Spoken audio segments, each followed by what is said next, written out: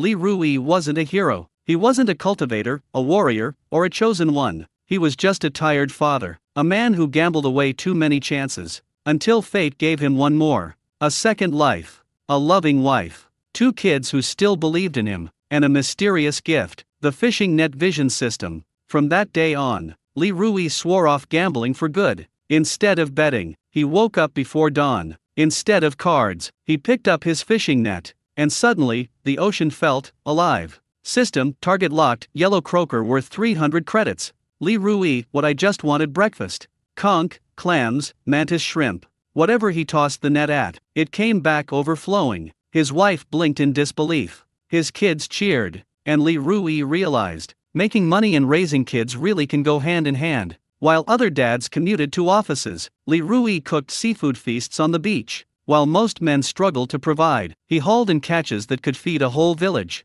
Every throw of the net brought new surprises. Rare fish, hidden treasures, even items with mystical effects. And with every catch, the family grew closer. His wife smiled more. His kids laughed louder. And Li Rui found a life worth fighting for. But paradise never lasts forever. Greedy fishermen, smugglers coveting the sea's riches, and enemies from his past life, all wanted what Li Rui had. Too bad for them. The strongest fisherman is also the strongest father. Li Rui planted his feet in the sand, eyes sharp, voice calm. This ocean is for my family. If you want trouble, I can cast a net for that too. Ocean wind turns fierce. The system glows. From a broken gambler, to a devoted husband, from a struggling father, to the ruler of the shoreline. He only wanted to raise his kids, but he became the strongest fisherman. Only on Manhwa Recap Haven, where even an ordinary dad can take on the whole ocean. In the dim, shabby house, Su Xianjia clutched 800 yuan in one hand and held her 3-year-old daughter, Kuo, tightly in the other. Tears streaked down her face as she shouted hoarsely at her husband, Li Rui. We only have 800 yuan left. I can't give you this money. If you keep gambling like this, we won't survive. Her voice cracked again and again. Life these past 2 years had been harder than bitter melons, so bitter she sometimes wondered how she was even holding on. Ever since Li Rui fell into gambling, she and Kuo had plunged into darkness. Their savings were gone, debts piled high, and every day felt like living on the edge of a cliff. She had thought about divorce countless times, but every time she looked at her young daughter, she hesitated. In her arms, Kuo trembled. Her round eyes stared at Li Rui with fear no child should ever have to feel. At that moment, Li Rui stood frozen, staring blankly. Wasn't I just thrown into the air by a truck? He slapped his thigh hard. Pain. Real pain. He had been reborn to the time he regretted most. In his past life, his gambling destroyed everything. Su Xianjia eventually divorced him and remarried a rich businessman, Su Heilong. But that man was a monster wearing a gentleman's mask. He acted like a good father in front of Su Xianjia, and behind her back, he beat Kuo and called her a bastard. One rainy night, unable to endure the pain anymore, little Kuo jumped from a building. When Su Xianjia read her daughter's suicide note, she finally saw Su Heilong's true nature. She tried to take revenge, but Su Heilong struck her with an ashtray, killing her on the spot. Before acting, Su Xianjia sent one final message to Li Rui. That was how he learned the truth. Enraged, he rushed out to kill Su Heilong only to be killed himself by a truck Su Heilong deliberately arranged. Lost in his memories, Li Rui didn't realize Su Xianjia was watching him nervously. Li Rui, what's wrong? She whispered. Kuo's tiny voice followed, shaky and scared. Daddy, please don't hit mommy again. Li Rui's heart tightened painfully. He stepped toward them, trying to calm himself. Su Xianjia's face went pale. Kuo curled into a little ball in her arms like a frightened dumpling. Even if you don't care about me, Su Xianjia said bitterly, at least think about this family. Think about Kuo. Her voice trembled with anger and helplessness. A woman couldn't match a man's strength. If he truly wanted to take the money, she couldn't stop him. Li Rui stopped walking. Su Xianjia closed her eyes in despair. Any moment now, like before, he would snatch the money and run to gamble. Did she really have to force herself to divorce him? Suddenly, Kuo gathered her little courage and cried out, Daddy, you can't hurt mommy. She stretched out her thin arms and stood in front of her mother like a tiny protective shield. The sight made Su Xianjia's heart twist painfully. Tears filled her eyes. But instead of grabbing the money, snap! Li Rui slapped himself. Both Su Xianjia and Kuo froze in shock. Xianjia, I'm sorry, Li Rui said, voice trembling. I was wrong. I will never gamble again. I'll work hard and make sure you and Kiwakuo live a good life. Every word came from the bottom of his heart. People only learn to cherish what they have after losing it. In his previous life, he drowned his pain in alcohol and entertainment after the divorce, but no matter what he did, he couldn't breathe whenever he thought of Suzayanjayo and Kiwakuo. He never expected fate to give him a second chance. This time, he would protect them, no matter what. Li Rui. Suzayanjayo looked genuinely confused. You changed your mind?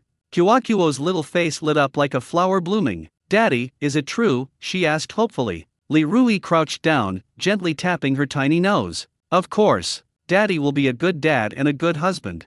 Am I dreaming? Suzayanjayo whispered, eyes wide. Kiwakuo, Li Rui smiled warmly, picking her up. What do you want to eat for lunch? Daddy will make it. Kiwakuo instantly perked up. Mapo tofu, cucumber and ham, steamed egg, hairy crabs. Suzayanjayo flicked Kiwakuo's forehead lightly. Eat so much and you'll explode. Kiwakuo shook her little belly proudly. Kiwakuo not scared. Kiwakuo strong. Her laughter rang like silver bells. A soft smile appeared on Suzayanjayo's face so beautiful it made the whole shabby house brighten. Li Rui felt warmth spread through his chest. This is what home feels like. Zayanjayo, Kiwakuo, I swear I'll protect you both. I'll give you a good life. His fists tightened with determination. But just then, bang! The bedroom door was shoved open, and a well-dressed middle-aged woman stormed in. It was Chen Suzayanjayo's mother. At 51, she was fiery-tempered, sharp-tongued, and fiercely pragmatic. She had never approved of Suzayanjayo's marriage to Li Rui. Her husband, Su Jiangguo, followed behind her with a heavy expression. Chen pointed at Li Rui's face and shouted, Li Rui, if you're still a man, divorce my daughter right now. I've already found her a better husband, richer, more capable, more stylish than you. Mom, Li Rui started. Don't call me Mom. I'm not your mother, she snapped. All you do is gamble. My daughter has stayed with you long enough. Divorce. You two are going to the Civil Affairs Bureau today. Su Jiangguo sighed deeply. Li Rui, we've given you chances. Let Zayanjayo go. She deserves happiness. You can't give her or Kiwakuo that. Li Rui opened his mouth, but Kiwakuo burst into tears first. I don't want Daddy and Mommy to separate, she sobbed. I want to stay with Daddy and Mommy forever. Her small face was soaked with tears. Su Zayanjayo's heart tightened. Li Rui felt as if a knife had been stabbed into his chest. Taking a deep breath, he looked squarely at the elders. Dad, Mom, he said firmly, I won't divorce Zayanjayo. I will give her happiness. I will give Kiwakuo happiness. Please, trust me one last time. Li Rui had just finished speaking. Chen's sharp and sarcastic voice rang out like noise. Li Rui, you bastard, how long are you going to drag my daughter down with you? I've given you chances before, but did you seize them? Stop wasting your breath on me. Now you and Zayanjayo go to the Civil Affairs Bureau and get your divorce certificate.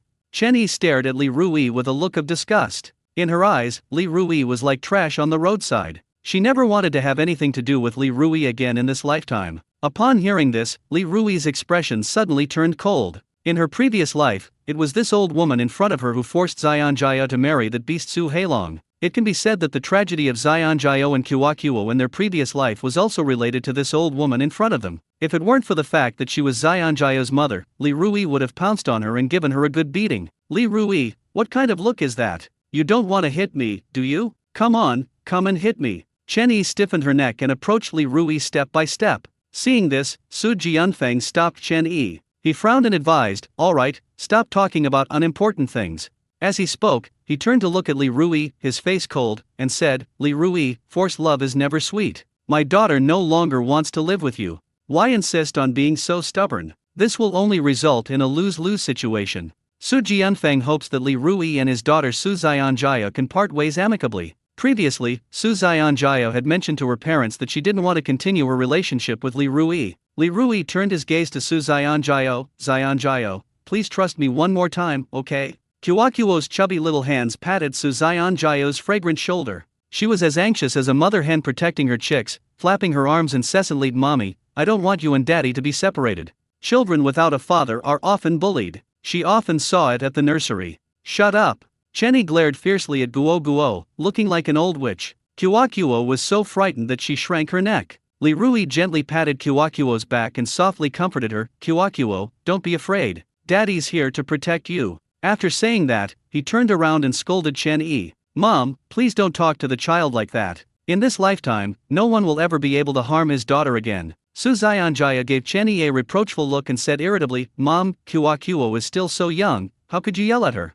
Chenyi immediately retorted sharply, Xianjia, how dare you speak to your mother like that? Isn't everything Mom does for your own good? If it weren't for your happiness, would Mom have become this bad person? Upon hearing this, Li Rui curled his lip, a cold smile creeping across his face. Chenyi wasn't doing this for her daughter's own good at all. She clearly wanted to sell her daughter for a good price. Xianjia, make a statement. Su Jianfeng didn't want the commotion to continue, nor did he want to stay here any longer. Upon hearing this, Chenyi immediately exclaimed excitedly, yes, Xianjia, you should give us your opinion.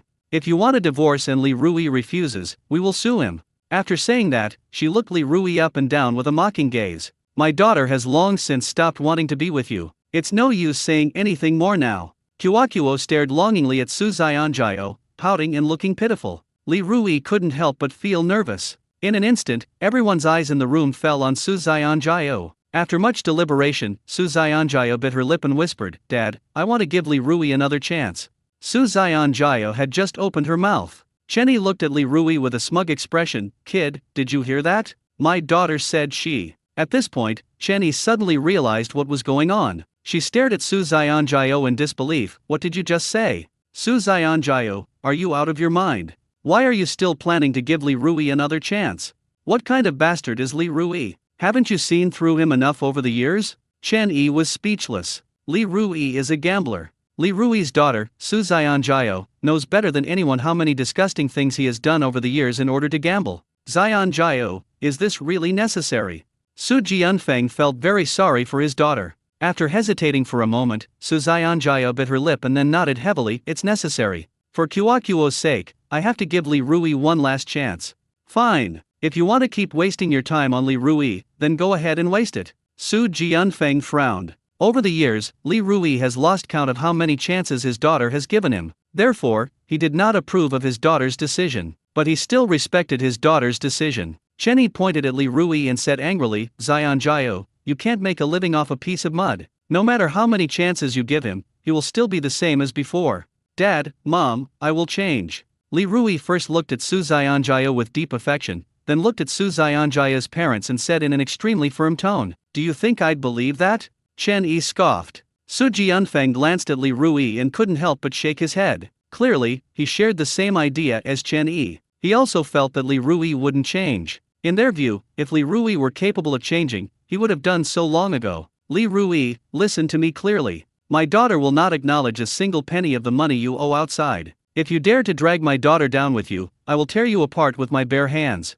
I'm giving you one more month. If you continue as before within this month, my daughter will definitely divorce you. Chenyi warned. After saying that, she grabbed Su Jianfeng's arm and left with a dark expression. After Chenyi left, Kuo then dared to turn her head away. She pouted her rosy little lips and said timidly, Daddy, Mommy, Grandma is so mean. Kuo doesn't like it. Su Xianjia held Kuo's little hand and said with a stern face, Kuo, don't say that. Okay. Kuo pouted, looking rather unhappy. Kuo, don't be sad. Daddy will cook. Didn't you want to eat mapo tofu, cucumber and ham, steamed eggs, and hairy crabs? Daddy will make them for you. Li Rui gently rubbed Kuo's little head. Snap, snap, snap. Upon hearing this, Kuo clapped her hands excitedly and exclaimed, Yay! Yay! As she called out, a little drool came out of Kuo's mouth, and her pink little tongue swished all of it into her mouth. Once inside the kitchen, Li Rui put on a scarf and began to get busy.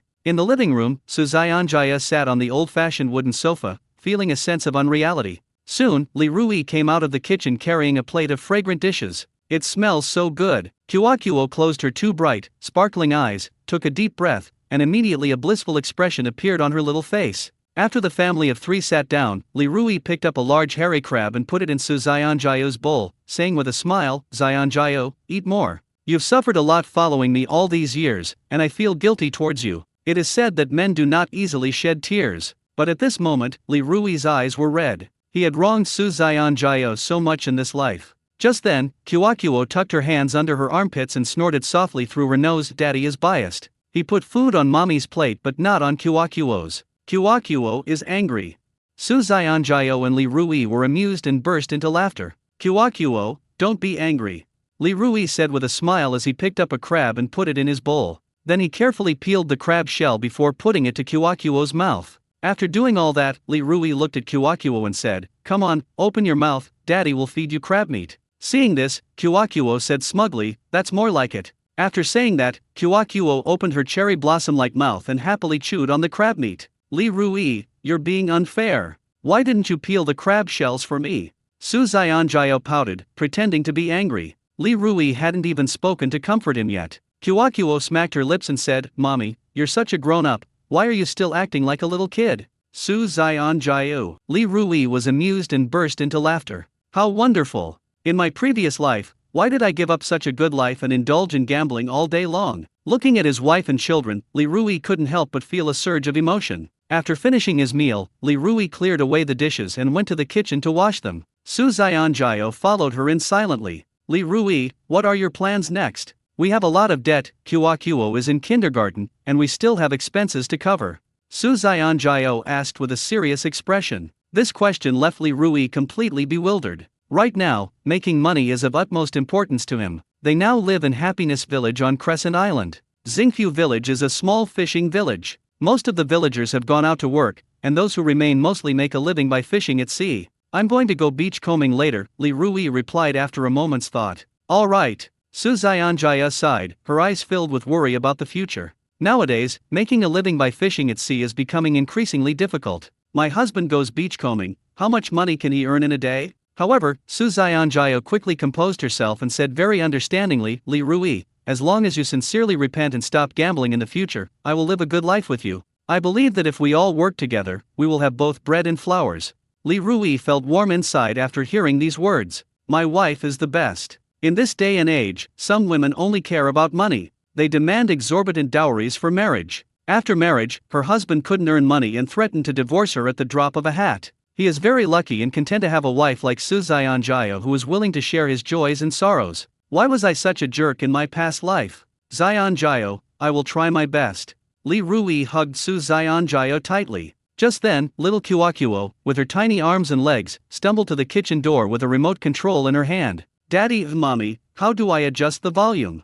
After she finished speaking, Kyokuo saw her parents hugging each other. Kyokuo covered her eyes with her chubby little hands, peeking at Li Rui and Su Xianjia through her fingers, and giggled, "Shame on you." Su Xianjia immediately pushed Li Rui away. She straightened her clothes, walked up to Kyokuo, picked her up in her arms, and said softly, "Mommy will teach you how to adjust the volume." Li Rui was the only one left in the kitchen. After washing the dishes, Li Rui took out his phone and checked the Tide beachcombing app. He realized that the tide would recede in half an hour. So he went to his tool shed at home to look for the tools he needed for beachcombing: rake, shovel, bucket, net, gloves, non-slip shoes. Li Rui found them all. "Daddy, are you going to go beachcombing?" Kyokuo's little head peeked out from the doorway. Li Rui nodded. Kyokuo ran in excitedly. She rubbed her little hands together, her two big, bright eyes filled with longing. "Daddy, can you take me with you? Brothers fight tigers together, fathers and daughters go to war together." As she spoke, Kyokuo got to work. She gripped Li Rui's arm tightly with her two little hands and said in a soft, sweet voice, "Daddy, is it okay?" Li Rui was amused. "Wow, Kyokuo, you know quite a lot. Where did you learn the saying brothers fight tigers together, fathers and daughters go to war?" Kyokuo pointed towards the living room. "I learned it from TV. "Alright, I'll take you with me." Li Rui gently pinched Guo's little nose. "Yay! Yay!" Kyokuo jumped up and down happily. Before going beachcombing, make sure to take all necessary precautions. Li Rui first applied sunscreen to Guo, and then put non-slip shoes and gloves on her. Li Rui also put an adorable pink bunny ear hat on Guo. "Daddy, are we going to catch a big catch today?"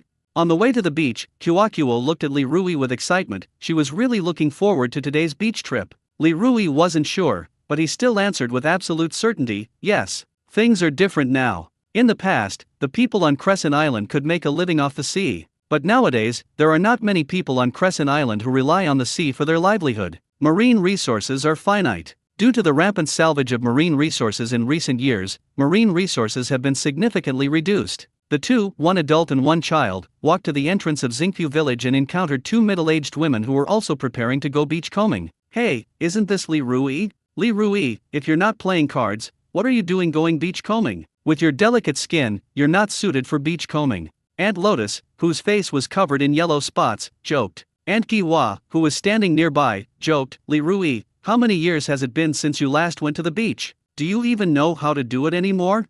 Beachcombing is not what it used to be. Nowadays, even old beachcombers like us don't catch much. If you're going to go beachcombing, it'll be even harder. Li Rui felt extremely bitter inside, but on the surface he remained calm. He couldn't afford to look weak in front of the children. Kuakuo, who was being led by Li Rui, tilted her head back, sniffed, and said with a mysterious confidence, my daddy is amazing. He'll definitely get a lot of things today. After exchanging a glance, Aunt Lotus and sister-in-law Osmanthus threw their heads back and burst into laughter. This kid doesn't think his dad is really good at beachcombing, does he?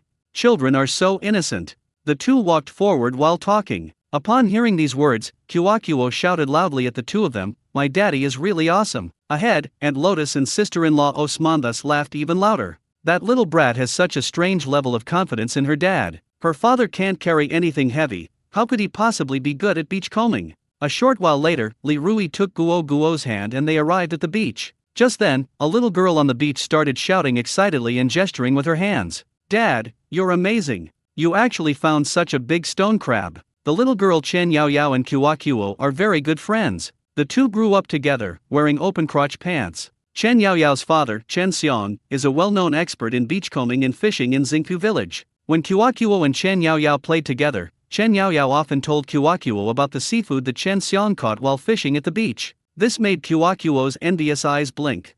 Kuakuo, why did you come with your dad? Chen Yao Yao asked with a surprised look when she saw Li Rui standing next to Kuakuo. In the past, it was always Su Xianjiao who brought Kuakuo to go beachcombing. Su Xianjiao works at a seafood processing plant on Crescent Island. In her spare time, Su Xianjiao sometimes takes Kuakuo to go beachcombing. Since getting married and having children, Su Xianjiao has been living a very tiring life. Li Rui's heart was pierced with pain. He had never brought Kuakuo to the beach before. It was always Su Xianjiao who brought Kuakuo. He is an extremely incompetent father. My daddy's taking me to go beachcombing, Kuakuo said proudly, shaking her head. Li Rui, beachcombing is not like playing cards. There are many tricks to beachcombing. Do you know what kind of seafood is under which vents? Chen Xiong, with his muscular physique, looked Li Rui up and down with a mocking gaze. He is a renowned expert in beachcombing and fishing on Crescent Island. On average, he can earn 200 or 300 yuan a day. In Xingfu village, many people admire him. Li Rui is a complete gambler.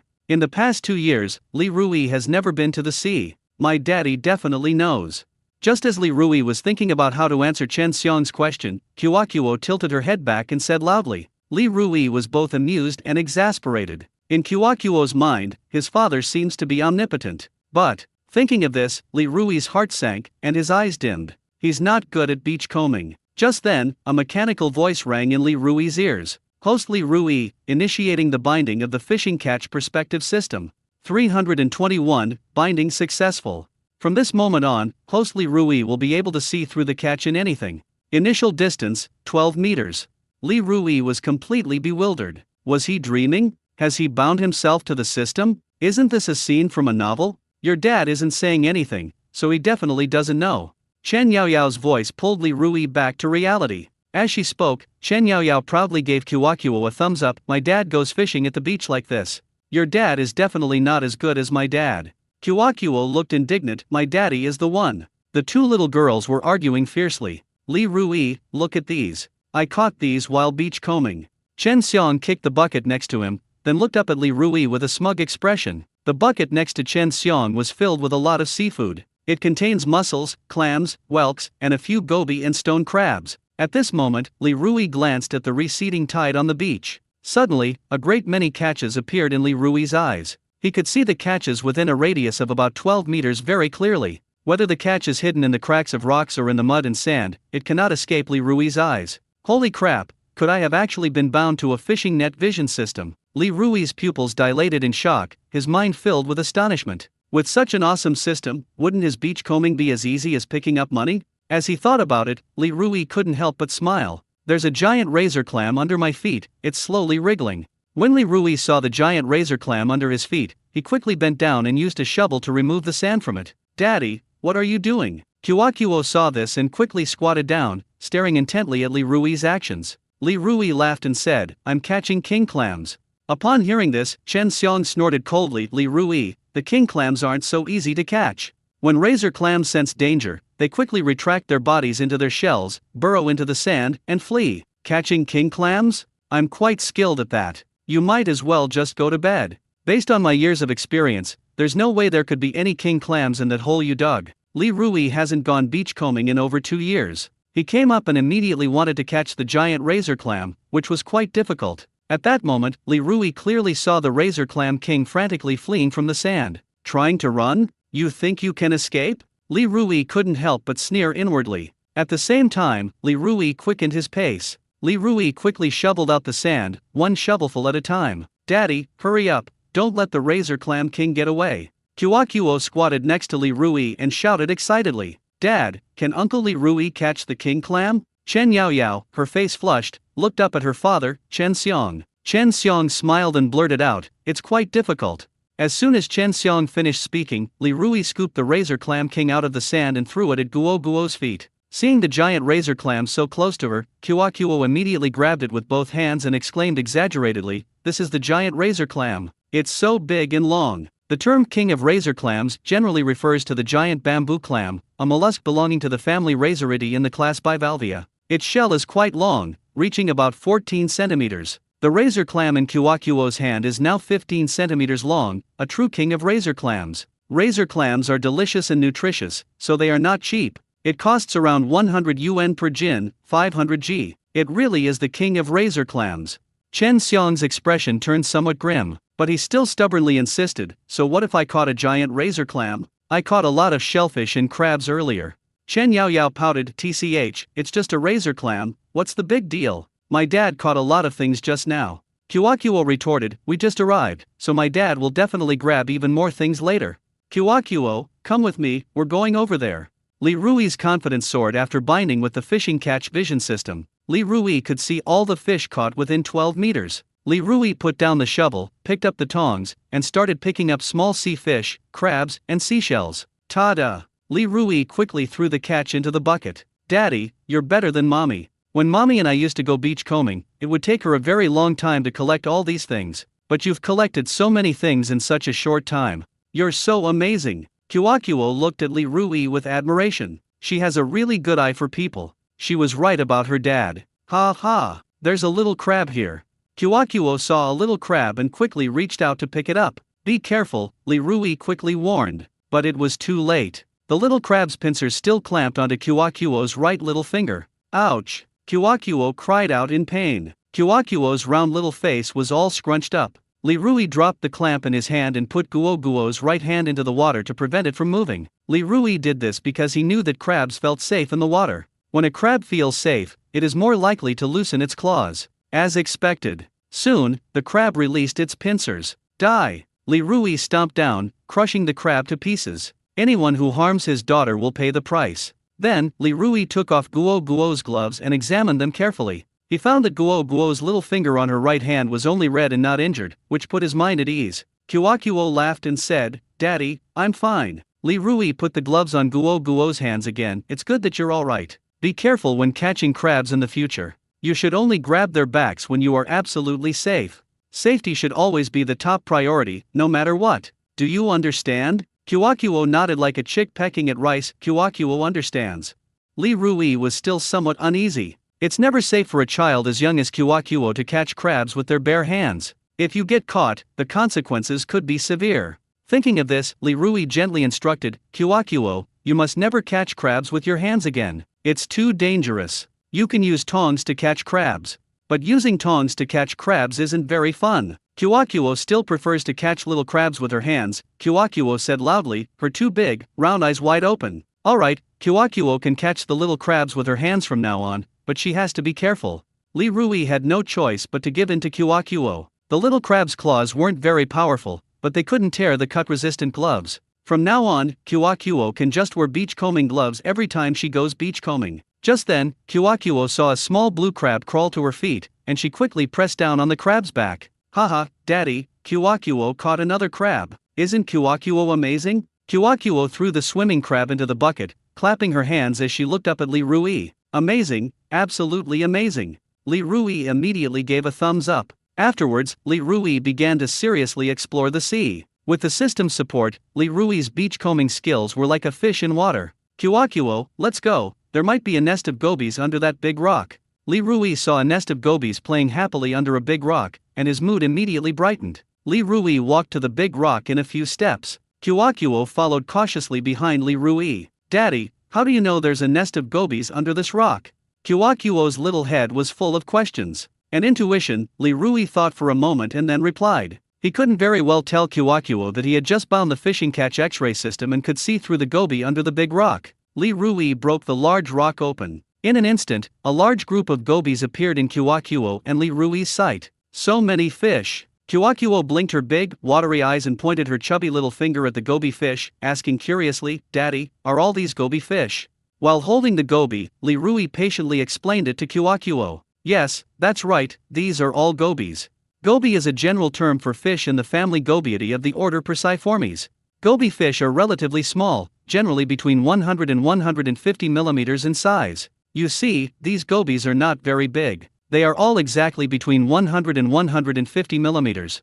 To help Kuakuo understand goby better, Li Rui picked up a goby and placed it in front of Kuakuo. Kuakuo stretched out her little hand and gestured to indicate the length of the goby. Between 100 and 150 millimeters, so that's how long it is. Kuakuo muttered to herself like a curious child. Yes, Li Rui said. At this moment, Li Rui felt exceptionally happy. Now, he can both earn money by beachcombing and educate Kuakuo about science, thus strengthening their parent-child relationship. Killing two birds with one stone. Li Rui graduated from an ordinary university. His major was biological oceanography. Therefore, Li Rui has a general understanding of marine life. Kuakuo, following Li Rui's example, also started catching gobies in the water. Soon, Kuakuo's two chubby little hands caught a goby. Daddy, I caught a goby too. Kuakuo exclaimed excitedly. However, before he could finish speaking, snap! The goby in Kuakuo's hand struggled for a moment, then slipped out of her hand and fell into the water. Goby fish are very slippery, Li Rui laughed. Kuakuo doesn't believe that Kuakuo can't put the goby in the bucket. Kuakuo bent down and kept catching the goby in the water with her two chubby little hands. This time, Kuakuo wasn't so lucky. She tried to catch them several times, but couldn't find any goby. Goby, don't run away. Let Kuakuo catch you, Kuakuo said in her childish voice. However, things didn't go as planned. A short while later, Kuakuo straightened up and started panting heavily. Kuakuo, don't be discouraged. After putting a goby into the bucket, Li Rui picked up a small net and put it in Kuakuo's hand. Come on, Dad will teach you how to catch gobies with a net. Yay! Kuakuo clapped her hands and shouted excitedly. Li Rui gestured for him to be quiet, then whispered, Kuakuo, keep your voice down, don't startle the goby fish in the water. Okay, Kuakuo replied very quietly. When catching fish with a net, you need to be fast and steady. Li Rui held Guoguo's small hand tightly as he finished speaking. Whoosh! The net quickly entered the water and caught a goby. Looking at the goby in her pocket, Kuakuo was extremely excited. It really is. Next, Kuakuo started catching fish by herself using a net. At first, Kuakuo didn't manage to catch anything several times. On the fifth try, Kuakuo finally caught a goby. Daddy, I did it, Kuakuo said with a great sense of accomplishment. Come on, let's give each other a high five to celebrate, Li Rui said quickly upon seeing this. Kuakuo obediently raised her little hand. Li Rui smiled and gave Guoguo a high five. Kuakuo's mouth was wide open in a smile. Not far away, Chen Yaoyao and Chen Xiong, who were gathering seafood, heard the noise and looked up at Li Rui and Kuakuo. Chen Xiong shook his head and said, This Li Rui is too unreliable. He comes to go beach combing, but he doesn't do it properly. I reckon he won't catch much from going beach combing today. After saying this, he looked down at the bucket at his feet, and a smug look appeared on his face. He was lucky enough to catch more than 2 pounds of mantis shrimp while beach combing today. Mantis shrimp are not cheap, they cost about 50 yuan per pound. Dad, Kuakuo and her dad seem to be having a lot of fun playing together, Chen Yaoyao said softly, her hand on her chin. It's just for fun. If you're going to go beach combing, you should do it properly. If you just want to have fun, why bother going beach combing at all? Chen Xiong scoffed. Chen Yaoyao bit her lip and said, But I'm just as happy as I am with Kuakuo. Chen Xiong immediately put on a stern face. Yaoyao, we are going to the beach right now, not playing around. Going to the beach should be done properly. The atmosphere here is in stark contrast to the atmosphere over there. Sister-in-law Gihua and Aunt Hehua were going to the beach together. They chatted quietly as they gathered seafood. What is that kid Li Rui doing? Look at Chen Xiang, he's been working hard all along. When the tide comes in, I reckon Li Rui won't be able to get more than half as much as Chen Xiang. Oh, Su Zion Jiao is so pitiful. How could she have married such a good-for-nothing husband? At the same time, Li Rui saw a huge conch shell next to a small rock. Conch, also known as horned conch or golden thread conch. It belongs to the family Muthidae in the class Gastropoda and is unique to China. It is nearly rhomboid in shape and has a relatively hard shell. It has a delicious taste and is an expensive seafood ingredient. Holy crap, that conch shell must weigh over 3 pounds. Li Rui cursed inwardly in shock. Daddy, what's wrong? Kiwakuo asked, puzzled, when she saw Li Rui staring at one spot. Kiwakuo, come on, let's go over there.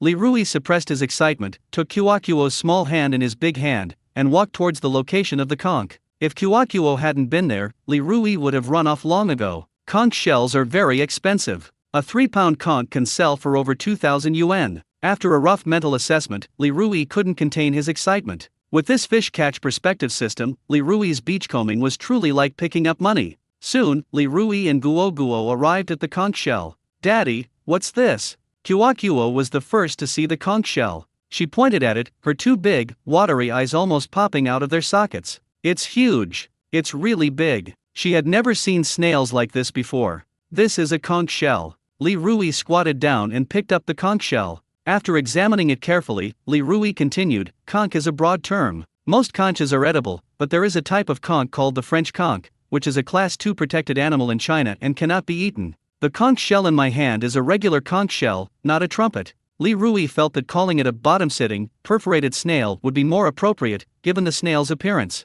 It's a class 2 protected animal, who would dare touch it? Daddy, Kiwakuo wants a hug. Kiwakuo's eyes were full of expectation. Okay, you give it a try. Li Rui bent down and placed the conch shell in front of Kiwakuo. Kiwakuo tried but failed, so she said with great difficulty, it's too heavy, Kiwakuo can't carry it. When Kiwakuo grows up, I'll be able to carry her. Li Rui put the conch shell into the bucket. Let's continue beachcombing. High tide is coming soon. Li Rui saw several blue crabs not far away, so he picked up the tongs, grabbed the blue crab, and put it into the bucket. Daddy is so amazing. Kiwakuo, who was standing nearby, kept praising Li Rui, maximizing his emotional value and giving him a lot of motivation. 10 minutes later, Chen Xiang, holding Chen Yaoyao's hand and carrying a half-full bucket of fish, walked ashore with his head held high, looking like a triumphant general. On the shore, Sister Gihua and Aunt Hehua saw Chen Xiang and walked over with smiles on their faces. Chen Xiang, you've had quite a haul. Sister Gihua craned her neck to look at the bucket of water that Chen Xiang was carrying. It's okay if you don't watch it. Take a look. Sister Gihua couldn't help but scream. Chen Xiang, you caught so many mantis shrimp. You're amazing. Upon hearing this, Aunt Hehua hurriedly walked over to the bucket of water that Chen Xiang was carrying. She looked inside and was stunned. There must be more than 2 pounds of mantis shrimp here.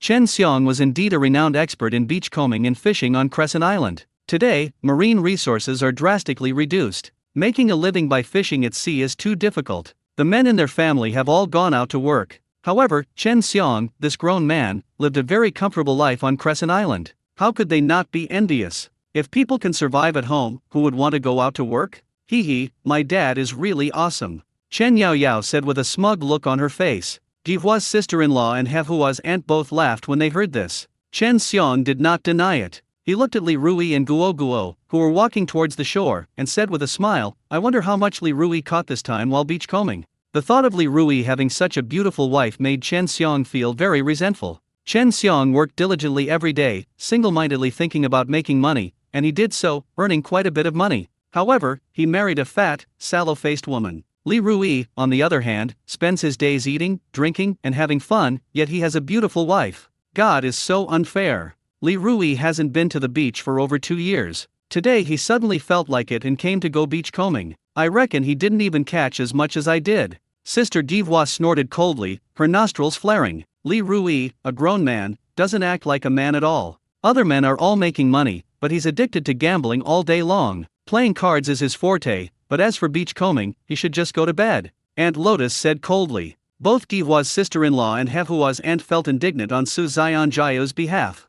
Su Zion Jiao is such a good woman. Li Rui didn't cherish it at all. Let's go take a look, Chen Xiang suggested with a smile. I think we should just forget about it, there's nothing to see here, Divoi's sister-in-law said coldly. Aunt Lotus didn't want to go either. When we were beachcombing earlier, I saw Li Rui and his daughter playing and fooling around. He wasn't really focused on beachcombing at all. I don't know how much he'll actually catch this time. At this moment, Chen Yaoyao waved to Kuakuo, quickly pull your dad over, let's see whose dad catches the most stuff this time. Not far away, Kuakuo tilted her little head and giggled, okay, children have a much stronger competitive spirit than adults. It's getting late, let's go home. Li Rui saw that it was getting late and wanted to go home to cook dinner as soon as possible. My wife is still working at the factory. He wanted his wife to see a table full of delicious food as soon as she got off work. In his previous life, the person he wronged the most was his wife, Su Xianjiao. Now, he has been given a second chance at life. He was determined to make up for the regrets of his previous life and treat his wife, Su Xianjiao, well.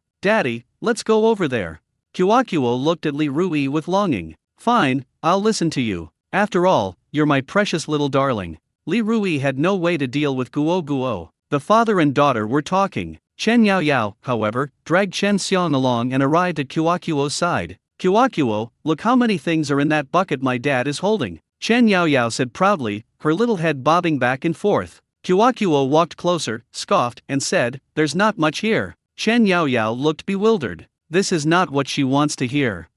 Kuakuo, judging from your tone, it seems your dad made quite a bit of a haul this time at the beach. Chen Yaoyao snorted. The two little girls started competing. Kuakuo boasted, my poop burst the bucket. Chen Yaoyao pouted, you're just bragging. Upon hearing this, Chen Xiong couldn't help but inwardly complain. A barrel burst? What a load of rubbish. These days, getting a bucket full is extremely difficult. Even he rarely had a barrel burst. Out of curiosity, Aunt Gihua and Aunt Hehua also came over carrying buckets of water. Li Rui, you should learn more from Chen Xiong. He's an expert at beachcombing and fishing. The catch he made this time is equivalent to what you've made several times over, Divoi's sister-in-law lectured Li Rui in a senior's tone. If she didn't feel sorry for Li Rui's wife, Su Xianjiao, she wouldn't have wasted her breath arguing with Li Rui. Li Rui's wife, Su Xianjiao, helped her several times. Li Rui, let's see how much seafood you caught this time. Aunt Lotus said with a grin. Li Rui, a grown man, is probably less skilled at beachcombing than this old woman. If you want to see it, then see for yourselves, Li Rui said with a smirk. He is no longer the Li Rui he once was. He has received system enhancements. Let me take a look, Gihua's sister-in-law said coldly. After taking 2 steps forward, Sister Gihua was instantly stunned. Oh my god. Li Rui really exploded. What's even more surprising is that the bucket Li Rui was carrying contained a conch weighing over 3 pounds. How much would a 3-pound conch cost? There can't just be a few small fish and shrimp. Aunt Lotus looked closer and was also stunned. Mommy, how come there were so many fish in the bucket in Li Rui's hand? Goby, swimming crab, 3-eyed crab, mud crab, bighead carp, razor clam, conch. These seafood items filled the bucket in Li Rui's hand completely. What's so amazing about it? Chen Xiong scoffed dismissively. As he approached, he saw that Li Rui had really exploded, and his face changed constantly, like a chameleon. It changes from red to purple, and from purple to white. He thought he was seeing things. So he rubbed his eyes hard, but the result was the same as before. Yao, come and see too, Kuakuo said with a giggle. Fine, I'll look then. Chen Yaoyao pouted and took several steps forward before arriving at the bucket in Li Rui's hand. Chen Yaoyao froze instantly. Kuakuo's dad is amazing. He's much better than his father. Daddy, my friends are all stunned. Kuakuo took in the expression on Chen Yaoyao's face, looked up at Li Rui, and said with a grin, ha ha. In the past, Yaoyao would always tell me in front of me how much seafood her father had found while beachcombing. This time it was finally her turn. This feels so good. No wonder her friends always brag about how amazing the people around them are. This is a goby. Kuakuo explained to Chen Yaoyao about gobies and conch. Chen Yaoyao listened, completely stunned. How does Kuakuo know so much? With a question in mind, Chen Yaoyao asked curiously, Kuakuo, how do you know all this? Upon hearing this, Kuakuo immediately grabbed Li Rui's arm with her 2 chubby little hands. She tilted her head and said proudly, my daddy told me all of this. Isn't my dad amazing? Chen Yaoyao paled in dismay. She looked up at her father, and then felt even more envy. Kuakuo's dad is really amazing. Alright, Kuakuo, let's go. I'm in a hurry to get home and cook. Your mother has had a long day at work. Li Rui gently rubbed Kuakuo's head and said with a smile. Aunt Gihua, Aunt Hehua, and Chen Xiong were all stunned. Has Li Rui changed his ways? He's actually starting to feel sorry for his wife? In the past, he would beat and scold Su Xianjiao, and constantly ask her for money to gamble. Now, is this still the Li Rui they used to know? Goodbye, Yao Yao. Guo Guo waved goodbye to Chen Yao Yao very politely. Chen Yao Yao didn't say a word. Her face was full of bitterness, and she felt a little disappointed. Did I hear that right? Li Rui just said he was rushing home to cook for his wife. Di Hua looked at Hehua and Chen Xiong beside her in astonishment. That's what he just said. Aunt Lotus still finds it hard to believe. Chen Xiong felt a little upset. He carried the bucket, held Chen Yao Yao's little hand, and left with a dark expression. Li Rui must have gotten incredibly lucky to find so much seafood just now, Chen Xiong said indignantly. Dad, what does getting lucky mean? Chen Yao Yao asked, quite puzzled. Chen Xiong replied impatiently, it just means I was lucky. Chen Yao Yao racked her brains and then said to herself, you're right. Kuokuo's dad must have been lucky to catch so many seafood today. Chen Xiong was unconvinced. Chen Yao Yao was far from convinced. After getting off work, Su Xianjiao returned home, feeling utterly exhausted. Now, the family owes more than 200,000 yuan in debt. She earns 4,500 a month. Li Rui is unemployed. With over 200,000 yuan in debt, when will they ever be able to pay it off? Kuo is back at school. Thinking about these practical problems gave Su Xianjiao a headache. She had absolutely no hope of Li Rui making money by going to the beach. So many young and middle-aged people have gone out to work on Crescent Island. What does this illustrate? This shows that trying to make money by beachcombing on Crescent Island is completely unreliable. When Li Rui comes back later, I'll talk to him and tell him to find a job. Just as Su Xianjiao was feeling troubled, her mother, Chen Yi, called her. Xianjiao, you should divorce Li Rui. Your father and I have seen the kind of life you're living now. With your looks and figure, you could find a rich man in no time. Mom has found several for you, and each one of them is 1,000 times better than Li Rui. Chen Yi kept talking on and on. From the very beginning, Chen Yi didn't think much of Li Rui. Mom, didn't I tell you before? I want to give Li Rui one last chance. Su Xianjiao was somewhat speechless. She hasn't divorced Li Rui yet. Why did my mom find so many men for her? This is outrageous. Who does things like this? Xianjiao, don't you know what kind of person Li Rui is? Even if you give him 10,000 more chances, he still won't be able to change his gambling habit. Chen Yi looked disgusted and repulsed when she talked about Li Rui. Mom, Li Rui took the kids to go beachcombing this afternoon. Su Xianjiao tried to change Li Rui's image in her mother's mind. Chen Yi chuckled. He then retorted sarcastically, beachcombing? How much money can you make a day beachcombing? The money he earns from fishing in the sea in a day is probably not even enough to cover your family's expenses for a day. Keep a man like that around, like he'll bring good fortune in the new year. Xianjiao, while you're still young, hurry up and find someone new. Li Rui is nothing but a useless piece of trash. Chen Yi wanted to say more, but Su Xianjiao interrupted her. All right, Mom, stop talking. Li Rui and the child are back, it won't be good for them to hear. Chen Yi said nonchalantly, Li Rui, is a useless piece of trash. Even if he heard it, what could he do? I'm not talking to you anymore. Su Xianjiao hung up the phone directly. On Crescent Island, in Pinggang Town, inside a two-story building, Chen Yi, dressed in jewels, was furious. Su Xianjiao's father, Su Jianfeng, also frowned. Xianjiao, why won't she listen to any advice? Even if Li Rui stops gambling, what future can he have if he keeps going to the beach? No, I have to think of a way to get Xianjiao to divorce Li Rui as soon as possible. A cold glint flashed in Chen Yi's eyes. Her son is in a hurry to get married and urgently needs a sum of money. This matter has her extremely anxious and worried. Chen Yi hoped that her daughter would divorce and remarry in order to make a fortune and ease her burden. Forget it, let her be. If she wants to suffer, let her suffer with Li Rui. Su Jianfeng was somewhat annoyed. Even though Li Rui is in that state, his daughter still intends to give him another chance. There's always a reason why someone is pitiful. No, I have to add fuel to the fire and get my daughter to divorce Li Rui as soon as possible, Chen Yi said, her eyebrows raised and her tone icy. Tomorrow is her birthday. Using this as an excuse, she asked Li Rui for money, making him feel embarrassed. Okay, let's do it that way. In Xingfu village, Li Rui returned home. Wife, come out and take a look. Li Rui shouted in his yard. What's wrong? Su Xianjiao came out with a curious look. Kuo skipped and hopped over to Su Xianjiao's side. She pointed at the bucket and exclaimed excitedly, Mommy, look, this is what Kuo and Daddy got from their beachcombing today. She made a point of emphasizing herself. What's there? Su Xianjiao looked over with little interest. However, the next moment, Su Xianjiao's eyes widened. Holy crap! The bucket exploded. Li Rui's luck is truly incredible today. Taking a deep breath, Su Xianjiao hurried over. She stared wide-eyed at the contents of the bucket. This is a conch. Su Xianjia stared intently at the 3-pound conch in the bucket, her mouth agape in astonishment. Li Rui took in Su Xianjiao's expression and felt a surge of happiness. With the system's support, he finally had the confidence to give his wife and daughter a better life. At this moment, Li Rui felt that the air was so fresh and sweet, and the sky was so blue. People are in high spirits when they have a happy occasion. Honey, you're amazing. Overwhelmed with excitement, Su Xianjia ran up to Li Rui and gave him a big kiss. Shy, Kuakuo said in her childish voice. Li Rui pulled Su Xianjia into his arms, looked at her affectionately, and said softly, "Wife, please believe me, I will definitely make sure you live a good life."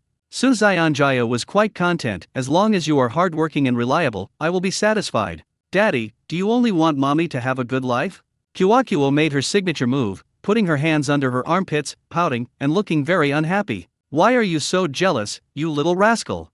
Li Rui squatted down, picked up Kuakuo, and laughed. "These days are so wonderful. In my previous life, I didn't know how to cherish this kind of life. In this life, I must cherish this life even more." Kuakuo persisted, saying, "Daddy, you still haven't answered my question. Do you only want mommy to have a good life?" If you don't answer Kuakuo's question, Kuakuo will really get angry. After saying that, Kuakuo pouted her little mouth, looking very playful and cute. Su Xianjia gently stroked Kuakuo's crystal clear nose and said with a wry smile, "Kuakuo, you're such a jealous little thing. Daddy, say something." Kuakuo cried out anxiously. Seeing this, Li Rui was both amused and exasperated. However, he still said with a smile, "Dad also wants Kuakuo to have a good life. That's more like it." A sweet smile finally bloomed on Kuakuo's chubby little face. Li Rui put Kuakuo down, released Su Xianjia's slender waist, and said, "I'll go cook. We'll have a seafood feast tonight." Su Xianjia said very understandingly, "Li Rui, don't bother cooking dinner, I'll do it. You sell all this seafood." These seafood items tend to lose weight if left at home overnight. Their family owed more than 200,000 yuan in debt. Right now, it's not time for them to enjoy a good life. Today, Li Rui was lucky. His bucket overflowed while beachcombing. Li Rui won't be so lucky in the future. The thought of practical problems made Su Xianjiao unhappy, and her pretty face fell. "Go quickly," Su Xianjiao urged. "Okay." Seeing how serious Su Xianjiao was, Li Rui had no choice but to agree. Then, Li Rui took Guo Guo's hand and walked towards Yu Tao's house at the entrance of the village. Yu Tao's family specializes in buying all kinds of seafood. "Kuakuo, where are you and your dad going?" On the way, Kuakuo met her friend Bai Jiming, who is also only 3 years old. Because they are from the same village. Because they are of similar age. Therefore, Kuakuo often plays with Bai Jiming. "My dad and I went to buy seafood." Kuakuo pointed to the seafood in the bucket and said proudly, "My dad and I caught all of these. Aren't I amazing? My dad is amazing." Bai Jiming, dressed in pure white clothes, craned his neck to look at the seafood in the bucket. Immediately, Bai Jiming's eyes widened. "Holy crap! There are so many.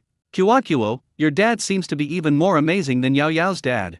Bai Jiming looked up in surprise at Kuakuo. In Xingqiu village, Kuakuo, Chen Yao Yao, and Bai Jiming form a close-knit trio. The 3 little ones often play together. In the past, Chen Yao Yao often boasted to Kuakuo and Bai Jiming about how amazing her father was at fishing at sea. Sometimes, Chen Yao Yao would show pictures on her phone to Kuakuo and Bai Jiming. Almost all of those pictures were of seafood that her father had caught. "Jiming, isn't that obvious? My dad is definitely much better than Yao Yao's dad," Kuakuo said proudly, holding her head high. It seems that in every child's mind, their father is the most amazing. Kuakuo's behavior was particularly noticeable. Chen Yao Yao rushed over upon hearing the noise. Holding a children's rice bowl printed with Peppa Pig, she smacked her lips as she argued, "Kuakuo, when it comes to beachcombing and fishing, your dad isn't as good as my dad. Your dad was just lucky today, that's why he caught so much seafood. Your dad won't be so lucky in the future. My dad is really capable." Upon hearing these words, Li Rui wore an expression that was both amused and exasperated. It turns out that children are more competitive. "No, that's not true. My dad has real skills too," Kuakuo argued with Chen Yao Yao. Bai Jiming, however, looked dejected. His father, Bai Kai, works away from home. The thought of his 2 friends' fathers being with him made him feel very uncomfortable. A short while later, Li Rui and Kuakuo arrived at Yu Tao's house. Yu Tao is collecting seafood in his yard. Yu Tao was surrounded by people. Everyone is waiting to sell the seafood they caught while beachcombing. As Li Rui arrived, several people started making jokes. "Oh, isn't this Li Rui? Could it be that the sun rose in the west today? Li Rui is actually selling seafood too. This is not a place for him, the chess room is where he should be." Li Rui gave a cold smile and said nothing. As soon as he got closer to those people, they immediately became uneasy. Wow! Li Rui went beachcombing just now and his bucket overflowed. Li Rui is so lucky. "From today onwards, I, Li Rui, have reformed and will never gamble again," Li Rui said loudly after looking around. Upon hearing this, everyone made discordant sounds. No one at the scene believed what Li Rui said. Li Rui had said something similar before. But then he turned around and went back to gambling. A dog can't stop eating shit. Li Rui didn't care much about the reactions of the crowd. "Li Rui, come on, have a cigarette." Yutao grinned and offered Li Rui a cigarette as he saw the large amount of fish Li Rui had caught. Yutao glanced at the bucket in Li Rui's hand and subconsciously swallowed. Goodness! There was a huge conch shell. He had been a seafood dealer for many years and had rarely seen such a large conch shell. "My dad doesn't smoke." Kuakuo, who was next to Li Rui, wrinkled her cute nose and pouted as she spoke. Yutao burst into laughter at Guo Guo's actions. Then, after laughing for a while, Yutao pushed the cigarette in his hand towards Li Rui again. "This little kid dares to meddle in adults' affairs, he's gone too far. Grandpa Yu, I've already told you, my dad doesn't smoke, why are you still doing this?" Kuakuo's face darkened when she saw this, and she stomped her delicate little feet angrily. Most of the people in Xingqiu village are related by blood or marriage. According to seniority, Kuakuo should call Yutao grandpa. Li Rui quickly waved his hand and refused, saying, "Uncle Yu, I've quit smoking, you can take it back." Yutao was stunned for a moment, then said in surprise, "Li Rui, this is not like you. In our Xingqiu village, everyone knows that you are good at everything from eating and drinking to having fun. Why did you suddenly quit smoking?" The people around him also looked at Li Rui with surprised eyes. Is this still the Li Rui they knew before? People always change. Li Rui's face showed a weary smile. In his previous life, he had a choice, but he didn't choose to be a good father or a good husband. In this life, he had a choice, and he chose to be a good father and a good husband. Having been given a second chance at life, his greatest wish is to make up for the regrets of his previous life. "Grandpa Yu, see, I wasn't wrong. My dad really doesn't smoke," Kuakuo said, shaking her round little head. Kuakuo looked very proud. Yutao had no choice but to put the cigarettes back into the cigarette case. "Alright, if you don't want to smoke, then don't." Yutao chuckled twice. "Li Rui, let me calculate how much all this seafood costs in total." As he spoke, Yutao began to sort and weigh the items. 3 catties and 6 ounces of conch, 560 yuan per catty, totaling 2016 yuan. 3 catties of blue crabs, 70 yuan per catty, totaling 210. 2 catties of king clams, 100 per catty, 200 in total. In total, Li Rui earned 3,650 yuan from this beachcombing trip. When Yutao finally announced the number, everyone around him was stunned. Most of these people couldn't earn this much money even in a month of beachcombing. Li Rui made so much money from one trip to the beach. Grass. This is just too incredible. "Li Rui, I'm transferring the money to you." Yutao smiled and transferred 3,650 yuan to Li Rui. At the same time, a voice came from Li Rui's phone. 3650 yuan received viaduct WeChat. Upon hearing the sound, Sister Giwa rushed in from outside. "Li Rui, you can't gamble with this money anymore. You should know what kind of life Xian Jiao is living with you," Giwa's sister-in-law urged anxiously. "Sister-in-law Giwa, I will never gamble again," Li Rui replied with a smile. In their previous life, Giwa and her wife Su Xianjia helped each other. He had a good impression of Sister Giwa. Aunt Giwa still looked worried. "Li Rui, don't lie to me. Now you have a beautiful wife and a lovely daughter, you can't afford not to cherish them. Don't lose it and then regret it." Li Rui grinned. "Sister-in-law Giwa, thank you for your concern. I will definitely cherish my life now."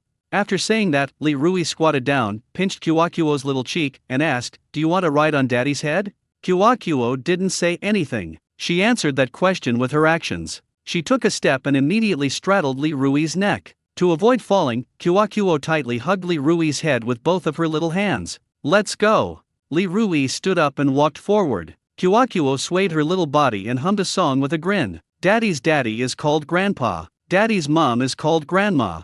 After leaving the house, a mechanical voice suddenly appeared in Li Rui's mind. "Congratulations, host, you have gained 3,650 points.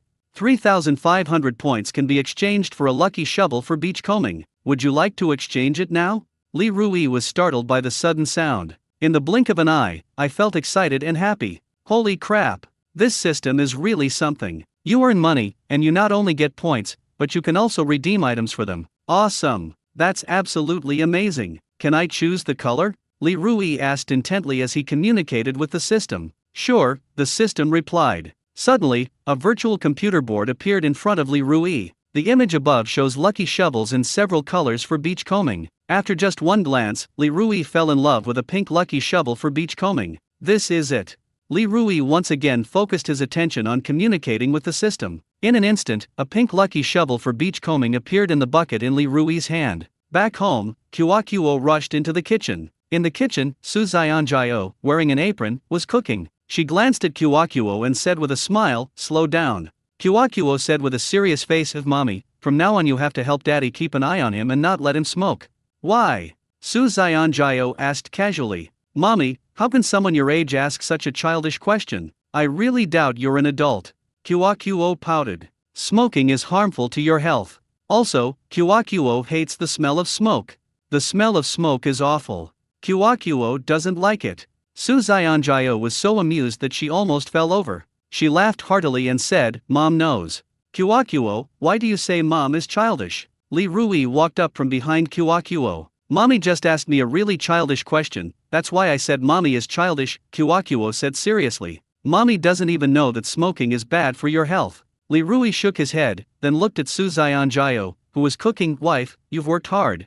I just sold seafood and made 3,650 yuan. I'll transfer it all to you." Before he could finish speaking, Li Rui had already transferred the money. Su Xianjiao's eyes welled up with tears when she heard the notification sound of the WeChat payment arriving. She had been looking forward to this day for more than 2 years. She finally saw the day when the dark clouds parted and the sun shone through. Suddenly, Kuakuo ran to Su Xianjiao's lap and said urgently, "Mommy, turn off the stove." Su Xianjiao looked completely bewildered. Li Rui was equally bewildered. "What's wrong?" Su Xianjiao asked, puzzled. "Mommy, turn off the stove quickly," Kuakuo urged. Su Xianjiao immediately turned off the gas stove. Kuakuo waved her chubby little hands from top to bottom. "Mommy, squat down quickly." Kuakuo's actions made Su Xianjiao even more confused. Li Rui, standing to the side, was also completely bewildered. Su Xianjiao squatted down mechanically. "Call!" Kuakuo blew hard into Su Xianjiao's eyes. In the past, when her eyes were red and wet, her mother would often blow on them to help her. "Oh, I see," Su Xianjiao said, both amused and exasperated. She wiped away her tears and said with a smile, "Mommy didn't get any sand in her eyes, so Kuakuo doesn't need to blow on Mommy's eyes." Kuakuo's eyes widened immediately. She said in a very exaggerated way, "Mommy, so you cried? Why are you crying? You're a grown man. It's shameful for an adult to cry." At this moment, the expression on Kuakuo's round little face was just like that of Columbus discovering a new continent. Su Xianjiao smiled again. "Kuakuo, Mommy didn't cry." Kuakuo pointed at the tears in Su Xianjiao's eyes and said in a serious tone, "Mommy, why are you lying? You were clearly crying. You always teach me to be honest, so why aren't you being honest? Kuakuo, you really are a curious little thing." Li Rui walked over and picked Kuakuo up in his arms. "Daddy, did you bully Mommy?" Kuakuo asked, trying to get to the bottom of the matter. Su Xianjiao quickly stood up from the ground and explained with a smile, "Mom was moved to tears by your father's actions." Kuakuo scratched her little head with her chubby little hand, a big question mark appearing on her forehead. "Dare to move and cry? What does that mean?" "It's not that you dare to move, it's that you're moved. Being moved to tears means that you've been touched by something external, and your heart has been deeply moved. This strong emotion is expressed through crying," Li Rui patiently explained. "Oh, is that so?" Kuakuo looked like she understood but not quite. Seeing this, Su Xianjiao explained again. "Kuakuo, Mommy just cried because Daddy is so good to Mommy." The mother was deeply moved, and she expressed it by crying. "Do you understand now?" Now, Kuakuo understood completely. So Kuakuo nodded emphatically. Kuakuo understands. Looking at the scene before him, Li Rui felt extremely warm and content. In his previous life, he had no patience for Kuakuo, causing her severe psychological trauma. In this life, no matter what he says, he will never again leave Kuakuo with psychological trauma. Humans are products of their environment. He believes that in a loving environment, Kuakuo will grow into a child who is both physically and mentally healthy. "Xianjiao, take Kuakuo outside. The kitchen is smoky and not a good place for women to stay." Li Rui rolled up his sleeves, preparing to turn on the gas stove and start cooking. Su Xianjia pretended to be angry and pushed Li Rui out of the kitchen, saying coldly, "Catching seafood is hard work, you must be tired, you should go and rest. If you keep arguing with me about cooking, I'm going to get angry." Left with no other choice, Li Rui had to leave the kitchen. With such a wife, what more could a husband ask for? In his previous life, he had such a good wife, but instead of cherishing her, he became addicted to gambling, which ultimately led to the destruction of his family. "I'm such a jerk." Li Rui felt this way. Upon entering the living room, Li Rui looked around and found that apart from 4 chairs, a table, and an old, worn-out sofa, there was nothing else in the living room. He felt very uncomfortable. Su Xianjia suffered a lot following him. Kuakuo, on the other hand, switched into her curious baby mode. Daddy's daddy is called Grandpa, and Daddy's mommy is called Grandma.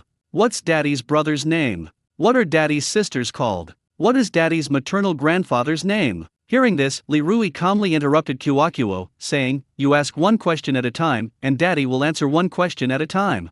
"Okay," Kuakuo said with a grin. The father and daughter began a question and answer session. Kuakuo was having a great time. Li Rui also enjoyed it. If it weren't for the painful lessons of his previous life, Li Rui wouldn't be as patient in educating Kuakuo as he is now. In her previous life, Kuakuo was just like a curious child, constantly asking questions. He was extremely impatient. To keep Kuakuo from bothering him, he simply tossed his phone to her. From then on, Kuakuo developed the habit of constantly looking at her phone. Kuakuo started wearing glasses before she was 8 years old. Recalling this incident, Li Rui wished he could give himself a good dressing down. In no time, Su Xianjia came out of the kitchen carrying a steaming hot meal. Seeing how harmonious Li Rui and Guoguo were as father and daughter, Su Xianjia smiled happily. She didn't ask for much. The family is happy, safe, and well-fed. The couple worked hard to earn money. The child grows up healthy and strong. Just as the family of 3 picked up their chopsticks, Li Rui's mother-in-law, Chen Yi, called him. Li Rui picked up his phone and frowned. "Who is it?" Su Xianjia asked, looking at Li Rui. "Your mom," Li Rui replied, then answered the phone. The next moment, Chen Yi's sharp voice reached Li Rui's ears. "Li Rui, tomorrow is my birthday, how much red envelope are you planning to give me? I've married my daughter to you, so you should at least give me something for my birthday." Thinking, "You're a gambling addict, how much money could you possibly have on you? I'm doing this to embarrass you. You're a gambling addict and penniless bastard. What do you have to offer my daughter for happiness? You should just divorce my daughter as soon as possible. Otherwise, I'll keep causing you trouble." If it weren't for Su Xianjia's sake, Li Rui would have hung up the phone right now. "Mom, it's your birthday, so of course I'll send you a red envelope," Li Rui said gently. In his heart, however, he had already cursed Chen Yi's ancestors for 18 generations. Chen Yi asked directly, "How much money are you planning to give? It can't be 1 or 200, can it? If you can't even come up with 3 or 500, I think you should just get a divorce from my daughter as soon as possible. After you divorce my daughter, she will find someone better." Li Rui didn't want to hear that old witch's voice anymore, so he pretended the signal was bad. Hello, Mom, the signal is bad here." As soon as he finished speaking, Li Rui hung up the phone. On the other end of the phone, Chen Yi was furious. "You bastard, you actually hung up on me. If you don't send me a big red envelope tomorrow, I'll go to your house and make sure you never have a moment's peace." "Li Rui, I'm sorry to have put you in such a difficult position."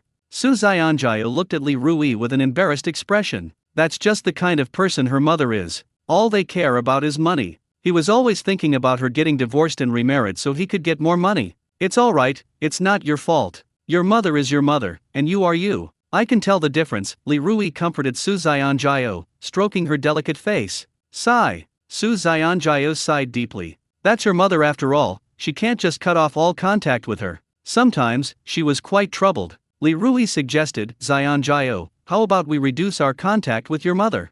Su Xianjia fell into deep thought. Upon hearing this, Kuakuo, who was sitting in the chair, immediately stopped swinging her 2 chubby little legs. All I heard was her hurriedly say, "Kuakuo doesn't like her grandma. In her memory, her grandmother was like the old witch in a fairy tale, but she's still my mother." Su Xianjia said, biting her lip. "Mommy, Kuakuo doesn't want to see grandma anymore." Kuakuo pouted, looking aggrieved. Li Rui deeply understands the importance of children growing up in a safe and loving environment. So he reasoned with her and appealed to her emotions, saying, "For the sake of Kuakuo's healthy development, our family also needs to reduce our contact with your mother. Your mother came to our house today and told Kuakuo to shut up. This is harmful to the child." I don't want your mother to treat Kyokuo like that anymore. Because of the debts owed in the previous life. In this life, he will not allow anyone to harm his daughter. Suzayanjaya came up with a compromise and said, from now on, you and Kyokuo should have less contact with my mother, is that alright? Li Rui, seeing that he had the upper hand, said, alright. Pushing too hard is actually counterproductive. After glancing at the tide-gazing app, Li Rui discovered that tomorrow morning from 6 to 9 o'clock would be a good time for beach combing. Honey, I'm going to go beach combing at 6 o'clock tomorrow morning. After we finish eating, I'll go to town to buy some tools for beach combing. Li Rui said with great enthusiasm. His wife and children are his motivation to work hard. Go to town? Suzayanjaya's heart skipped a beat, and her expression turned pale. In the past, Li Rui went to town to gamble. Many mahjong parlors have opened in the town. Upon hearing that Li Rui was going to town, Suzayanjaya's heart clenched involuntarily. Honey, don't worry, I've really quit gambling. If I gamble again, you can divorce me. Li Rui saw through Suzayanjaya's worries at a glance. He can understand. After all, it is generally very difficult for people who want to quit gambling to succeed. Then you should go early, the headlight on our tricycle is broken, Suzayanjaya said considerately. Daddy, Kyokuo wants to go with you. Kyokuo shouted. Suzayanjaya immediately put on a stern face and said, you can't go. It's not safe for a little kid like you to sit on a tricycle. Seeing Suzayanjaya's serious expression, Kyokuo's chubby little face immediately fell. However, Kyokuo quickly became excited again. The three of us can go together. Suzayanjaya's expression softened considerably. She stroked Kyokuo's little head and said softly, Mommy still has to wash the dishes and do housework at home. After saying that, Suzayanjaya couldn't help but complain, you've led Mom astray. It's Mom, not Mama.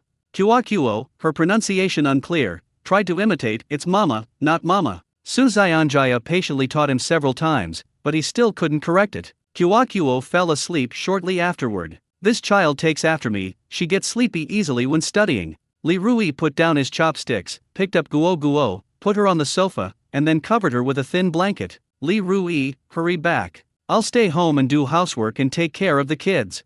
Seeing that it was getting late, Suzayanjaya urged Li Rui to go to the street as soon as possible. Okay. Li Rui nodded, went to his family's carport, got on his family's tricycle, and headed straight for Pinggang Town. 15 minutes later, Li Rui arrived at Pinggang Town. Chen Yi and her husband Su Jianfeng are strolling around the street. Chen Yi happened to see Li Rui, and she was immediately stunned. Wife, what's wrong? Su Jianfeng asked, puzzled. Isn't that Li Rui? What's Li Rui doing in town so late?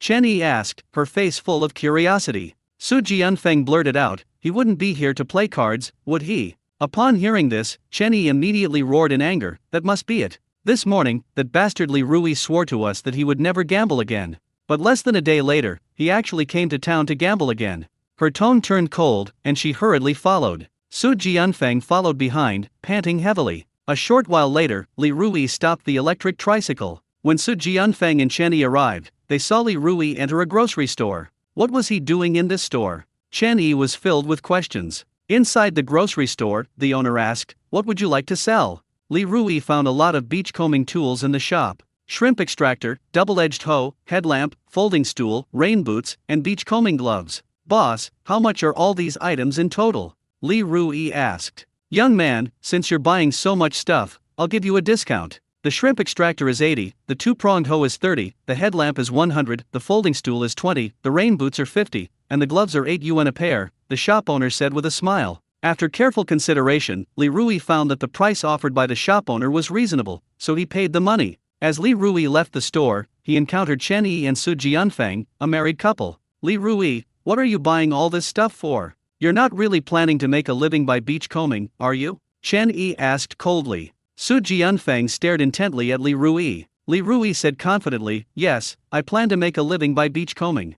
Upon hearing this, Chen Yi immediately became sarcastic and bitter. What era are we living in? You still plan to make a living by beachcombing? When you're lucky, you can make around 200 yuan a day by beachcombing. When you're unlucky, you might only make a few dozen yuan a day. Can this little money support my daughter and Kyokuo? Su Jianfeng shook his head in disappointment. Li Rui is so unreliable. Nowadays, those who remain on Crescent Island are almost all the elderly, weak, sick, and disabled. The young and middle-aged have all gone out to work. Li Rui is so young, if he doesn't go out to work and earn money, staying on the island is basically just wasting his life. Dad, Mom, it's getting late, I have to go back. Zion Jio and Kuo are waiting for me. Li Rui drove home. Chen Yi kept chattering in Li Rui's ear. Li Rui, you should divorce my daughter as soon as possible and stop ruining her happiness. After. Li Rui stepped on the gas and drove the tricycle to the highest speed. A choking cloud of smoke billowed out, causing Chen Yi to cough. Cough, cough. Chen Yi's face darkened, and she cursed angrily, that little brat Li Rui is such a scoundrel. Su Jianfeng's face darkened, Li Rui is unambitious. Even if he stops gambling, he shouldn't stay on Crescent Island. What future can he have there on Crescent Island? Undoubtedly, both Chen Yi and Su Jianfeng felt that Li Rui couldn't support a family if he stayed on Crescent Island. Li Rui returned home just as it was getting dark. Daddy, did you bring back any yummy treats for Kuo? Upon hearing the sound of the electric tricycle, Kuo skipped and hopped her little legs to her yard. A happy smile spread across her face. Su Zionjio chased after them from the living room. Slow down, Su Zionjio pouted. Kuo is such a little glutton. All I think about all day long is food. Li Rui stopped the car and said with a bitter face, I'm sorry, Dad forgot to bring you some good food. Kuo's little face immediately fell. She pouted, snorting through her nostrils, looking very unhappy. Ta-da! Upon seeing this, Li Rui immediately produced a candied hawthorn from behind his back as if by magic and placed it in front of Kuo. Kuo, look what this is. In an instant, a sweet smile bloomed on Kuo's chubby little face. With her two little hands, she snatched the candied hawthorn away in no time. Kuo knew that Daddy would bring her delicious food back, he. Kuo's two big eyes smiled and turned into crescent shapes. The next day, before dawn, Li Rui got out of bed. Su Zionjio also got out of bed. Wife, why are you up? Li Rui asked, puzzled. I'll make you a bowl of noodles, Su Zionjio said as she put on her clothes. Catching seafood is hard work, you can't do it without eating.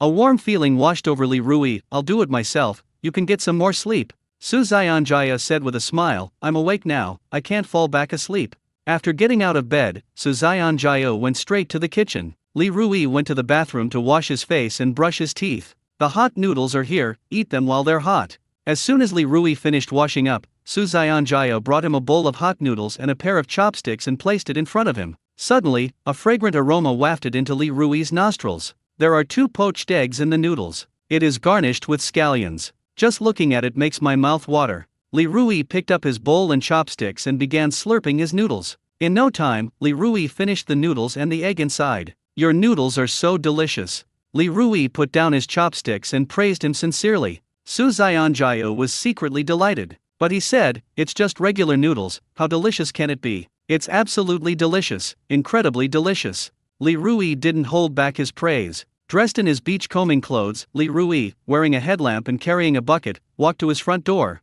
Su Zionjia helped Li Rui straighten his clothes. She said, be careful when you're going beachcombing. Safety first, don't bump into anything, okay? Li Rui smiled, I know. Watching Li Rui's retreating figure, Su Zionjia looked somewhat worried. The family is now struggling financially. There are countless places where money is needed. The family has incurred another 200,000 yuan in debt. My husband going to the beach isn't a long-term solution. My husband was just lucky yesterday, the bucket exploded. Today will be difficult. Today, my husband can earn 200 yuan. She was content. Will my husband earn 200 yuan today? Su Zionjia was somewhat pessimistic. If they could earn an average of 200 yuan a day, the young and middle-aged people on Crescent Island wouldn't need to go out to work. Meanwhile, Li Rui had already arrived at the seaside. The seawater has just receded. Chen Xiong was using pliers to pick up crabs in the seawater. Hee, I'm in good luck today. I found several stone crabs as soon as I arrived. Chen Xiong was in a great mood. Stone crabs, also known as rock crabs, are a relatively common type of crab. They typically prefer to inhabit rocky or gravelly seabeds. Chen Xiong looked up and saw that Li Rui had also come to go beachcombing. Just then, Li Rui arrived in front of him. Chen Xiong joked, Li Rui, you were lucky yesterday to pick up so many good things. Your luck won't be as good as it was yesterday today. Li Rui saw a blue crab at Chen Xiong's feet. He calmly used tongs to pick up the blue crab and put it into his bucket. Holy crap, it's a blue crab. Chen Xiong's eyes widened. This blue crab must weigh about 1.5 pounds. According to market prices, stone crabs cost 8 yuan per jin, 500 G. Blue crabs cost 70 yuan per jin, 500 G. The blue crab that Li Rui just picked up would sell for around 100 yuan. Relying on luck isn't very reliable. In the field of beachcombing, experience matters most. Chen Xiang snorted coldly, then pushed aside a large rock in the water. Suddenly, several huge stone crabs came into Chen Xiang's view. Chen Xiang quickly caught the stone crabs and threw them into his bucket. Li Rui didn't say much. He reached out and grabbed a wild sea urchin from behind Chen Xiang's heel. Li Rui, aren't I amazing? In just a short while, I caught several pounds of stone crabs. Chen Xiang was beaming with pride, but when he turned around, his face turned green. Holy crap!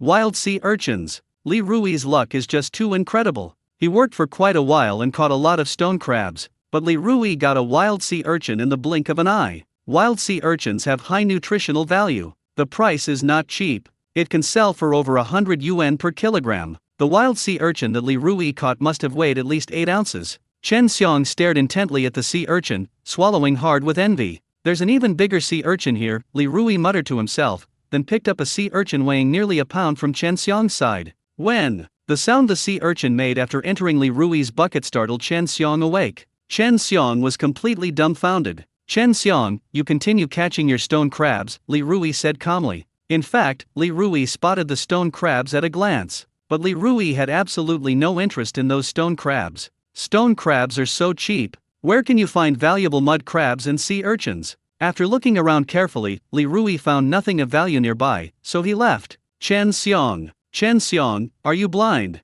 Those blue crabs and sea urchins are right next to you, how could you not see them? Why do you only see those worthless stone crabs? Chen Xiang's face fell. Looking at the stone crabs in his bucket, and then thinking about the blue crabs and sea urchins that Li Rui had just caught, he realized that. Chen Xiang suddenly felt that the stone crabs in his bucket didn't taste so good anymore. Let me look around some more, maybe I can find some blue crabs and sea urchins.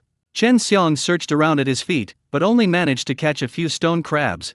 Damn it, how come there are only stone crabs left here? Chen Xiang searched for a long time but couldn't find a trace of sea urchins or blue crabs, so he cursed angrily. Sea urchins cost over 100 yuan per kilogram. A pound of mud crab costs around 70 yuan. Stone crabs only cost about 10 yuan per kilogram. He caught a lot of stone crabs just now, but he didn't make much money. Damn, these past 2 days have been really weird. Li Rui has been having incredible luck. Chen Xiang cursed again, then kicked out and hit a small rock, making him wince in pain. After calming down, Chen Xiang told himself to stay calm. Good luck is only temporary, but strength is what lasts forever. He fishes at sea, relying on his skill. Li Rui relied on luck. It's obvious who can make a living by fishing at sea. At the same time, Li Rui arrived at a mudflat. He immediately spotted a rather large skeleton shrimp under one of the pores. The pores are very small and can be seen at all without careful observation. However, Li Rui had activated his X-ray vision. Even the smallest pore was spotted by Li Rui at a glance. Skeleton shrimp typically live in mudflats, not sandy beaches. Holding the shrimp extractor, Li Rui pulled 3 times at the air hole before finally pulling out the skull shrimp. Skeleton shrimp are tiny, only a few millimeters long, with slender and transparent bodies that resemble tiny skulls. Hence the name. There are many skeleton shrimp on this mudflat. Seeing the countless skeleton shrimp, Li Rui's adrenaline surged rapidly. Skeleton prawns are very delicious and expensive, costing around 180 yuan per pound. On this mudflat, Li Rui leisurely used a shrimp extractor to catch skull shrimp.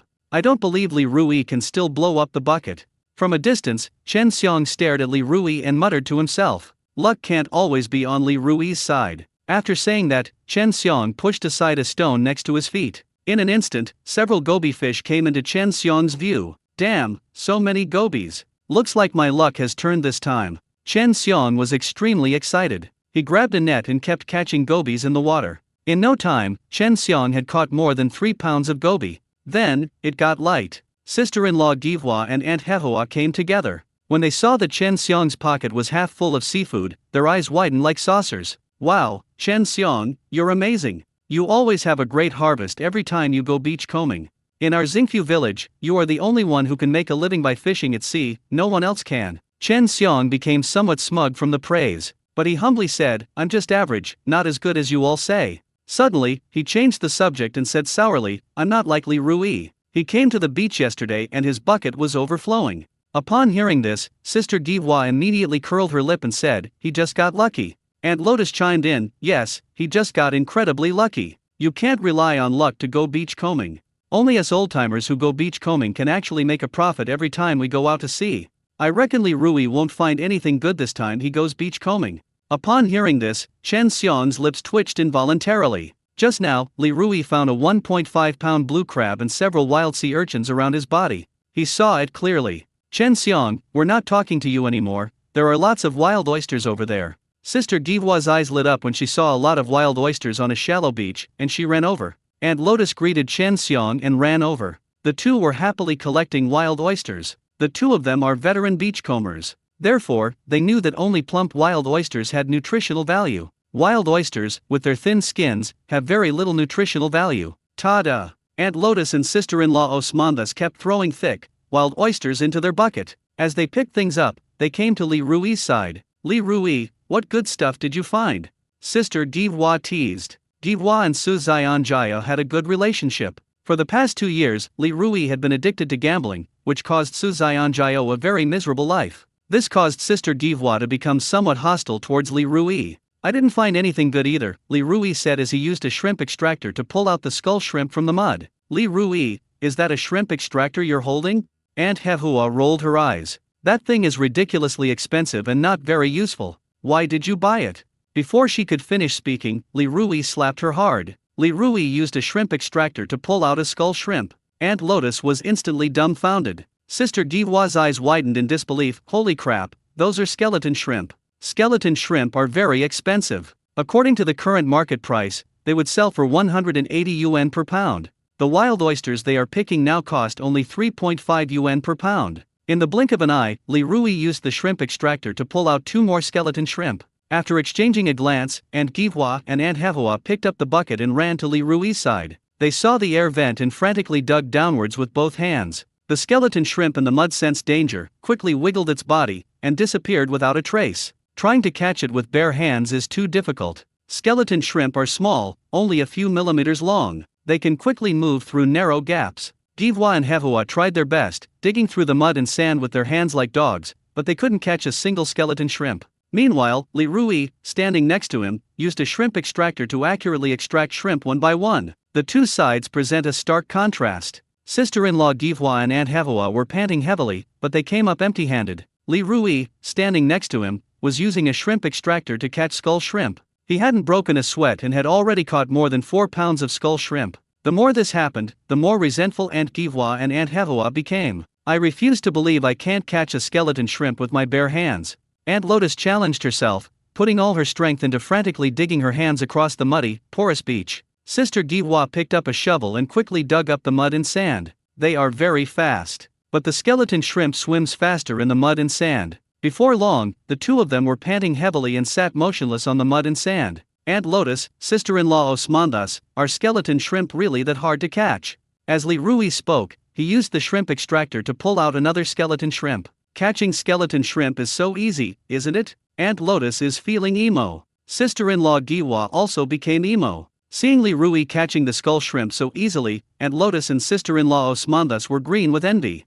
They knew perfectly well that the skeleton shrimp were right next to them, but they couldn't even catch a single skeleton shrimp. This feeling is like a cat scratching the soles of your feet. It's extremely uncomfortable. Diwa, let's go buy a shrimp extractor later. Without one, we can't catch any skeleton shrimp at all, Aunt Hehua suggested. She used to think that shrimp extractors were too expensive and useless, so she never bought one. In retrospect, that was a huge mistake. Sister Diwa quickly said, "Buy it, you must buy it."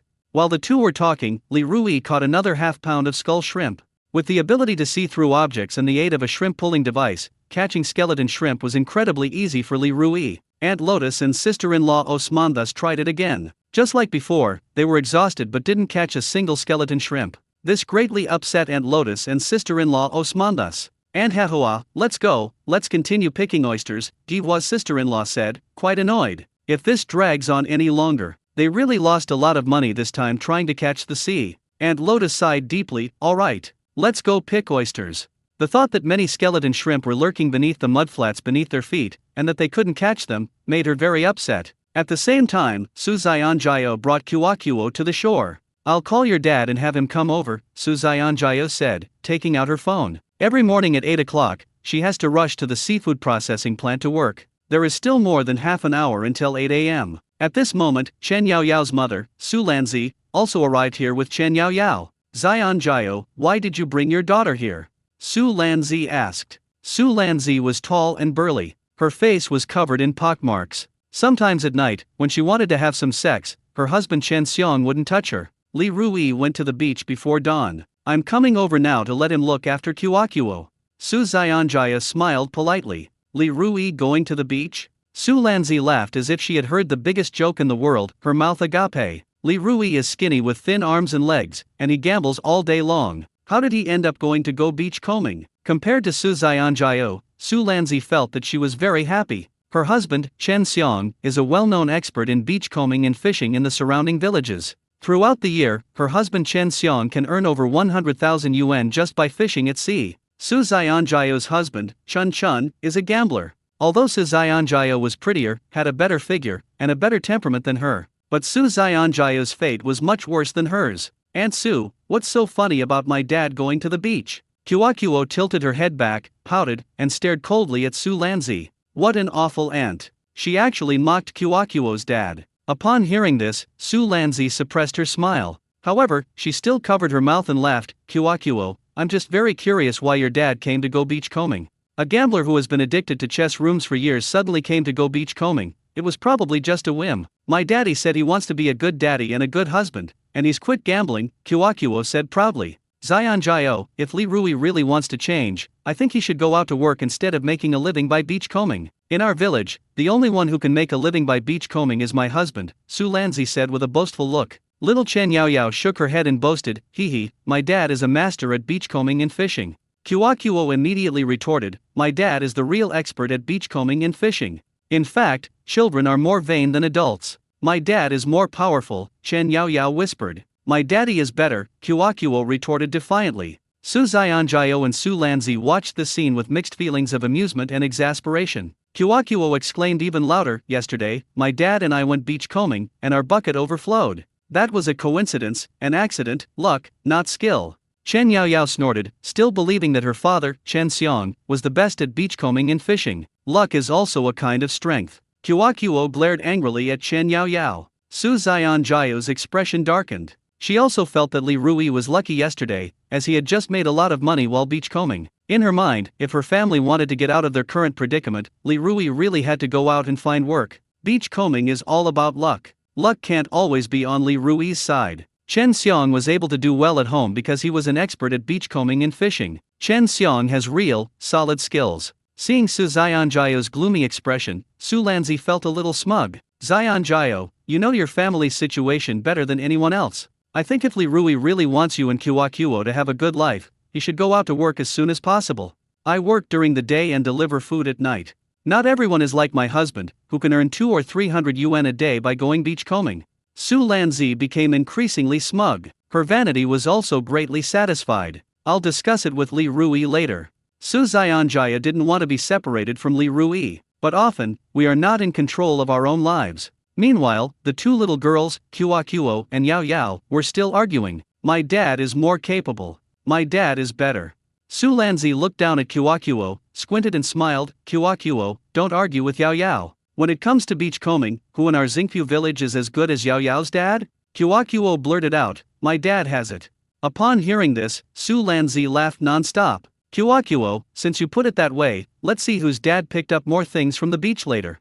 Chen Yaoyao was determined to compete with Kuakuo. Who's afraid of who? Kuakuo's momentum was no less than Chen Yaoyao's. After saying that, Kuakuo prayed in her heart, Daddy, please don't let me down. A short while later, Li Rui appeared in everyone's sight. At this moment, Li Rui was carrying a bucket and holding beachcombing tools. Daddy! As soon as Kuakuo saw Li Rui, she jumped and waved to him as he walked towards them. She was extremely excited. Su Xianjio also smiled. Su Lanzi, standing to the side, said sarcastically, Li Rui has quite a few tools for harvesting seaweed. We still haven't bought that shrimp extractor he's holding.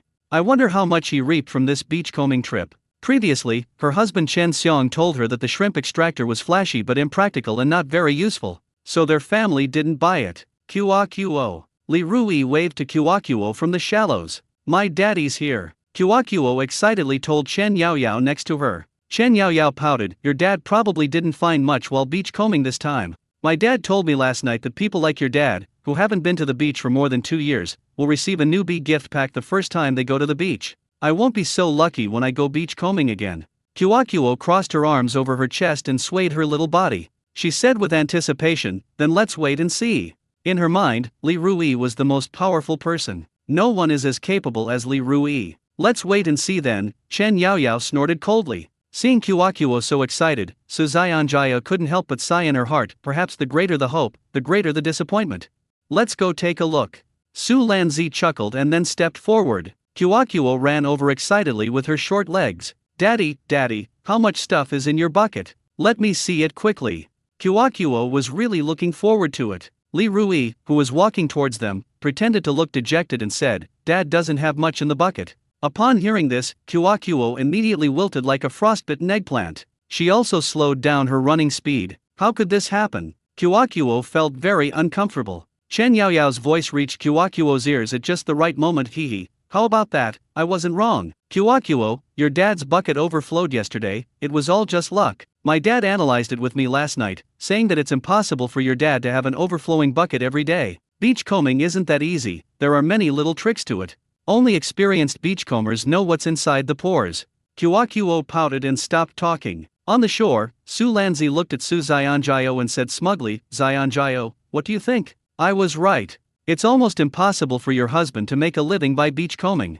It's impossible for everyone to be like my spouse. When it comes to beachcombing, I only admire my husband." At this moment, Su Lanzi's vanity exploded. "You, Su Xianjio, are better than me in every way, but you married a useless good-for-nothing. But I, Su Lanzi, married into a good family. Comparing yourself to others will only make you miserable." "Humph." Su Xianjio gave an awkward, dry laugh. "Li Rui, don't be discouraged. That's how beachcombing is. Sometimes you can find a lot of good things, and sometimes you can't find anything at all." Su Lanzi stepped forward and comforted him. Su Xianjio followed. At this moment, Su Xianjio, Kyokuo, Su Lanzi, and Chen Yaoyao all came to Li Rui. "Li Rui, it's nothing serious. Beachcombing is all about luck." Su Xianjio sincerely comforted Li Rui. "Not much stuff. How much stuff is it exactly?" Kyokuo's mouth was pouting like a flat-mouthed lunatic. Bang! The next moment, Li Rui smiled and placed the bucket in his hand in front of Guo. Kyokuo was delighted to see that the bucket was full. She was so happy she felt like she could fly. "Ah, Daddy, you're lying to me. You're about to overflow the bucket again. This time you're going to go beachcombing. Daddy, you're so amazing." Kyokuo was as happy as a child. Su Xianjia stared dumbfounded at the seafood in the bucket. The seafood in the bucket was almost all valuable items. Blue crabs are quite expensive. Sea urchins are quite expensive. Skeleton shrimp are also quite expensive. These things must fetch a lot of money. Su Lanzi pointed at the seafood in the bucket and stammered, this. She could barely speak. Chen Yaoyao blinked her two big, bright eyes and murmured, "Why is Kyokuo's dad so lucky again today?" "Dad was just teasing you. Isn't Dad amazing?" Li Rui squatted down, gently stroked Guo's crystal-clear nose with his finger, and asked with a smile, "Daddy, you're amazing." Kyokuo immediately gave a thumbs up with her right hand. Chen Yaoyao scoffed, annoyed, "It's just luck." Kyokuo immediately retorted to Chen Yaoyao, "Didn't I just say that luck is also a kind of ability? If you're so capable, then your dad can also have a bucket full of gas like mine." "My dad is definitely going to have a bucket full of water today too," Chen Yaoyao said confidently. Like Kyokuo, she also thinks her father is the most amazing. Su Xianjia hadn't fully recovered yet. Her eyes were filled with disbelief. "Li Rui, am I dreaming?" Li Rui went beachcombing yesterday and earned 3,650 yuan. Li Rui made several thousand yuan today by going beachcombing. Li Rui earned more money from 2 trips to the beach than she did in a month, and it was almost equivalent to 2 months' salary. "Wife, our good days are yet to come." Li Rui pinched Su Xianjia's rosy cheeks. "So what if you break a bucket while beachcombing? What's the big deal? My Chen Xiong has broken buckets before." Su Lanzi, standing to the side, looked extremely unhappy and said sourly. Looking at the seafood in the bucket, Su Lanzi was extremely envious. Her husband, Chen Xiong, hadn't found any valuable seafood like 1.5 pounds of mud crab, wild sea urchins, and skull shrimp in a while. Li Rui must have gotten incredibly lucky. "Aunt Su, my dad's bucket of seafood is amazing." Kyokuo spoke her mind and didn't hold back with Su Lanzi. In an instant, Su Lanzi's face turned even more unpleasant. Chen Yaoyao retorted, "My dad probably had a burst bucket while beachcombing this time too." Speak of CAO, and CAO appears. Now, Chen Xiong, carrying a bucket and beachcombing tools, limped over. "Husband, what's wrong?" Su Lanzi ran forward with great concern. I'm fine, Chen Xiong waved his hand. Just over an hour ago, Li Rui found 1.5 pounds of blue crabs and a wild sea urchin next to him. He got nothing at all. This infuriated him. In a fit of anger, he swung his foot and accidentally kicked a small rock, so he started walking with a limp. Dad, your bucket is about to burst too, Chen Yaoyao said excitedly, looking at her father's bucket. The bucket was filled with worthless junk. There are mud snails, spicy snails, wild oysters, gobies. These things can sell for over 100 yuan. Honey, I knew you could burst the bucket too, Su Lanzi said expectantly, but when she looked inside, her face immediately fell. What worthless junk is this? Wild oysters, 3 to 5 yuan per pound. Mud snails, a few yuan per kilogram. Spicy snails, 12 yuan per pound. Gobi is worth some money. The rest can be completely ignored. This bucket of stuff isn't even worth as much as 1.5 pounds blue crab. That's so discouraging. Li Rui, it's getting late, I have to go to work. You take care of the child. Su Xianjiao glanced at the time and realized she still had 10 minutes before her shift, so she quickly said. Su Xianjiao left in a hurry. Before leaving, she was happier than if she had eaten honey. Slow down, Li Rui waved his hand to signal. Li Rui, let me see what you caught. You definitely didn't catch as much as I did this time, Chen Xiong said, looking into Li Rui's bucket. It's okay if you don't watch it. Upon seeing this, Chen Xiong's mouth gaped open in an instant. Goodness! There were so many skeleton shrimp in Li Rui's bucket. Chen Xiong swallowed hard with envy. I didn't catch as much as you, your bucket is already full, Li Rui said with a half smile. To be honest, Li Rui didn't like many of the things in Chen Xiong's bucket. Wild oysters, mud snails, and spicy snails are not very valuable. Kuo, you and Daddy are going to go beach combing. Li Rui placed the lucky beach combing shovel in front of Kuo. He redeemed the lucky beach combing shovel from the system, and he doesn't know if it's any good. Kuo picked up the lucky beach combing shovel and dug out a half-pound blue crab with a casual scoop. When Kuo saw this, she excitedly shouted, Daddy, what a big crab! Quick, grab it! Li Rui thought to himself, damn, this lucky beach combing shovel is really something else. Kuo casually dug out a blue crab weighing over 1 pound. Awesome! That's absolutely amazing! Daddy, catch it! Don't let it get away! While Li Rui was still in a daze, Kuo saw the big blue crab running sideways towards the sea. She chased after the crab while shouting loudly. Li Rui casually grabbed a pair of tongs and scooped the large blue crab into the bucket. Chen Xiong's eyes nearly popped out of his head. He made a living by fishing at sea. He goes to the beach almost every day, rain or shine. He knew all too well how difficult it was to find large blue crabs these days. However, just now, a little girl who was a little over 3 years old casually used a shovel to dig out a large blue crab weighing about 1.5 pounds right in front of him. This luck is unbelievable. These past 2 days, Li Rui and his daughter Guo have been having incredibly good luck. Su Lanzi was extremely envious. She kicked Chen Xiong, pointed at the spot where Kuo had just dug, and shouted urgently, quickly dig here, there might still be big blue crabs here. Upon hearing this, Chen Xiong instantly realized what was happening. At the same time, he got excited.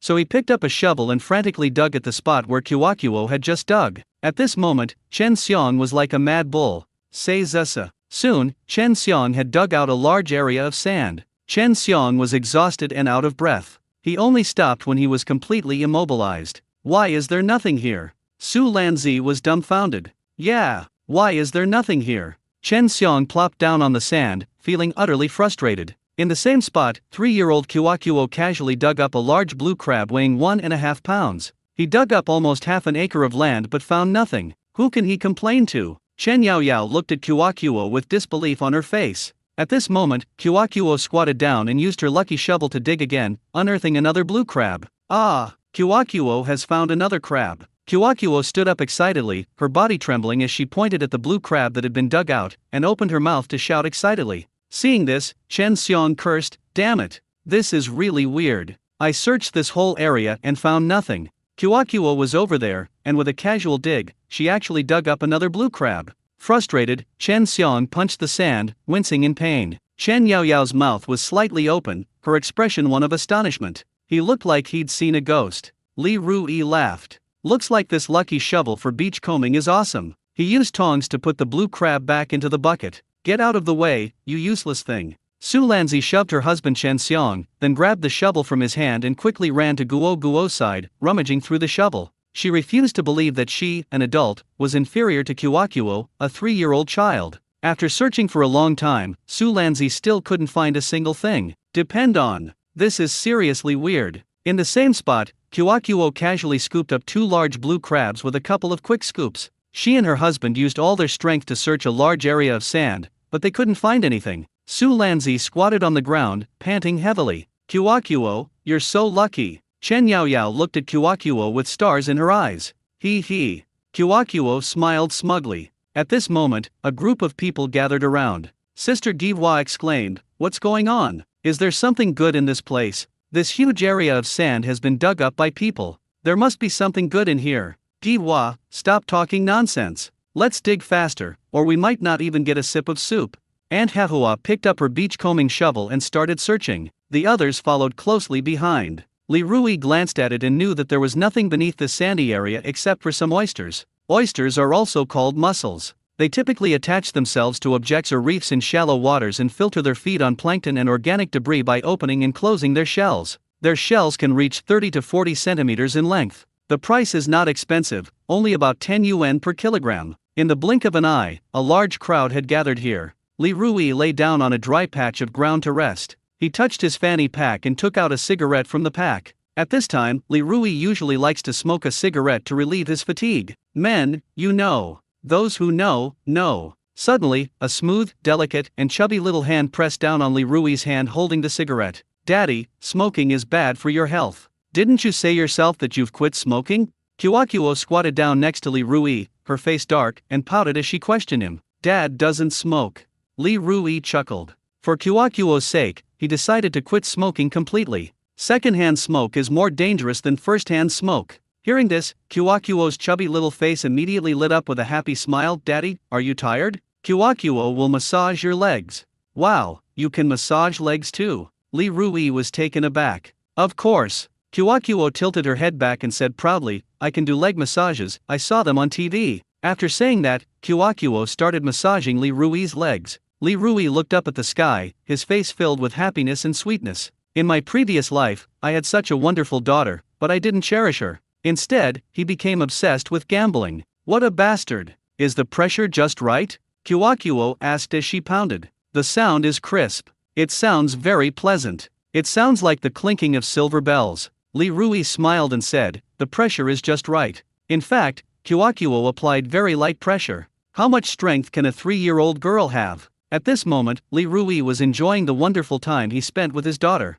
"Su Heilong, you just wait. In my past life, you ruined my family, killed Kyokuo, and murdered Xianjiao and me. In this life, I will make you pay for your crimes in blood." Li Rui's eyes were as sharp as a newly drawn sword. To be reborn is his ultimate goal. For now, he can only play it safe and develop his strength cautiously. He can't go looking for trouble with Su Heilong yet. Su Heilong is a business tycoon in the seafood industry. His current strength is not enough to fight against Su Heilong. Even if he were secretly killed by Su Heilong, he would not have a good end in the end. This is not the outcome he wanted. "Daddy, Kyokuo will give you another massage." Kyokuo toddled behind Li Rui's head on her short legs and squeezed Li Rui's shoulders hard with her 2 chubby little hands. "So comfortable." Li Rui smiled broadly. Nearby, other villagers were also going to the beach, and they were all quite exhausted. Chen Yaoyao pointed at Li Rui's bucket, pouted, and asked, "Daddy, why did Kyokuo's daddy's bucket burst again? Kyokuo's daddy seems really powerful."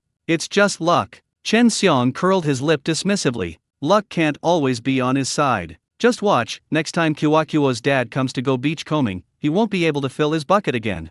Seeing Kyokuo massaging Li Rui's neck, Chen Xiong looked at his daughter Chen Yaoyao and said with a smile, "Yaoyao, daddy is tired. Why don't you massage daddy's legs too?" With that, Chen Xiong found a dry spot and plopped down on it. Snap! Suddenly, Su Lanzi, who had a round figure, slapped Chen Xiong on the back of the head, making him jump. "You always brag about how great you are at beachcombing, but now you're not even as good as a little kid. You actually dream of having your daughter massage your legs. You wish." Su Lanzi yelled. Those around them burst out laughing at the sight. Chen Xiong is known in Xingqiu village for being afraid of his wife. Everyone in the village knows it. Hearing the laughter of others, Chen Xiong shrank back and muttered under his breath, "Wife, why don't you learn more from Su Xianjiao? Su Xianjiao is so gentle." Ah, pain. Before Chen Xiong could continue speaking, Su Lanzi grabbed his ear, causing him to scream in pain. Su Lanzi asked with a dark expression, "Am I gentle now?" "Not gentle," Chen Xiong blurted out. Upon hearing this, Su Lanzi suddenly exerted force and almost twisted Chen Xiong's ear off. Ha ha! The people gathering seafood around them all laughed heartily as they watched. Su Lanzi roared like a lioness from Hedong, "Tell me, am I gentle now or not? This is like someone pointing a gun at your head and asking you questions." There was simply no choice. "Gentle, gentle," Chen Xiong quickly replied. "Wife, you are the gentlest. Su Zionjiao is not even half as gentle as you. If you dare compare Su Zionjiao to me again, I'll tear your mouth apart." Su Lanzi roared angrily. Chen Xiong quickly promised, "I will never compare Su Zionjiao with you again." After calming Su Lanzi down for a while, she finally let go and stopped. "Kuo, let's go home." Li Rui got up from the ground, patted his bottom, and said casually, "The buckets are all full. If we keep going beachcombing, even if we find something else, there's nowhere to put it." "Okay, Daddy," Kuo replied with a grin. On the way back, my mother-in-law, Chen Yi, called. Li Rui did not answer. Chen Yi on the other end of the phone was furious. She slammed her hand on the table and exclaimed, "Li Rui isn't answering my calls. Is he trying to rebel?" She called Li Rui several times before finally getting through to his cell phone. As soon as the call connected, Chen Yi launched into a tirade of angry words. "Li Rui, you have no manners at all. I'm your mother-in-law, how dare you not answer my calls? What are you trying to do? Don't you want to live a good life with my daughter anymore?" Li Rui didn't tolerate Chen Yi's behavior and retorted angrily, "Mom, if you want to talk to me properly, then we can talk properly. If you keep acting like an old man, I'm going to hang up." Kuo, with her chubby little hand on her chin, muttered with a puzzled look, "What does taking advantage of one's age mean?"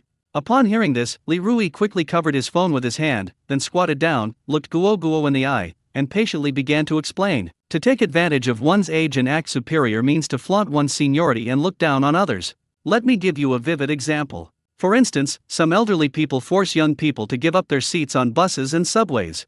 You say I'm too old, and that you young people should give way to me. Does Kuo understand? Kuo's little head was spinning rapidly. After a while, Kuo nodded, "Daddy, I think I understand. Grandma seems to like to act like an elder. She always says that she is the elder and makes demands on you, Mom, and Kuo." The thought of her maternal grandmother immediately dimmed Kuo's round little face. She doesn't like her maternal grandmother. She even disliked her maternal grandmother a little. Grandma speaks too loudly and likes to yell at her. "Wow, Kuo, you're so smart. You've already put your knowledge into practice." Li Rui praised Kuo. He. Kuo smiled happily when she heard herself being praised. On the other end of the phone, Chen Yi cursed for a long time. Li Rui didn't hear a single word. "Just say what's on your mind," Li Rui said impatiently, picking up his phone and holding it to his ear. "It's my birthday today, you have to do something for me." Chen Yi said matter-of-factly, "At least send me a red envelope with a 2,000 yuan amount." Snap! As soon as Chen Yi finished speaking, Li Rui hung up the phone. This old woman has an unusually large appetite. A short while later, Chen Yi called again. Li Rui stopped answering the call and put his phone on silent mode. If it weren't for the fact that this old woman is his mother-in-law, he would have blocked all her contact information long ago. In Li Rui's courtyard stood an old woman with a worried expression. This old woman is Li Rui's mother, Li Fang. Li Fang is honest and straightforward. "Oh, Rui Zi is such a worry, I wonder if he took Guo to the chess room." Li Fang paced back and forth, sighing deeply, her face full of vicissitudes and bitterness. The person she worried about most in her life was her second son, Li Rui. For the past 2 years, her second son, Li Rui, has been gambling day and night and borrowing money everywhere. She, as a mother, wasn't very capable and couldn't offer much help. Just now, my daughter-in-law, Su Zionjiao, said on the phone that Li Rui took Kuo to go beachcombing. She didn't believe a single punctuation mark of those words. That good-for-nothing Li Rui probably took Guo to the chess room. Just as she was thinking this, Li Rui and Guo returned. "Rui, what happened to you?" Li Fang was shocked to see Li Rui covered in mud. "Oh, I just went beachcombing," Li Rui replied with a smile. Upon hearing this answer, Li Fang's body was held in place for more than 10 seconds. "You go beachcombing? Is this possible? Did the sun rise in the west?" After a long pause, Li Fang finally spoke in disbelief. Kuo skipped over to Li Fang's side, looked up at her, and said with a grin, "Grandma, my dad really did go beachcombing just now, Kuo can vouch for that." To make sure her grandmother believed her, Kuo nimbly raised her right hand, holding it in midair. At this point, Li Fang completely lost her composure. She wiped away her tears and said, Rui Zi, you've finally grown up a bit. Ever since Li Rui became addicted to gambling, she has been crying all day long and would often try to persuade him to turn back from the wrong path. But the result? Li Rui not only ignored her, but also cursed at her and demanded money from her. If she wouldn't give it to him, Li Rui would snatch it. Only she, as a mother, can understand this kind of heartache. Mom, I'm sorry. I was wrong before. I shouldn't have been so idle and addicted to gambling day and night, and I shouldn't have asked you for money. Li Rui walked up to his mother, his nose tingling with tears. In my previous life, I was such a jerk. Those close to him were all terribly harmed by him. My mom is one of them. A prodigal son who returns is more precious than gold. It's good that you've turned back. Li Fang's tears flowed like a burst dam, gushing out incessantly as she wiped them away. Mom, don't cry. Li Rui wiped the tears from his mother's face with his hand. Mom, don't cry anymore. Li Fang smiled through her tears, then became anxious again. Rui Zi, gambling, have you really quit? Li Rui said very seriously, I really quit. In the days to come, I will work hard to earn money so that you can live a good life. Upon hearing this, Kuokuo's two big, watery eyes widened immediately. She blinked and asked, Daddy, do you have any fruit? Of course there is. Li Rui gently stroked Kuokuo's little head. Thinking of Kuokuo's experiences in her previous life, Li Rui was filled with guilt and self-blame. In my previous life, I knew I had to avoid gambling. How could Kuokuo's final fate be so tragic? Dad will take you to town to buy new clothes and eat delicious food later. Li Rui's face lit up with a bright smile. Upon hearing this, Kuokuo jumped up and down excitedly. Kuokuo wants to eat KFC. Potato chips, spicy burgers, chicken frames, all sorts of delicious food flooded Kuokuo's mind at once. Thinking about all this, Kuokuo couldn't help but drool. In the past, when she went to town with Li Rui and Su Xianjiao, she stood in front of KFC, drooling with envy. She said she wanted to eat it. Neither Li Rui nor Su Xianjiao wanted to take Kuokuo to eat. Li Rui had no such intention. Su Xianjiao thought it was too expensive. No problem. Li Rui snapped his fingers. Yay, that's great. Kuokuo happily wiggled her little bottom. At this moment, Grandma Li Fang frowned and said, Ruizi, KFC isn't cheap. The older generation seems to value money very much. Li Fang was no exception. If Kuokuo wants to eat something delicious, I'll make it for her. Why spend the money? Li Fang was getting anxious. In Li Fang's opinion, eating KFC is not worth it. Kuokuo doesn't need to eat KFC. Kuokuo wants to eat KFC. Yao Yao's parents took her to KFC a few days ago. Kuokuo shook Li Rui's arm with her two chubby little hands and pouted as she spoke. Since Dad said he would take you to KFC, then Dad will take you to KFC. Li Rui didn't want to break his promise in front of Guo Guo. The things we wanted as children, and the things we got as children, are meaningful only when we were children. Once you're an adult, it's pointless to try and get what you wanted as a child. Li Fang stamped her foot anxiously. Rui Zi, why are you going along with the child so much? A meal at KFC for 2 people would cost at least several tens of yuan. How many kilograms of rice can you buy with just a few tens of yuan? How long will it take to eat? Mom, times have changed a lot. We can't raise children just by feeding and clothing them. Material deprivation leads to spiritual deprivation, Li Rui explained patiently. Matter determines consciousness. A person who grows up in material scarcity is more likely to experience spiritual scarcity as an adult. It is easy to develop an inferiority complex, cowardice, and timidity. Fine, I can't argue with you. Li Fang finally gave in, but she still felt a pang of heartache. It was at this moment that Li Fang noticed the seafood in the bucket. My goodness, how come there are so many good things? Li Fang's eyes widened in amazement. Kuokuo and her dad found these while beachcombing. Isn't Kuokuo amazing? Kuokuo said smugly. Li Fang squatted down and looked closely at the seafood in the bucket. She swallowed hard before saying, there are skull shrimp, blue crab, and sea urchin in here. None of them are cheap. As far as she knows, at present, skeleton shrimp are priced at 180 yuan per catty. The mud crab weighs 81 jin. These mud crabs in the bucket are all large mud crabs. I estimate they're worth more than 80 yuan per pound. Wild sea urchins cost 180 yuan per jin, 500 grams. How much would all this seafood cost if sold together? Mom, take these shrimp home and fry them.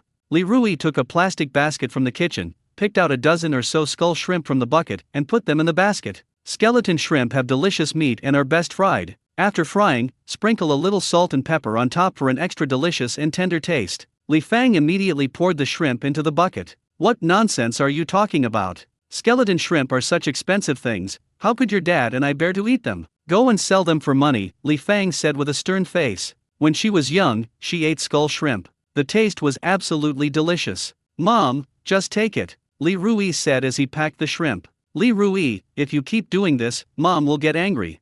Li Fang's face darkened. Helpless, Li Rui had no choice but to put the shrimp back. That's how the older generation is. They are extremely frugal and thrifty. In their generation, people often went hungry, which is why they developed a personality that values money highly. Seeing that Li Rui had complied with her wishes, Li Fang's expression softened somewhat. She grasped Li Rui's hand and said in a bitter voice, Rui Zi, do you think I don't know your family's financial situation? You need to hurry up and make money.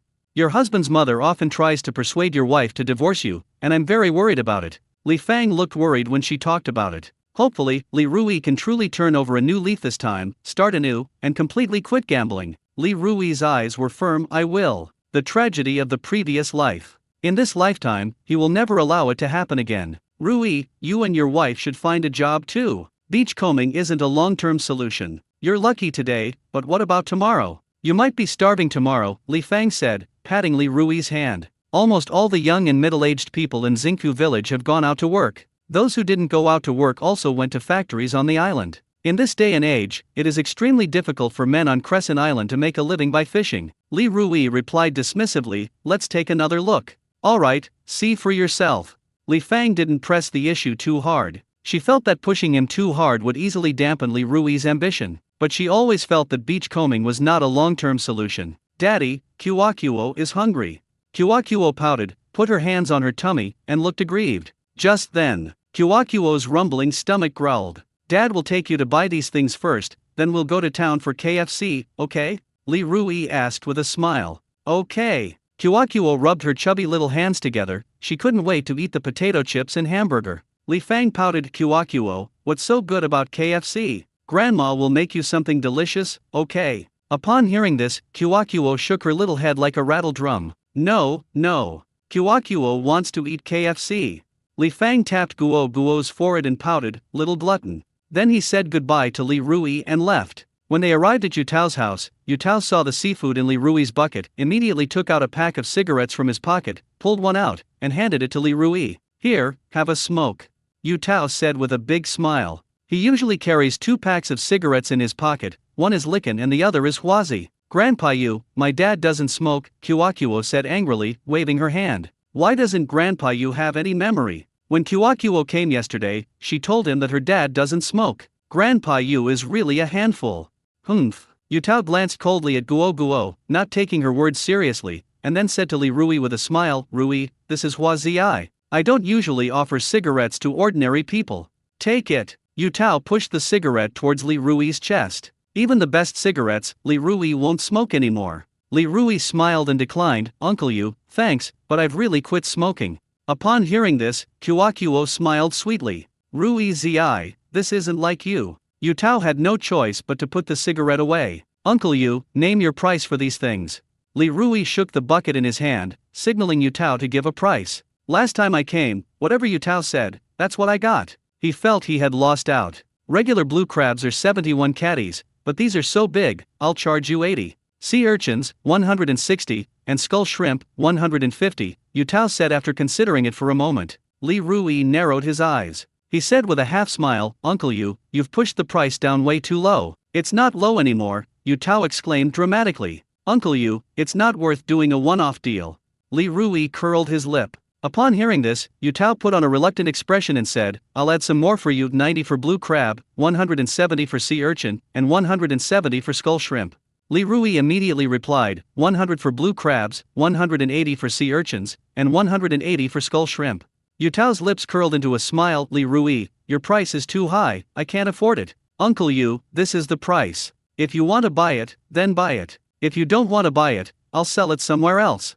Li Rui's tone became more forceful. He had inquired about the price before he arrived. He didn't ask for a high price. Rui Zi, other places don't accept these things either. Yutao laughed. The seafood vendors on Crescent Island have formed a community of shared interests. The seafood from each village can only be purchased by the dealers designated by each village. This makes it easier for small seafood vendors to lower prices and earn more profit. The big-time dealers in town don't buy small quantities of seafood. Bai Kun is the biggest seafood dealer on Crescent Island. He is very good at talking and doing things. Seafood buyers in several coastal cities in Zhejiang province almost exclusively trust Bai Kun. Even if others buy the seafood on Crescent Island, it will be difficult for them to sell it. Every year, all the small seafood vendors on Crescent Island have to offer tributes to Bai Kun. Previously, Crescent Island was not like this. People could sell their seafood wherever they wanted. But since Bai Kun integrated the resources, he has established this new rule. There used to be 2 seafood vendors in Xingfu village. One of them couldn't compete with Yu Tao, so he quit.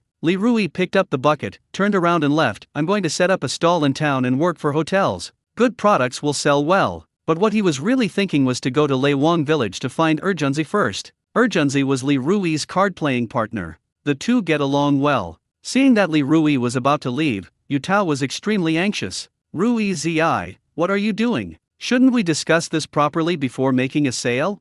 Okay, let's go with the price you said, is that alright? Yu Tao quickly stopped Li Rui, and as he spoke, a look of utter despair appeared on his face. Li Rui is really leaving. Wouldn't he be at a huge loss then? We need to find a way to control Li Rui. Uncle Yu, it seems my price is still too low. Li Rui stared at Yu Tao, his eyes narrowing slightly. What's with the low prices? I won't make much money buying your seafood, Yu Tao said as he sorted the seafood. Yu Tao felt heartbroken looking at the skeleton shrimp that had been pinched to death by the blue crabs. Rui Zi, next time you go beachcombing and catch a big crab, remember to tie it up with a rope.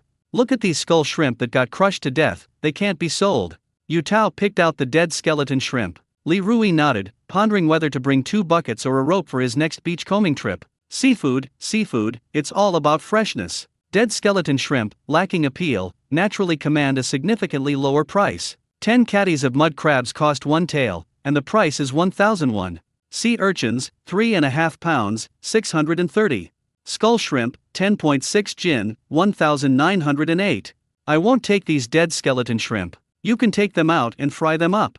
Yu Tao used a calculator to calculate the total price. The resulting number is 3,638. I'll transfer the money to you. Yu Tao transferred the money directly to Li Rui. At this moment, Chen Xiong, Su Lanzi, and Chen Yao Yao, a family of 3, walked over. Chen Xiong was stunned when he heard the amount transferred via WeChat. Su Lanzi was also stunned. Chen Yao Yao, on the other hand, didn't react much. She's still young and doesn't really understand money. Yao Yao, you're here. My dad just finished selling seafood. Kuo hopped over to Chen Yao Yao's side. Chen Yao Yao was a little unhappy. Kuo boasted, Yao Yao, isn't my dad amazing? My dad is so good at beachcombing. He overflowed the bucket yesterday, and he overflowed it again today. My dad's bucket overflowed today too. Chen Yao Yao raised her head proudly. Upon hearing this, Kuo looked at the bucket in Chen Xiong's hand. With her chubby little hand, she pointed at the contents of the bucket and grumbled, mud snails aren't worth much, and oysters aren't worth much either.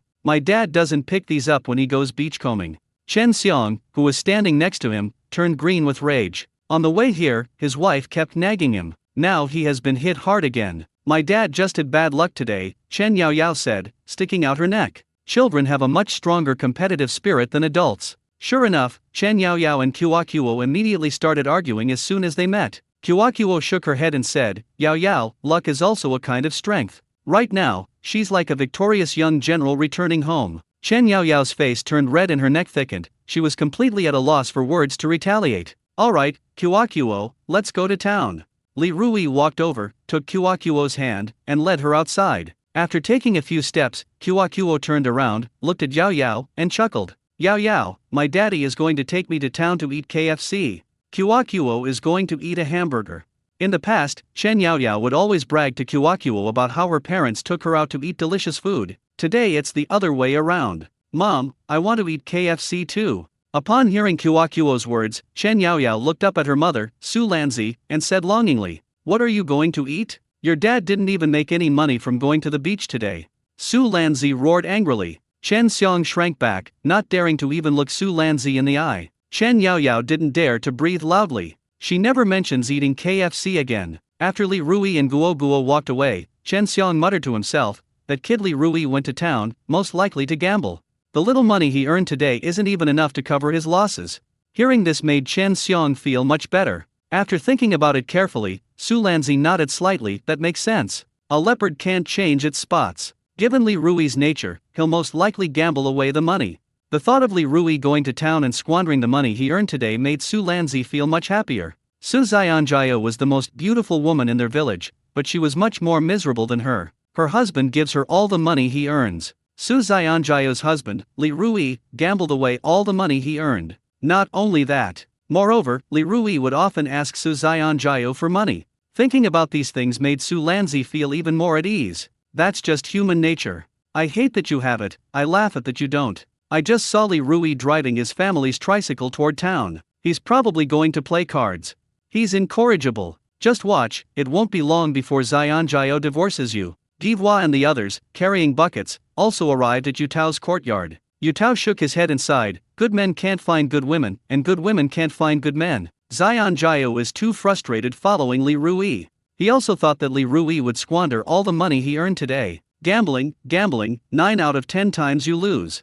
On his way home, Li Rui was pondering the system. Just then, the system's voice rang in Li Rui's mind. Congratulations, host, you have gained 3,638 points. You can use 3,500 points to exchange for a lucky shovel for beach combing. Li Rui doesn't want to use the lucky shovel for beach combing anymore for the time being, so he asked, can I exchange it for something else? You don't have enough points to redeem anything else, the system replied. Do you have a fishing rod? Li Rui wanted to go fishing. Even the lucky shovel for beach combing is so awesome. The fishing rods generated by the system are unlikely to be bad either. The lucky fishing rod is available, but it requires 10,000 points. The host currently has 3,788 points. Host, if you want the lucky fishing rod, you'd better try your best. The system didn't forget to give Li Rui some encouragement. Li Rui calculated it carefully, and the system's calculation was absolutely correct. Last time, he earned 3,650 points from beach combing, redeemed the lucky shovel, which consumed 3,500 points, leaving him with 150 points, including this time's points. Now, his score is indeed 3,788. After ending the conversation, Li Rui pondered how much money to transfer to his wife. He needs to keep some money on him for his and Kyokuo's expenses. At the same time, on Crescent Island, at the Hime seafood processing plant, a group of middle-aged women are chatting. The day before yesterday was my birthday, and my husband bought me a gold necklace that cost over 1,000 yuan. My husband bought me a jade bracelet for my birthday this year. My husband sends me his entire monthly salary without my consent.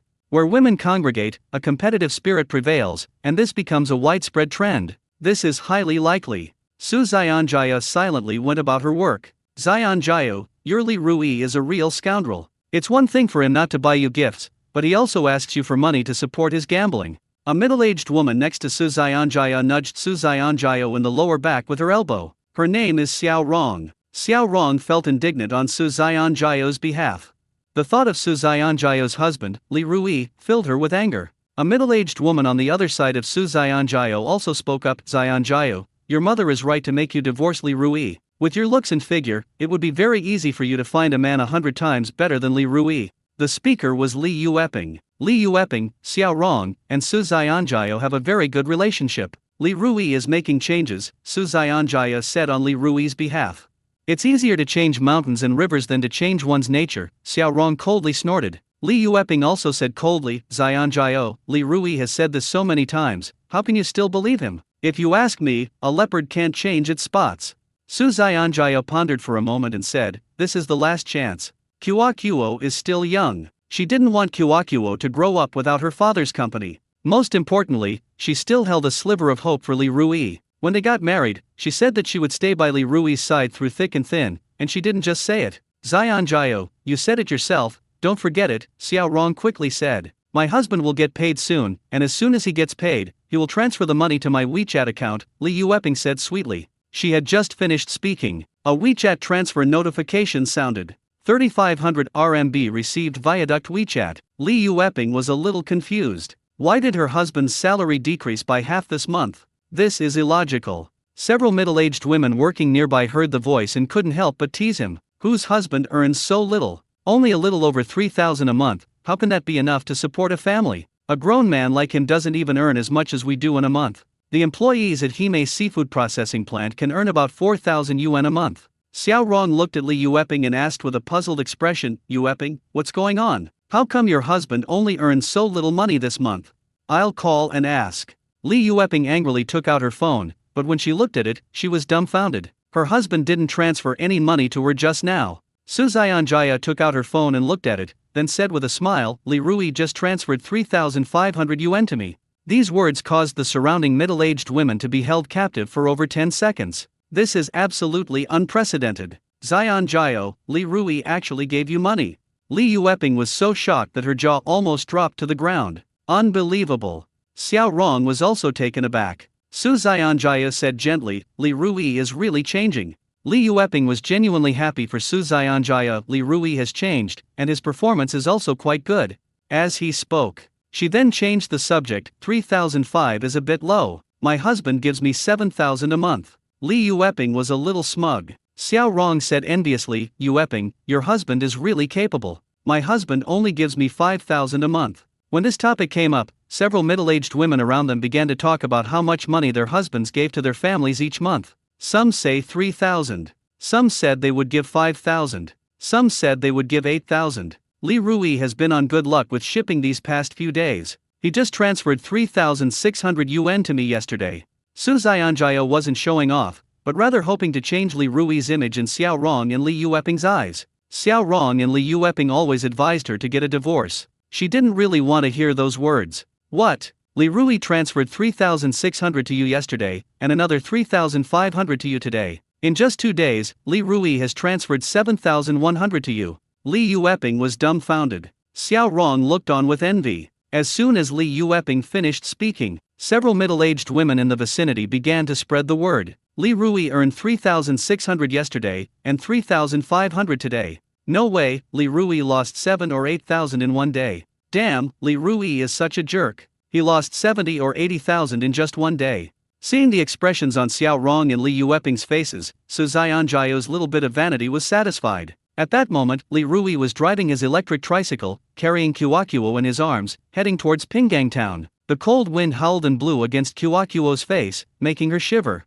Daddy, I'm so cold, Kuakuo said in her childish voice. Li Rui's heart skipped a beat. He slowed down the car and held Kuakuo even tighter. Are you feeling better? Li Rui asked. It's still a bit cold, Kuakuo said, pouting her rosy little lips. Li Rui felt very bad. He's a bit cold, it doesn't matter. But Kuakuo was with him, suffering from the cold. How could he feel good about that? Just a little longer, we're almost in town. Li Rui smiled, secretly determined to buy a car as soon as possible. Kuakuo can't get cold while sitting in the car. If he can't provide a good life for his wife and children, then what's the point of being reborn? Kuakuo nodded like a chick pecking at rice, and then said, Daddy, Kuakuo will hug you tight, let's keep each other warm. As she spoke, Kuakuo wrapped her chubby little hands tightly around Li Rui's body and pressed her little face against his chest. Hee, this way I won't be cold. It's so warm. The road to town was bare on both sides. On this morning, the sea breeze was still a bit chilly. Li Rui felt the warmth of the little one in his arms, and a warm current flowed through his heart. Daddy, drive faster, Kuakuo urged. Yao Yao always tells her that KFC is delicious. Her mouth watered at the thought of eating KFC later. You little rascal, you must be craving something sweet again. Li Rui chuckled. Hee. A bright smile appeared on Kuakuo's round little face. After arriving in Pinggang town, Li Rui just parked his tricycle in front of KFC. A phone call came in. Hey Rui, let's go play cards. Song Jun chuckled slyly. Song Jun, nicknamed Urjunzi, is from Leiwang village. He used to play cards with Li Rui often. The two had a very good relationship. I've quit, Li Rui replied decisively. Give it up? Song Jun seemed to have heard a fairy tale. How could you give it up? Impossible, you must be kidding me.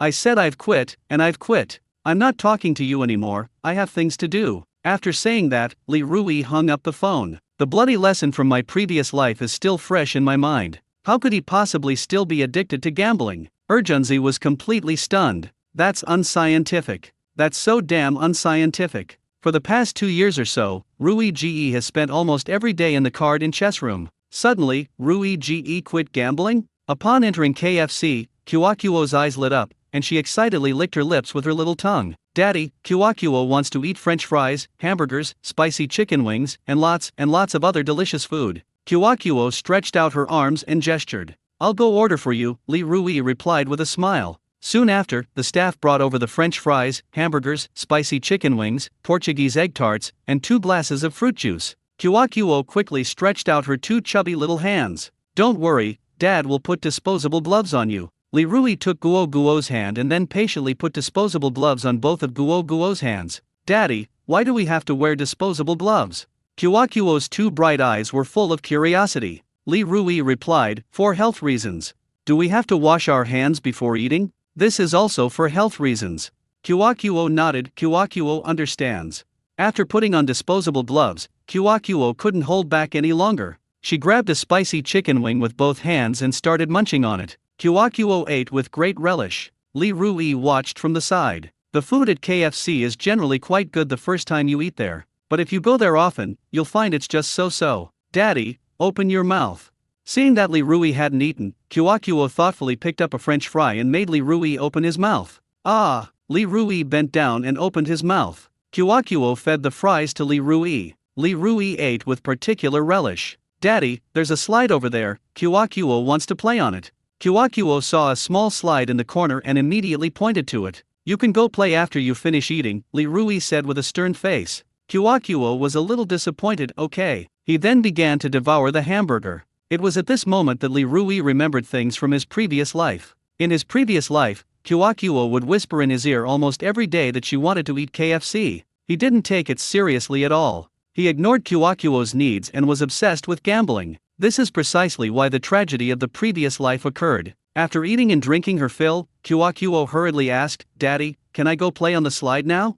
I'll go with you. Li Rui took off the disposable gloves from Guoguo's hands, wiped the food residue off Guoguo's mouth, and then led Guoguo to the slide. Kyokuo rushed in and had a great time. Daddy, this is so much fun. This is Kyokuo's first time playing on a slide. She was full of curiosity. 20 minutes later, Li Rui and Guoguo walked out of KFC. Hey, there are rocking horses here, Daddy, I want to play. There are 4 rocking horses at the entrance of KFC, 2 on each side. Kyokuo didn't notice them when they came in, but she noticed them now. I'll put in the coin. After Li Rui put in the coin, he put Kyokuo on the rocking horse. Suddenly, the rocking horse started playing beautiful music. My father's father is called Grandpa. Dad's mother is called Grandma. Kyokuo's little body swayed with the rocking horse. At the same time, Kyokuo hummed the nursery rhyme along. Daddy, why aren't you riding the rocking horse? It's so much fun. Suddenly, Kyokuo looked up at Li Rui. This rocking horse is so small, Dad can't fit in it. Li Rui couldn't help but laugh. Kyokuo looked closely and realized that the rocking horse couldn't accommodate her father's body. Why aren't there any kiddie rides for adults? Kyokuo pouted. A moment later, Li Rui took Kyokuo off the rocking horse. Daddy, I want to eat candied hawthorn berries, Kyokuo said in her childish voice, pointing at the candied hawthorn berries. Buy it. Li Rui bought a string of candied hawthorns without hesitation. Kyokuo talked as she ate. It's so sour and sweet. It's delicious. When I get back, I'm going to tell Yao Yao and Ji Ming about the taste of candied hawthorn. When they arrived at a children's clothing store, Li Rui had Kyokuo try on several outfits. Li Rui took a fancy to a pink dress. Boss, how much is this shirt? Li Rui asked, pointing to the shirt. 280, the shop owner replied with a smile. Li Rui's lips twitched involuntarily. Why are children's clothes so expensive? The shop owner immediately saw through Li Rui's thoughts. So she quickly said, this dress is made of high-quality fabric and is very comfortable to wear. It's fine for adults to wear ordinary fabrics, but it's not suitable for children. Children's skin is delicate, and wearing ordinary fabrics may not be able to withstand it. If you really want to buy it, it's 240. Take it. After seeing Li Rui's expression, Kyokuo pouted and said, Daddy, Kyokuo doesn't like this outfit. Li Rui knew what Guoguo was thinking. Just now, Kyokuo immediately took a liking to the pink lace dress she was wearing. She's saying she doesn't like it now, probably just to save herself money. Kyokuo is so sensible, it breaks my heart. Boss, how about 120? Li Rui bargained. 120? The shop owner exclaimed in surprise. No, absolutely not. I can't even get it for 120. I will never sell it for less than 220. 180. If you want to sell, I'll buy. If you don't, I'll go look elsewhere. Li Rui squatted down next to Guoguo and pretended to take off the dress she was wearing. The shop owner gritted his teeth, sighed, and said, Fine, it's my first order today, I'll give you a discount, 180 it is. Li Rui then carefully selected a pair of shiny black leather shoes and put them on Guoguo's feet. Stand up and turn around. Kyokuo quickly stood up and turned around in front of the mirror. "Sir, your child looks like a little princess in this outfit," the shop owner complimented. Kyokuo smiled. 2 shallow dimples appeared on her round face. She also felt that wearing this outfit made her look like a princess in a fairy tale. After some haggling, Li Rui bought the dress and leather shoes for 300 yuan. Raising a child these days is really not easy. Li Rui sighed inwardly. Not having enough cash on him, Li Rui paid by scanning a QR code. "Daddy, I'm going to kindergarten tomorrow wearing this outfit. My friends will definitely say I look pretty." Kyokuo giggled. Li Rui bent down and pinched Kyokuo's little cheek, "That's for sure. If a person experiences material deprivation, parental discord, and lacks love during childhood, they are more likely to develop an inferiority complex, cowardice, and timidity. He certainly doesn't want Kyokuo to have that kind of personality. An unhappy childhood, however, requires a lifetime to heal." After leaving the children's clothing store, Li Rui went to the vegetable market and bought more than 2 kilograms of pork ribs and more than 2 kilograms of potatoes. It cost 90 in total. This made Li Rui sigh again. Being born is easy, living is easy, but making a living is not easy. Prices are ridiculously high now. Pork ribs cost 38 yuan per pound. Pork is more expensive on the island. Potatoes aren't cheap either. "Let's go home." Li Rui put the vegetables on the back of the tricycle, held Kyokuo in one arm and gripped the steering wheel with the other, and drove towards Xingfu village. At this moment, at the entrance of Xingfu village, a group of people were gossiping. Some people say that rural people are simple and honest. That shows a lack of understanding of rural people. Rural people who don't go out to work are so bored that they like to gossip. They gossip about everyone, from the Zhang family to the Li family, endlessly. Li Rui has been lucky these past few days. He made some money from beachcombing and then went off to gamble. People in town say he's terrible at cards. He's a typical player who's bad at cards but loves to play. Yesterday he told Yutao that he had quit gambling, and I immediately thought it was unreliable. As everyone was chatting, Li Rui returned in his electric tricycle. Upon seeing Li Rui, Chen Xiang said with a smile, "Oh, you're back so soon. You didn't lose all 3,000 yuan, did you?" Upon hearing this, the villagers at the village entrance cast disdainful glances at him. Li Rui's words sound like he's just talking nonsense. He said yesterday that he had quit gambling. He went to town to gamble again today. Upon hearing this, Li Rui immediately braked and stopped next to Chen Xiang. "Chen Xiang, whether I gamble or not is none of your business." "Mind your own business," Li Rui retorted angrily. "Li Rui, why are you swearing at me?" Chen Xiang snapped. Li Rui chuckled, "You deserve to be scolded, don't you? You can mock me, but I can't scold you?" Chen Xiang blushed and stammered, when did I mock you?" "You know what you're doing," Li Rui said coldly.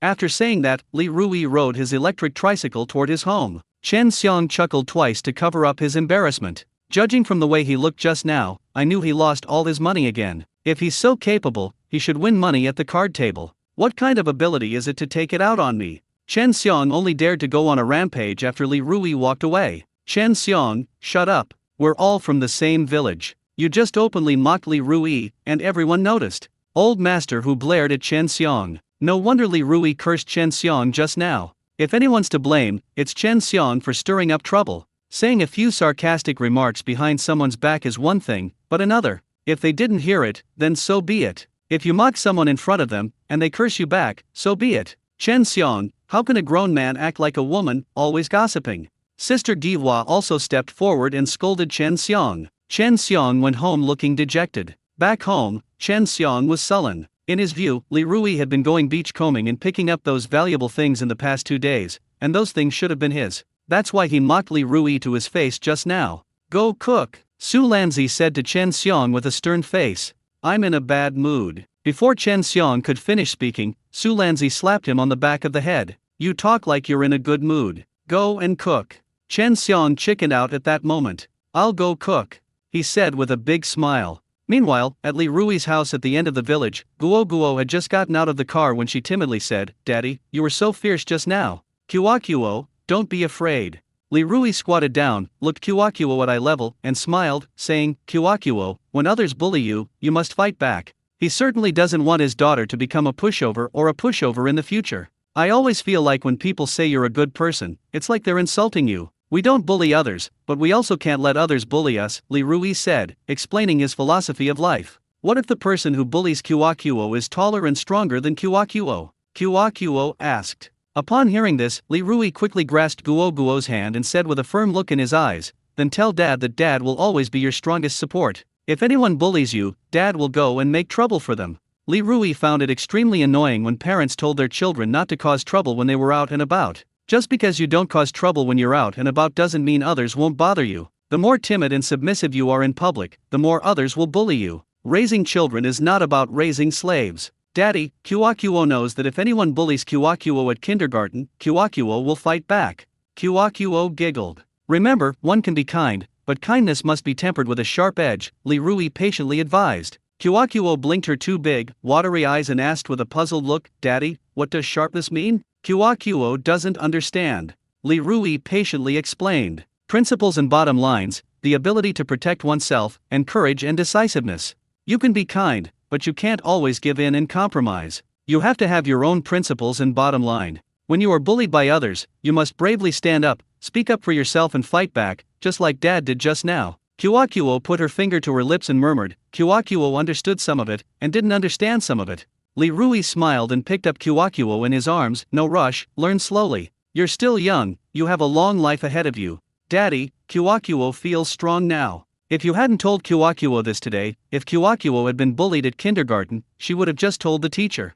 Kyokuo said earnestly. When you are bullied, you should fight back immediately and then tell the teacher. You can't leave others with the impression of being a coward, Li Rui said. People are inherently bullies who prey on the weak and fear the strong. This is a consensus. The school only teaches you to be a good person and an honest person. Family education is indispensable. Kyokuo suddenly waved her little fists and said in a sweet, childish voice, Kyokuo doesn't want to be a coward. Kyokuo wants to be a brave person. When we get to kindergarten, if anyone bullies Kyokuo, Kyokuo will fight back and then tell the teacher.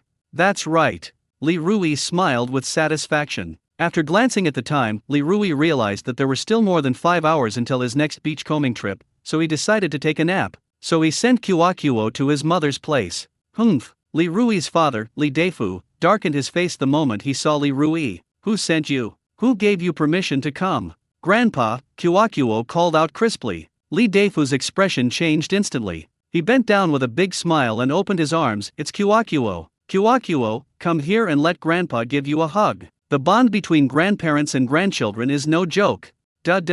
Kyokuo, with her short legs, ran into Li Deifu's arms in the blink of an eye. Kyokuo, Grandpa missed you so much. I feel terrible if I don't see you for a day. Li Deifu picked up Kyokuo and smiled kindly. Grandpa, your beard is hurting Kyokuo. Kyokuo's tender little face was pricked several times by Li Deifu's white beard. Li Deifu looked distressed and even slapped his cheek. It's Grandpa's fault, Grandpa didn't clean his beard properly.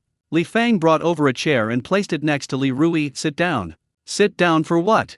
Li Deifu glared at Li Rui with annoyance. He found the good-for-nothing annoying. What a wonderful daughter-in-law. What a wonderful daughter. He didn't cherish it and spent all his time thinking about gambling. Li Rui was too embarrassed to sit down. He placed a bag in front of his mother and said, Mom, these skeleton shrimp are all dead, but they're still fresh. Fry them up and eat them. Upon hearing this, Li Fang became agitated. Her old face scrunched up, and she said with great distress, Why are so many skeleton shrimp dead? Selling so many skull shrimp must have brought in over 200. Li Rui explained with a smile, they were pinched to death by mud crabs. I was going beachcombing this morning and caught a lot of mud crabs, but I didn't manage to tie them up. Li Fang gently patted Li Rui's arm. How can you be so careless when you do things?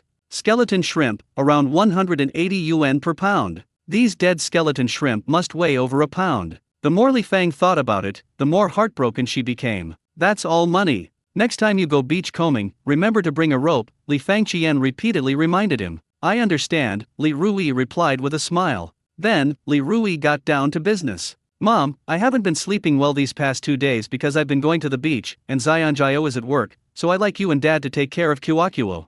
Li Deifu tilted his nose and stuffed Kyokuo into Li Fang's arms. Take Kyokuo inside to play, I'll talk to this brat for a bit. Li Fang opened her mouth, ready to say a few words in defense of her son, but was silenced by a look from Li Deifu. Okay, I'll take Kyokuo inside to play. After saying that, Li Fang picked up Kyokuo and went to her living room. At this moment, only Li Deifu and his son Li Rui remained in the courtyard. You went to town to gamble again this morning? Li Deifu asked coldly. If something happens in the village, it will almost always spread within an hour. Li Deifu heard from someone that Li Rui took Kyokuo to gamble in town again this morning. At this point, they began to interrogate him. No, that's not true. Li Rui explained calmly, this morning, I took Kyokuo to town to play, and I bought her a set of clothes and more than 2 pounds of pork ribs. Do you think I'd believe that? Li Deifu raised an eyebrow. Li Rui said sincerely, Dad, I have realized the mistakes I made before. I will never gamble again. I will work hard to earn money and give Xianjiao and Kyokuo a good life. Li Deifu looked at Li Rui in disbelief. Are you telling the truth? Has Li Rui suddenly changed his personality? This is so sudden. Li Rui nodded, of course it's true. Dad, if I continue gambling day and night like before, my family will fall apart sooner or later, and I will also drag you and Mom down. The lessons learned in my previous life were too deeply etched in my memory. In his previous life, his gambling day and night led to the destruction of his family and the downfall of his parents. The mother cried until she went blind. The father died in despair. It's good that you can turn back. Li Deifu breathed a sigh of relief. The heavy weight that had been pressing on his heart was finally lifted. Li Deifu stared into Li Rui's eyes and asked, What are your plans next? Going to the beach, Li Rui replied. Catching fish at the beach? That's too unreliable. There aren't many people left on Crescent Island who make a living by catching fish at the beach. At this point, Li Deifu patted Li Rui on the shoulder and said softly, Rui, I suggest you go out and find work. Working during the day and delivering food at night will help you pay off your debts quickly. In the past 2 years, Li Rui has squandered more than 200,000 yuan due to gambling. To turn your life around quickly, you have to work harder than others. Dad, I think I can make a good living by beachcombing, Li Rui said confidently. With the system's support, his beachcombing was like a fish in water. Li Deifu glared at him and said, Where do you get your confidence? In our village, Chen Xiong is the only one who makes a living by fishing at the beach and does well. Chen Xiong is a master at fishing at the beach, he's born to do this job. Can you do it? Dad, if others can do it, your son can do it too. Li Rui smiled and said, Yesterday and today, your son went beachcombing twice and earned more than 7,000. I know that. You're just lucky. You can't always be this lucky. Li Deifu still didn't approve of Li Rui making a living by beachcombing. There are some things Li Rui can't say. He couldn't very well tell his dad that he had obtained the system. Dad, I'm giving myself a month to see how much money I can make from beachcombing, Li Rui said. You said it yourself. If you can't support your family by beachcombing a month from now, then go out and find a job and earn money properly. Don't have such unrealistic ideas anymore, Li Deifu said immediately, as if afraid that Li Rui would change his mind. Okay. Li Rui laughed. Seeing Li Rui's brimming confidence, Li Deifu couldn't help but curl his lip. Ruizi, I really don't understand where your confidence comes from. Do you think you're Chen Xiong? The ideal is very lofty, but reality is much harsher. In just a few days, Li Rui will realize how unreliable it is for him to make a living by beachcombing. Dad, I didn't sleep well last night. I'm going back to catch up on my sleep. I still have to go beachcombing tonight. Li Rui yawned. Beachcombing is hard work. People from inland areas who have never been to the beach might find beachcombing very fun. Go back. Li Deifu waved his hand. I'll go check on Kyokuo first. After saying that, Li Rui went to her mother's bedroom, where Kyokuo was lying on the bed, sleeping peacefully. Li Fang glanced inside and, not seeing Li Deifu, took out 500 yuan from her pocket and stuffed it into Li Rui's hand. Take this money. Don't take your dad's words to heart. He's just that kind of person. No matter what, Li Rui didn't take the 500 yuan. Mom, I can't take this money. I'm already very grateful that you and Dad are helping to take care of Kyokuo. Li Rui didn't want to argue, so after saying this, he ran out. As soon as Li Rui ran into the courtyard, his elderly father, Li Deifu, grabbed him. Your mother and I are doing all right. Here's a savings account with 5,000 yuan. Don't think it's too little. Live your life well and stop making your mother and me worry. Li Deifu said with a serious expression. For some reason, Li Rui's eyes welled up with tears, probably from the strong wind. I can't accept this money, Li Rui said firmly. His parents worked hard for most of their lives, raising him to adulthood and spending money to help him get married. It looks like I won't have to worry about it anymore. He himself became addicted to gambling, causing his parents endless worry and tears. Rui Zi, you owe so much money from online loans, you have to pay it back. Li Deifu sighed. Your parents can only do so much, don't look down on us. I'll pay back the money I owe myself. You two don't need to worry about it. Li Rui wanted to slap himself a few times. Why did he have to be so impulsive? What's so good about gambling? He had been addicted to gambling for more than 2 years and had accumulated debts of over 200,000 yuan. Those around him were all unable to eat or sleep properly. Thinking of this, Li Rui was filled with self-blame and guilt. Take it. Li Deifu growled in a low voice, forcefully stuffing the 5,000 yuan savings book into Li Rui's hand. Okay, I'll take this money first. Li Rui looked at his father's wrinkled face and white hair, and felt a pang of sadness in his heart, his nose also stinging with tears. Hearing this, Li Deifu finally let go. Li Rui quickly stuffed the bankbook into his father's pocket and then ran away. He said as he ran, "Dad, I can handle my own problems. Don't worry about me anymore. If you and Mom take good care of yourselves, that will be the greatest help you can give me." Watching Li Rui's departing figure, Li Deifu smiled with satisfaction. He murmured, "This child has finally grown up." In the past, Li Rui always tried to get money from them. Now, even if they offer Li Rui money, he won't take it. It seems Li Rui has truly changed his ways. After returning home, Li Rui fell asleep on the sofa in the living room without even taking off his clothes. My wife, Su Jiao, came home at 5:30 p.m. "It's so cold, why are you sleeping on the sofa without a blanket?" Su Jiao walked over to Li Rui and covered him with a blanket. At this moment, Li Rui yawned and sat up from the sofa. Su Jiao smiled and said, "You're awake." Li Rui stared at Su Jiao, unable to get enough of looking at her. "I have flowers on my face. You've been staring at me like that," Su Jiao said reproachfully. "Wife, you're so beautiful. I can never get enough of looking at you." Li Rui chuckled. "You're so glib." Su Jiao's face turned cold, but she was secretly delighted. She then said with a serious expression, "Li Rui, I have something to tell you. Today is my mother's birthday, and I transferred 500 yuan to her. Between husband and wife, there should be openness and transparency, nothing should be hidden." That's what Su Jiao thinks. Of course. Li Rui didn't have a good impression of his mother-in-law, Chen Yi, but she was, after all, his wife's mother, and there were some things he couldn't go too far with. Once, he went too far in some things. Su Jiao is caught in the middle and doesn't know how to handle things. "Li Rui, aren't you angry?" Hearing Li Rui say this, Su Jiao felt relieved. She had been worried that Li Rui would be angry about this. "She's still your mother."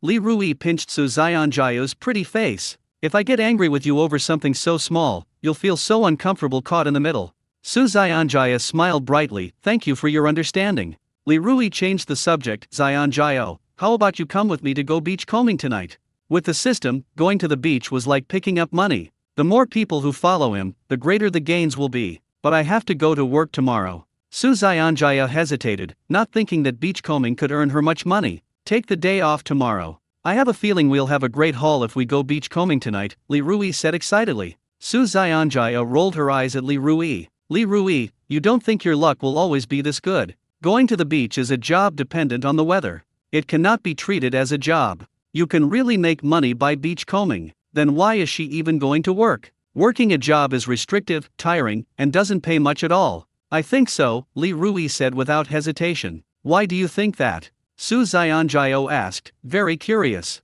"An intuition," Li Rui replied. "Okay, I'll take the day off tomorrow, and I'll go beachcombing with you tonight." Seeing Li Rui's confidence, Su Jiao agreed to go beachcombing with him tonight. As she spoke, Su Jiao's expression turned serious. Then she continued, "Let me make this clear, if we don't find anything good while beachcombing tonight, you can't let me go beachcombing with you again." Beachcombing is a nomadic lifestyle, dependent on the weather. It always gave her a feeling of unease. She only felt at ease when she went to work honestly. Li Rui smiled and said, "No problem." Su Jiao took out her phone and called her boss, finally managing to get leave after much pleading. In the eyes of leaders and bosses, ordinary workers are not human beings, but cattle and horses. At 7 p.m., Li Rui and Su Jiao, a married couple, got ready and arrived at the beach. Sister-in-law Gihua, Aunt Hehua, and Aunt Hehua's husband, Lao Yu, came to Li Rui and Su Jiao's side, each holding a shrimp extractor. "Sister-in-law Gihua, Aunt Hehua, Uncle Yu, you're here to go beachcombing too." Su Jiao greeted them with a smile.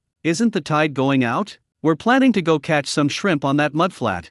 Sister Gihua pointed to a mudflat and grinned. In the morning, Li Rui caught several kilograms of skull shrimp by himself using a shrimp extractor on that mudflat. At that time, she and Aunt Lotus were extremely envious. They tried to dig through the air vent with their hands, but found nothing. It's infuriating. After returning home, they went to town and bought a shrimp pulling machine, planning to make a big splash right now. Those are skull shrimp that cost 180 yuan per pound. That mudflat isn't far from here, only 5 or 6 meters away. Li Rui used his X-ray vision to see that there was nothing under the mudflat. "Li Rui, haha, we have a shrimp extractor now. You can't keep all those skeletal shrimp from under that mudflat all to yourself." Aunt Lotus waved the shrimp extractor in her hand and said smugly, "Old Yu is an honest man and doesn't talk much. At this moment, Lao Yu's heart was burning with excitement, looking forward to making a big splash tonight. Sister-in-law Diwa, Aunt Hahua, since you two usually have a good relationship with my wife, I'll tell you the truth. There are no more skeleton shrimp under that mudflat. Li Rui smiled slightly. Upon hearing this, Sister Diwa couldn't help but sneer. Li Rui, are you saying this because you want to hog all the benefits? This morning you were catching skeleton shrimp with a shrimp extractor there, and your Aunt Lotus and I watched it very closely. The tide's gone out now, how could there not be any skeleton shrimp there? I don't believe you've caught all the skeleton shrimp there. After saying that, Sister Diwa snorted and walked towards the mudflat. Aunt Lotus and Old Yu also rushed over. They were afraid that if they arrived too late, they would miss out on hundreds of millions. Li Rui shook his head and walked along the coastline. As he walked, Li Rui used his X-ray vision to see many small snails on the side of a large rock. Wife, let's go there. Li Rui walked over excitedly. Su Xianjiao followed behind Li Rui. Soon, Li Rui walked to the big rock and saw many baby snails. The piglet snail is also known as the black-spotted snail. It is a marine gastropod mollusk with an oval shape and a sturdy shell. Its base color is slightly white or pale yellow, covered with dark brown spots. Because of its unique appearance, it has a certain aesthetic appeal. So many baby snails. Su Xianjia squatted down, grabbed some baby snails, and put them into the bucket. Su Xianjia's hands just wouldn't stop. Ta-da! The baby snails kept falling into her bucket. Li Rui, hurry up and pick them up. Su Xianjia exclaimed excitedly. It's like finding money on the street. That was awesome. She had been to the beach before, but she had never encountered so many baby snails. Wasn't I just picking it up? Li Rui smiled. At this moment, Chen Xiang, carrying a bucket in one hand and a newly bought shrimp extractor in the other, ran towards the mudflat. He muttered to himself as he ran. Sister-in-law Gihua and Aunt Hehua, they are really fast. As soon as the tide went out, they ran off to catch skeleton shrimp. In order to reach the mudflats as soon as possible, Chen Xiang ran forward with all his might. In his opinion, if he went a little later, he would catch far fewer skeleton shrimp that night. Skeleton shrimp are incredibly valuable. In no time, Chen Xiang arrived at the mudflat. Chen Xiang, what brings you here?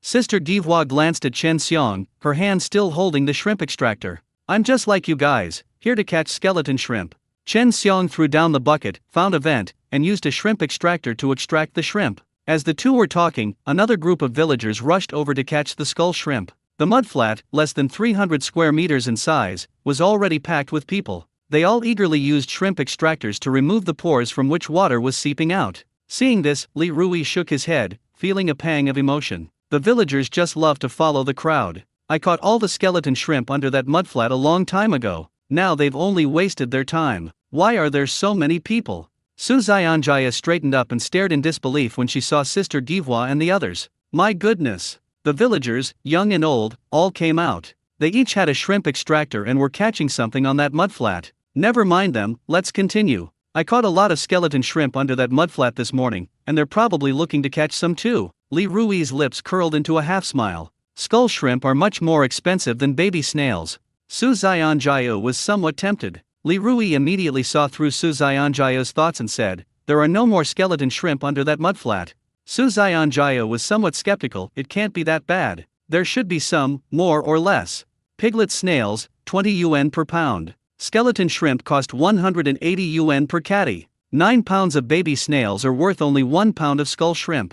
Thinking of this, Su Xianjia wanted to catch the skeleton shrimp even more. Honey, stop looking. There are so many people over there, it's like a swarm of people. If we go over there, we won't be able to move around. Li Rui waved his hand in front of Su Xianjia's eyes. That's true. One shouldn't be too greedy. What you find in the bucket is what you truly have, Su Xianjia said with a slight smile. She then continued collecting baby snails. Li Rui looked around and noticed that there were quite a few scallops directly behind him. Honey, you stay here and pick up some snails, I'll go pick up some scallops. Li Rui took a few steps forward, picked up some scallops, and put them in the bucket. Scallops, also known as golden leaves. Their shells are open when they feed. They are generally 2.5 to 15 centimeters or more in size, and their shells come in a variety of colors, such as purplish brown, light brown, yellowish brown, reddish brown, apricot yellow, and grayish white. The inner surface of the shell is white. Their meat is delicious and nutritious. It costs about 35 yuan per jin, 500 G. Where can I find scallops? Su Xianjia looked up at Li Rui. When she saw Li Rui constantly picking up scallops, she couldn't hide the joy in her eyes. So many scallops? Li Rui, you've had such good luck these past few days. Su Xianjiao was extremely excited and happy. When she arrived, Li Rui asked her to carry a bucket as well. At the time, she said it wasn't necessary. Now it seems absolutely necessary. In a short while, Su Xianjiao had collected more than 3 pounds of pig snails. Li Rui, on the other hand, picked up more than 4 kilograms of scallops. At the mudflat, Divua and her colleagues, who had been full of energy just moments before, were now deflated. Why aren't there any skeleton shrimp anymore? Damn, I used the shrimp extractor to remove countless air holes, but I didn't catch a single skeleton shrimp. It's really weird. This morning I clearly saw Li Rui remove an air hole and pull out a skeleton shrimp. Who says otherwise? I just bought this shrimp extractor from town today. The one I have is too. Sister Divua and the others kept complaining there. Many people were so tired that they sat down on a large rock. The man is smoking. The woman exhaled. Chen Xiong, did you catch any skeleton shrimp? Aunt Lotus asked Chen Xiong. Chen Xiong is an outstanding expert in beachcombing and fishing in their Xingfu village. Chen Xiong replied with a bitter face, I only picked up a few mussels, I didn't even see any skull shrimp hairs. Mussels have relatively large shells, typically measuring 13 to 14 centimeters in length, which is twice their height. The apex of the shell is located at the very front of the shell. The shell is relatively thin and has a smooth surface. The price is not expensive, about 12 yuan per jin, 500 G. What? You only found a few mussels? Chen Xiong, you weren't like this before. Aunt Hehua was slightly surprised. Damn it, I don't believe I can't catch a single skeleton shrimp on this mudflat, Chen Xiong cursed. In the morning, Li Rui caught several kilograms of skull shrimp on this mudflat. Li Rui doesn't have X-ray vision. How could he possibly catch all the skeleton shrimp under this mudflat? Determined to push himself, Chen Xiong saw the air hole and used the shrimp extractor to pull hard. No. Still no. After working for most of the day, Chen Xiong still hadn't seen a single skeleton shrimp. Gihua, let's go back. Li Rui is right, there are no more skeleton shrimp on this mudflat.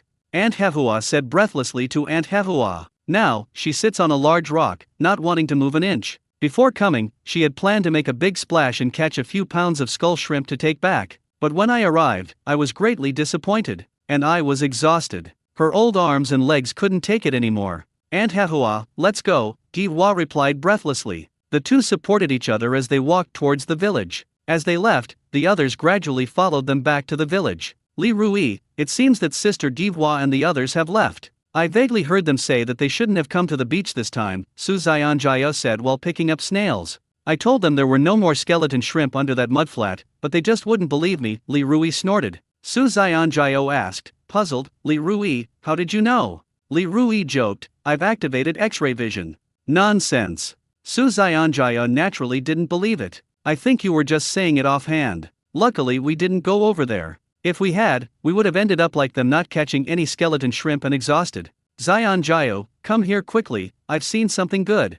Li Rui took a few steps forward, came to the foot of a reef, and waved to his wife, Su Xianjiao. Li Rui's eyes widened as he stared at what was below the rocks, his adrenaline surging. Oh dear, I haven't finished picking all the baby snails here, so I can't come over now. Su Xianjiao's hands never stopped moving as she spoke. She picked things up for quite a while, but she didn't feel tired at all. Picking up countless tiny snails is like picking up money, isn't it? Whoever picks up money will feel tired. Xianjiao, I have something really good here, a baby snail. You don't need to pick anymore. Li Rui looked at the pincers of the big guy in front of him and looked down on the baby snail and scallop. What good stuff is this? This time, Su Xianjiao's attention was drawn to it, and she quickly walked over to Li Rui's side. Li Rui pointed at the pliers of the huge thing in front of him and chuckled, look what this is. Su Xianjiao looked over, her eyes widening in surprise. She was so excited and thrilled that her voice trembled slightly. This is a tiger crab. Wow, it's huge. This tiger crab must weigh over a pound. Tiger crab, also known as frog crab, is a marine crab with a unique appearance and bright colors. Their cephalothorax is frog-shaped, longer than wide, with a raised back. They are highly edible and have the effects of relieving blood stasis, nourishing tendons and qi, and moistening the liver and yin. It is generally prepared by steaming, boiling, stir-frying, or eating raw. Quick, quick, grab it! Su Xianjiao shouted, pointing at the tiger crab. Such a big tiger crab would cost 300 or 400. Li Rui bent down and reached in with the clip. Suddenly, the tiger crab brandished its two enormous pincers, and its body tilted slightly upwards. Its rear end kept moving backward. Li Rui seized the opportunity, grabbed it in one swift motion, and then placed it in front of Su Xianjiao. I'll tie it. Su Xianjiao grabbed the tiger crab by the back and turned it over. Then she took out a cotton rope from her pocket and started wrapping it around the tiger crab from one side of its claw, then around its legs and the other side of its claw, finally crossing and knotting it on the tiger crab's back. The movements were executed in one smooth motion, without any hesitation or delay. One look and you know she's a master at tying crabs. Let me weigh it.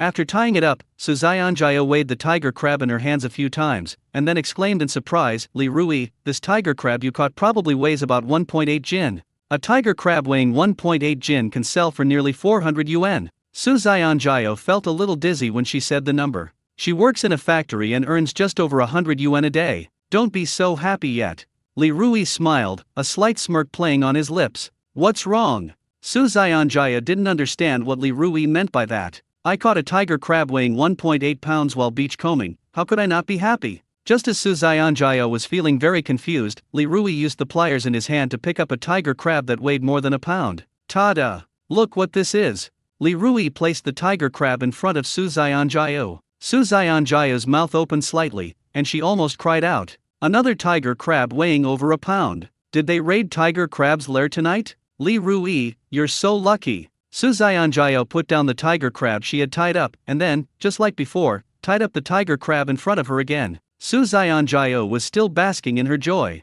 Li Rui picked up another tiger crab. There were quite a few tiger crabs under the large reef in front of Li Rui. Tonight, they really did raid tiger crab's lair. Keep your voice down, don't attract attention or draw other people over, Li Rui warned warily. Most people have left the mudflats, but a small number of people were using shrimp extractors to continuously extract water from the pores that were bubbling out. Chen Xiong was one of them. I just don't believe Li Rui managed to catch all the skeleton shrimp from under this huge mudflat this morning, Chen Xiong said, utterly frustrated. When they go beachcombing, Chen Xiong is always the one who finds the most things in their village. In the past 2 days, Li Rui has had incredible luck, finding a lot of good stuff while beachcombing. At this thought, Chen Xiong felt a surge of envy, jealousy, and hatred. If Li Rui can do it, then I, Chen Xiong, can definitely do it too. Chen Xiong was still challenging himself. On the mudflats, those who hadn't left yet hung their heads dejectedly, uttering discouraging words. Looks like we'll have to keep looking for skeleton shrimp here tonight, but we probably won't find a single one. Let's look around somewhere else. We can't let the Air Force fly tonight.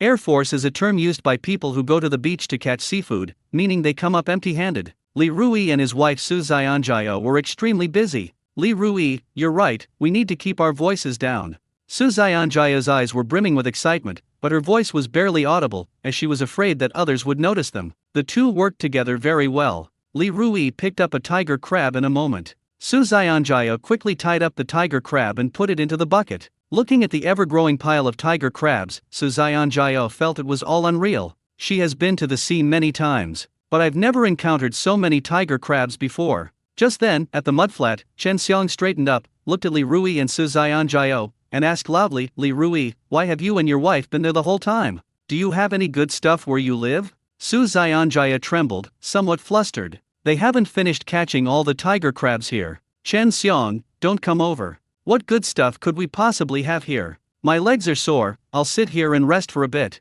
Li Rui appeared quite calm. As he spoke, Li Rui had already taken out a cigarette from his pocket and started smoking. Just then, he got a little tired and took a rest. Upon hearing this, Chen Xiong immediately perked up. Li Rui, you can't do this. How come you're tired after such a short time? I'm still full of energy. Seeing Li Rui sitting on a large rock smoking, Chen Xiongzhen assumed that Li Rui didn't have anything of value there. Chen Xiong, you've been busy the whole time, you must have picked up a lot of good stuff, Li Rui said, suppressing a laugh. There was nothing beneath that mudflat. Previously, Li Rui had used his X-ray vision ability to see things very clearly. At this moment, he said this purely to disgust Chen Xiong. Chen Xiong's face stiffened. He kicked the bucket next to his feet and looked at the few mussels inside with a bitter expression. But the next moment, he looked up and shouted, I did pick up a lot of good stuff. Take your time picking them up. I'm not going to chat with you anymore. I'm going to have a smoke. Li Rui smiled, but in his heart he thought, that old bastard Chen Xiong is so stubborn. Li Rui is useless. A grown man with no stamina at all, Chen Xiong muttered to himself, secretly pleased with himself. Then, he continued to use the shrimp extractor to remove air from the vent. Su Xianjiao breathed a slight sigh of relief. Luckily, Chen Xiong didn't come. If he had, he would have definitely picked up a lot of tiger crabs here. Su Xianjiao patted her full chest. She didn't want to share the tiger crabs here with anyone else. Chen Xiong worked hard for a while, but still couldn't catch a single skeleton shrimp. That's impossible. Chen Xiong was very frustrated. Logically speaking, Li Rui caught quite a few skeleton shrimp on this mudflat this morning, so there should still be some skeleton shrimp left on this mudflat now. Chen Xiong had just stopped and was resting, panting heavily. Li Rui's mocking laughter then drifted over. Brother Xiong, why did you stop? Didn't you just say you were full of energy? Didn't you just say you had lots of good things at your feet? Why did you stop now? Upon hearing this, Chen Xiong stretched and then replied, when did I stop? I was just stretching. I have inexhaustible energy. After saying that, Chen Xiong continued to huff and puff as he used the shrimp extractor to remove air from the hole. Seeing this, Li Rui thought to himself, you damn fool, even if you turn that mudflat upside down tonight, you'll hardly find any skeleton shrimp.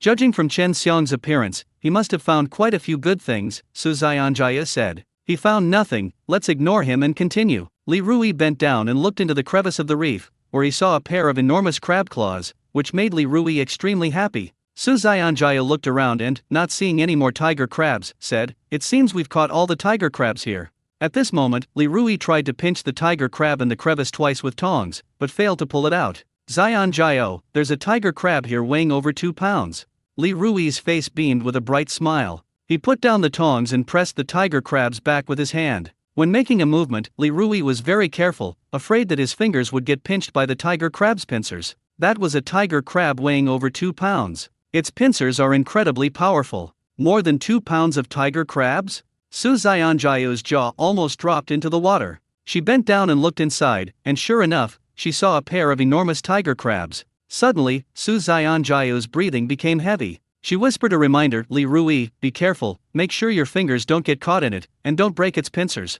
If a crab loses its claws, its price will drop significantly. First, if the claws fall off, there will be less crab meat. Secondly, from an appearance perspective, it gives people a feeling of incompleteness. The crevice between the rocks was very narrow. Just as Li Rui was about to grab the tiger crab by the back, the tiger crab quickly retreated. This resulted in Li Rui's hand grasping at empty air. Don't let it get away. Su Xianjiao's heart was in her throat when she saw this. A tiger crab weighing over 2 pounds is worth quite a bit of money. Whoosh! Just then, Li Rui quickly pressed down on the tiger crab's back. Then, he pulled out the tiger crab. Pa! When Li Rui was catching tiger crabs, his face was pressed tightly against the reef, and some seaweed got on the corner of his mouth. What a huge tiger crab! Su Xianjiao's eyes lit up as she looked at the tiger crab that weighed more than 2 pounds in front of her. Li Rui said, quickly tie it up. Before Li Rui could speak, Su Xianjiao had already pulled out a cotton rope. Okay. Just like before, she grabbed the tiger crab by the back and tied it up tightly with cotton rope. Li Rui, we've caught 20 or 30 caddies of tiger crabs.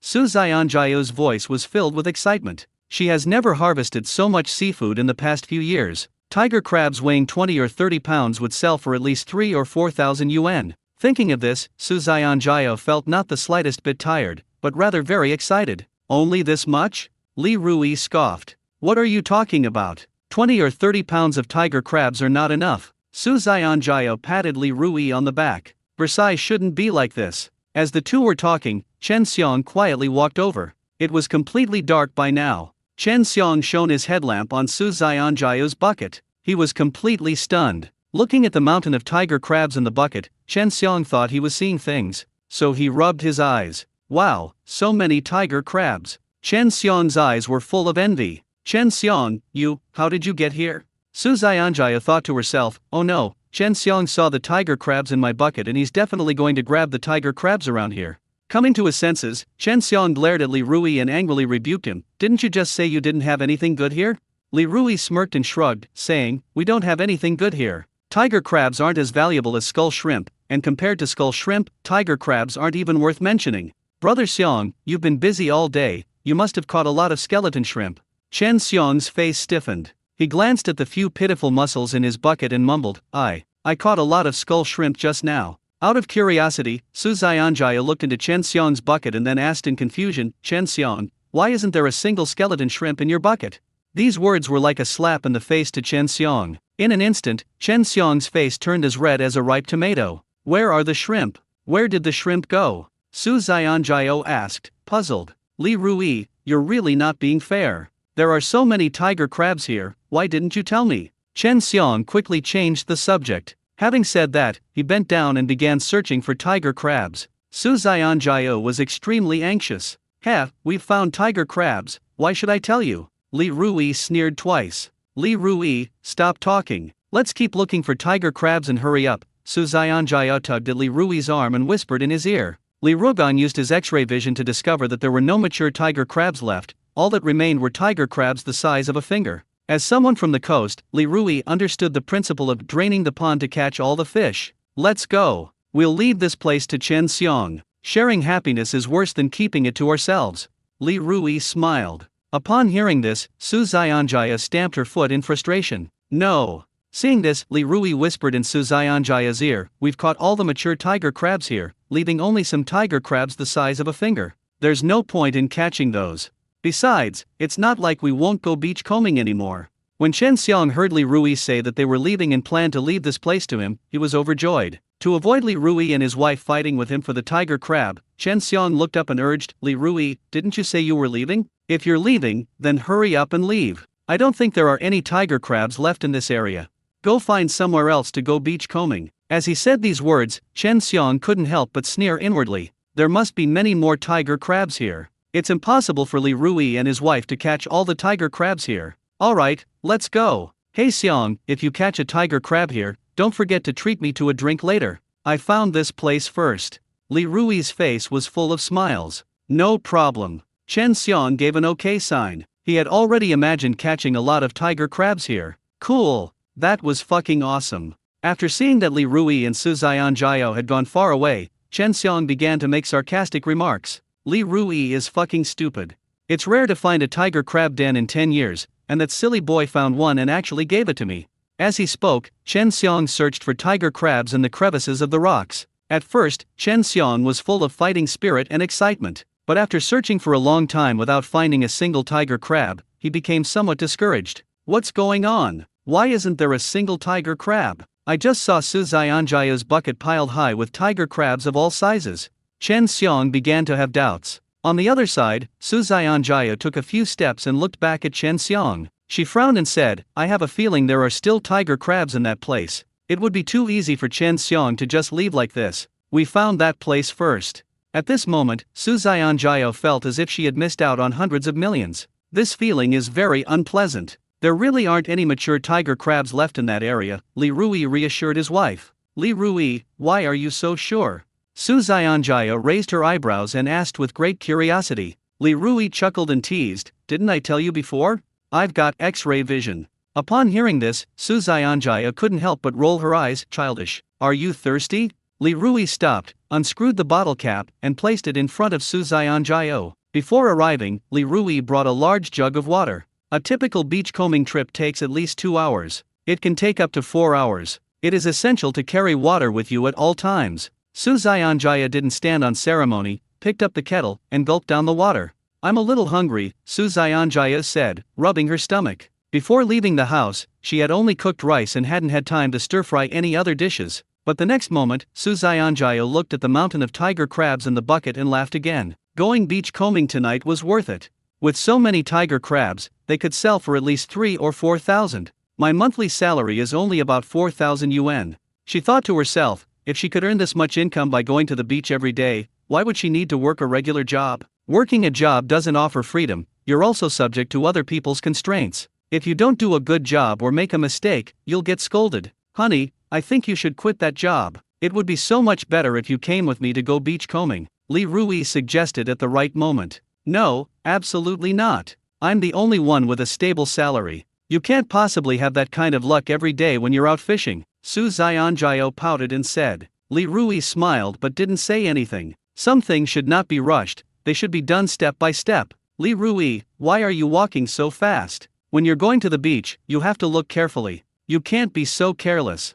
Su Xianjia said to Li Rui in annoyance when she saw him walking so fast and not even looking at the ground. She's been married into the family for several years and knows that beachcombing requires patience, perseverance, and physical strength. At this moment, Li Rui was going to the beach, but he only glanced at it a few times before moving on. That won't do. I looked carefully.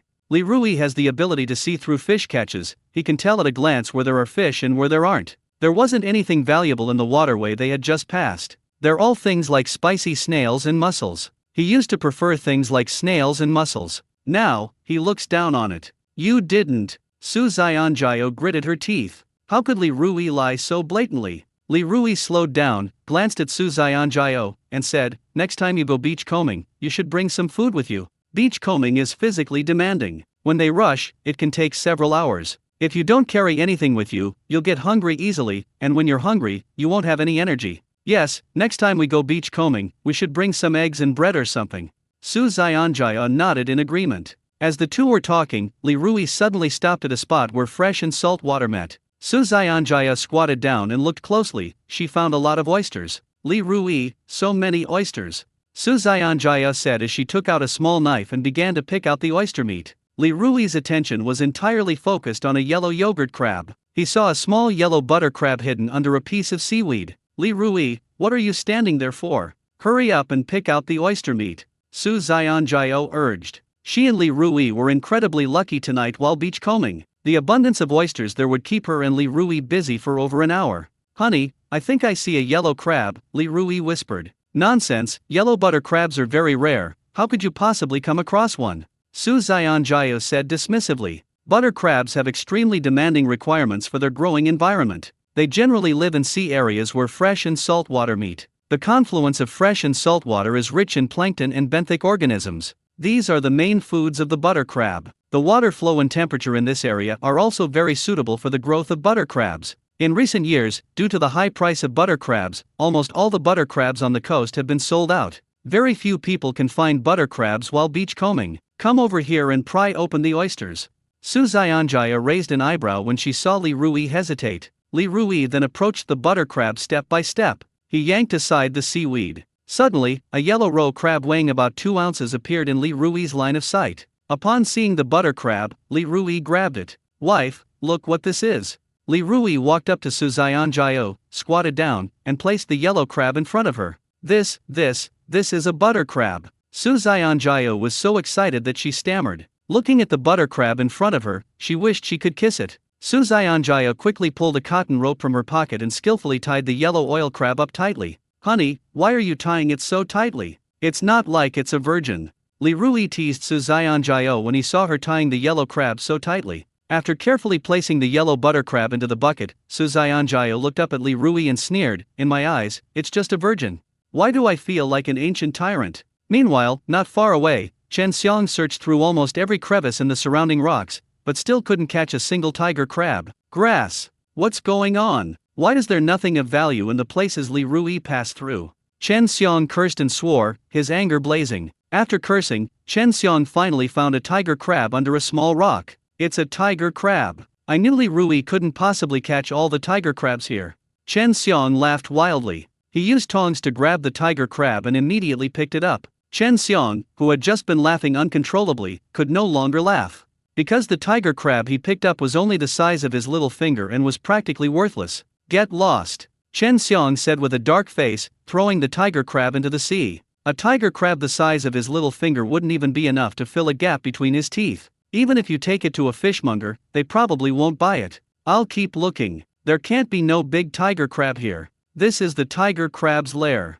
Chen Xiang wiped the sweat from his face and continued to search through the rocks, feeling the crevices between them. "Li Rui, you actually caught a yellow croaker. Your luck is amazing." Su Xianjiao held the tied-up yellow croaker, admiring it. After fiddling with it for a while, Su Xianjiao sighed softly, "It's just a little small. If it's a larger yellow croaker, one can sell for several hundred yuan. This one I have is worth at most 100 yuan. Just as Su Xianjiao finished sighing, Li Rui realized that there was a hole beneath his feet, the opening of which was about the size of a wrist. He looked closely and saw 2 yellow crabs inside the hole. There were actually 2 rather large yellow butter crabs inside? For a moment, Li Rui's breathing became somewhat rapid. After taking a deep breath, Li Rui picked up the tongs and easily removed the yellow crab. Having the ability to see through the fish catch is just awesome. It's very easy to pick the crabs out of the hole. Another butter crab. This butter crab is huge. Su Xianjiao's beautiful eyes widened, and her heart pounded. Li Rui used his index finger and thumb to firmly grip the sides of the crab's back shell, preventing it from using its claws. Then, Li Rui flipped it over so its belly was facing up. Li Rui did this to see if it was male or female. Male yellow crabs have a triangular abdomen, also known as a pointed navel. Crab legs have relatively many long hairs. The female yellow crab has a round or oval abdomen, which is called a round navel. The hairs on crab legs are relatively few and short. At this moment, the yellow croaker in Li Rui's hand is a female yellow croaker. It's a female yellow butter crab, Li Rui said. How did you know? Su Xianjiao asked curiously. Li Rui pointed to its abdomen and legs and patiently began to explain. He majored in marine biology in college. Therefore, I have some understanding of these things. I've learned something new.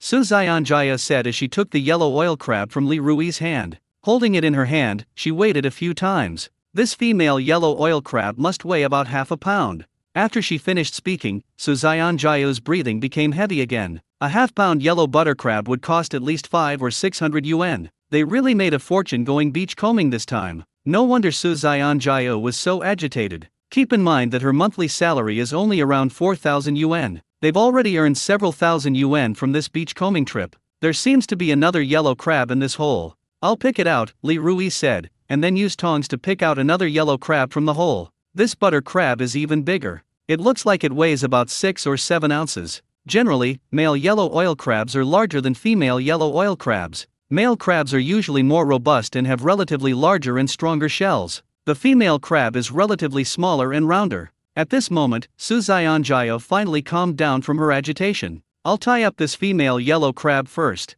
Su Xianjia deftly pulled a cotton rope from her pocket and then tied up the female yellow crab in her hand. When performing this action, Su Xianjia was very careful, and her movements were slow and gentle. She was afraid of breaking the leg of the female yellow crab in her hand. Li Rui examined the yellow crab caught in the claw carefully and discovered that it was a male yellow crab. Oh my, this is a male yellow croaker, the whole family is here. Li Rui couldn't help but laugh. It really is a male yellow oil crab. Su Xianjia gently put the female yellow oil crab into the bucket, and then went to tie up the male yellow oil crab. Li Rui leaned against a large rock, took out a cigarette from his pocket, and started smoking. Su Xianjia then searched for butter crabs nearby. As for the oysters scattered all around, Su Xianjia didn't even glance at them. Oysters can't compare to the aroma of buttered crab. Stop looking, there shouldn't be any more yellow crabs around here. Li Rui didn't want Su Xianjia to have wasted her time. TCH. Su Xianjia curled her lip and said, "You say there aren't any, and there aren't? I don't believe it at all. If you can find butter crabs around here, I can probably find them too." Li Rui smiled and didn't say anything more. If Su Xianjia wants to find it, then let her find it. He couldn't very well tell Su Xianjia that he possessed the ability to see through fish catches and already knew there were no yellow crabs nearby. After searching for a while, Su Xianjia really couldn't find another butter crab. "You were right, I didn't find any yellow butter crabs around here." Su Xianjia was a little disappointed, then turned to Li Rui and asked, "Why have you been so lucky lately? What's going on?" In the past few days, Li Rui has caught razor clams, blue crabs, tiger crabs, and yellow oil crabs. It's fair to say that Li Rui's luck has been absolutely incredible these past few days. Li Rui casually made up an excuse, "I've been worshipping Mazu. There is a statue of Mazu in his home." In coastal areas, many people have various kinds of statues of gods in their homes. There are specific rules for placing a statue of Mazu. The statue of Mazu in his home is placed high in the living room, facing the front door, surrounded by fresh flowers, fruits, and incense burners. Because Li Rui is a devout follower of Mazu, therefore, Li Rui often burns incense for the Mazu statue and cleans the environment around it. "Oh, I see." Su Xianjia believed it. "I'll also sincerely worship Mazu from now on. The tide's coming in soon, let's go back," Li Rui said after finishing his cigarette. Upon hearing this, Su Xianjia immediately became anxious. No. You're so lucky tonight, let's continue beach combing. Who knows, you might not be so lucky next time we go beach combing. Tonight, she went beach combing with Li Rui, and it was like picking up money off the beach. She didn't want it to end so soon. "Look at our buckets." Li Rui shook his head and smiled. Su Xianjia looked down, covered her mouth, and said, "Both of our buckets are full." Li Rui snorted, "You're only just realizing that now. Why didn't I bring a snakeskin bag when I came?" Su Xianjia said with a hint of self-reproach. "And now what are you saying? When we came, I told you to bring another bucket, but you said it wasn't necessary, one bucket was enough," Li Rui said with a smile. Su Xianjia retorted with a straight face, "Who knew we'd be so lucky tonight? After saying that, Su Xianjia secretly regretted it and said, "Next time I go beachcombing with you, I'll bring a snakeskin bag. Don't be upset, there's plenty of time. Take things one step at a time." Li Rui picked up a relatively heavy bucket and walked towards home. "Speaking of food, I'm really hungry. I wonder if Kuakuo has had dinner yet." Su Xianjia carried a relatively light bucket and walked beside Li Rui. "You'll find out when we get back," Li Rui replied. Glancing at the contents of the bucket, Su Xianjia chuckled, "This is too light." Li Rui was both amused and exasperated. "That bucket you're holding must weigh at least 20 kilograms. And you're saying it's light?" Su Xianjia tilted her head back and said, "It's light. The heavier the weight, the more money I get," Su Xianjia said coquettishly. "I want to be a little rich woman." As soon as she finished speaking, Su Xianjia felt her stomach growl. She looked at Li Rui with a smile and asked, "What do you want to eat tonight? I'll cook for you, and we can have a couple of drinks later. Didn't we just catch 3 yellow crabs? Let's make yellow crab dishes." Li Rui joked. Snap! Before Li Rui could finish speaking, Su Xianjia slapped him on the back. "You want to eat shit. Butter crab is too precious to eat." Su Xianjia rolled her eyes and said with a dark face, "We'll have oysters tonight. Oysters are delicious." Oysters are not only delicious, but also inexpensive. Su Xianjia didn't say these words aloud. "Let's steam 3 more tiger crabs. Seafood, seafood, it's all about freshness." Li Rui added, "Kuakuo is growing, so she needs to eat nutritious food." No, 3 tiger crabs will fetch a lot of money," Su Xianjia quickly said. The two were chatting when they arrived at their doorstep. "The atmosphere here is great." Chen Xiong, who was gathering seafood, looked utterly miserable. "Why are there only tiger crabs the size of a finger? When Li Rui gave up this place, I thought he was stupid. Now it seems that Li Rui probably already knew there were no adult tiger crabs here. Damn it, all my efforts were for nothing." As the tide was rising, Chen Xiong ran to a certain area and picked up some cheap, spicy snails. It's tough for married men to have a hard time. Making money is one thing. If you don't earn money, your wife will usually scold you when you get home. Chen Xiong has a deep understanding of this. Damn, he wasted too much time tonight on that mudflat and near the tiger crab's den, so he didn't find much tonight. How is he going to explain this to that haggard-looking woman when he gets home tonight? Thinking about this problem, Chen Xiong became very worried. The door isn't locked, so mom should be at our house. Li Rui saw that his front door was open and knew that his mother, Li Fang, was inside. As the two entered the house, they were immediately greeted by the aroma of stewed bones. As Li Rui approached the kitchen, he saw his mother, Li Fang, ladling stewed bones and potatoes from the pot into large bowls. "Mom, why are you cooking?" Li Rui asked with concern. "Didn't mom want to do something for you that I could? I don't have much money, so I can't give you much. I can only do small things for you and Xianjio." Li Fang smiled kindly. Li Fang put down the spatula, picked up a large bowl full of stewed potatoes with bones, and walked towards the living room. "For the past 2 years, my son has been a good-for-nothing, constantly addicted to gambling." Xianjia did not divorce her son. She was very grateful to Xianjio. No matter what, she had to do something for Xianjio. "Mom, let me do it." Su Xianjio walked over with her hands outstretched, showing her good judgment. "You and Ruizi should go wash up. You're covered in so much mud and sand, how can you serve the dishes?" Li Fang stepped back, then walked around Su Xianjio and into the living room. Li Rui looked at Su Xianjio and said, "Come on, let's go wash up quickly. Once we're clean, we'll eat." Su Xianjio glared at Li Rui. "All you know is how to eat." After saying that, he ran into the living room. "Mom, where's Kuakuo?" Su Xianjio asked with concern. "She's sleeping in the inner room, your dad is watching her, Kuakuo. You don't need to worry," Li Fang replied with a smile. She was extremely satisfied with her daughter-in-law, Su Xianjio. She is beautiful, capable, kind-hearted, and considerate. Most importantly, he never abandoned her son. It is Li Rui's good fortune that his son Li Rui was able to marry Su Xianjio.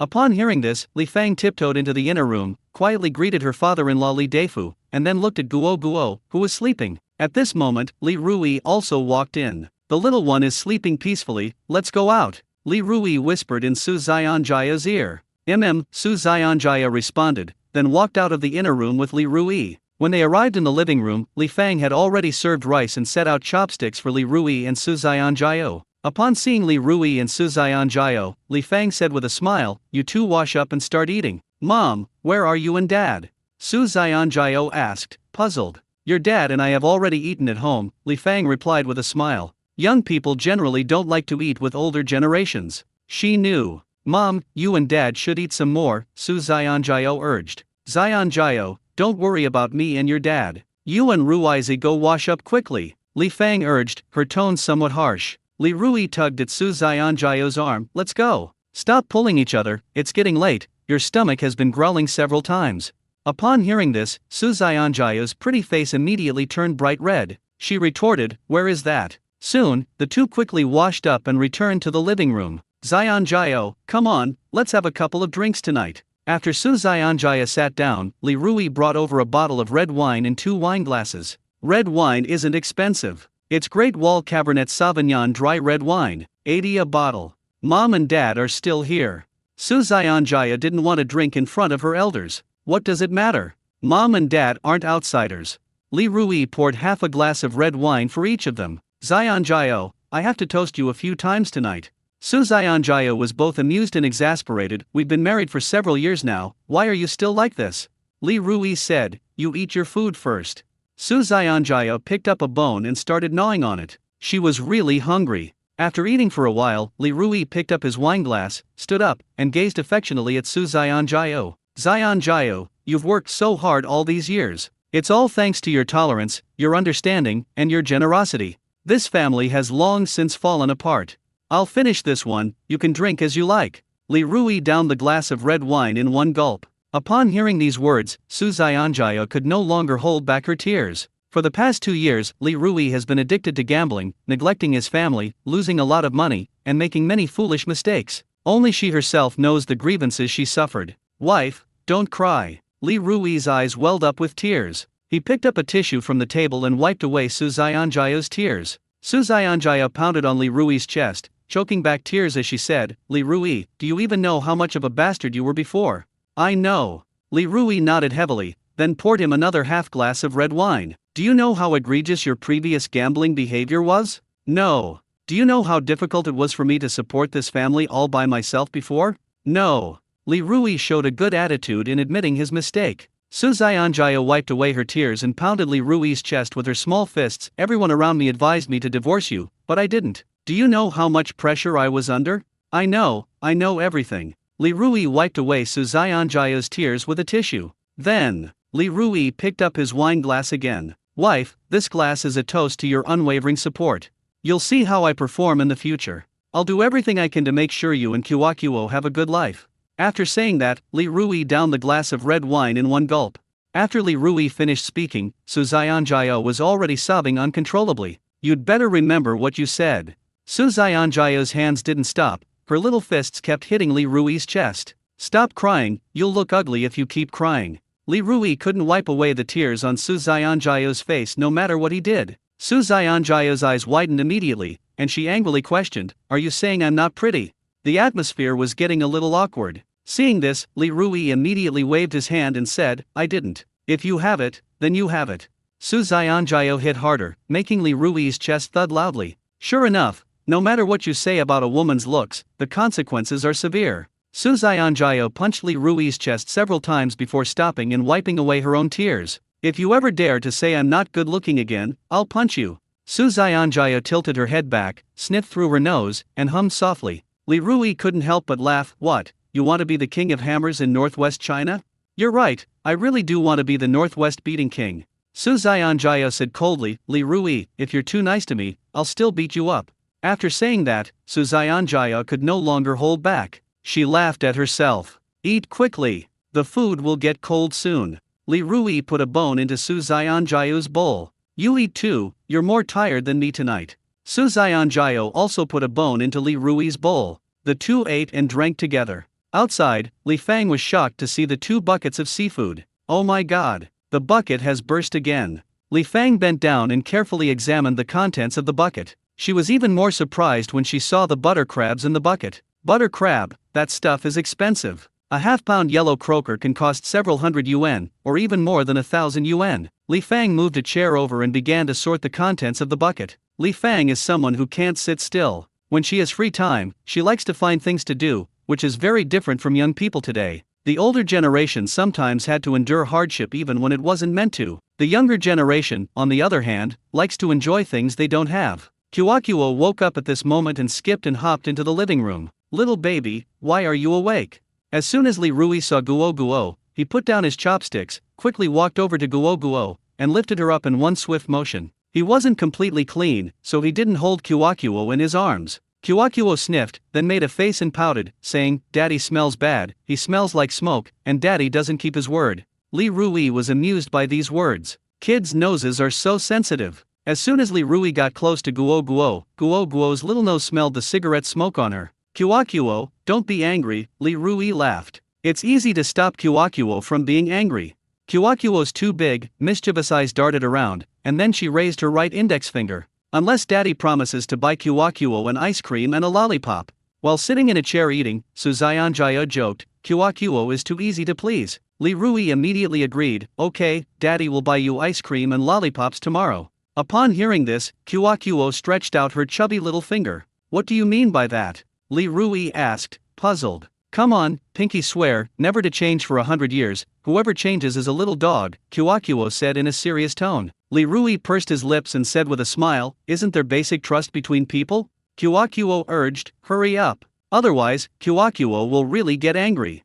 Seeing Guo's expression, Li Rui glanced at Su Xianjia and thought to himself, this child is just like you, getting angry at the drop of a hat. But the next moment, Li Rui hooked his little finger around Guo's little finger. The two said in unison, Pinky promise, never to change for 100 years, whoever changes is a dog. Only after doing this did Guo feel at ease. Guo reminded him, Daddy, remember to buy me ice cream and lollipops tomorrow, or you'll turn into a puppy. Li Rui put Guo down, squatted down, and looked Guo in the eye, saying, don't worry, Dad will definitely buy you ice cream and lollipops tomorrow. Upon hearing about ice cream and lollipops, Guo stuck out her little tongue and showed off her mouth. She almost drooled from her little mouth. Li Rui, come and eat, Su Xianjia called out. At this moment, Li Deifa stretched and walked out of the bedroom. Rui, go eat. I'll watch Guo. Li Deifa winked at Li Rui, signaling him to go eat. Okay, I'll go eat. Li Rui had just sat down and hadn't even picked up his chopsticks yet.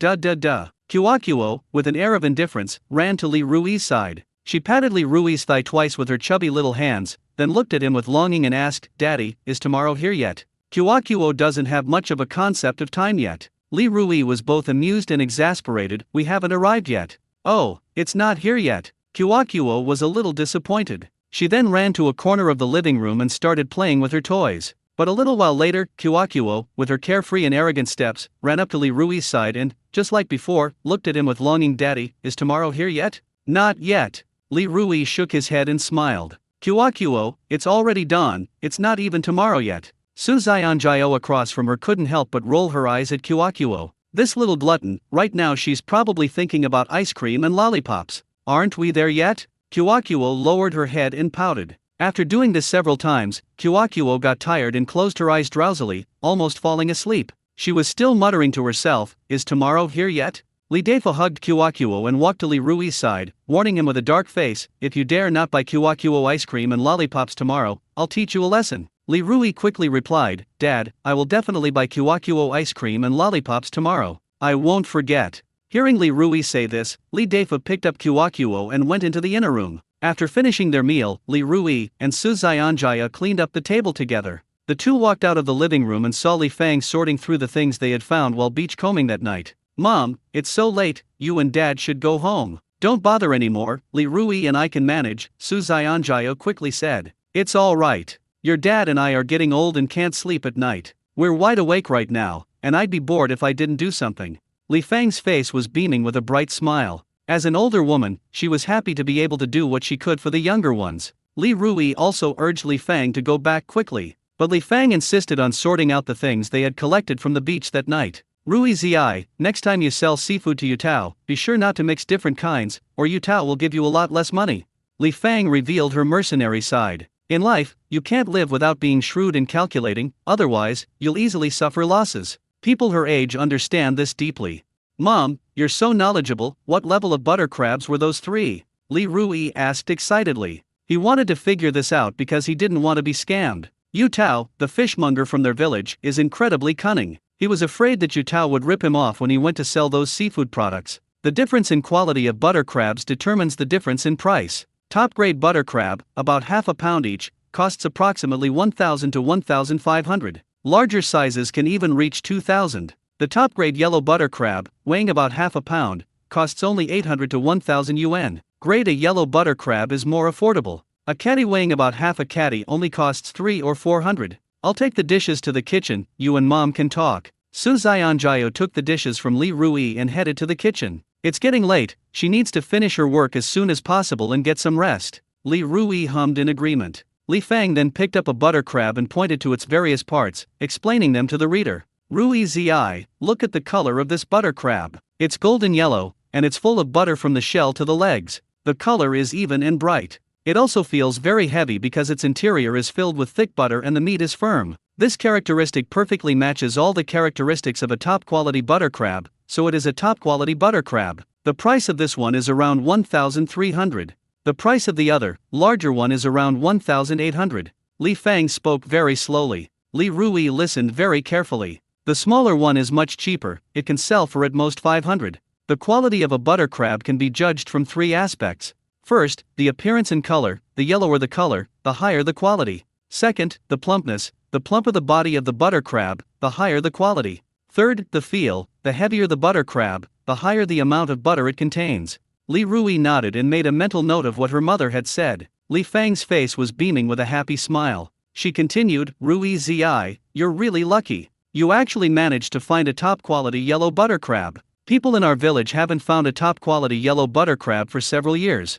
As she spoke, Li Fang sorted the contents of the bucket into categories. Her hands almost never stopped. Li Rui sat down next to her mother, Li Fang, and began to sort the contents of the bucket. Sigh. The fishermen on Crescent Island have it tough. They finally managed to find some good fish, but the fishmongers relentlessly drive down the price. Yu Tao, the fishmonger from our village, loves to do that, Li Fang sighed. Mom, if Uncle Yu's price tomorrow isn't fair, I'll find another way to sell it. I refuse to believe that without Butcher Zhang, we can still eat hairy pork. Li Rui also knew Yu Tao's character. Unlike the mainland, there are more sales channels on the island. Li Fang gave a wry smile. Rui Zi, there's an unwritten rule on Crescent Island that seafood from a village can only be sold to designated seafood dealers. Finding another way out is difficult. At this moment, Li Deifu came out of the living room. Kuo is asleep, so you don't need to worry about her. Li Deifu spoke up before Li Rui could even ask about Kuo. Rui Zi, you can't gamble anymore, understand? Li Fang said sternly. Upon hearing this, Li Rui felt a mix of emotions. In his previous life, his addiction to gambling led to the destruction of his family and the death of his loved ones. How could he possibly become addicted to gambling again in this lifetime? Mom, I understand, Li Rui replied. As the old saying goes, when husband and wife are of one mind, even mud can turn into gold. Li Fang said this because she hoped that Li Rui and Su Xianjia could work together to manage their family well. Having been through it all, Li Rui knows all too well how difficult it is for a family to live a good life. It is truly remarkable that Su Xianjia has given Li Rui chances time and time again. Mom, don't worry, I will live a good life with Xianjia. She is a good woman, and I will never let her down in this life. I will treat her even better. Li Rui glanced at Su Xianjia, who was washing dishes in the kitchen. That's more like it. Li Fang smiled with satisfaction. Li Deifu is a man of few words. He worked quietly all the time. He saw the changes in his son and was happy about it. Previously, he was genuinely worried that Su Xianjia wouldn't be able to tolerate Li Rui and would leave him with Kuo. As the two were chatting, Urgenzi called Li Rui. Li Rui wiped the water off his hands before answering the phone. Brother Rui, we're one short for a game of cards, come join us. Urgenzi urged impatiently. Li Rui immediately cursed, get lost. I'm never playing cards again. Urgenzi snorted twice. Brother Rui, don't joke with me. You're even more addicted to gambling than I am. How can you possibly quit? Hurry up. Before Urgenzi could finish speaking, Li Rui hung up the phone. Rui, you did the right thing, Li Fang praised Li Rui. They were busy until 10 p.m. before they finally finished. Li Rui placed the sorted crabs into a large basin. The plate is very large and very tall. The crabs can't climb out. Mom and Dad, you go back, I'll pour some water into the plate, Li Rui said. Okay, let's go back, Li Fang said. After my parents left, Li Rui poured some water into the large plate. The water wasn't very deep, it didn't cover the crab's mouth, just enough to ensure the crab could breathe normally. This is how you store live crabs for a long time. The water is too deep, the crabs can't breathe and are likely to drown. The water is too shallow, and the crabs lack drinking water, making them prone to dying. The oyster meat was placed in the refrigerator's crisper drawer. Li Rui, What should we do with these snails and scallops? Su Xianjiao asked Li Rui. I'm going to get some seawater, Li Rui said, then picked up the bucket and walked out of the house. Piglet snails and scallops are marine organisms. They need to live in seawater to survive for a long time. If you put them in fresh water, they will easily die. I'll stay home and look after the kids. You should go and come back soon, Su Xianjia said, watching Li Rui's retreating figure. I know, Li Rui replied. That's the downside of going beachcombing at night on Crescent Island. Sometimes, things you find can't be sold in time. The next morning, before it was fully light, Kuo opened her big eyes. She quickly ran to Li Rui's chest. Daddy, is tomorrow here yet? Kuo, that little foodie, hasn't forgotten the promise Li Rui made to her last night. All she could think about was eating ice cream and lollipops. Li Rui groggily opened his eyes, smirked, and said, when Dad gets up later, he'll buy you ice cream and lollipops. How long will it take again? Kuo's two big eyes were filled with doubt. Wait a moment doesn't refer to a specific time, it means the time will be very short. Li Rui patted Guo's little head. Last night, around midnight, he vaguely heard Kuo say in his ear, Daddy, is tomorrow here yet? I never expected Kuo to do this so early this morning. It seems you can't easily give in to children's requests, otherwise they'll keep nagging you endlessly. Daddy, Kuo wants to ride a horse, hee. Kuo climbed onto Li Rui's body, then her little bottom and little body swayed back and forth, and she sang a couple of lines, my grassland, my horse, I want to juggle. Li Rui was extremely happy. Where did you learn all this? Li Rui asked curiously. The sound was very soft. He was afraid of waking Su Xianjiao. I learned it from my phone, Kuo said with a grin. Daddy, Kuo is all grown up now and wants to ride a horse. When you grow up, Dad will take you horseback riding, Li Rui said casually. Kuo stretched out her little finger again. Come on, pinky promise, never to change for 100 years. Li Rui tapped Guo's little head with his finger. All you know is pinky promise, never to change it for 100 years. That's what they say. But then, Li Rui hooked his little finger with Guo's little finger. Pinky promise, 100 years from now, no exceptions. Whoever breaks it is a dog. Kuo spoke very seriously. Li Rui wore a wry smile on his face. This little guy is taking it way too seriously. Perhaps in Kuo's world, growing up and riding horses is very important to her. Daddy, are we there yet? When can Kuo eat ice cream and lollipops? Kuo thought of ice cream and lollipops again. As long as she didn't get to eat ice cream and lollipops, she'll keep asking. This is something extremely important to her. Suddenly, Su Xianjiao opened her eyes on the bed. She glared at Kuo and said irritably, are you ever going to stop? Daddy promised to buy you ice cream and lollipops, and Daddy will buy you ice cream and lollipops. What's the rush? She hadn't slept well and was woken up by the noise. I'm in a bad mood, but Kuo wants to eat right now. Kuo immediately backed down. She straddled Li Rui, drooping her head, pouting her little mouth, and said weakly, it's not done yet, let's talk about it when it's light, Su Xianjiao said with a stern face. Kuo opened her mouth. She wanted to ask when it would be dawn. But Su Xianjiao glared at her again and said sternly, if you keep asking questions, you won't get any ice cream or lollipops today. Kuo was so frightened that she quickly covered her little mouth with both hands. That won't do. Kuo will just stop asking, honestly. Kuo thought to herself. Go to sleep. Su Xianjiao's tone was still stern. Oh. Like a child who had made a mistake, Kuo tiptoed off Li Rui and lay flat on the bed. She stopped talking and didn't sleep. Her eyes were wide open, eagerly awaiting the dawn. An hour later, it was dawn. Su Xianjiao straightened up, stretched, and yawned. She sat on the bed, silently blaming herself. If I hadn't been knocking down oysters when I was beachcombing last night, I could have picked up some other things. Oyster meat is so cheap. It costs about 10 yuan per kilogram. There's plenty of time in the future. We can go beachcombing today, Li Rui said with a smile. You've been lucky lately. You need to hurry up and go beachcombing, or you'll miss this opportunity, Su Xianjiao said excitedly. She took the day off yesterday. No work today. Daddy, Kuo looked at Li Rui with pleading eyes. Li Rui immediately understood what she meant. Let's get up and wash up. We'll go to the convenience store now to buy you ice cream and lollipops. Kuo was extremely excited when she heard this. She quickly got out of bed. Then, her small body slid smoothly from the edge of the bed to the floor. Daddy, these are your slippers, put them on quickly. Kuo lay on the floor, found Li Rui's slippers, and neatly placed them in front of the bed. Li Rui was once again left speechless, both amused and exasperated by the little guy. Su Xianjiao shook her head, then complained, little foodie.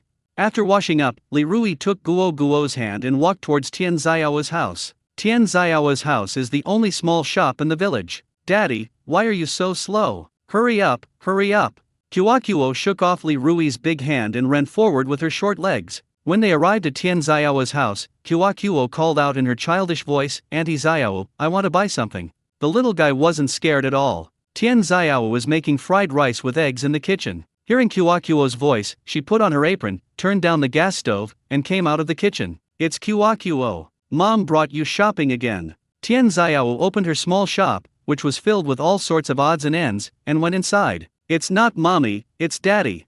Guo wiggled her little bottom proudly. She followed closely behind Tian Xiao. Tian Xiao was stunned. How could it be that gambler Li Rui? Li Rui gambled day and night. Li Rui never seemed to have brought Guo to her house to buy anything. Xiao, get an ice cream and a lollipop.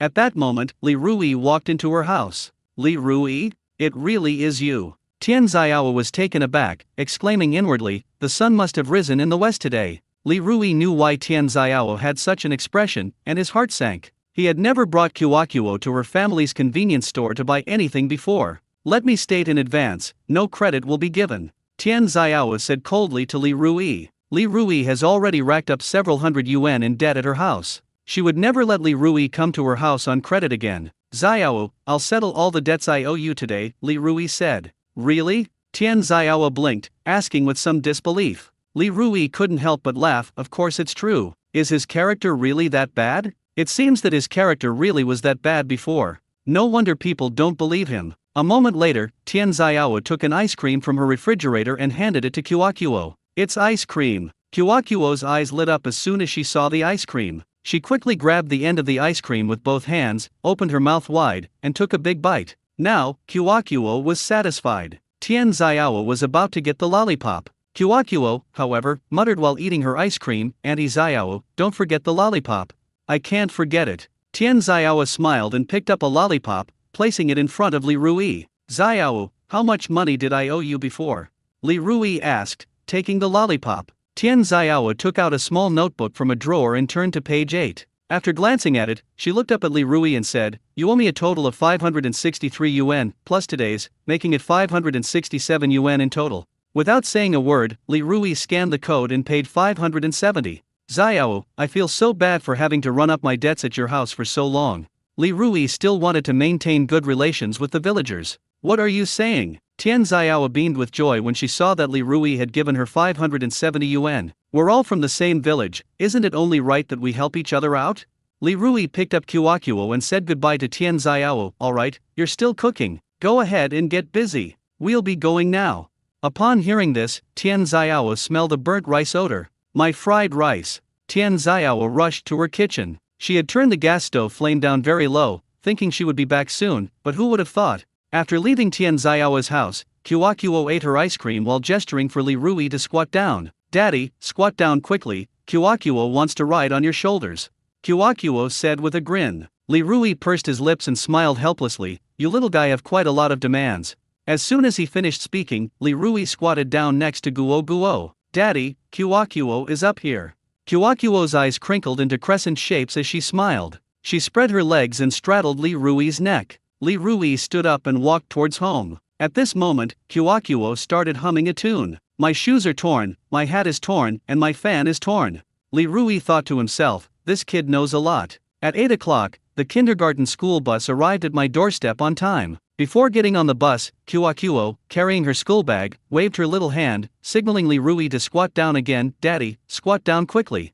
What are you planning to do now? Li Rui asked curiously. While asking the question, Li Rui still obediently squatted down next to Guo. Mew. Suddenly, Guo's little lips kissed Li Rui's right cheek. Goodbye, Daddy. After giving him the kiss, Guo took off on her short legs and ran onto the kindergarten school bus. On the school bus, the kindergarten teacher helped Guo onto the bus. Li Rui waved goodbye to Guo with reluctance. As Li Rui approached his courtyard, Su Xianjia said excitedly, Li Rui, let's go sell those seafood and see how much money we can make. The thought of making several thousand yuan more brought Su Xianjia an irrepressible smile. Let's go sell those seafood products, Li Rui said excitedly. As Li Rui loaded the butter crabs and other items onto his tricycle, he stood beside it, feeling that something was amiss. Su Xianjiao asked with a puzzled look, Li Rui, what's wrong with you? Isn't it too conspicuous for us to go to Uncle Yu's house like this? Li Rui said, touching his chin. So what if I parade around in public?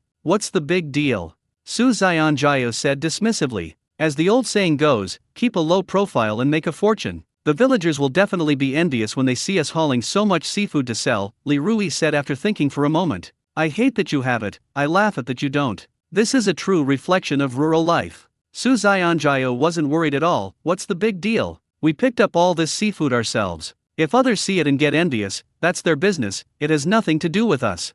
It's best to keep a low profile and make a fortune quietly. I don't want a reinforced platoon following us when we go beachcombing next time, Li Rui insisted. Hearing Li Rui say this, Su Xianjiao panicked a little. If she and Li Rui go beachcombing next time and are followed by a large group of people, that would be terrible. Li Rui found a piece of gray cloth and covered the seafood in the tricycle basket. Let's go to Uncle Yu's house. Li Rui got into the car. Okay. Su Xianjiao climbed onto the basket of the tricycle. Before starting the car, Li Rui asked, are you holding on tight? Su Xianjiao smiled and replied, hold on tight. Life finally has a future. Upon hearing this, Li Rui twisted the throttle of the tricycle, and the tricycle sped off. Meanwhile, in Yutao's yard, several people were selling the things they had picked up while beachcombing the night before. Chen Xiong stood in the crowd, head drooping, looking utterly dejected. Chen Xiong, what good stuff did you find last night? Let me see. Old Master Hu walked over to Chen Xiong and looked at the bucket in Chen Xiong's hand. It's okay if you don't watch it. Upon seeing this, Master Hu was completely stunned. Why are there only a few mussels and some whelks? Chen Xiong, you didn't pick up as much stuff as I did last night. Hu Iryi smiled, revealing a few teeth that were still in his mouth. Chen Xiong is a well-known expert in beachcombing and fishing in their Xingfu village. Last night, Chen Xiong seemed to have some bad luck. As soon as Uncle Hu finished speaking, several middle-aged women in the courtyard surrounded Chen Xiong. These girls chattered away like sparrows. That's right, Chen Xiong picked up a few mussels and several pounds of snails last night.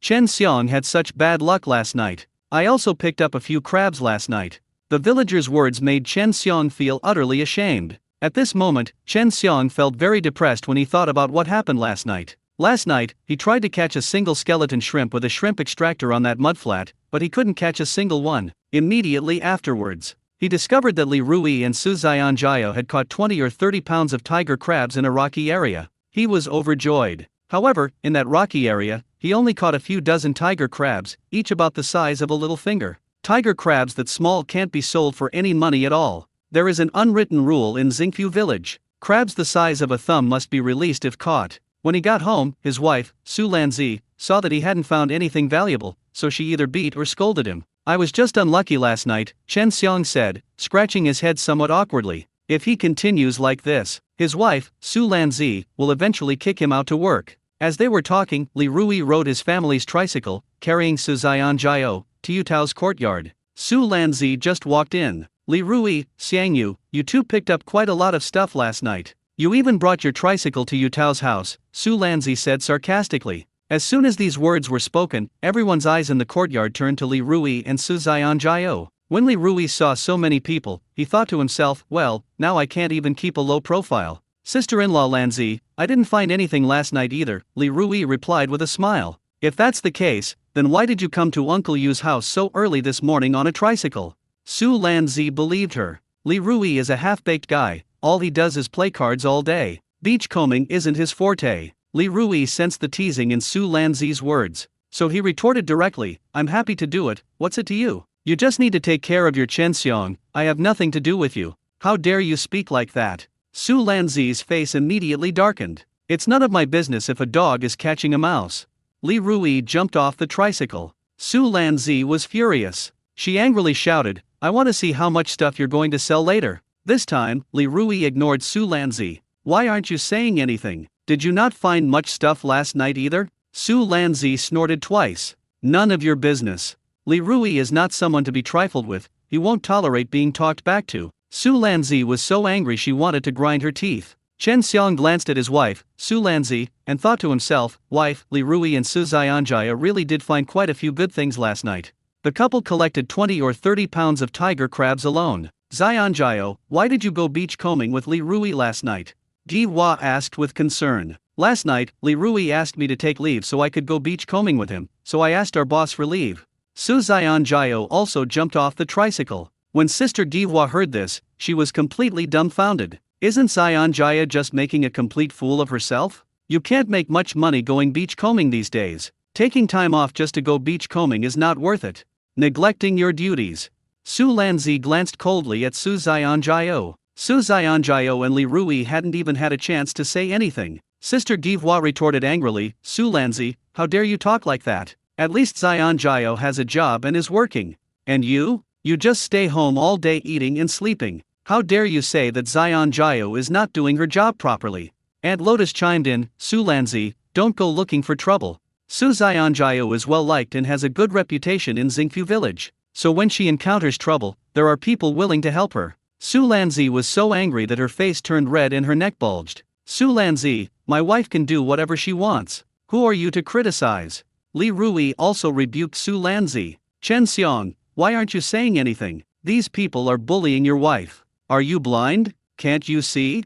Su Lanzi grabbed Chen Xiong's arm and said fiercely. Chen Xiong forced a smile, don't bother with them. Su Lanzi became even more upset. She immediately started cursing, useless thing, I told you to talk about them, not me. In the courtyard, most people had sold the seafood they had collected while beachcombing the night before and hadn't left. They wanted to see how much Li Rui had collected while beachcombing last night. Others who come to sell seafood all bring buckets. Li Rui arrived in a tricycle. This greatly piqued their curiosity. Chen Xiong, mussels are 10 yuan a pound, and whelks are 15 yuan a pound. You have a total of 3 pounds of mussels and 4 pounds of whelks, which is 90 yuan in total. Yu Tao placed 90 yuan in front of Chen Xiong. Su Lanzi stepped forward, grabbed the 90 yuan from her hand, and then put it in her pocket. In front of everyone, she directly criticized Chen Xiong. If you earn this little bit from going beachcombing today, you'll be sleeping on the sofa tonight.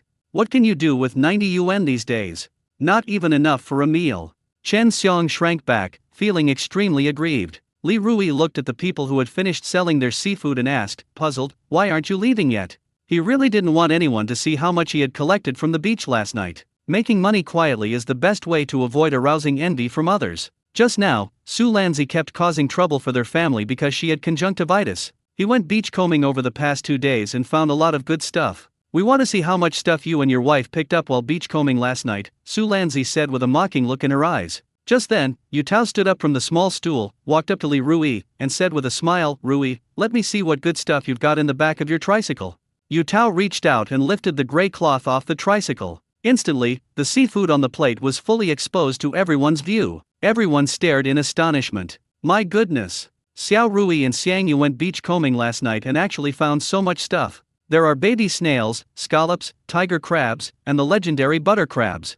My goodness, there are even butter crabs. No one in our village has found butter crabs for many years. Su Lanzi was dumbfounded. Chen Xiong stared wide-eyed. Rui, here, have a Huazi cigarette. Yu Tao took a Huazi cigarette out of his pocket and handed it to Li Rui with a smile. He can make a lot of money from this acquisition. Li Rui did not accept the cigarette. Seeing this, Yu Tao chuckled and said, Rui Zi, Guo Guo has already gone to school, what are you afraid of? Hurry up and take it. Uncle will light it for you. Uncle Yu, no rush, give me a price first.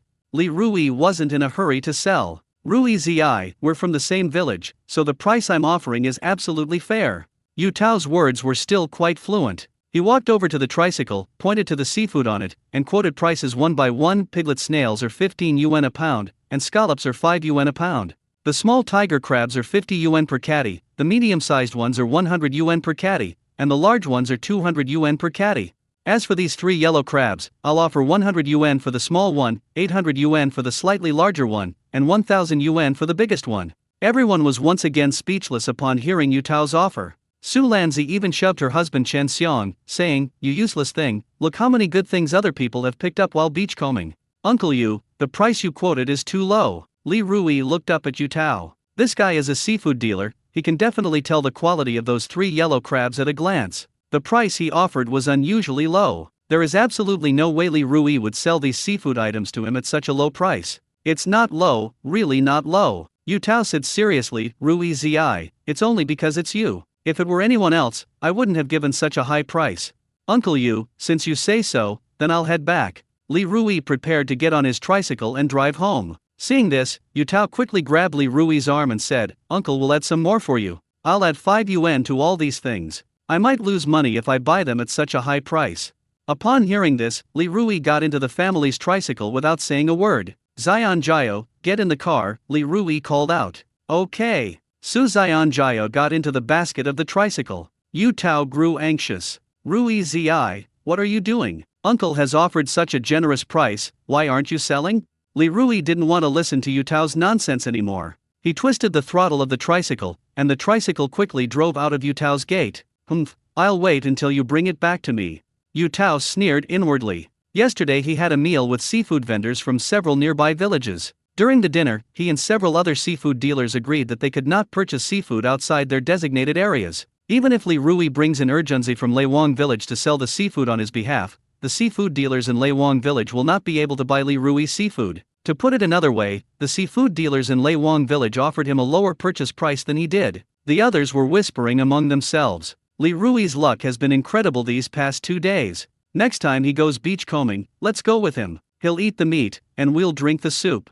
Yes, next time he goes beachcombing, we'll go with him. On the way home, Su Zion Jiao had some doubts. Li Rui, if we don't sell these things to Uncle Yu, who else can we sell them to? Can a living person die from holding their pee? Yu Tao is such a rip-off. The price he offered wasn't honest at all. I need to think of a way to sell these things to someone else. Li Rui pondered how to sell these items. We need to hurry. These things shouldn't stay in our hands for too long, I'm afraid they'll die, Su Zianjaya said, taking into account the practicalities. Seafood, it's all about freshness. Dead seafood will be sold at a significantly lower price. After returning home, Li Rui sat on his sofa, preparing to make a phone call to Urgenzi. Just then, Urgenzi, who was as thin as a stick, arrived at Li Rui's house on an electric scooter. Brother Rui, let's go play cards. As soon as Urgenzi approached Li Rui's living room, he rubbed his hands together, urging Li Rui to go play cards with him. Urgenzi, if you mention playing cards to me again, believe me, I'll kick your butt. Li Rui's face turned cold, and he raised an eyebrow. Brother Rui, what's wrong with you these past 2 days? You were the one who took me to play cards before, and you even said that playing cards was better than being a god. Urgenzi couldn't understand Li Rui anymore. Li Rui waved his hand, let's not talk about the past. Then, the conversation shifted, bringing the topic back on track. Urgenzi, do me a favor. Before Li Rui could finish speaking, Urgenzi patted his chest loudly. Brother Rui, don't you know me? I'm your loyal little brother. If you tell me to go east, I won't go west. If you tell me to chase ducks, I won't chase dogs. His words were a bit cheesy, but it is the truth. My wife and I caught some seafood last night while beachcombing, and were worried about where to sell it. Could you help me sell it? Li Rui said. As soon as Li Rui finished speaking, Su Zianjaya placed a cup of tea in front of Urgenzi. She didn't have a good impression of Urgenzi. However, she still had to do what needed to be done on the surface. Giving face to her husband is giving face to herself. You're too kind, sister-in-law. Urgenzi chuckled as he accepted the teacup, then looked at Li Rui with great surprise. Brother Rui, you're not kidding me, are you? Didn't you say before that even dogs don't go beachcombing? Why did you and your sister-in-law go beachcombing last night? How dare you talk like that? Li Rui kicked Urgenzi's shin. Urgenzi scratched his head and smiled sheepishly. I misspoke, sorry. Li Rui said with a stern face, everyone makes mistakes. I've reformed now. What kind of behavior is it for a grown man to play cards day and night? You shouldn't play cards anymore. Ah, Urgenzi was greatly surprised. What the hell? I told you not to gamble anymore, so you can stop gamble now. Li Rui stood up and kicked Urgenzi in the butt. 7 or 8 years ago, Urgenzi and Li Rui attended a high school in the city. Once, Urgenzi was bullied by his classmates. When Li Rui saw this, he rushed over and chased away the bullying students. From then on, Urgenzi became Li Rui's loyal follower, doing whatever Li Rui did. For Urgenzi, Li Rui's words were more effective than those of his parents. Brother Rui, I'll listen to you. I won't gamble anymore. Urgenzi nodded obediently. Getting back to the point, can you help me sell seafood to your village? Li Rui asked irritably. Urgenzi slapped his thigh and exclaimed, Brother Rui, Chen Ergu from our village is a heartless peddler. Why would you sell seafood to him? My sister is now the owner of Jufula restaurant. My sister can buy your family's seafood. At this point, Urgenzi glanced down at Li Rui, and his voice gradually softened. My sister has high standards when it comes to the quality of seafood. My sister doesn't want anything like wild oysters, whelks, or mussels. Upon hearing this, Li Rui breathed a sigh of relief. Jufulu is the largest restaurant in Haigong town. Many tourists from mainland China who visit Crescent Island will visit Jufulu to try some local delicacies. Now that Erjun's sister is the owner of Jufulu, things will be much easier. Inside the living room, Su Jiao also breathed a sigh of relief. She was very worried that the seafood they caught last night would die and not be sold. She would be heartbroken if that happened. Brother Rui, since you've come to me, I have to help you out, no matter what. Whatever you catch while beachcombing, I'll have my sister buy it. Erjunzi said with great loyalty. Erjunzi, I won't make things difficult for your sister.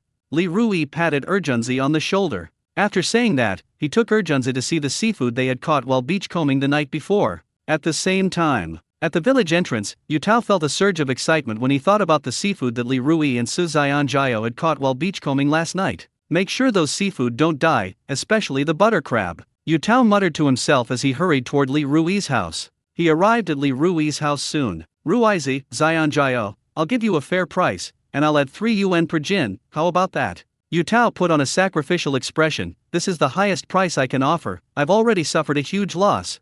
Uncle Yu, how can I, as a junior, let you take advantage of me? You should go back. Li Rui curled his lip and gave a cold smile. Yutao was extremely anxious. He walked up to Li Rui and started talking incessantly. Rui Zi, those 3 yellow crabs are of average quality. I'm a seafood dealer, so I can tell at a glance.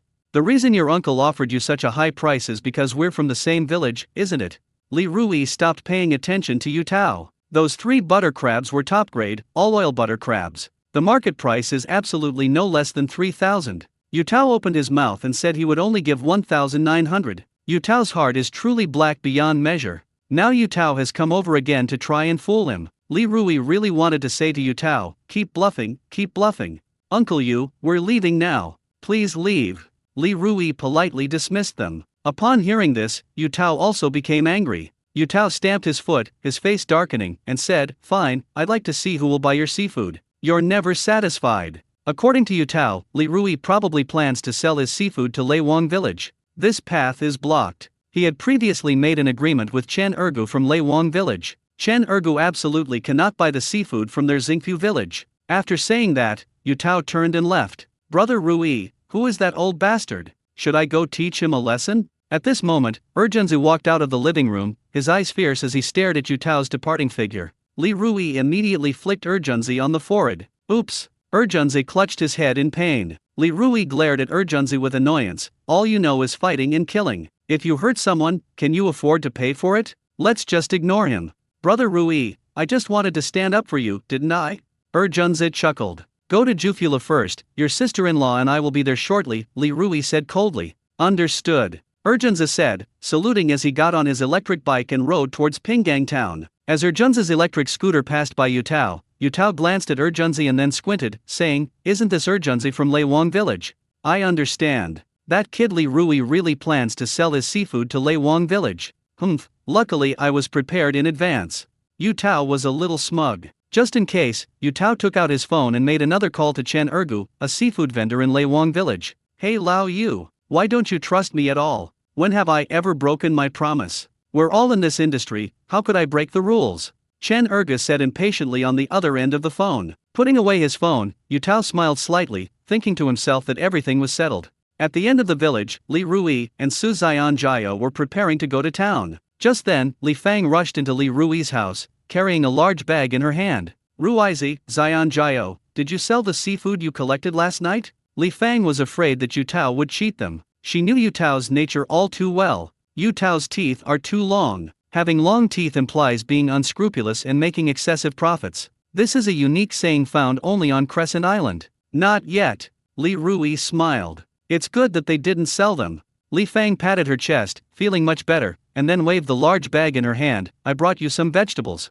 The bag contains spinach, celery, and shepherd's purse. Spinach and celery are familiar to most people, and they have all eaten them, but few people have heard of shepherd's purse. Shepherd's purse is a type of wild vegetable. It can grow up to 50 centimeters tall, with rosette-shaped leaves that are pinnately divided, up to 12 centimeters long and 2.5 centimeters wide, with ovate to oblong terminal lobes. It has high nutritional value and high medicinal value. It has a delicious flavor and can be used to make dumplings, steamed vegetable dumplings, cold dishes, stir-fries with eggs, soups, or noodles. Shepherd's purse grows abundantly on Crescent Island. Older generations can recognize shepherd's purse at a glance. Mom, what do you want with these things? Li Rui asked with a cold face, but his heart was warmed. The cost of living is so high these days. Save where you can, Rui. Don't spend money so extravagantly. You need to think more about your wife and children, Li Fang lectured Li Rui in an elder's tone. She's never been able to stay still, not even since she was a child. As you get older, you become even more restless. In the past 2 years, if it weren't for her constant doting on Su Xianjiao might have divorced Li Rui long ago. This is why having a good mother-in-law is so important. Some mothers-in-law argue with their daughters-in-law every day. The son is caught in the middle and finds himself in a difficult position. Some families are ruined by the mother-in-law. Mom, I know what you're saying. Li Rui took the big bag from his mother's hand. He looked inside and exclaimed, "There's shepherd's purse. I love this stuff, it's great in a cold salad with drinks." A short while later, Li Rui put the large bag in the kitchen and returned to his yard. Rural areas are not like cities. Most families have their own small courtyard. Ruizi, Xianjiao, come on, I'll go with you to Yutao's house. Li Fang's purpose in coming here today was to prevent Yutao from harming her son and daughter-in-law. Young people are shy and don't know how to bargain. She is different. She's been through it all, doesn't care about saving face, and is particularly good at bargaining. Mom, we don't plan to sell these seafood to Yutao's family, Li Rui said. What? Li Fang was stunned for a moment, then asked in surprise, if we don't sell to Yutao's family, where else can we sell to? The town doesn't buy seafood from individual farmers. Other villages won't buy seafood brought over by our villagers either. Li Rui smiled and said, Mom, Urgenzi, do you still remember him? Upon hearing the name Urgenzi, Li Fang's face immediately darkened. Don't mention Urgenzi to me. Isn't Urgenzi your card-playing partner? He used to follow you around every day, going to play cards with you. Li Fang had a very bad impression of Urgenzi. In her mind, Urgenzi should be categorized as one of her cronies. Mom, Urgenzi, like me, has quit gambling. His sister is now the owner of Jufulu. I plan to use his connections to sell these seafood products to Jufulu, Li Rui explained with a smile. Urgenzi must quit gambling. He broke Urgenzi's dog leg. Really? Li Fang asked with delight. How could this be fake? Li Fang took out her phone, glanced at the time, and looked up at her mother. Mom, it's getting late. We have to go sell seafood. I still have to go beach combing when we get back. Li Rui hurriedly got into the tricycle. Su Xianjiao then climbed onto the back of the tricycle. Mom, we have to hurry, so I won't serve you any more food or water. Su Xianjiao waved to Li Fang. Meanwhile, in Pinggang Town, inside a luxurious office at Fumanla Restaurant, Urgenzi explained his purpose to his sister, Song Ling. Song Ling is tall and thin, but has a very hot figure and outstanding looks. Today she was wearing a black business suit, her fair neck exposed, and a huge jade pendant around her neck. She looks like a woman from a wealthy family. Urgenzi, get out of here, don't bother me. Song Ling gets a headache just looking at her younger brother. Last time, her younger brother tried to sell her seafood, just like this time. At that time, Urgenzi described the seafood he was selling in glowing terms. But when she looked, all she found were things like spicy snails, mussels, and clams. The items are not just some common seafood, and the quality isn't even that great. Her family's Jufula restaurant is a high-end establishment, and she wouldn't order seafood that wasn't of good quality. Sister, this time is different, my friend. Urgenzi immediately became anxious. In Urgenzi's mind, Rui's affairs were more important than his own. Song Ling interrupted him before he could finish speaking. Urgenzi, don't talk to me about your cronies anymore. What can they do besides eat, drink, and gamble? As she spoke, Song Ling pushed Urgenzi out. Get out, don't bother me. I'm too busy to deal with your cronies, and I don't have time to deal with you either. Seeing this, Urgenzi resorted to shameless tactics. He lay down directly on the sofa in his sister Song Ling's office. If you don't buy the seafood that my brother Rui brought today, I'm not leaving, Urgenzi said quite bluntly. Song Ling stomped her feet in anger. She pointed at Urgenzi and growled through gritted teeth, Urgenzi, how could you do this? If you do this again, I'll have our restaurant's security guards kick you out. Urgenzi shook his head and said, as long as you're not afraid of losing face, go ahead and do it. I'm not afraid of losing face anyway. You, Song Ling was so angry that her teeth itched. Urgenzi was, after all, her own younger brother. She was just saying that. But little did they know that Urgenzi was unyielding to both soft and hard tactics. Sis, don't be angry. How about you take a look at the seafood that my brother Rui brought over? Just to give me some face. Seeing that his sister was quite angry, Urgenzi got up from the sofa, put his arm around her shoulder, and said with a grin. Then he started to act coquettishly. Sister, please. I'm begging you, brother. My brother Rui will be here soon. If he comes and you don't even look at the seafood he brought, how am I supposed to face people after that? The two soldiers reasoned with him and appealed to his emotions. This trick of his worked best on his sister, Song Ling. This time, however, Song Ling remained unmoved, replying in a stiff voice, I don't care. If the seafood your cronies brought was any good, would it have been sold to me through you? Sister, please go and see her, okay? Urgenzi grabbed Song Ling's arm with both hands, pouted, and started to whine again. Just then, there was a knock on Song Ling's office door. President Song, President Bai failed to deliver the seafood our restaurant ordered today on time. Chef Su Haben, standing outside the door, was sweating profusely with anxiety. This noon, their restaurant is hosting several important clients. They've already placed their orders for the dishes, but now, their restaurant doesn't even have any ingredients. As the head chef of Fu Man Lu, how could he not be anxious? How could Bai Kun break his promise? In the office, Song Ling's eyebrows twitched with anger. Bai Kun is the biggest seafood dealer in Pinggang Town. Many restaurant owners in Pinggang Town get their ingredients from Bai Kun, who has a complete range of ingredients, which is very convenient. Song Ling shoved Urgenzi away and shouted angrily, stop making a scene. She's really unlucky to have such a younger brother. Chef Su, come in, Song Ling said forcefully and authoritatively. At this moment, she exudes the aura of a domineering female CEO. Wearing a white hat and a chef's uniform, Su Haben quietly pushed open the door and walked in. Su Haben is fair-skinned, chubby, and very sturdy. Seeing his sister so serious, Urgenzi stopped making a fuss. President Song, our restaurant is in a very passive position right now. Su Haben's face was very solemn. He knew how important the important guests who came to their restaurant at noon today were to their restaurant. Song Ling took a deep breath and dialed Bai Kun's number. Suppressing her anger, Song Ling asked with a forced smile, President Bai, what's going on? Why haven't you delivered the ingredients our restaurant ordered? Bai Kun replied apologetically, President Song, I'm sorry, the ingredients you ordered yesterday were snatched up by someone else. The other party has a lot of influence, and I couldn't stop them. He wanted to use this opportunity to control Song Ling and gain more benefits in the future. Now Zhu Fulu is making a lot of money and is very popular, which makes him envious. President Bai, how could you go back on your word? Song Ling clenched her fists angrily. I'm sorry, I can't help it either. Bai Kun put on a smiling face. Wanting to resolve the issue quickly, Song Ling asked, President Bai, do you have any remedial measures in place?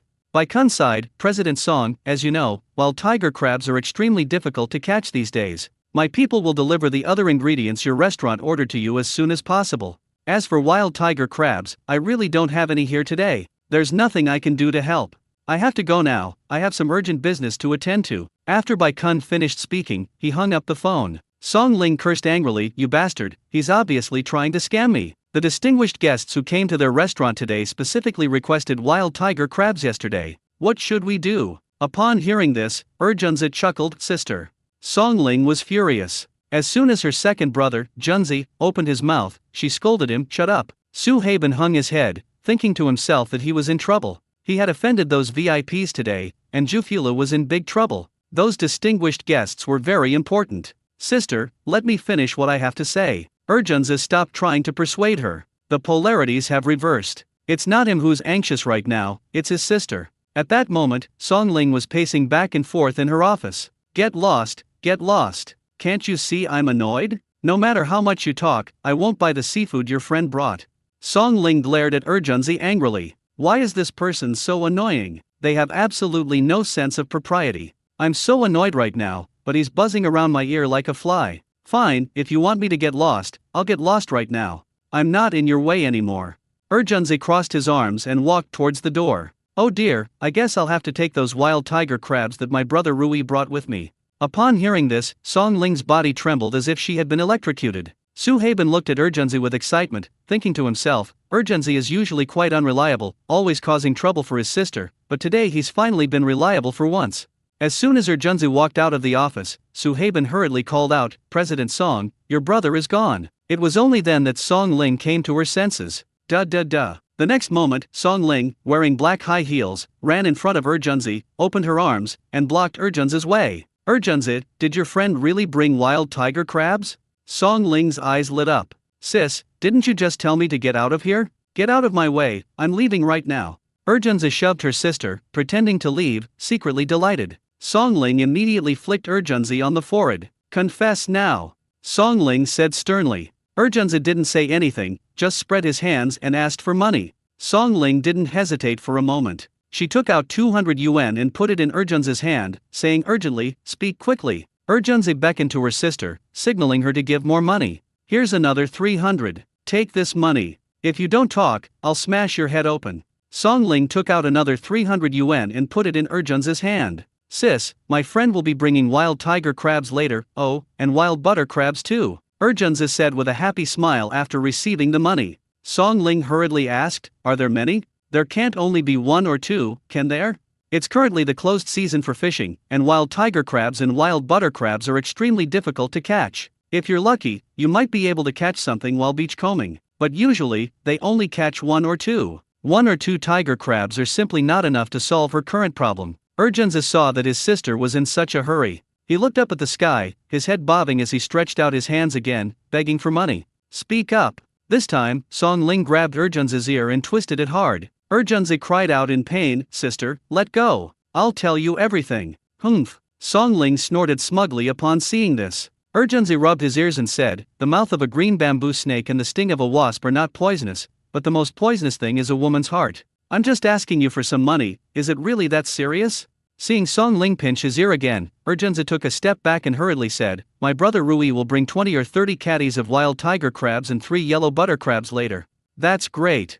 Songling finally felt relieved. "Sister, my brother Rui is like my second parents. When he comes, make sure the price you offer is fair, understand?" Urgenzi instructed with a serious expression. Upon hearing this, Songling almost slapped Urgenzi across the face. With a dark expression, she growled, "What nonsense are you talking about? Your parents are still alive. If your brother Rui is your second parent, what am I supposed to call him when he comes later?" "That's just an analogy," Urgenzi said awkwardly, scratching the back of his head. Then, he added seriously, "Sis, my brother Rui will be here soon. The price you offer must be fair." I know. Songling couldn't help but roll her eyes. At that moment, Li Rui was driving his tricycle, carrying Su Zianjiao, when they happened to pass by Yutao's house at the entrance of the village. Standing at his front door, Yutao saw this scene and a sneer appeared on his lips. "Li Rui, you want to sell seafood to Leiwang village, but Chen Ergu from Leiwang village won't buy it. I'll be right here waiting for you to come back." He anticipated that it wouldn't be long before Li Rui would come to his house in his tricycle, all excited and eager. When that time came, he relentlessly pressured for a lower price, and Li Rui had no choice but to sell those seafood items to him at a low price. "Uncle Yu, why aren't you in a hurry at all?" Chen Xiong said, crossing his arms and leaning closer. "That's right. Uncle Yu, why aren't you in a hurry at all? Li Rui's actions are breaking the rules." Chen Xiong's wife, Su Lanzi, came over while eating sunflower seeds. Yu Tao smiled confidently. He opened his right hand, flipped it 180 degrees, and said, "Sun Wukong can't escape the palm of the Buddha." "Uncle Yu, why are you so confident?"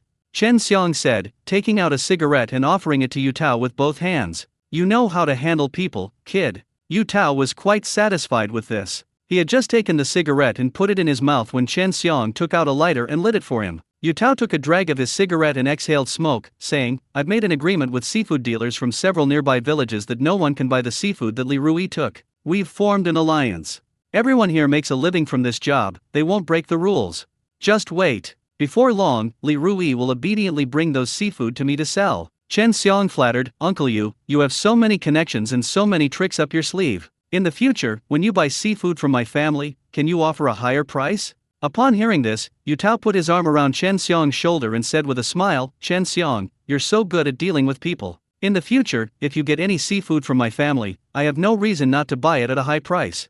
First, draw the pie chart. This is his consistent principle of conduct. No merchant is without cunning. If you're not cunning, how can you be a merchant? "Uncle Yu, thank you very much."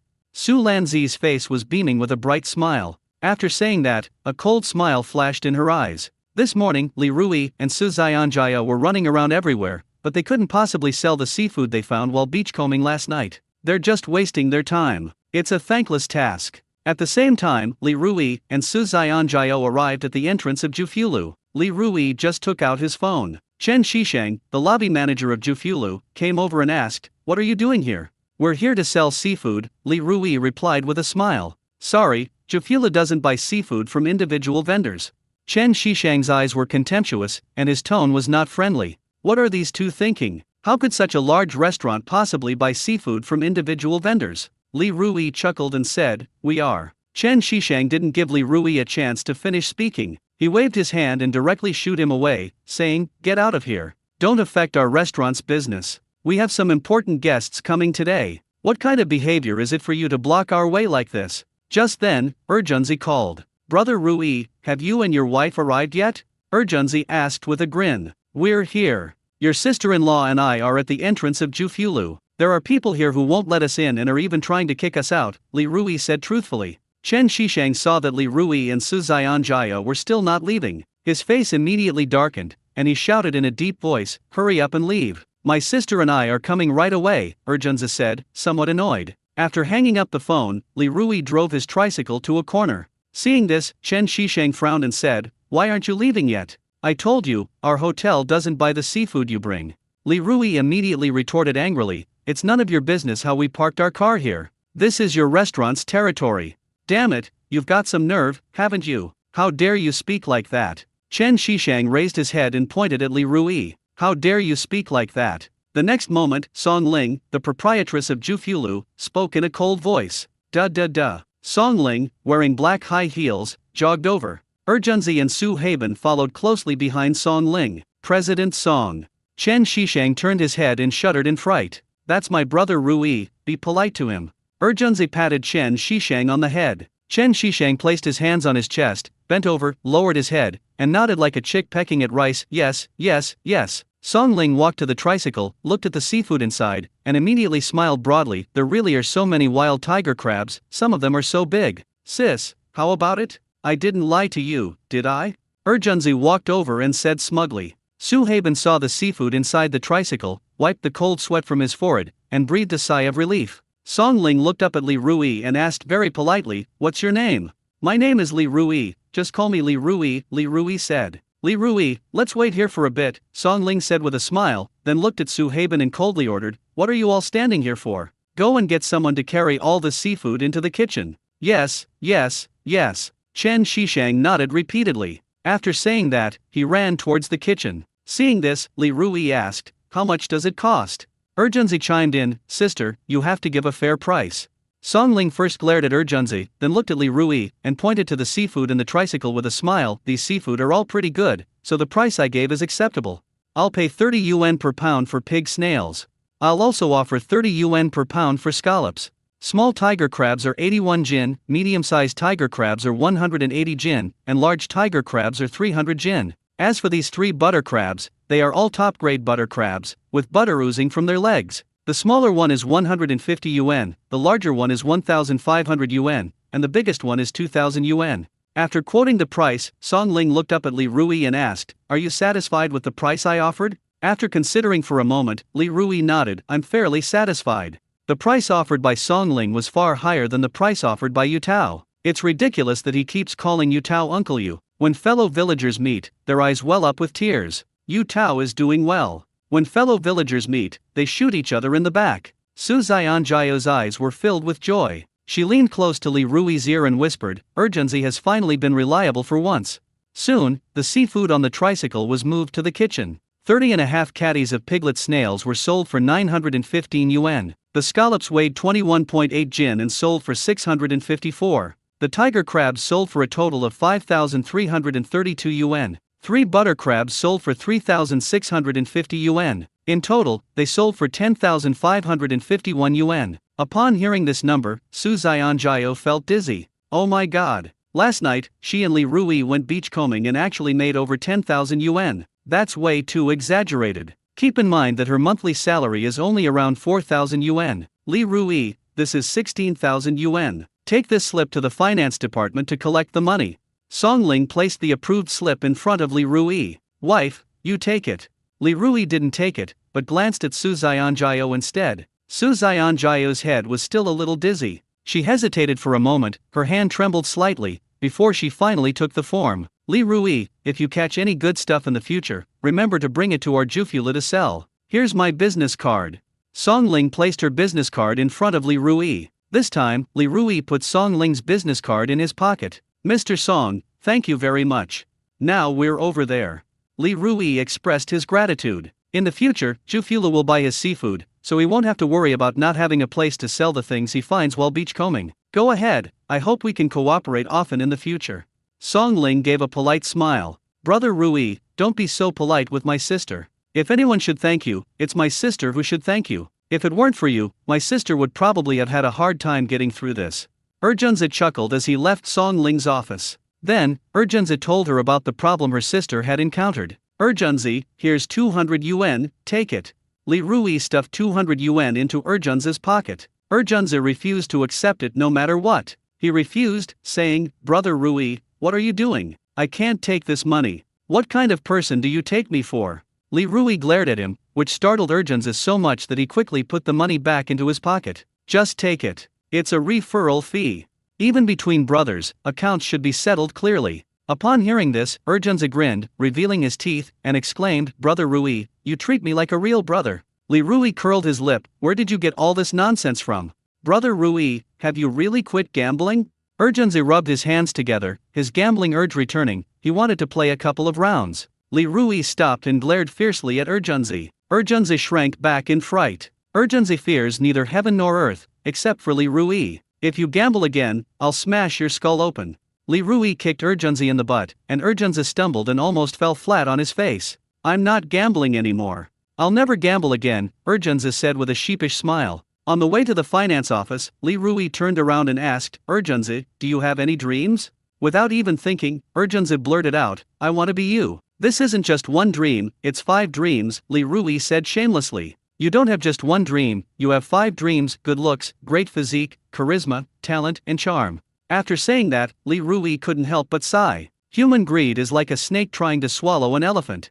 One should not be too greedy. After hearing this, Urjunzi nodded repeatedly. Brother Rui is right. Su Xianjiao, standing behind her, could no longer hold back. She patted Li Rui on the back and covered her mouth, chuckling, Can you stop being so narcissistic? Sister-in-law, my brother isn't narcissistic at all, he's just stating the facts, Urjunzi chimed in, speaking with utmost seriousness. In his mind, Li Rui truly was like that. Su Xianjia chuckled and said, Your brother Rui isn't as good as you say.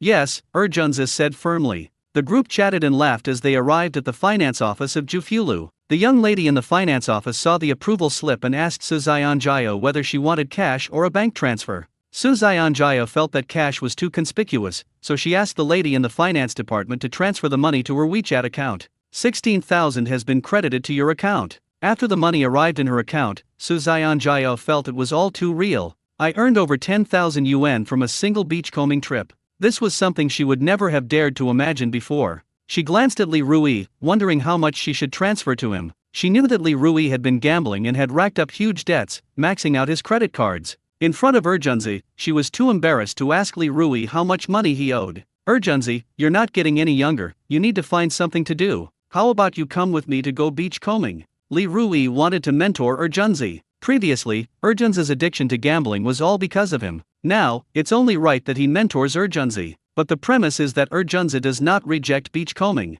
Beachcombing is actually quite tiring. Exposed to wind and sun, it's very physically demanding. He didn't want his wife to go beachcombing with him all the time. Urjunzi is a suitable candidate. Going to the beach? Urjunzi scratched his head, thought for a moment, and then said with a big smile, Okay, I'll go to the beach with you from now on. Brother Rui, no matter what you do, I'm willing to follow you. Soon, the three arrived at the lobby of Zhu Fulu. At this moment, Chen Shishang, the lobby manager, saw Li Rui again and hurriedly greeted him respectfully. Mr. Li, I am really sorry for offending you just now. Please don't take it to heart. Forget it, I've already forgotten about that. Li Rui didn't want to make enemies, and besides, the other party had already taken the initiative to apologize, so he didn't need to be unforgiving. A great man once said that you should make as many friends as possible. This isn't the best way for your own development. Urjunzi then said seriously, Manager Chen, my brother Rui will be coming to our hotel to sell seafood often from now on. When you see him again, please be polite to him, okay? I know,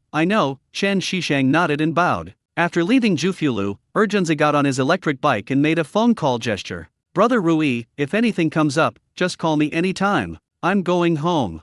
Urjunzi planned to flaunt the 200 yuan that Li Rui had given him in front of his parents. His second son also made money. Urjunzi, slow down. Thank you for today. Li Rui simply waved his hand, while Su Xianjia said loudly, "If it weren't for Urgenzi, I really don't know where she and Li Rui would have sold the seafood they picked up while beachcombing last night." Urgenzi smiled and said, "Sister-in-law, you're too kind. What's wrong with my brother Rui is wrong with me. I'm leaving now." After saying that, Urgenzi rode away on his electric bike. On the way home, Su Xianjia asked Li Rui, "How much money do you owe outside?" Li Rui fell silent. A sharp pain shot through my heart. He had over 200,000 yuan, why did he have to gamble it away? Seeing Li Rui hesitate, Su Xianjia reassured him, "Li Rui, no matter how much money you owed before, as long as you sincerely repent, I am willing to stay with you through thick and thin. Don't feel guilty, just tell me how much money you owe outside. I won't blame you. Everyone makes mistakes. Since I chose you, I won't give up on you easily. Those vows we made at our wedding weren't just empty words." Su Xianjia's eyes were incredibly firm. Upon hearing Su Xianjia's words, Li Rui slapped himself hard across the face. He had such a good wife, but he didn't cherish her and gambled all day long. He was a real scoundrel. "I owe a total of 218,000, Li Rui said in a low voice. "I borrowed all of that money online." Without saying a word, Su Xianjia transferred 8,000 yuan to Li Rui. "You pay back 8,000 first, and the rest we'll pay back little by little as husband and wife. Remember, this is your last chance. If you continue to gamble, I will." Su Xianjia couldn't bear to say what she was going to say next. Li Rui quickly raised his hand and swore, "I swear to God, if I ever gamble again, Li Rui." Upon hearing this, Su Xianjia quickly covered Li Rui's mouth with her small hand. "Alright, that's enough. Don't make any vicious vows," Su Xianjia said softly. "Wife, you're so good to me," Li Rui muttered. At this moment, at the entrance of Xingfu village, Yu Tao sat at his doorstep, glancing occasionally at the only road leading back to the village. Chen Xiong squatted down next to Yu Tao. The two were chatting. "Why haven't Li Rui and his wife come back yet?" Chen Xiong asked, puzzled. Logically speaking, Li Rui and Su Xianjia should have returned long ago. Yu Tao chuckled, "I reckon he and his wife ran off to Leiwang village, but Chen Erga there wouldn't buy their seafood, so they went to another village." Su Lanzi cracked sunflower seeds and sneered, "No matter how far he and his wife go, they won't be able to sell their seafood. They'll just be wasting their time. In the end, they'll have no choice but to sell their seafood to you, Uncle Yu." "That's true." Yu Tao nodded slightly in agreement. Sister-in-law Giwa hurried over. She walked up to Yu Tao and advised him, "Yu Tao, we're all from the same village. When Li Rui and Xiang Yu come back later, they'll be selling seafood at your house. Don't try to drive down the price." Sister-in-law Giwa, "Do you think I, Yu Tao, am that kind of person?" Yu Tao smiled on the surface, but inwardly he was chuckling, thinking to himself, "I, Yu Tao, really am that kind of person." Giwa's sister-in-law also thought to herself, Yu Tao, are just that kind of person." But she would never say those words out loud. As they were talking, Chen Xiong spotted Li Rui and Su Xianjiao in the distance. He pointed at Li Rui's tricycle and shouted, "Li Rui and his wife are back." Judging from their appearance, they seemed to have suffered a setback. Upon hearing this, the others craned their necks and looked over as well. They're finally back. Yu Tao thought to himself, harboring a wicked intention. Xianjiao and the others are really back. Sister Giwa said worriedly as she ran up to them. Yu Tao sat at the front door of his house, leisurely crossing his legs and smoking a cigarette. Chen Xiong whispered in Yu Tao's ear, "Uncle Yu, you have to haggle this time and teach that kid Li Rui a lesson." Su Lanzi also had the same idea. In the past 2 days, Li Rui went beachcombing and found so many good things that the couple was extremely envious. Both of them have conjunctivitis.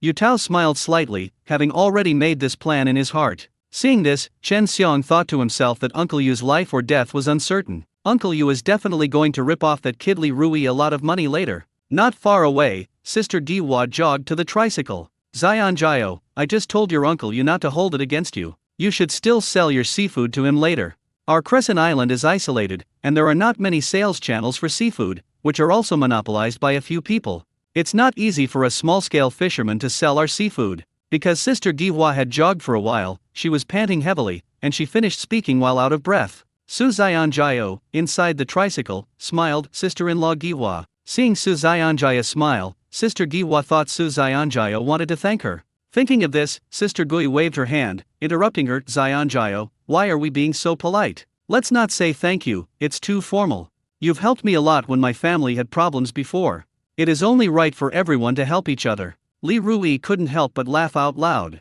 He said, "Sister Giwa, Xianjiao, and I sold everything we picked up while beachcombing last night. On the way back, Li Rui and Su Xianjiao agreed not to tell outsiders how much money they made from beachcombing last night. Many people in the village suffer from conjunctivitis. If someone like Chen Xiong knew they made over 10,000 yuan from beachcombing last night, he'd be green with envy. What? You sold them all? Rui Zi, you're not kidding me, are you? Gui Hua's sister-in-law was incredulous, her eyes practically popping out of her head. Sister Gui Hua, it's really sold. Su Xianjiao's face was filled with a happy smile. There's hope for the future. Having money or not is one thing. Whether there's any hope for the future is another matter entirely. Su Xianjiao is very content with her current life. Aunt Gui Hua was still a little skeptical. She took a few steps forward, came to the side of the tricycle, stretched her neck, and looked inside. It really sold. Sister Gui Hua was shocked. Sister Gui Hua, thank you for your kindness.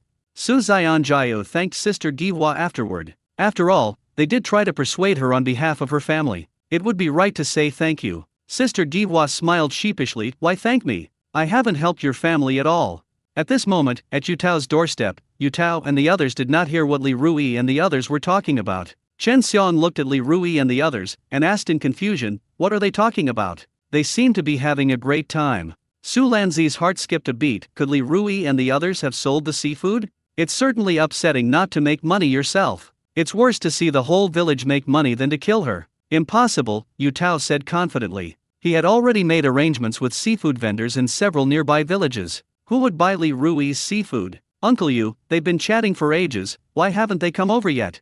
Chen Xiong was full of questions. I reckon they're discussing how to say nice things to me when they come over, Yutao said, his face full of smugness. Crescent Island is not an easy place to live. Without connections, even if you have good stuff, it's hard to sell it. Ordinary seafood might sell for a little while at a street stall, but valuable crabs like tiger crabs and butter crabs wouldn't sell at a street stall. People who eat expensive things like tiger crabs and butter crabs are usually wealthy people from outside the island. Ordinary people, who can afford that? Uncle Yu, you're quick-wit. How come I didn't think of that? Chen Xiong chuckled and casually flattered Yutao. Chen Xiong, if you were as quick-wit as your Uncle Yu, wouldn't the job of buying seafood in our village be yours?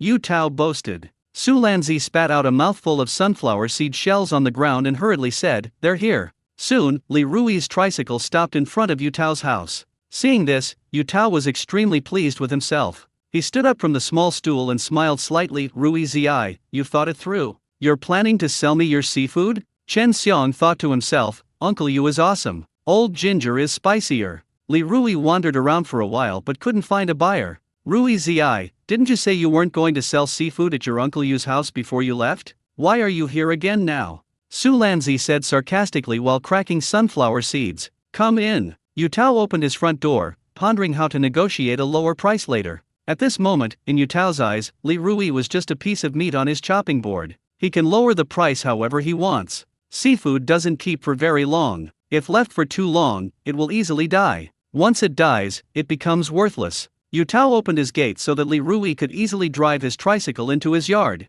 But the next moment, Li Rui jumped off the tricycle and chuckled, Uncle Yu, I'm here to pick up the bucket. Last time I came to your house to sell seafood, I think I forgot to take the bucket home. Upon hearing this, Yutao froze on the spot. Damn it, I opened the gate for you, but you won't drive your tricycle in. Are you kidding me? Before Yutao could react, Li Rui had already entered his yard and taken a red bucket from his hands. Li Rui, are you sure you're not going to sell the stuff you and your wife picked up at the beach last night? Chen Xiong asked hurriedly as he saw Li Rui come out of the courtyard. At this moment, Yutao perked up his ears. Su Lanzi also adopted the demeanor of a bystander. Sold it a long time ago. After saying that, Li Rui rode his electric tricycle home in the blink of an eye. Sold? Yutao was dumbfounded. How could it have been sold? Su Lanzi quickly said, Uncle Yu, when Li Rui left just now, I saw that there was nothing in the back of his tricycle. It seems that he really sold those things. Upon hearing this, Yutao was furious. He had been planning for a long time how to lower the price of those items, but in the end, Li Rui sold them. Who can understand this feeling? Who is it? Who broke their promise and bought those seafood goods? Yutao was so angry that his teeth itched. The seafood vendors in the nearby villages are absolutely despicable. What they said was like talking nonsense. No, we can't just let this go. Let's hurry, Li Rui might be going to the beach later, let's go with him. Su Lanzi tugged at her husband Chen Xiong's arm and whispered. Li Rui has been having exceptionally good luck lately, and everyone in the village knows it. Su Lanzi planned to go beachcombing with Li Rui. Li Rui ate meat. She and her husband can have a sip of soup, that's fine too. Soon, Su Lanzi and Chen Xiang left. Yu Tao was furious. No, I have to go and find out who broke the rules of Crescent Island. Whoever broke the rules of Crescent Island, I'll settle the score with them. Yu Tao picked up the small stool, put it in his house, and went to Li Rui's house. At this moment, Li Rui is cooking at home. We missed the beachcombing season today. Li Rui planned to go beachcombing again that evening. Li Rui was washing rice in the kitchen. Su Xianjia selects vegetables. Men and women working together makes the work less tiring. Ruizi, Xianjiao, Yu Tao called out from the doorway. Li Rui smiled and replied, Uncle Yu, we're in the kitchen. Hearing the sound, Yu Tao came in. Rui Zi, who did you sell all your seafood to? Yu Tao got straight to the point. That damned person actually blocked his path to wealth. Li Rui gave a cold laugh. Uncle Yu, what's it to you? Yu Tao was speechless after being confronted. Su Xianjiao glanced at Yu Tao but didn't say anything. Rui Zi, I'm just worried about you. I'm afraid you'll lose money if you sell it, Yu Tao said shamelessly.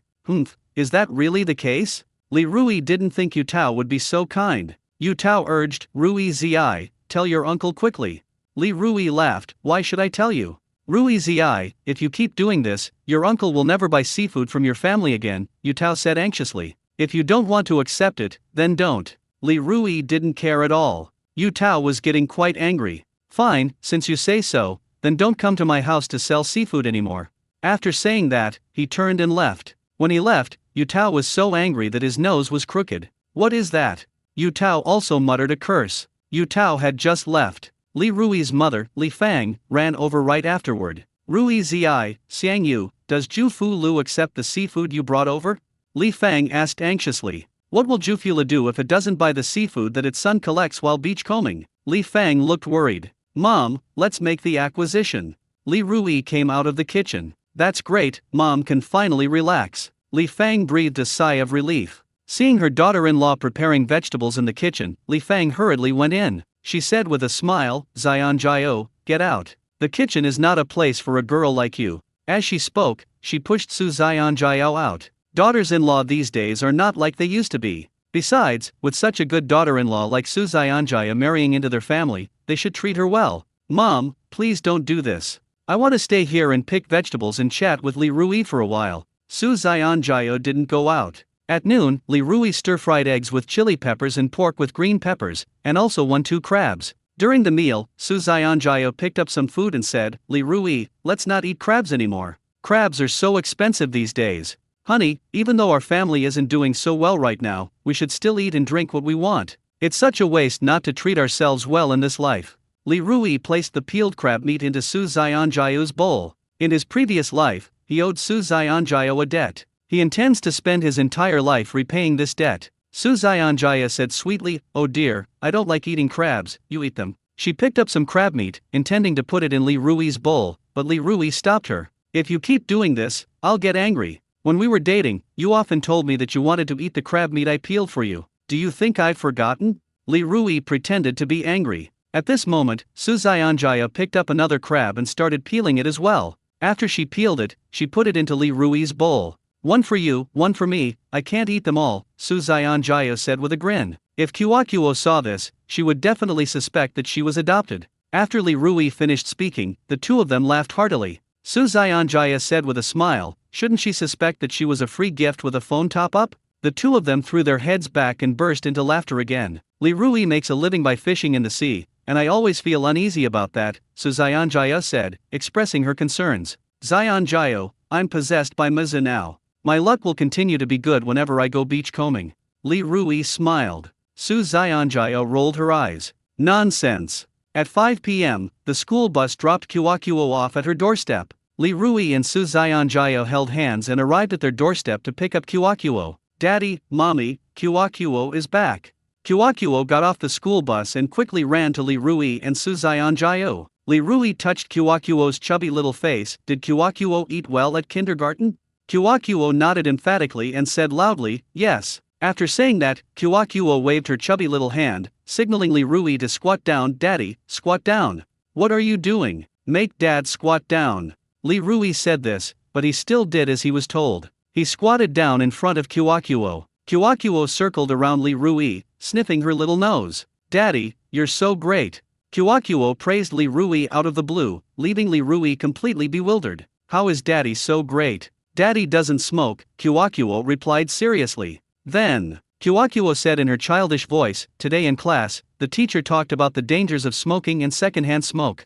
Smoking is harmful to your health. Secondhand smoke seriously harms health. So Daddy, you have to keep it up. From now on, you can't smoke anymore. Suzayanjaya patted Li Rui on the back and said, I used to tell you to quit smoking, but you wouldn't. Now that your daughter is telling you to quit, will you? Li Rui blurted out, quit smoking, I must quit. For his daughter's sake, he insisted on quitting smoking. This time, he made a very big decision. For a heavy smoker, quitting smoking is extremely painful. Let's go, Daddy and Mommy, let's go home. If only every day could be like this. He. Kyokuo held her father's hand in one hand and her mother's hand in the other, and walked towards home. Back home, Kyokuo looked at Li Rui longingly and said, Daddy, I want to eat lollipops and ice cream. Li Rui hadn't spoken yet. Suzayanjaya said to Kyokuo with a stern face, you've already had lollipops and ice cream today, you can't have any more.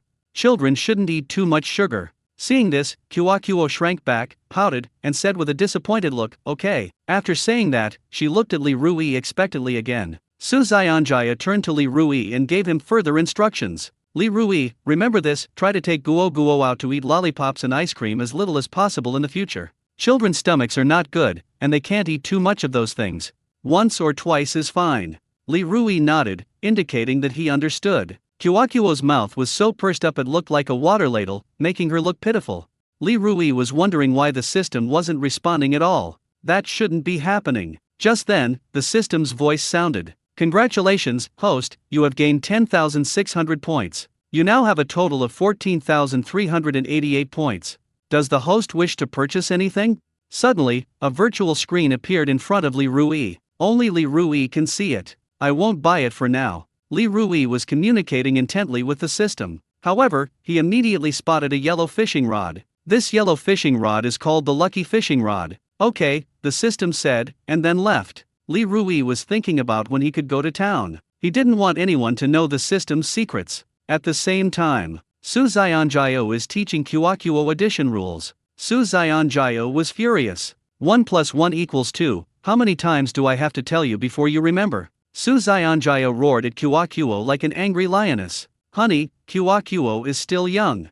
Li Rui walked over and said with a smile, you don't need to be so strict with your child. In Li Rui's view, it's better to be a tiger yourself than a tiger to your children. Many people say that children should not lose at the starting line, but many people don't understand that the starting line for a child is their parents, not the child themselves. Being too strict with children when they are young can easily lead to depression. Li Rui didn't ask much of Guo, that she be safe and sound, healthy, and have good values. That was all. Other children are learning addition tables, our child can't fall behind, our child can't lose at the starting line. Suzayanjaya glanced coldly at Li Rui, clearly dissatisfied with his statement. Cramming education will only make Kyokuo hate learning, Li Rui said, expressing his opinion. Looking at Kyokuo's pitiful expression, Li Rui felt a little bad. He's a man with a system that gives him advantages. How could his daughter possibly be like an ordinary girl in the future? Suzayanjaya said with a stern face, if Kyokuo is so fussy now, what will happen to her in the future if she doesn't study properly? Li Rui walked behind Suzayanjaya and massaged her shoulders. When dealing with a woman, you need to manage her emotions first, and then solve the problem. Otherwise it will be very troublesome. How's the pressure?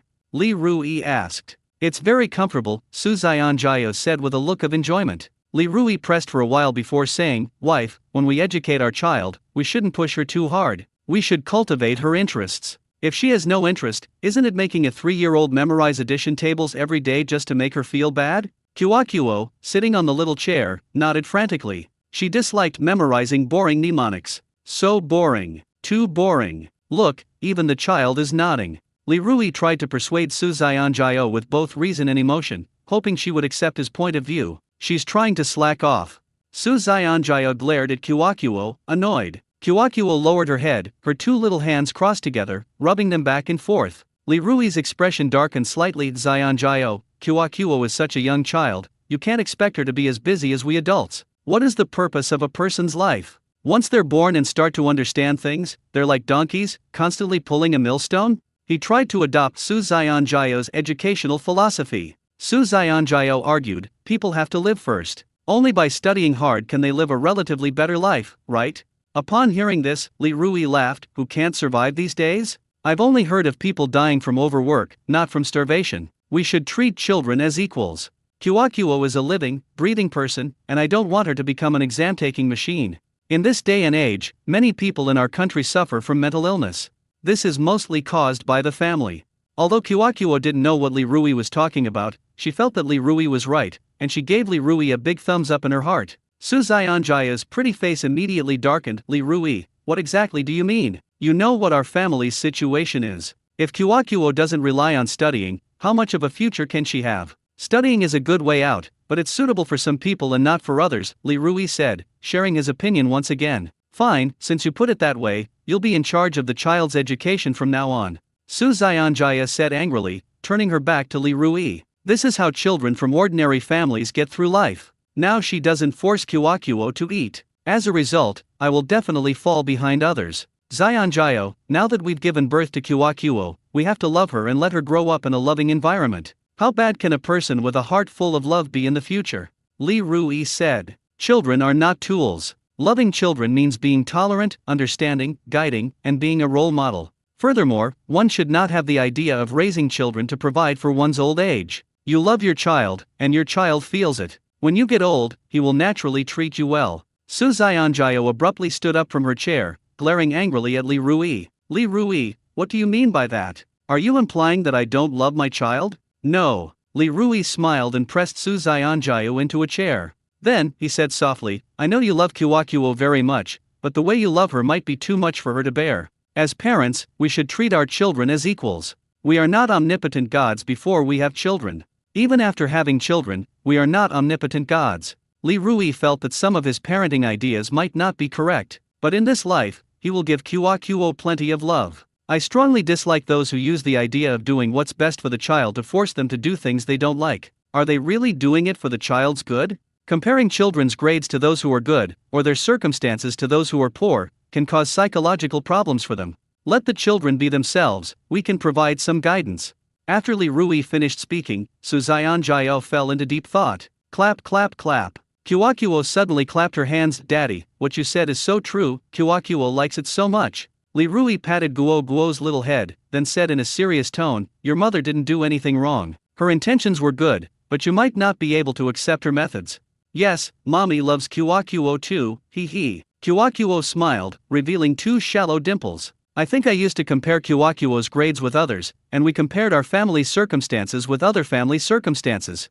Su Xianjiao felt a little guilty and annoyed when she thought about it now. Even as a parent, she has such double standards. It's easy to imagine how hypocritical the child will be when he grows up. Don't do that again. In my heart, Kyokuo is the best, the one and only, Li Rui instructed. In today's world, children's mental health is just as important as their physical health. When children develop psychological problems, they are prone to all sorts of issues. Kyokuo, I'm sorry, mom shouldn't have been so hypocritical. Can you forgive mom? Su Xianjia squatted down in front of Kyokuo, patted Kyokuo's little head, and asked expectantly. Yes, Kyokuo answered crisply.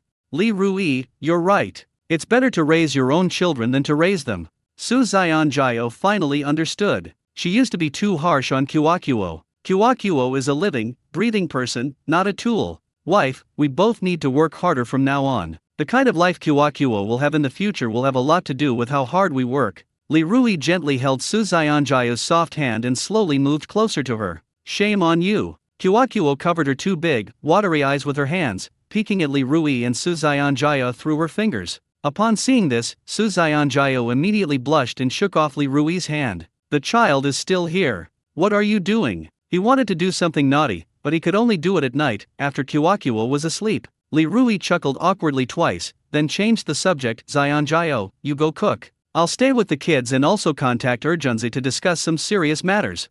That evening, he planned to go beach combing with Urgenzi. His wife has to go to work tomorrow. He couldn't possibly expect his wife to go beach combing with him again tonight. For the time being, his wife doesn't plan to quit her job, and he won't force her. Let's talk about it later. Okay, I'll go cook. I hope you'll still be in such a good mood while tutoring the kids.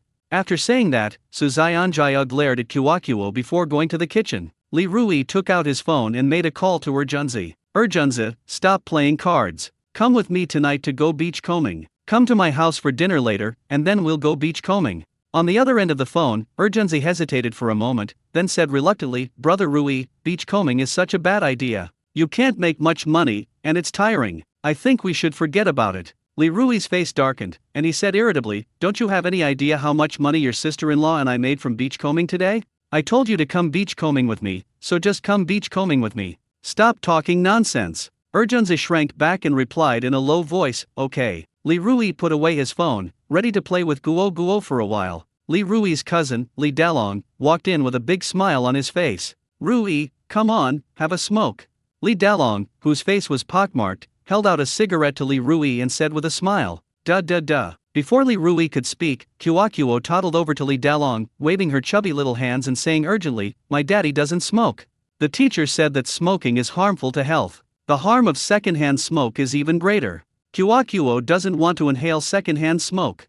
Kuo wrinkled her tight nose, thinking to herself that adults these days are no trouble at all. Why do they always offer cigarettes as soon as they meet? Li Rui smiled helplessly at Li Dalong. Uncle, put the cigarettes away. I'm quitting this stuff. How did you quit? Li Dalong asked, puzzled. He ignored Kuo in front of him. What does a little kid like you know? Don't we have a child at home? Li Rui rubbed Guo's little head and replied with a smile. Hey, is that really necessary? Li Dalong shook his head with a wry smile. Li Rui answered firmly and resolutely, yes. In his previous life, he didn't care about Kuo's feelings at all. In this life, he must respect Kuo's feelings. Li Dalong put away his cigarette and chuckled, Ruizi, if you're going to go beachcombing again, could you take your uncle with you? Upon hearing this, Li Rui finally understood the purpose of Li Dalong's visit. In the past, Li Dalong always spoke ill of him behind his back, saying he was useless and never helped him. Now that Li Dalong has found him, he naturally can't take Li Dalong with him to go beachcombing. Upon realizing this, Li Rui politely declined, saying, Uncle, you are an old-timer who has been out fishing for seafood for a long time. You have more experience than I have. It would be inappropriate for me to take you along when we go out fishing for seafood. Rui Zi, you've been so lucky lately, you're eating meat while your uncle just wants to drink soup. Li Dalong winked and said, why don't you take your uncle with you? Li Rui thought to himself, you're testing a cotter with just a cigarette? Which cotter is so easily tested? They want me to make them rich, but they don't even offer a token gesture. At your age, how can you not understand any social etiquette? Moreover, although we are relatives, our relationship is not very good. However, he said, Uncle, I am powerless to fulfill your request. Li Dalong's face immediately darkened. Rui Zi, what's wrong with you? As your uncle, how come you won't even grant me this small request?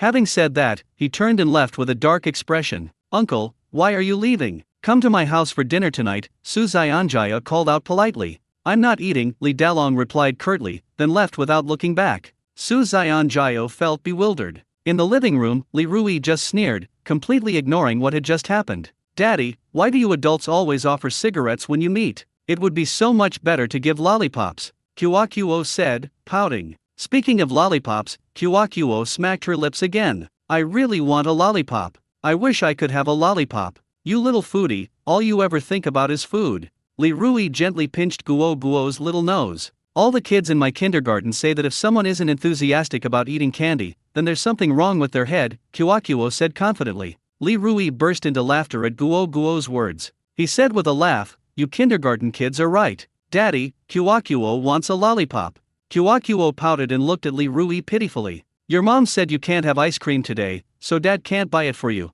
Li Rui didn't actually approve of Kuo eating too much candy. Eating too much candy is bad for children's health. Kuo raised her chin and quickly asked, can Kuo have a lollipop tomorrow? That depends on your performance. Li Rui seized the opportunity to pick up a workbook and asked, what is 1 plus 1? 1 plus 1 equals. Kuo counted on her fingers, 1 plus 1 equals 3. Li Rui listened without getting angry. He pointed at Kuo's fingers and patiently taught her, this is a finger, this is also a finger, 1, 2, 1, 2, what does 1 plus 1 equal? Daddy, Kuo knows. Kuo exclaimed excitedly, 1 plus 1 equals 2, Kuo wasn't wrong, was she? That's right. Li Rui smiled with relief. Next, Li Rui continued to explain the addition formulas to Guo with great enthusiasm. Kuo listened with great interest. Every now and then, Kuo would ask Li Rui a few questions. Daddy, is mommy good-tempered? She gets angry all the time when she's teaching Kuo, and Kyokuo doesn't like it. Kyokuo suddenly said this. Kyokuo, what did you just say? Just then, Suzayanjayo walked in carrying a plate of hot and sour shredded potatoes. When Kyokuo saw Suzayanjayo, she quickly covered her mouth with her two chubby little hands. She pouted and mumbled, Kyokuo didn't say anything just now.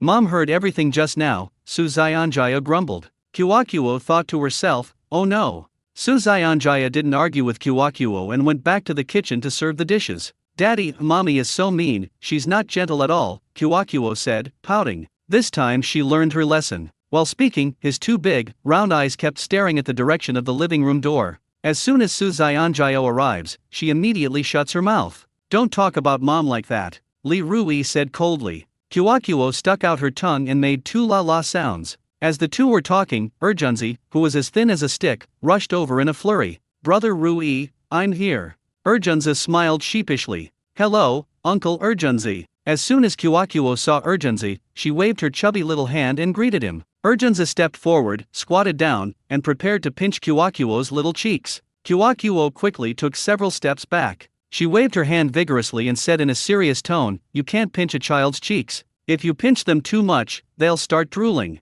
Hey, you little one know quite a lot. Urgenzi was quite surprised. How can a 3-year-old know so much? Kyokuo immediately corrected, Kyokuo is not a little one, Kyokuo is already over 3 years old, Kyokuo is almost 4 years old.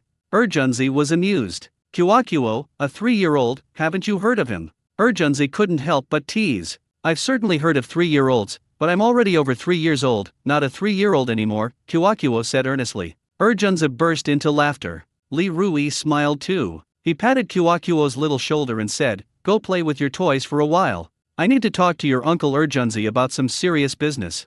Okay. Kyokuo ran to the corner of the living room with a grin. Toys of all sizes were piled up in the corner. Kyokuo sat on a carpet, fiddling with several Barbie dolls, and she stood them all up. Before Kyokuo eats, Kyokuo will let Mommy feed you first, Kyokuo said to herself. After glancing at Kyokuo, Urgenzi smiled and said to Li Rui, Brother Rui, your daughter is really interesting. Li Rui didn't respond and started talking about serious matters. Urgenzi, let's get down to business. From now on, you'll come with me to go beachcombing, and I'll pay you 200 a day. What do you think?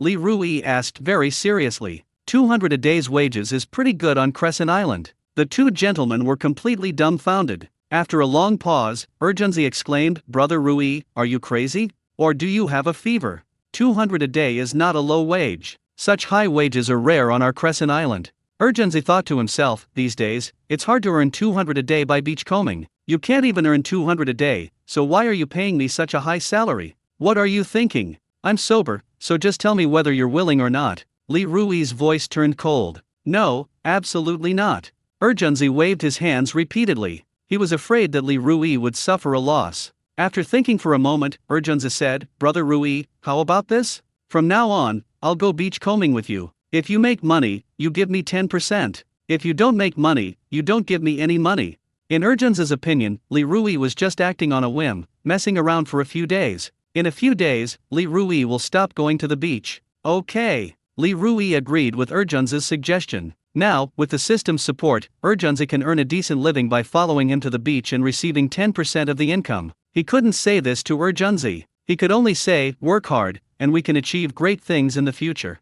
Urgenzi nodded with a smile on his face, but in his heart he thought, Brother Rui, come on. Do you think I don't know what the market is like for beachcombing these days? Even old-timers can barely make 200 a day. Great potential? Great potential my ass. Before long, Suzayanjayo brought out a few more dishes. At this moment, 4 dishes and a soup were laid out on the table. Spicy snails, shredded pork with green peppers, stewed pig's trotters, stir-fried bok choy, and a bowl of tomato and egg soup. Kyokuo, wash your hands and eat quickly, Suzayanjayo called out. Kyokuo washed her hands but did not eat. She pulled Suzayanjayo to her Barbie dolls and said earnestly, Mommy, they haven't eaten yet. Kyokuo will eat after they've eaten. Okay.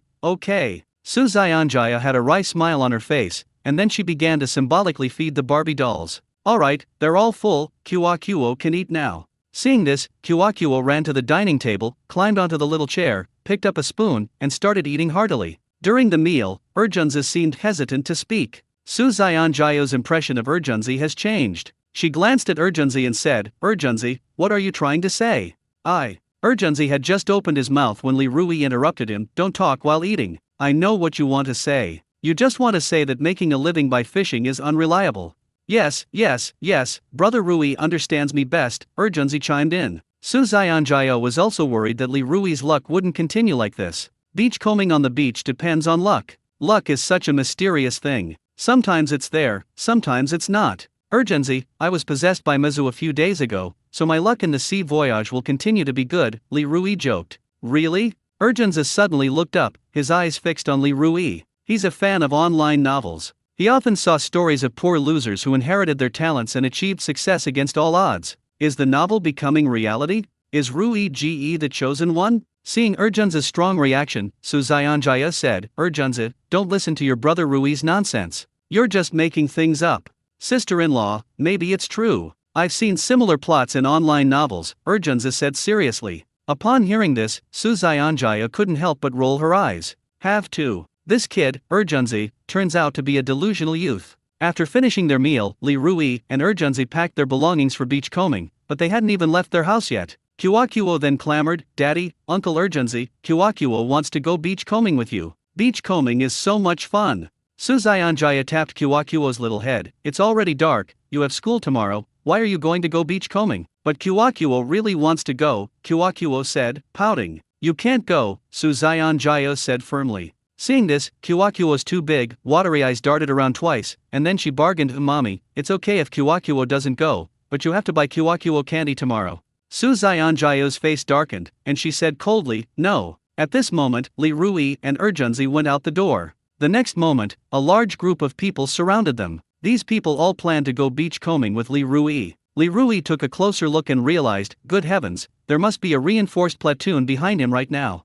Urgenzi sensed someone behind him, turned around, and his eyes widened in surprise. He couldn't help but exclaim in astonishment. Wow, Brother Rui, everyone in your village, young and old, has come out. Are they also going to collect seafood? Urgenzi was completely stunned. Behind him, some older people, all their teeth gone, were out at night instead of sleeping, going to the beach to catch seafood. He had never seen such a scene before in their Lei Wang village. Let's go, ignore them. Li Rui had a headache. It seems there's some truth to the saying, make a fortune quietly. Urgenzi nodded and followed behind Li Rui. As Li Rui and Urgenzi walked away, the people behind them also started to move. Li Rui and Urgenzi walked over there. They went there. Brother Rui, something feels off. It seems like they've been following us the whole time, Urgenzi said, looking puzzled. Li Rui was somewhat annoyed, but he was helpless. The ocean is ownerless. He goes to the beach, and others follow him. He can't possibly drive them away. Li Rui has been incredibly lucky lately. If we follow him, we're sure to find some good stuff. Yeah. The things Li Rui and his wife picked up last night could fetch at least 5,000 or 6,000 yuan. The people behind me were chattering away. Urgenzi immediately understood what was going on. I see. Brother Rui, these people are all following us like swarms. How are we supposed to go beachcombing? Urgenzi was worried that even if they found something good on the shallow beach, they wouldn't be able to pick it up. A bunch of people following them were getting in their way. Li Rui was pondering a solution. Soon, these people arrived at the shallow beach. Brother Rui, there are so many bitter snails over there. Urgenzi ran to a few rocks, broke off the bitter snails from the rocks, and threw them into the bucket. Bitter snail, also known as rock snail, scientifically named Litsia cubiba, is oval in shape, generally 33 mm high and 21 mm wide. Its size varies, similar to river snails, with the larger ones being the size of an adult's thumb. This thing isn't expensive. It costs about 10 yuan per kilogram. As soon as Urgenzi shouted, the people behind Li Rui swarmed towards him. They quickly broke the bitter snails off the rocks and threw them into the bucket. Li Rui has been really lucky lately. Following him, we actually managed to find some good stuff, Chen Xiang said excitedly as he picked things up. At this moment, Li Rui quietly walked to Urgenzi's side and tugged at him. Urgenzi looked up at Li Rui with great confusion. Brother Rui, why aren't you picking them up yet? This whole area is full of bitter snails. If we don't pick them up, someone else will. Urgenzi is in a hurry. He was the first to discover this area where bitter snails congregate. He didn't want others to pick up all the bitter snails here. Li Rui didn't respond. He pulled Urgenzi out of the crowd. Brother Rui, what are you doing? Those bitter snails are all money. Urgenzi said anxiously and confusedly. Watching everyone frantically grabbing the bitter snails, Urgenzi's heart was bleeding. Li Rui whispered in Urgenzi's ear, even dogs wouldn't pick up those bitter snails. Let's go pick up some good stuff. Urgenzi thought he had misheard. Brother Rui, what did you just say?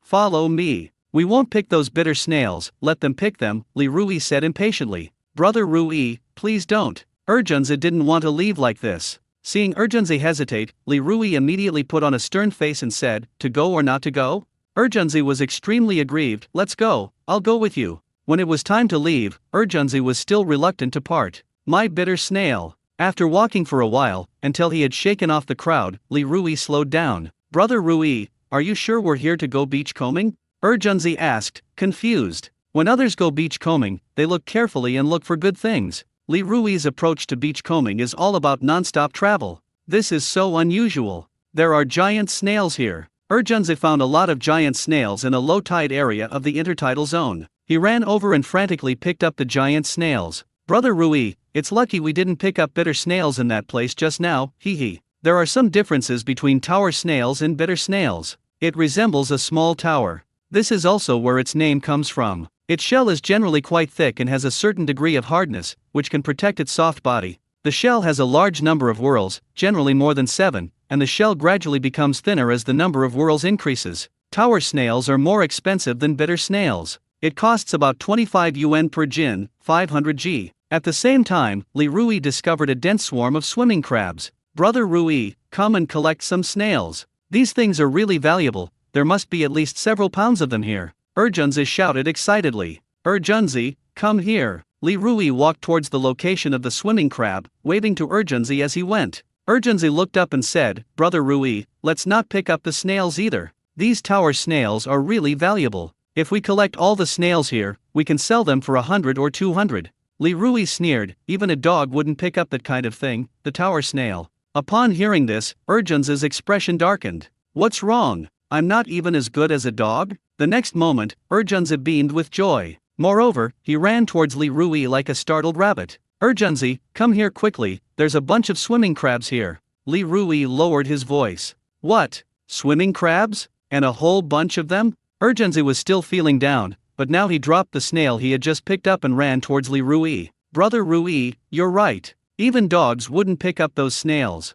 In the blink of an eye, Urgenzi was beside Li Rui. Urgenzi was dumbfounded as he stared at the dense swarm of swimming crabs in front of him. So many swimming crabs. There are too many to count. Goodness gracious, tonight, he and his brother Rui are going to make a fortune. Keep your voice down, or you'll attract attention. Li Rui glared at Urgenzi, annoyed. Yes, Urgenzi chuckled softly. Li Rui picked up the tongs, grabbed a swimming crab, and handed it to Urgenzi. Urgenzi quickly tied the swimming crabs up tightly and threw them into the bucket. Brother Rui, how much do you think all these swimming crabs would sell for? I really think you're possessed by Muzu, Brother Rui, you must be the chosen one. Urgenzi's mouth was like a machine gun, he just wouldn't stop talking. Shut up and get back to work, Li Rui snapped. Urgenzi immediately fell silent. In no time at all, the swimming crabs had filled the bucket completely. Li Rui and Urgenzi were both exhausted. Seeing that there were no more swimming crabs around, Urgenzi took out a cigarette from his pocket and placed it in front of Li Rui. Here, Brother Rui, have a smoke, let's take a break. I've given it up, Li Rui resolutely refused. Seriously? You've quit gambling and smoking, Rui Ge? Is there any fun left in your life? Urgenzi complained. Thinking of Kuakuo and Suzayan Jiao, a happy smile appeared on Li Rui's face. Yes. His greatest wish in life is to provide his wife and children with a happy and prosperous life. Kuakuo told me to quit smoking, and this time I'm determined to quit, Li Rui said firmly. To be honest, he was craving a cigarette at that moment, but when he thought of his daughter, he held back. As a father, he should set an example and not break his promise to Kuakuo. Urgenzi was stunned. Brother Rui, isn't Kuakuo just a little kid now? Li Rui kicked Urgenzi, then said seriously, don't treat children like they're not human. I promised Kuakuo I would quit smoking, and I will definitely quit. Kuakuo has a very sensitive nose and can easily smell the smoke. He didn't want Kuakuo to keep saying poop smells bad and to keep her distance from him. Brother Rui, you've changed so much. Urgenzi scratched his head and chuckled sheepishly. Rui used to tell him that smoking and drinking go hand in hand, and that a cigarette after drinking is better than being a god. Right now, Rui Ge is actually going to quit smoking. That was completely unexpected. Rui Ge seems like a completely different person. Brother Rui, if you don't smoke, I won't either. Urgenzi tactfully put the cigarettes he had taken out back into the cigarette case. Then, he looked down at the bucket full of swimming crabs and said with a smile, "Brother Rui, I'm going to earn more than 200 tonight." Li Rui sat down on a large rock and replied, "Of course. This bucket of swimming crabs alone can sell for 3 or 4,000. You take 10%, which is 3 or 400. Upon hearing this, Urgenzi was overjoyed and grinned from ear to ear. "Brother Rui, I thought you were crazy when you offered me 200 yuan a day before, but now it seems you were right." When money was mentioned, Li Rui's expression suddenly turned serious. He said to Urgenzi, let's make this clear beforehand. If you work for me, I'll give you 10% of the income. If you have any objections, then you shouldn't work for me. Even close brothers should keep clear accounts. When interests are involved, let's be upfront about the unpleasant aspects to prevent future conflicts. I don't want to have a conflict with you over money, Li Rui added. I have no objection. Urgenzi smiled. Brother Rui, if you hadn't brought me to go beachcombing, I'd probably still be messing around right now. Li Rui nodded slightly. Since you put it that way, we will distribute the funds according to this method from now on. Li Rui's confidence in the future stemmed from his acquisition of the fishing catch perspective system. Others who go beachcombing can only search for their catch in one area of the sea at a time, but he could tell at a glance where there was a catch and where there wasn't. This greatly improved his efficiency in beachcombing. In addition, he can accumulate points by earning money, and these points can be redeemed for lucky tools from the system. He goes out to sea to fish. How could he not make money as a fisherman? Okay, Urgenzi said without even thinking. From now on, we'll keep all money matters clear and transparent, Li Rui added. Urgenzi felt that his brother Rui was being too formal, so he said, Brother Rui, do we brothers need to be so clear about things? There's no need for that. Li Rui patiently explained, Urgenzi, now that we're working together, we have to be very clear about everything that involves money. I'm older than you and I've seen more than you. I've seen too many relatives and friends fall out over money.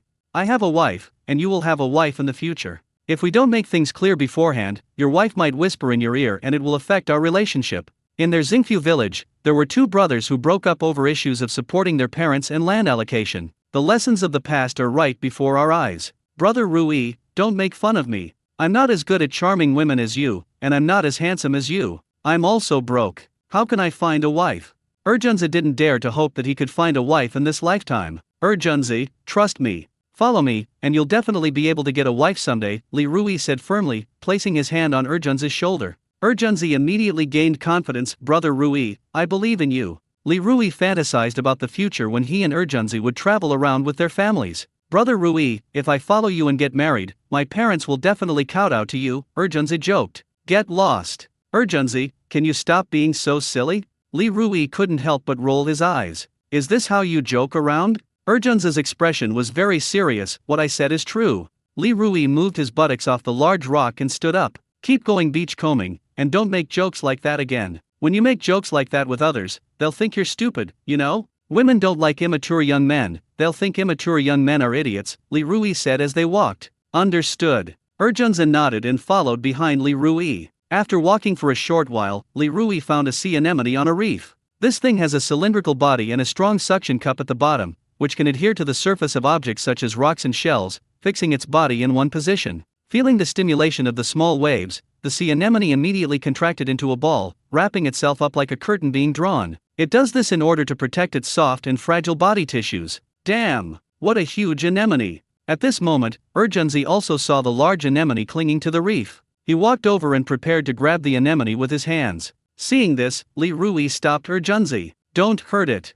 Then, Li Rui picked up a small shovel and gently loosened the small rock on the sea anemone a few times. A moment later, Li Rui slowly removed the sea anemone from the reef. He wore gloves, unfazed by the toxins released from the sea anemone. When attacked, sea anemones secrete a chemical substance to protect themselves. Urgenzi, be careful when you catch the sea anemones, don't hurt them. There's another big sea anemone over there, go catch it. Li Rui pointed to a sea anemone not far away and said to Urgenzi, all right. Urgenzi excitedly rubbed his hands together and walked over. Li Rui looked around and found dozens of sea anemones of various sizes. He threw the anemone in his hand into the bucket, and then went to grab other anemones. The two brothers were working up a great deal of energy. Hey Rui, your luck is just unbelievable. We just caught dozens of pounds of crabs, and now we've run into so many sea anemones. We're going to be rich tonight. Urgenzi looked at the sea anemones in front of him as if they were stacks of 100 yuan bills. There's no way to pick them all up. There's simply no way to pick them all up. Ha ha ha. Li Rui's face darkened, and he glared at Urgenzi. Can you not get so agitated?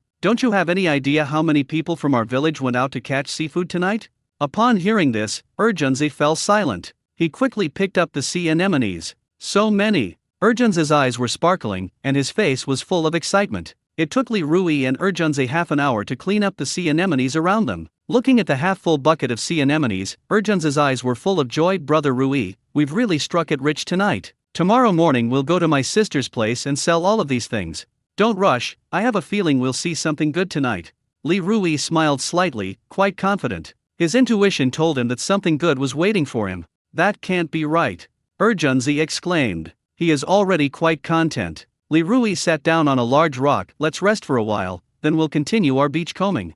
After Urgenzi sat down next to Li Rui, he habitually took out a cigarette from his pocket and offered it to Li Rui. Hey, I forgot you quit smoking, Urgenzi said with a wry smile. Are you hungry? Here. Li Rui took out 2 eggs from his pocket, one a chicken egg and the other a salted duck egg. If you want something flavorful, take the duck egg. The eggs and duck eggs in his pocket were given to him by his wife, Su Xianjiao. Urgenzi grabbed the salted duck egg and chuckled, Brother Rui, I won't be polite with you. Beachcombing is quite physically demanding. He was really hungry at that moment. Just as Urgenzi peeled the duck eggshells, Li Rui said, I'm really unlucky tonight. I didn't find anything good. Urgenzi was completely dumbfounded. Brother Rui. Urgenzi had just opened his mouth when he saw Li Rui winking at him. What's going on? At this moment, Urgenzi was even more bewildered. Someone is approaching from behind, Li Rui whispered in Urgenzi's ear. Upon hearing this, Urgenzi immediately understood Li Rui's intention. He immediately chimed in, yeah, we had such bad luck tonight, we only picked up a few spicy snails. If we had known it would turn out like this, we should have been picking bitter snails over there. No sooner had he finished speaking than Chen Xiang, who was not far away, burst into loud, cold laughter. Li Rui, what brings you bad luck tonight? I just caught a few big blue crabs, they're all incredibly fat. When it comes to beachcombing, I'm the expert, and you're just a novice. Luck won't always be on your side. Chen Xiang appeared quite pleased with himself. That's just human nature. Your competitors almost never want you to be better off than them. Urgenzi, let's go look somewhere else. The Air Force is too embarrassing. Li Rui jumped off the big rock, picked up a bucket, and walked forward. The 2 soldiers followed suit. He jumped off the big rock, picked up the bucket, and walked forward. Li Rui, don't rush off. Come and take a look at these big blue crabs in my bucket. They must weigh 3 or 4 pounds. When Chen Xiang heard Li Rui say the words Air Force, his face lit up with a smile like a blooming wild chrysanthemum. Li Rui and Urgenzi didn't even turn their heads. Seeing this, Chen Xiang narrowed his eyes and sneered, Li Rui, weren't you so awesome? You had good luck the other day, picking up a lot of good stuff while beachcombing. You're not so lucky today. His purpose in coming here was to see how much stuff Li Rui and Urgenzi had picked up. If Li Rui and Urgenzi picked up a lot of good stuff, he would shamelessly follow them around. Anyway, the ocean is ownerless. Even if he shamelessly followed Li Rui and Urgenzi couldn't find anything wrong with him. Chen Xiang, how's Li Rui's luck tonight? The plump Su Lanzi walked up and asked breathlessly. In the past 2 days, Li Rui went beachcombing and made a lot of money, which made her extremely envious. She came to the beach tonight because she wanted to go beachcombing with Li Rui. He and that guy Urgenzi just picked up some snails, Chen Xiang said with a look of disdain. You just picked up some snails? Su Lanzi was taken aback for a moment, then laughed. Luck is indeed like feng shui, it comes in turns. Su Lanzi was overjoyed to hear that Li Rui and Urgenzi had only collected some snails tonight. At this moment, Li Rui and Urgenzi finally slowed down. Urgenzi curled his lip and said, damn, what a load of crap. Brother Rui, just now, the Chen Xiang from your village, when he heard that the 2 of us only picked some snails tonight, he grinned like a chrysanthemum. Li Rui, on the other hand, didn't seem to care at all. This is a human flaw, fearing you have it, laughing at you for not having it. Let's ignore him. Upon hearing this, Urgenzi understood. Brother Rui, I really wanted to show Chen Xiang what was in those 2 buckets we were holding, Urgenzi said angrily. If Chen Xiang had seen what was in those 2 buckets, his face would have turned greener than a bitter gourd. Li Rui warned, Urgenzi, don't do that. The best way to make a fortune is to keep a low profile. If you had done that, Chen Xiang and his wife would definitely have followed us. If we find anything good, they'll definitely want a piece of the pie. Urgenzi glanced at Li Rui and chuckled, don't shoot, sneak into the village, right, Brother Rui? Li Rui's lips curled into a smirk, stop joking around. Meanwhile, at the end of Xingfu village, Li Rui's house was brightly lit. Su Xianjia sat at the entrance of the living room, gazing in the direction of her home. She hoped that Li Rui would come back soon. She was a little worried about her husband who was out fishing. At this moment, Kyokuo, with her chubby little legs, ran into Su Zionjayo's arms. Mommy, this is a white rabbit candy my friend gave me. You get one, and Daddy gets one, Kyokuo said as she peeled off the wrapper. Su Zionjayo looked down. Kyokuo has already unwrapped a white rabbit candy. Mommy, open your mouth, Kyokuo said in a clear, crisp voice. Su Zionjaya smiled sweetly. Ah! The next moment, Su Zionjayo opened her mouth wide with a smile in her eyes. Kyokuo stuffed the candy into Su Zionjayo's mouth. Mommy, Kyokuo can't eat this one, and neither can you. Kyokuo wants to save it for Daddy. Kyokuo said, and then put a white rabbit candy into the little bib on her chest. Kyokuo is so good. Su Zionjayo hugged Kyokuo tightly. Kyokuo looked up at Su Zionjayo's eyes and said in her childish voice, Mommy, the teacher said that children should know how to share. If Kyokuo has something delicious, she will share it with you and Daddy. Su Zionjaya smiled and said, you also need to share with your friends. Tomorrow morning, Mom will put a few want rice crackers in your school bag. When you get to kindergarten, remember to share them with your friends, okay? There is give and take. Only relationships like this can last. She wanted Kyokuo to understand this principle from a young age. Okay. Kyokuo nodded like a chick pecking at rice. Zionjayo, Ruizi, and the others haven't come back yet. Kyokuo had just finished speaking when Li Fang and Li Deifu walked into her yard. The elderly couple came so late to sort the seafood. Su Zionjaya picked up Kyokuo and hurriedly went to greet them. Li Rui and Urgenzi haven't returned yet. Why are you here so late? Grandma, Grandpa. Kyokuo waved her little hand vigorously. Kyokuo, Grandpa missed you so much.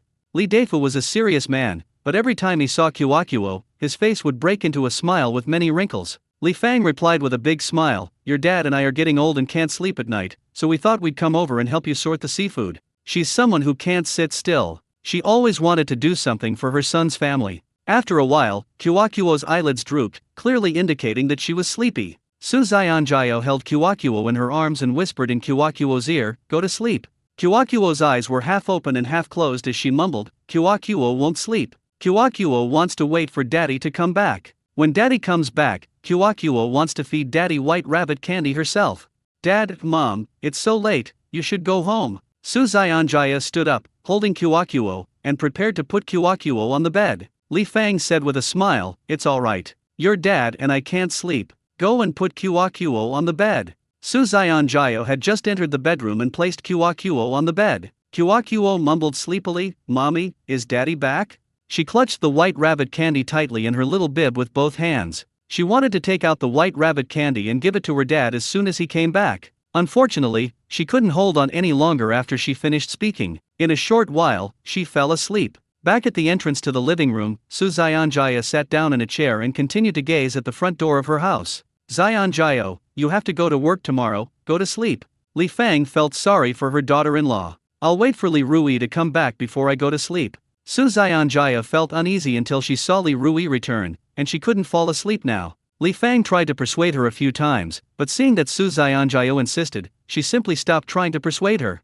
She knows that young people these days don't like older people who are long-winded and nagging. Meanwhile, in the shallow sea, Su Lanzi looked at Li Rui and Urgenzi in the distance and asked Chen Xiong beside her, should we follow them? What's the point of following them? Li Rui's just having bad luck tonight. What good will it do us if we follow them? Will we end up like them, empty-handed? Chen Xiong sneered. After saying that, Chen Xiong saw the cluster of conch shells not far away. He waded through the water and ran over. Damn, so many tower snails. Li Rui and Urgenzi just passed by here. Are they blind? There are so many tower snails, how come they didn't see them? As Chen Xiong spoke, he bent down and picked up the tower snail. Su Lanzi walked over and also picked up the conch shells. She exclaimed excitedly, wow, it really is. There are so many snails. There must be several pounds of snails here. Chen Xiong, thank goodness I listened to you and didn't follow them. I was going to follow them, but now I don't know where I'll find any conch shells. Su Lanzi was extremely fortunate. On the other side, Urgenzi followed Li Rui for quite a while but didn't see anything good. He was a little discouraged. Brother Rui, don't go any further, let's rest for a while. Just then, Li Rui walked up to a piece of abalone and stopped. Urgenzi, come here quickly. Li Rui waved to Urgenzi. What good stuff is there this time? Urgenzi was instantly no longer tired. He quickly waded through the seawater and ran to Li Rui's side. When his headlamp shone on the abalone in the water, he was completely stunned. Stop spacing out, let's hurry up and pick them up. Li Rui picked up the abalone. The abalone shell is a single shell structure that covers the soft body from the back, providing protection. The size of the shell varies depending on the species and age. Small abalone, with a shell length not exceeding 5 centimeters. Medium-sized abalone, with a shell length between 5 and 20 centimeters. Large abalone, with shells that can reach 20 to 30 centimeters in length. The shells are mostly oval or flattened round in shape, with a smooth surface. The soft tissue is divided into the head, feet, and mantle. Abalone are dioecious animals with distinct sexes. They are highly nutritious and have functions such as nourishing the lungs and stomach, and clearing heat and yin. Therefore, the price is quite high. When ordinary people talk about abalone, they think of it as a high-end ingredient. Little did people know that abalone shells could also be used as a traditional Chinese medicine. Brother Rui, following you to go beachcombing is just like those wilderness survival bloggers on Douyin. Suddenly, you find a wild takeout, and then suddenly, you find a beautiful wild wife, Urgenzi joked while picking up abalone. Are there really survival bloggers on Douyin who have found wild women? Li Rui couldn't help but ask curiously. Isn't this just absurdly opening the door to something even more absurd? It's utterly outrageous. Urgenzi laughed and replied, he uses the name of a wilderness survival blogger, but he's actually a comedy blogger. In the distance, Chen Xiong and his wife Su Lanzi chatted while picking up snails. Chen Xiong snorted, that kid Li Rui really has terrible eyesight. I just saw him and Urgenzi walk through the shallow sea area, but they didn't even see the vast expanse of tower snails here. With eyesight like his, why would he even bother going to the beach? Su Lanzi finally praised Chen Xiong, husband, you are the best. In our village, you are the best at beachcombing and fishing. Li Rui is too inexperienced compared to you. Hearing this, Chen Xiong became a little arrogant. He boasted, wife, if you hadn't listened to me and followed Li Rui to go beachcombing, you definitely wouldn't have found anything good now. That's right, that's right. Su Lanzi was secretly pleased with herself, calculating how much money they had made tonight. By 9:30 p.m., both of Li Rui's and Urgenzi's buckets were full. Li Rui could see that the tide was about to come in. He then said to Urgenzi, let's go back. Urgenzi was extremely excited. Tonight, they can go home with a full load. On the way back, Li Rui's cousin, Li Dalong, saw Li Rui and Urgenzi from a distance and couldn't help but ask, Ruizi, how was the haul tonight? Not so great, just picked up some worthless clams, Li Rui said dejectedly. The large sand clams are a type of bivalve mollusks with relatively large shells that are white or pale yellow and nearly round in shape. It is not expensive. It only costs about 10 yuan per kilogram. Ruizi, it's okay. Next time you go beachcombing, you might find something good, Li Dalong said with a smile. After saying that, Li Dalong glanced down at the bucket in his hand, and a smug smile immediately appeared on his face. He didn't find much tonight, but he picked up a few large sea snails and a bunch of bitter snails. All told, it's worth about 100 yuan. He was very satisfied with this. At the same time, Li Dalong was secretly relieved. This afternoon, he went to Li Rui and asked him to take him to go beachcombing, but Li Rui refused. Li Rui was about to agree at that time. Tonight he can only pick up a few worthless clams. The people who were out gathering seafood in Xingfu village murmured among themselves after hearing what Li Rugang had just said. It seems that luck doesn't last. Li Rui had good luck the past 2 days, but his luck turned bad tonight. I think we don't need to keep following Li Rui around like this anymore. Hearing these words, Li Rui smiled slightly. This is exactly the result he wanted. Wife, come on, let's go check on Li Rui and Urgenzi's buckets. Chen Xiong happily ran towards Li Rui and Urgenzi. Stop right there. Su Lanzi snapped, her face stern. I can't carry this anymore. You take this bucket with you. Li Rui and Urgenzi only picked up a few big clams tonight. What's so interesting about that? Su Lanzi forcefully shoved the bucket from his hand into Chen Xiong's hand. Chen Xiong didn't dare utter a single word. That's true, there are only a few big clams, nothing to see. Chen Xiong tried to save face. Brother Rui, you're really quick-wit. Next time we go beachcombing, I reckon no one will follow us anymore. Urgenzi gave Li Rui a thumbs up with a big smile. On the way back, Li Rui felt extremely frustrated. He had previously sold his family's boat because of gambling. Now he feels that he's making money too slowly. Now that he has a ship, coupled with his X-ray vision, he'll make a lot of money. This matter needs careful consideration. Brother Rui, we've had a great night, why do you still look so unhappy? Urgenzi asked, puzzled. It's nothing. Li Rui patted his pocket, wanting to light a cigarette. When men are agitated, they like to smoke a cigarette. The same goes for Li Rui. When he couldn't find a cigarette pack, Li Rui realized that he was in the process of quitting smoking. Damn it, How could I have been such a compulsive gambler before? The hole we dug before was too deep. It will take him a lot of time to fill it out. As soon as she entered the house, Su Xianjia took a coat and walked up to Li Rui. It's getting cold, put this on quickly, Su Xianjia said tenderly. Junzi watched, feeling like they were just showing off their affection. He thought to himself how wonderful it would be to have a considerate and attentive wife. Li Rui put down the bucket, put on his coat, and asked, "Why aren't you asleep yet? You have to go to work tomorrow." Su Xianjia smiled and replied, "It's still early, not even 10:30 yet." At this moment, Li Fang and Li Deifu, a married couple, walked over. Li Fang said with a grin, "Your wife won't go to sleep until you come back." Upon hearing this, Junzi thought to himself that he had eaten his fill of dog food. "How's it going tonight?" Li Fang peeked into the bucket and her eyes widened instantly. "What a haul tonight!" Li Deifu was also quite shocked. "Auntie, brother Rui," Junzi wanted to show off a bit, but Li Rui pulled his arm hard. "Let's go in. Speaking here makes it easy for other people in the village to hear you." Li Rui closed his front door. Soon, the group arrived at an empty storage room. Inside the storage room, there were several basins and buckets, as well as a few small stools. A water trough was built in the corner of the mouth to hold things. "Xianjiao, go to sleep, we'll sort them." Li Fang plopped down on a small stool, rolled up her sleeves, and began sorting the various seafood. "I'm not sleepy." Su Xianjiao also sat down on a small stool and began sorting. Li Rui also told Su Xianjiao to go to sleep. No matter what Su Xianjiao said, she refused to go to sleep alone first. "Looking at all the seafood, I'm so excited I can't sleep," Su Xianjiao joked with a smile. Li Deifu remained silent and focused on his work. Junzi talked non-stop, like a machine gun. "Brother Rui, you're so lucky. Going beachcombing with you is like picking up money off the ground. When I saw these seafood just now, my adrenaline surged to 180. Awesome, so awesome. If it weren't for the elders and women present, Junzi would definitely have sworn out just now." As soon as Junzi finished speaking, Li Fang picked up two large abalones with her rough hands and exclaimed, "My God! These are two-headed abalone, which are very rare these days." Abalone heads is a unit used to measure the size of abalone. It's easy to understand. A one-head abalone refers to a large abalone that weighs about 1 pound. Abalone is extremely rare, and because of its scarcity, it is very expensive. They are typically only found in high-end marine markets, auctions, or through special channels. Abalone with two ends refers to abalone that weighs half a pound. Two make up 1 jin, 500 grams, and so on. Let me weigh the battery. Li Deifu, who rarely spoke, took the abalone with two ends in his hand, weighed it a few times, and then said excitedly, "This really is a two-end abalone. There are a few more abalone with two ends here."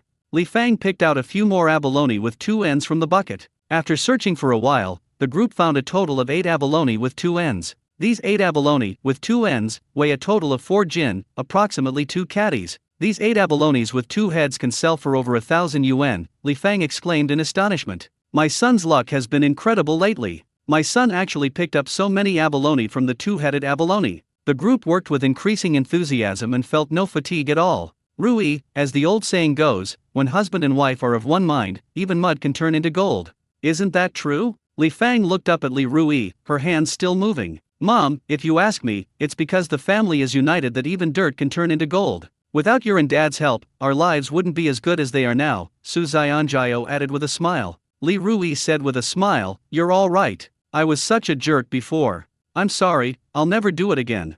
A long-lost smile appeared on Li Deifu's weathered face. Seeing this, Junzi felt very envious. "After working for half an hour, all the seafood I collected tonight has been sorted and categorized." Li Rui stood up from the small stool and stretched. "I'm so tired." Li Fang said with a smile, "Rui Zi, Xiangyu, Jun Zi, let's go back." Li Rui quickly found a bag, filled it with a few swimming crabs, and stuffed it into his mother Li Fang's hand. "Mom, take these swimming crabs home and steam them for Dad." Li Rui originally wanted to give his parents some wages, but then he thought that if he really did that, it would not only be too formal, but his parents would also not accept them, so he chose a compromise. Steaming swimming crabs is a simple cooking method that preserves their fresh and delicious flavor to the greatest extent. When eating it, dip it in a sauce made with vinegar and other seasonings. It's absolutely delicious. "Your father and I don't like this kind of food," Li Fang declined. That's what she said. But actually, she was heartbroken and couldn't bear to eat the swimming crabs. "My son will take these swimming crabs to sell, he'll be able to make more money that way." "Take these swimming crabs and sell them," Li Deifu said sternly. "Rui Zi, you little brat, if you really want to do something for me and your mother, then you and Xiangyu should live a good life together."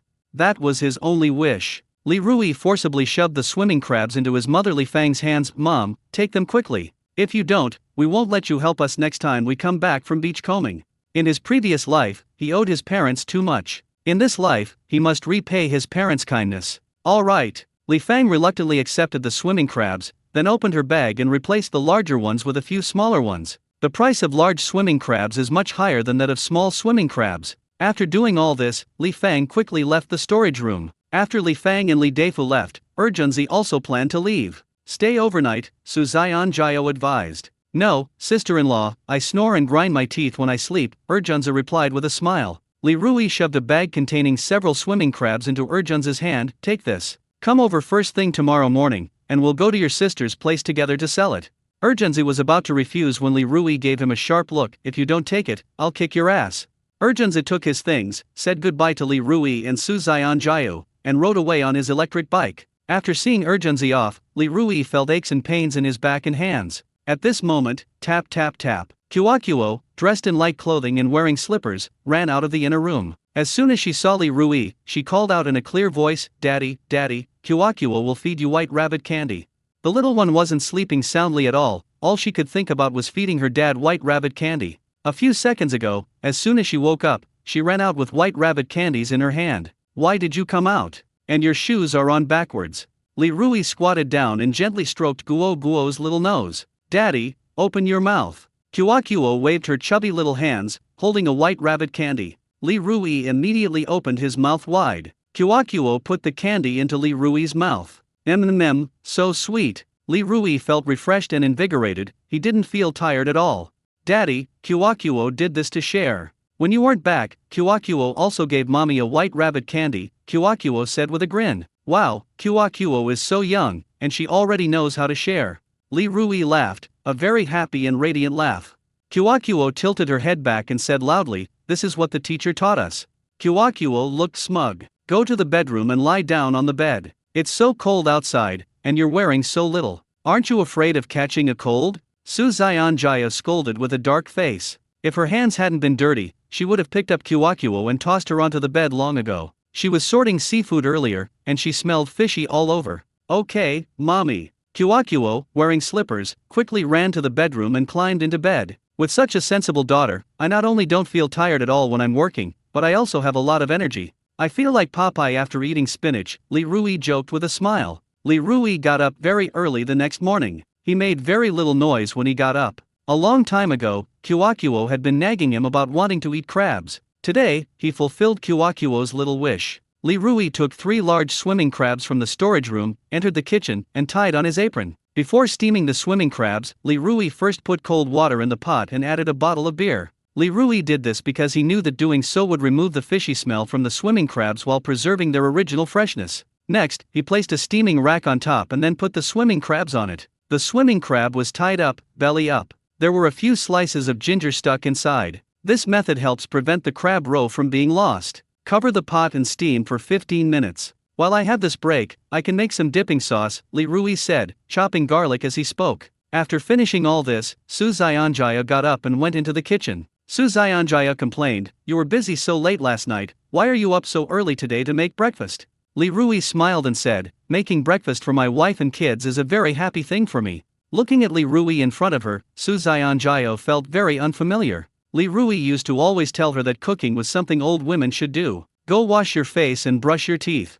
Li Rui pushed Su Jiao's shoulder and pushed her out of the kitchen. There's oil and smoke in the kitchen, don't let it bother you. Upon hearing this, Su Jiao's expression changed drastically. Li Rui, if I become a haggard old woman, will you still not love me? Li Rui curled his lip and retorted, what do you think? I'm going to become a haggard old woman, and you definitely won't love me anymore, Su Jiao said, pouting. How could that be? No matter what you look like, you'll always be the most beautiful in my eyes. Li Rui took off his apron. Upon hearing this answer, Su Jiao wrinkled her nose and said, you're just trying to fool me. You're definitely lying to me. Su Jiao went to wash her face and brush her teeth. Li Rui went to the bedroom and woke Kuo up. Daddy, Kuo wants to eat crab. The first thing Kuo said when she opened her eyes was that she wanted to eat crab. When crabs were mentioned, Kuo couldn't help but smack her little lips. Saliva almost dripped from the corner of her tender mouth. As Li Rui dressed Kuo, he said, Daddy went to steam crabs.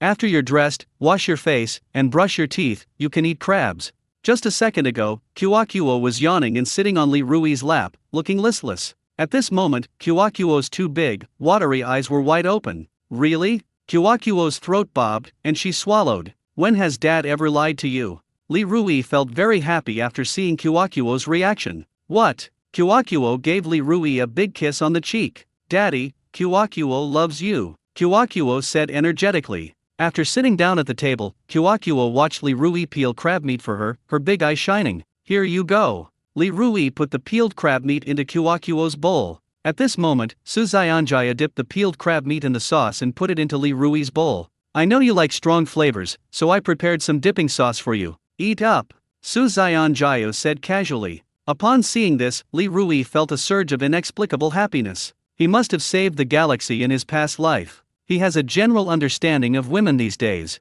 They always demand exorbitant bride prices. Even if you get married, if you run out of money, they will still be very considerate of you and leave you. In contrast, his wife, Suzayanjaya. It's so delicious.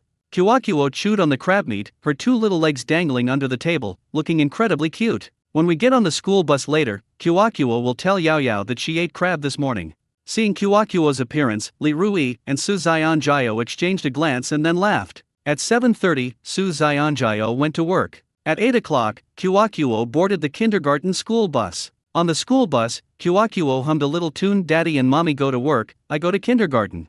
Rui, I heard you only picked a few big clams last night, is that true? At this moment, Yutao arrived at Li Rui's door and asked with a smile. If anything happens in the village, the whole village will know within an hour. In the mornings, many women usually gather under the big locust tree at the entrance of Xingfu village. That was the intelligence station for Xingfu village. Yutao came over to find out what was going on. If Li Rui picked up a lot of good stuff last night, he could buy it and make a considerable profit from the difference. I had so-so luck last night. Li Rui didn't answer Yutao's question directly. They were all from the same village, and he didn't want to strain his relationship with others. Rui Zi, can you tell me who bought your seafood last time? Yutao asked with a smile. That damned bastard actually stole his business. If he finds out, he will definitely not let the other party off the hook. Yesterday he made inquiries, but couldn't find out where Li Rui had sold the seafood. Uncle Yu, there's no need for that. Li Rui laughed it off. Yutao noticed that Li Rui was keeping his mouth shut. He then stopped asking questions. After a moment of contemplation, he chuckled and said, Ruizi, if you find anything good while beachcombing, bring it to my house to sell. I'll definitely give you the highest price. Let's talk about the future later, Li Rui said, but in his heart he was thinking, you old rascal, you're really bad. You're offering a pitifully low price, but you still claim it's a fair price.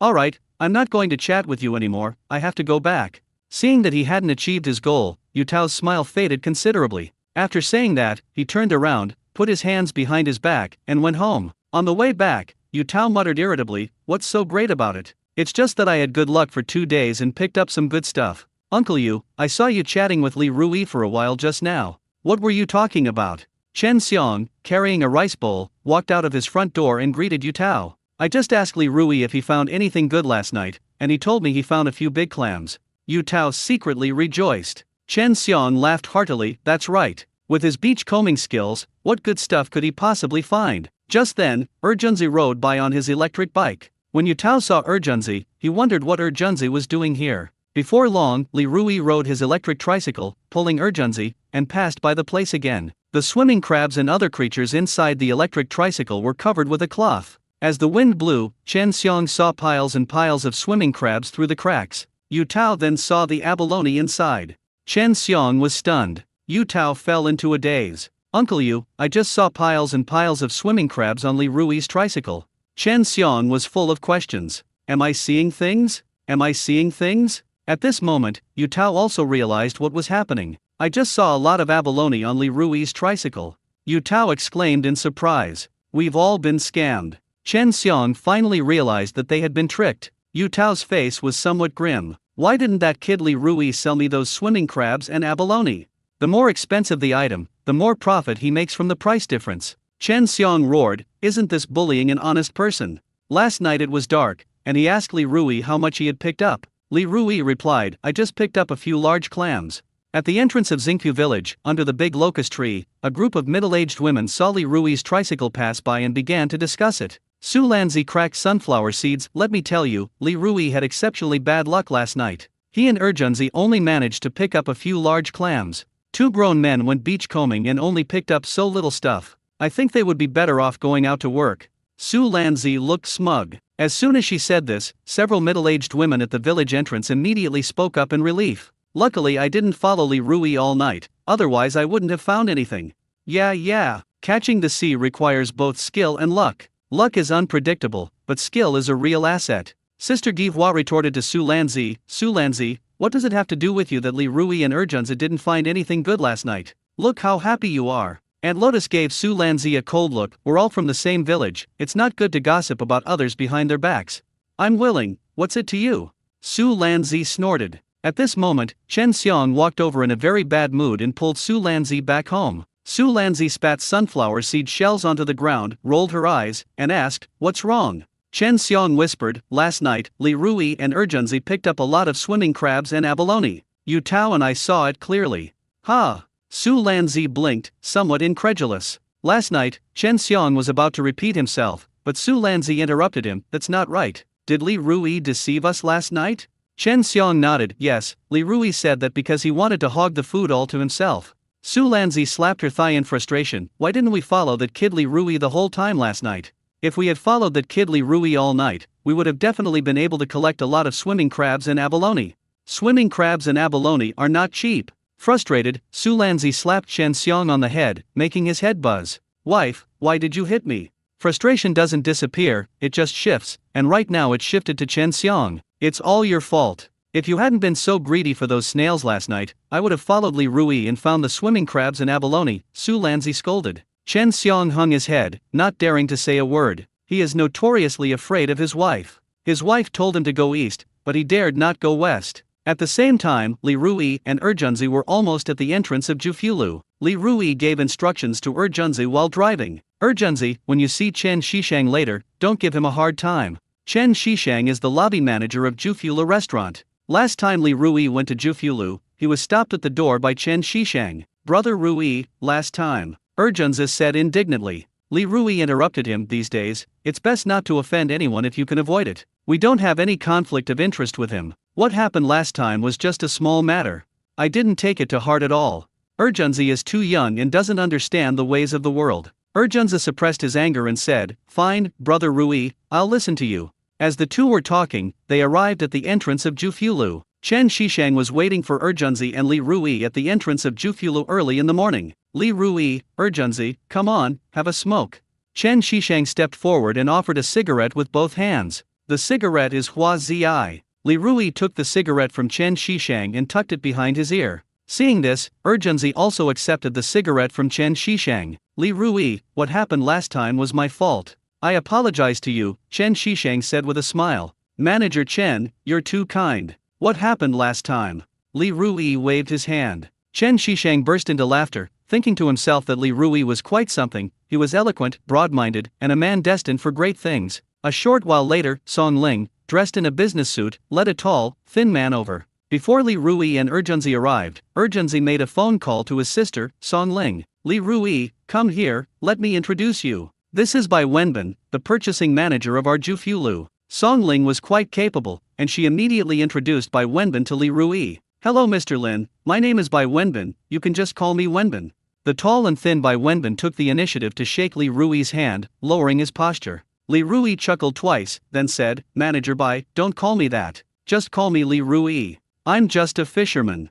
Song Ling said in a very formulaic way, Li Rui, next time you come to our Jufula to sell seafood, just contact Manager Bai. Okay, Li Rui replied with a smile. Bai Wenbin took out a walkie-talkie and said something. A short while later, a group of kitchen helpers came over and unloaded all the seafood from the tricycle. My God, there are so many abalone! Song Ling exclaimed. Those around were also greatly shocked when they saw it. After weighing them, Song Ling led Li Rui and Erjunzi to her office. Song Ling quoted a price. Two-headed abalone weighs 4 catties, 500 per catty, totaling 2,000. Three-headed and four-headed abalone weighs 8 catties and 5 tails, 300 per catty, totaling 2,550. Small abalone weighs 10 catties and 7 tails, 60 per catty, totaling 642.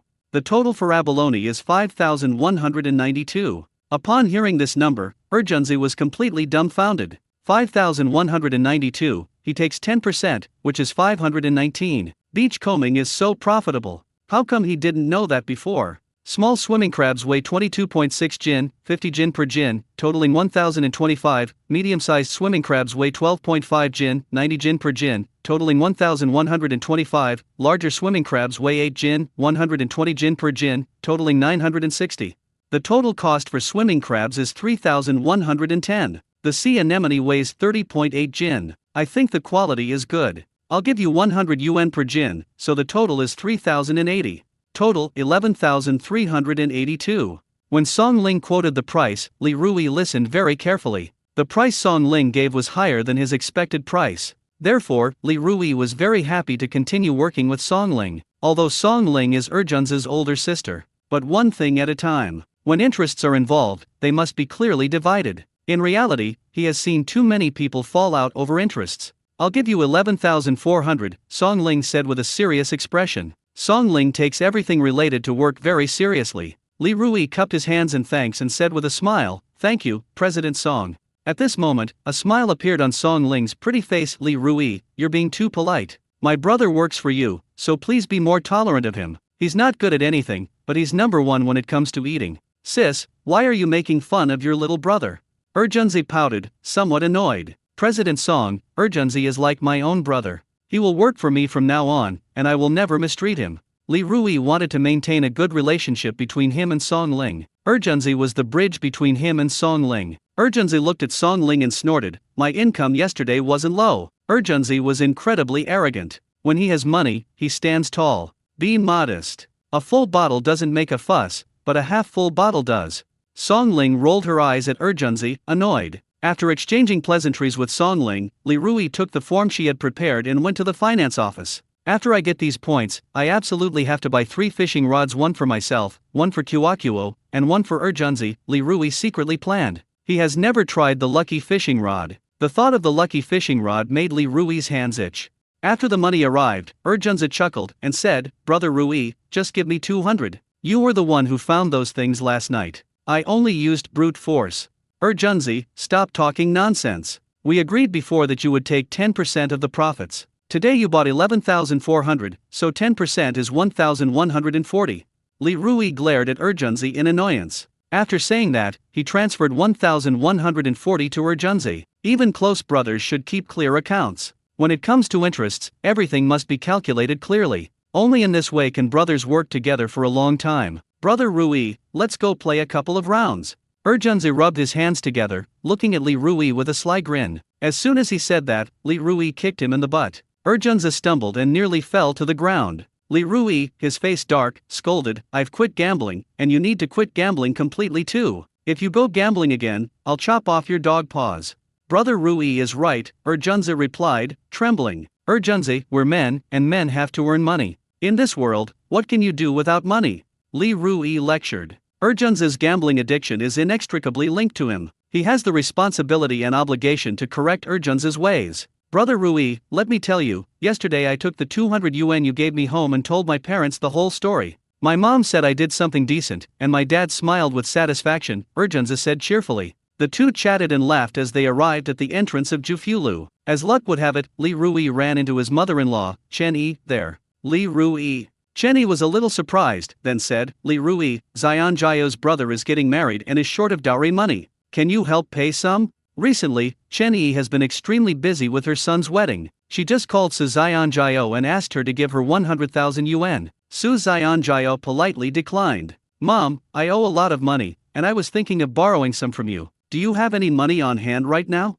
If you do, lend me some, and I'll definitely pay you back when I have the money," Li Rui said with a forced smile. He had absolutely no good feelings towards his mother-in-law. Upon hearing this, Chen Yi was furious. "Li Rui, are you even speaking human language? I raised my daughter all these years, and you're giving her away for nothing." Before Chen Yi could finish speaking, Li Rui interrupted her. "Mom, I have something to do, so I won't chat with you anymore." Li Rui got into the tricycle, carrying Urgenzi, and drove away quickly. "Li Rui, you bastard. Is this how you treat your elders?" Chen Yi stomped her feet angrily as she watched Li Rui's departing figure. Arriving at the entrance of a fishing tackle shop, Li Rui asked Junzi to buy some steamed buns and snacks. Junzi ran off happily. Seeing that no one was around, Li Rui walked into a deserted alley. At that moment, the system's voice rang in Li Rui's mind. Congratulations, host, you have gained another 11,400 points. Adding to your previous points, you now have a total of 25,788 points. What would you like to redeem? As soon as he finished speaking, a virtual screen appeared in front of Li Rui that only he could see. On the virtual screen, there are several patterns, with numbers written below them. Li Rui took a liking to 3 fishing rods, an orange one, a white one, and a pink mini short-section hand rod. All 3 of these fishing rods are lucky fishing rods. One adult fishing rod requires 10,000 points. A children's fishing rod requires 5,000 points. After calculating, Li Rui realized that he had accumulated just enough points to redeem the 3 fishing rods he needed. Li Rui immediately issued instructions to the system. Suddenly, an orange fishing rod, a white fishing rod, and a pink mini short-section hand rod appeared out of thin air in Li Rui's hands. The host has consumed a total of 25,000 points this time, and has 788 points remaining. After the system finished speaking, it disappeared. Not long after Li Rui came out of the alley, Junzi ran over with several steamed buns and a bunch of snacks. Brother Rui, why did you buy 3 fishing rods? Junzi asked in confusion. One for you, one for me, and one for my daughter, Li Rui replied. At this moment, Yutao was loitering in front of Li Rui's house. Seeing Li Rui return, Yutao rushed over and asked, Rui, you and Junzi picked up a lot of abalone and swimming crabs last night, right? Did you sell them all? Li Rui pretended not to know what Yutao was talking about. Uncle Yu, what are you talking about? Last night, Junzi and I picked some big clams, and everyone in the village knows that. Yutao immediately became anxious. Rui Zi, we're from the same village, and I'm your uncle. Don't hide it from me. Sell all the good stuff to your uncle, and I promise you won't lose out. Uncle Yu, what are you talking about?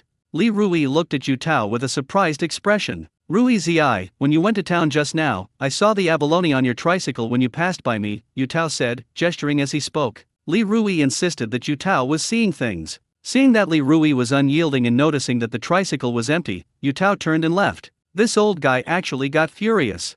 Junzi glanced at Yutao, then snorted coldly. Never mind him, Li Rui said, and then got down to business. Junzi, it's not good for our health to go beachcombing at night all the time. Today we'll go beachcombing during the day. Let's get ready and go beachcombing now. Due to the gravitational pull between the moon and the sun, there are 2 tides a day, high tide and low tide. The time interval between 2 high tides is approximately 12.5 hours. Therefore, one can go to the beach twice a day. Brother Rui, I'll listen to you. Whatever you say goes.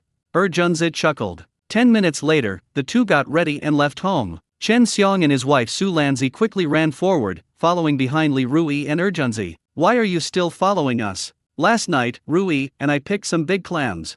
Junzi turned around and glanced at Chen Xiong and Su Lanzi, asking with some displeasure. Junzi, you're kidding me. Last night you and Li Rui picked up a lot of abalone and swimming crabs. My husband saw it for sure. Su Lanzi pouted. Chen Xiong quickly chimed in, yes, I saw it clearly. Li Rui immediately understood. From then on, wherever Li Rui and Junzi went, Chen Xiong and his wife Su Lanzi followed. During this time, Li Rui used the fish catch perspective function to see a pile of yellow snails under a reef, but he didn't pick them up. He's going to pick it up. Chen Xiong and Su Lanzi will definitely swarm in. Yellow snail, also known as east wind snail, has a thick and solid shell with a smooth surface. The shell is yellowish-brown in color, and the snail meat is delicious and rich in amino acids and rare elements needed by the human body, which are easily absorbed and utilized. Therefore, the price of yellow snails is not low. Brother Rui, these 2 are so annoying, they're practically inseparable from us. Junzi turned around and glanced at Chen Xiong and Su Lanzi, saying with a mixture of exasperation and annoyance, ignore them. Li Rui was pondering a solution. The ocean is ownerless. They can come to the beach. Others can also come to beachcomb. Before he knew it, Li Rui had arrived at a large area of wild oysters, which were not worth much. Li Rui wasn't interested in this thing at all. Suddenly, Li Rui's eyes fixed on a wild oyster, and he mentally cursed, holy crap. Li Rui had an idea and said, Junzi, let's pick oysters here this afternoon. As he spoke, he walked over to the oyster, picked it up, and threw it into the bucket. The 2 soldiers were all dumbfounded. Brother Rui, are you serious? A significant portion of people living near the sea look down on wild oysters. This is because wild oysters vary in size and quality, and are inexpensive. Picking wild oysters requires a keen eye. The thick, wild oysters have meat on them, and you can pick them up. Flat wild oysters have little meat, so picking them isn't very useful. Chen Xiang and Su Lanzi were stunned. Rui Zi, are you kidding me? Wild oysters don't fetch a good price here. If you take them to your Uncle Yu's place, they'll only sell for 2 yuan a pound. And even then, he'll check the quality and sometimes he'll try to negotiate the price down. Su Lanzi exclaimed in astonishment. Do I look like I'm joking? Li Rui squatted in the seawater and picked up wild oysters. Among the oysters he just picked up, there was a large, perfectly round, and flawless pearl. Even someone like Li Rui, who doesn't know much about pearls, knows that pearls like that are extremely valuable. This wild oyster area also contains many pearls. He spotted it immediately. The fish catch see-through function is just that awesome. Su Lanzi looked at her husband Chen Xiang, speechless. She looked down on the wild oysters in this area. Chen Xiang also looked down on him. Chen Xiang's eyes darted around, and he whispered in Su Lanzi's ear, I reckon Li Rui is here picking wild oysters to shake us off. We mustn't fall for it. Yes, yes, yes. Su Lanzi nodded repeatedly. They had learned their lesson last night. Having made up their minds, Chen Xiang and Su Lanzi sat down on a large rock, staring intently at Li Rui. They were terrified that Li Rui would run away. Brother Rui, let's go look somewhere else. Urgenzi really didn't think much of the wild oysters here. He picked up a piece, examined it carefully, and said, there's not much meat in this wild oyster. After saying that, he threw the wild oysters into the sea. Li Rui glared at him, I told you to pick oysters, so just pick oysters. Why are you talking so much nonsense? Urgenzi immediately forced a smile, I'll pick it up right now. An hour later, Urgenzi's bucket was full of wild oysters. This thing is really heavy, Urgenzi said through gritted teeth as he tried to lift the bucket. Li Rui was selecting wild oysters with pearls. If Li Rui sees a wild oyster with pearls, he will quietly toss it into the bucket. Chen Xiang, we can't just stand by and watch. Our family makes a living by fishing at sea, Su Lanzi said anxiously. But no matter how anxious she was, there was nothing she could do. Instead of looking for more valuable items, Li Rui stayed here picking wild oysters, leaving her with no choice but to stay. Crescent Island is currently under a sea ban. Her family owns a boat, but they cannot go out to sea to fish. Shall we go look somewhere else? Chen Xiang was getting impatient. No. Su Lanzi refused decisively. She was afraid that after they left, Li Rui would go somewhere else and find good things like abalone. She vividly remembered what happened last night. Puff. Chen Xiang jumped into the sea and picked up a wild oyster. Wife, keep an eye on Li Rui. I'll pick up some wild oysters here too. We can't go back empty-handed no matter what. At that moment, Li Rui saw the wild oyster that Chen Xiang had picked up and thought to himself, this is bad. There was a pearl inside the wild oyster that Chen Xiang picked up. Li Rui didn't run over to pick it up just now because he didn't want to attract Chen Xiang's attention. Damn it, this oyster is so skinny. Chen Xiang cursed, then casually tossed the wild oyster in his hand next to Li Rui. Chen Xiang, what are you doing? Urgenzi asked angrily. Li Rui also glared at Chen Xiang. Chen Xiang immediately apologized and admitted his mistake. Li Rui, I'm sorry, I accidentally threw that wild oyster next to you just now, please don't take it to heart. Hearing Chen Xiang say that, Li Rui stopped arguing with him. At this moment, Li Rui was not angry at all, on the contrary, he was secretly pleased. He reached out and picked up the wild oyster. Brother Rui, why are you picking up wild oysters like these? They're flat-headed and skinny, you can tell they don't have much meat on them. Just as Li Rui was about to throw the wild oyster into the bucket, Urgenzi voiced his question. That shouldn't be happening. Rui Ge is from the coast, so he should know that flat-headed wild oysters are worthless and inedible. Urgenzi's words immediately caught Chen Xiang's attention.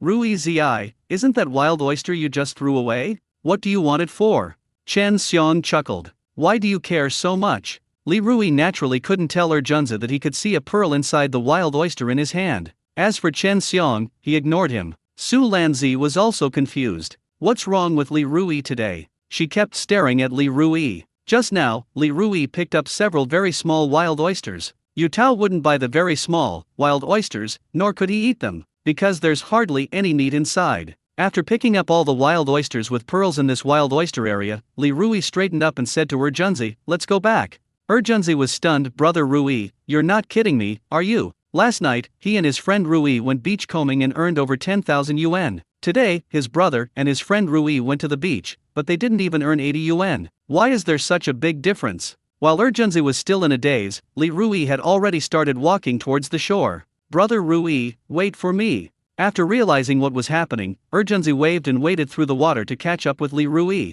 Honey, did you see the wild oyster Li Rui picked up? It was one I didn't want. He's treating it like a treasure. It's hilarious. Chen Xiong burst into laughter after Li Rui and Junzi walked away. He laughed for a while until his stomach hurt and his back was bent from laughing. Su Lanzi asked suspiciously, Chen Xiong, didn't you notice that Li Rui is acting very strangely today?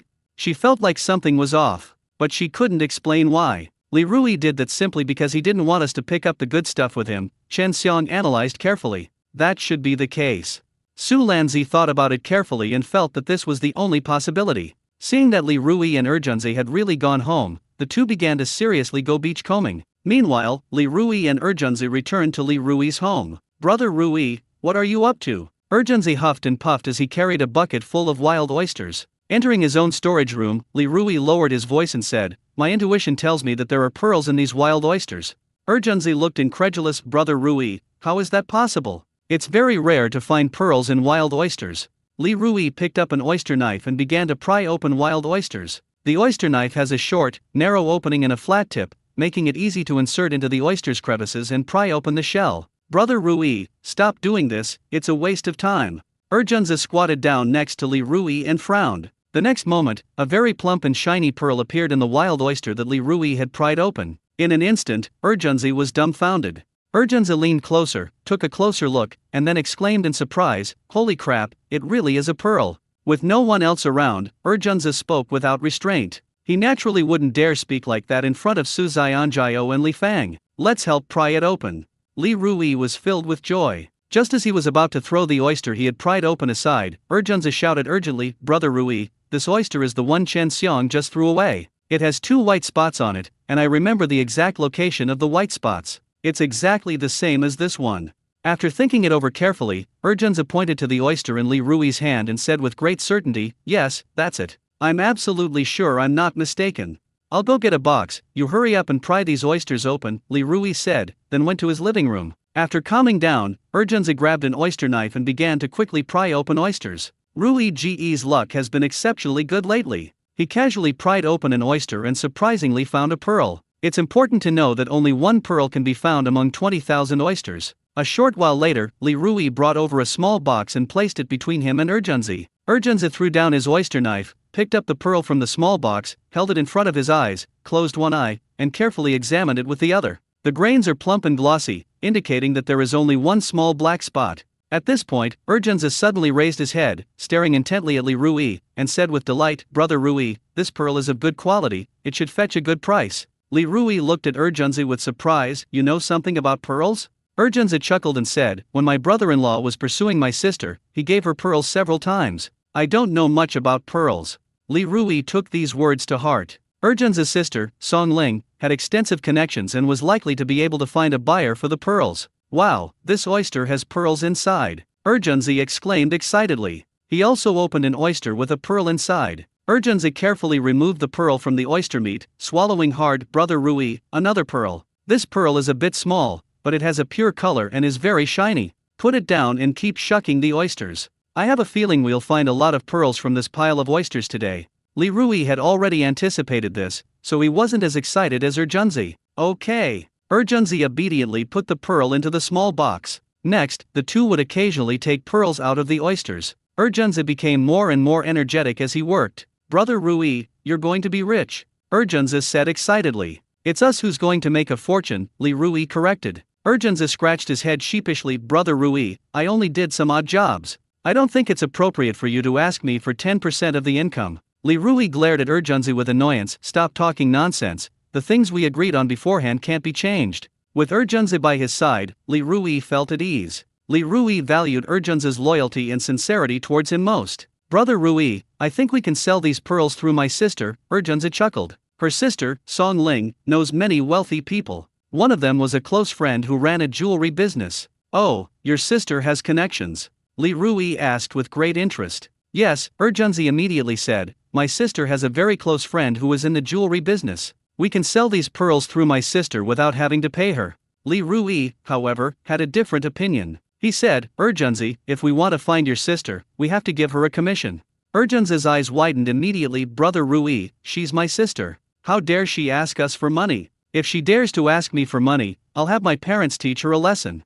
Urgenzi, you're an adult now. Don't be so naive. It's a favor if your sister helps you, but it's her right not to. If you treat your sister with this kind of thinking, sooner or later she will start to have a problem with you, Li Rui said. Humans are driven by self-interest. Without benefits, there is no motivation. Urgenzi thought about it and realized that was the case. Besides, I have no relation to your sister. We asked her to do things for us, so we still have to pay her the money we owe her, Li Rui continued. She's just helping with the introduction, we really don't need to give her money, Urgenzi insisted. Li Rui curled his lip, thinking that Urgenzi's head was just a block of wood. Urgenzi, let me ask you, if we don't go through your sister, can we easily find the buyer? Urgenzi shook his head. Li Rui asked again, if we find a buyer through your sister, will they give us a little more because of your sister? Even if they don't give us much more, they won't cheat us. Urgenzi thought it made sense. That settles it, Li Rui said, spreading his hands. We must spend the money that needs to be spent. After Li Rui finished speaking, Urgenzi stopped insisting. Urgenzi chuckled sheepishly, Brother Rui, I'll listen to you. From now on, when you go to your sister's for a meal, don't go empty-handed. Your sister won't mind, but your brother-in-law might. We should try our best to avoid giving others a reason to criticize us, Li Rui advised patiently. Brother Rui, your words are more valuable than 10 years of study. I never thought about these things before, Urgenzi said cheerfully. After saying that, Urgenzi blinked and asked, my sister wants to tell me what to bring when I come to her house for dinner, and that I shouldn't bring anything anymore. What should I say? Li Rui was speechless, that was just being polite. Couldn't you have said that you know I like apples, so you brought some? Coming to your house is like coming home for me. What's wrong with me buying something on my way home? If you say that, your brother-in-law will definitely think you're a good man and know how to talk. Your brother-in-law will feel better too. The two chatted as they shucked oysters. After shucking the 2 buckets of oysters, more than 30 pearls were found inside. Brother Rui, let me count how many pearls there are. Urgenzi excitedly threw down the oyster knife in his hand, then picked up the small box and carefully began to count. 1, 2, 3, 38. After saying that, Urgenzi looked up at Li Rui with a joyful expression. Brother Rui, there are 38 in total, we're going to be rich. In fact, shucking oysters to extract pearls is a very unprofitable activity. Only 1 pearl is found among 20,000 oysters. After the costs are factored in, a significant amount of money will be lost. Thinking of all this, Urgenzi praised repeatedly. Brother Rui, you are amazing. Following you to go beach combing is the best thing I've ever done in my life. After wiping his hands, Li Rui took out his phone and contacted Songling. Mr. Song, I just sold some pearls. Could you help me find a buyer? I won't do it for nothing, you'll get 5% of the profits after it's done, Li Rui said with a smile. I'll help you make the connections. There's no need to split the profits. My brother works for you, so just take good care of him. Songling readily agreed. Li Rui said with a half-smile, President Song, if you don't want to share, then let's forget about this and keep things separate, what do you say? Hearing Li Rui say that, Songling couldn't help but chuckle and say, okay, I'll listen to you. He thought to himself that Li Rui was much better than his brother. Songling was also a shrewd person, she knew that Li Rui didn't want to owe her a favor. She didn't point it out directly. President Song, Urgenzi. Li Rui wanted to say Urgenzi but changed his words, don't worry about Urgenzi following me. I led him astray before, but I will take good care of him from now on. In my heart, he is like my own younger brother.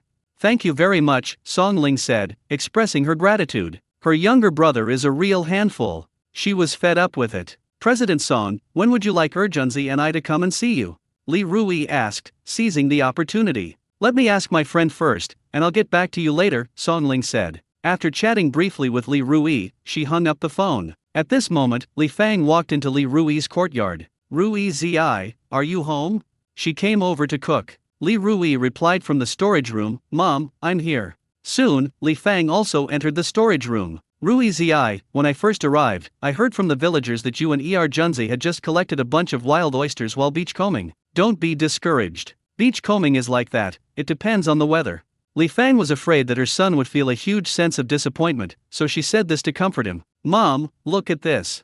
Li Rui pointed excitedly at the small box full of pearls on the ground. Li Fang asked with great curiosity, what? She looked down and realized she had been held captive for over 10 seconds. It took her a while to come to her senses. She gaped, then gasped in a low voice, this is an oyster pearl. This is way too much. In all her years, she had only seen oyster pearls twice, and on those 2 occasions, she only saw 2 tiny oyster pearls. Now there are dozens of oyster pearls here. Some of them are quite large. Mom, how much do you think these pearls can sell for? Li Rui wanted to have a mental estimate. He has never sold or bought pearls. Therefore, he was unaware of the price of pearls. Let me take a look first.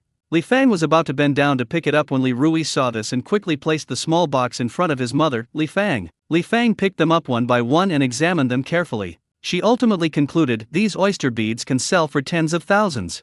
What? Tens of thousands? Junzi was so shocked that his jaw almost dropped to the ground. If it's really tens of thousands, he can get several thousand. Oh my god. He only worked for a few hours today, yet he managed to earn several thousand. He wouldn't have dared to even think about this before. Okay, I understand. Li Rui had a general idea in mind. Ruizi, Junzi, neither of you should tell anyone about this. Keeping quiet is the only way to make a fortune in the long run, Li Fang instructed seriously. She's been through it all and knows how treacherous people can be. Li Rui smiled and said, Mom, even if you don't tell me, I won't tell anyone else about this. Junzi patted his chest and assured her, Auntie, don't worry, I will keep this a secret. At this moment, Junzi's heart was burning with excitement. After he finished speaking, he asked Li Fang, Auntie, can I tell my parents about this?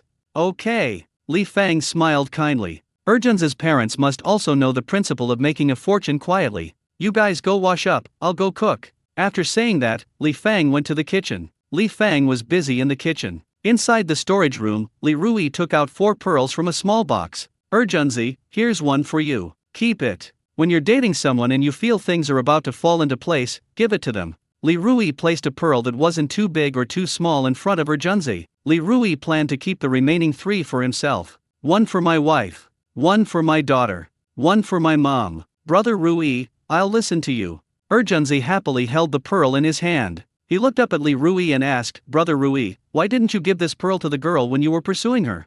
Li Rui pursed his lips, somewhat speechless, and said, You're so reckless. When you're pursuing someone, you offer them gifts, but what if they don't agree in the end? Junzi is terribly naive. Of course, you have to decide for yourself. If you think you can win them over, then give it to them. Li Rui felt exhausted. Oh, Junzi's head was spinning. He really didn't know anything about matters between men and women. At noon, Li Fang made stir-fried oysters, spicy pork ribs, hot and sour shredded potatoes, and seaweed soup. Junzi was playing on his phone in the living room. Li Rui went to the kitchen. Mom, this pearl is for you. Li Rui forcefully stuffed a pearl into Li Fang's hand. No, please don't, Ruizi, Mom is so old, what do I need pearls for? You should sell them for money, you need money right now, Li Fang said, her eyes filled with tears. My son has finally grown up. She was very pleased. Mom, let's not do this anymore. It'll only make Jun laugh at us.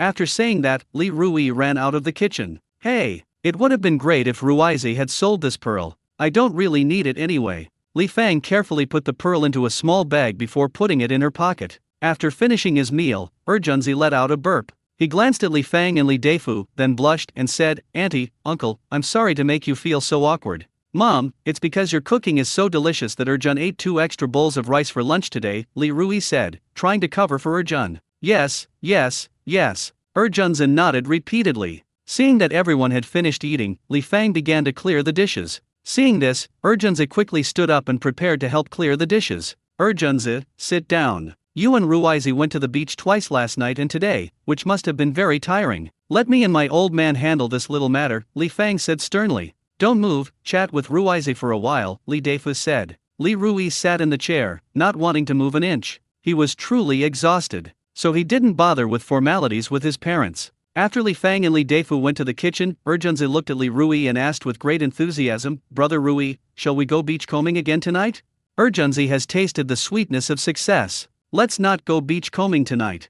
Li Rui felt that going beachcombing once a day was already quite enough. Brother Rui, you're so lucky. It's such a waste not to go beachcombing tonight, Junzi urged. Let's go fishing this afternoon. Li Rui's eyes lit up with anticipation when he talked about fishing. He hasn't tried the lucky fishing rod yet, so he doesn't know if it's fun. Junzi became interested upon hearing this. Alright, I haven't fished in a while. Li Rui and Junzi lay down for a while at noon. When they woke up, it was already 5 o'clock in the afternoon. Damn, how did I sleep for so long? Junzi said with a look of regret, and quickly got up from the sofa. If I had known this would happen, I should have set an alarm. Li Rui came out of the bedroom. 5 o'clock is just right. I'm going to pick up my daughter, and the 3 of us will go fishing together later, Li Rui said as he walked out. Daddy, did you miss Kiwakuo? As soon as Kiwakuo got off the school bus, she saw Li Rui and quickly jumped into his arms. Li Rui picked up Kyokuo and said, "Daddy will take you fishing later, okay?" Kyokuo immediately waved her little fist excitedly. Kyokuo wants to go fishing. Kyokuo wants to go fishing.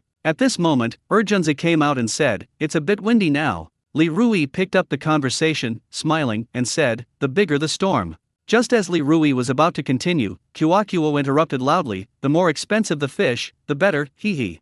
Wow, Kyokuo knows a lot. Urgenze laughed heartily, amused. He touched Kyokuo's little face and said with a smile, "Kyokuo, Uncle Urgenze is going to test you, how about it?" Kyokuo tilted her little head and asked in her childish voice, "What will Uncle Urgenze test Kyokuo on?" Ahem. Urgenze coughed twice, then said seriously, "Imperial jade liquor.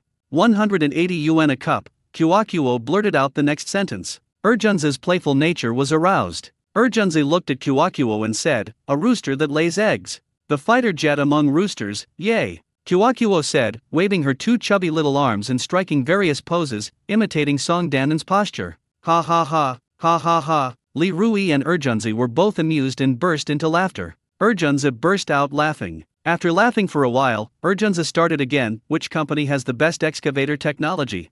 Without even thinking, Kyokuo blurted out, "Go to Langxian Technical School in Shandong, China." The spring breeze of reform sweeps across the land. The Chinese people are truly remarkable. No matter what Urgenze said, Kyokuo answered fluently. The two of them were having a great time. A minute later, Urgenze didn't know what to say. Kyokuo, however, imitated Song Dandan. "I was born in the old society, grew up under the red flag, and walked in the spring breeze." Brother Rui, I think Kyokuo has grown up and can do impersonation shows. If she does impersonation shows, she'll definitely be very successful. Urgenze nudged Li Rui's stomach twice with his elbow and winked at him. "Get lost. My daughter, Li Rui, is grown up. How can she do impersonation shows? I want Kyokuo to be a rich second generation." Li Rui glanced coldly at Urgenze. He meant what he said, but Urgenze took it as a joke. "Brother Rui, stop fooling around." Urgenze laughed exaggeratedly. "Who's joking with you?" "I'm serious," Li Rui said earnestly. Seeing Li Rui's expression, Urgenze laughed even more exaggeratedly. Kyokuo suddenly said with a grin, "Kyokuo hopes her father will become a dragon." "No problem." Li Rui readily agreed. "Brother Rui, your daughter is practically a little adult. She's so smart." Urgenze genuinely thought Kyokuo was very clever. Li Rui smugly hummed, "Don't you even know whose daughter Kyokuo is?" Kyokuo imitated her and said, "Uncle Urgenze, don't you know whose daughter Kyokuo is?" Urgenze's face immediately broke into a smile as bright as a blooming chrysanthemum. The group chatted and laughed as they picked up their fishing gear. Li Rui and Urgenze were carrying a lot of things. Kyokuo was holding only a pink fishing rod. There are quite a few things needed for fishing. Fishing rod, fishing line, fishing hook, float, sinker, bait, landing net, fishing chair, fish basket. You can't do without any of them. Upon arriving at the seaside, Li Rui used his fish-catching X-ray vision ability to find a spot teeming with fish. "Let's fish here." Li Rui put down his bag, opened it, and first put a small white shrimp on Guo's hook. Then he taught Guo to cast the fishing line. "Daddy, where did you buy this pink little fishing rod? Kyokuo loves it so much." Kyokuo said in a clear voice. Li Rui replied with a smile, "I bought it at a fishing tackle shop." Urgenze had just picked up his white fishing rod. The system's voice immediately rang in Li Rui's mind. "Host, the system has detected that someone unrelated to you is using a lucky fishing rod purchased from the system. Would you like to cancel the lucky function on that person's lucky fishing rod?" Li Rui was stunned. This system is amazing. Just as Li Rui was in a daze, the system's voice sounded again. The system senses that the host does not mind the other party using the lucky fishing rod purchased from the system, therefore the system will not cancel the lucky function of the lucky fishing rod. After saying that, the system automatically left. Li Rui couldn't help but curse inwardly, "Holy crap, this system is awesome." After a moment, Li Rui composed himself and prepared to put small shrimp on his fishing hook. However, at that moment, the float on Kyokuo's fishing line suddenly plunged into the water. "Ah, Daddy, the fish has taken the bait." Kyokuo stood up from the little stool and said excitedly, jumping up and down. Li Rui dropped what he was holding and wrapped his arms around Guo's waist. He did this because he was afraid that Kyokuo would be dragged into the sea by the fish. Holy crap! The fish are already biting so fast, that's incredible. This must be a beginner's bonus. Urgenze exclaimed inwardly as he looked at Kyokuo's fishing rod. He wouldn't swear in front of Kyokuo, nor would he dare to. He wanted to swear in front of Kyokuo. He'll definitely kick his butt. Using the fish catch X-ray vision function, Li Rui discovered that the fish on Kyokuo's hook was a 10 cm long grouper, so he lowered his guard. Kyokuo, gently lift the fishing rod first. When you lift it, use less force and move quickly, Li Rui whispered in Kyokuo's ear. Okay, Daddy. Kyokuo gently lifted the fishing rod. With that, Kyokuo's fish hook pierced the grouper's mouth immediately.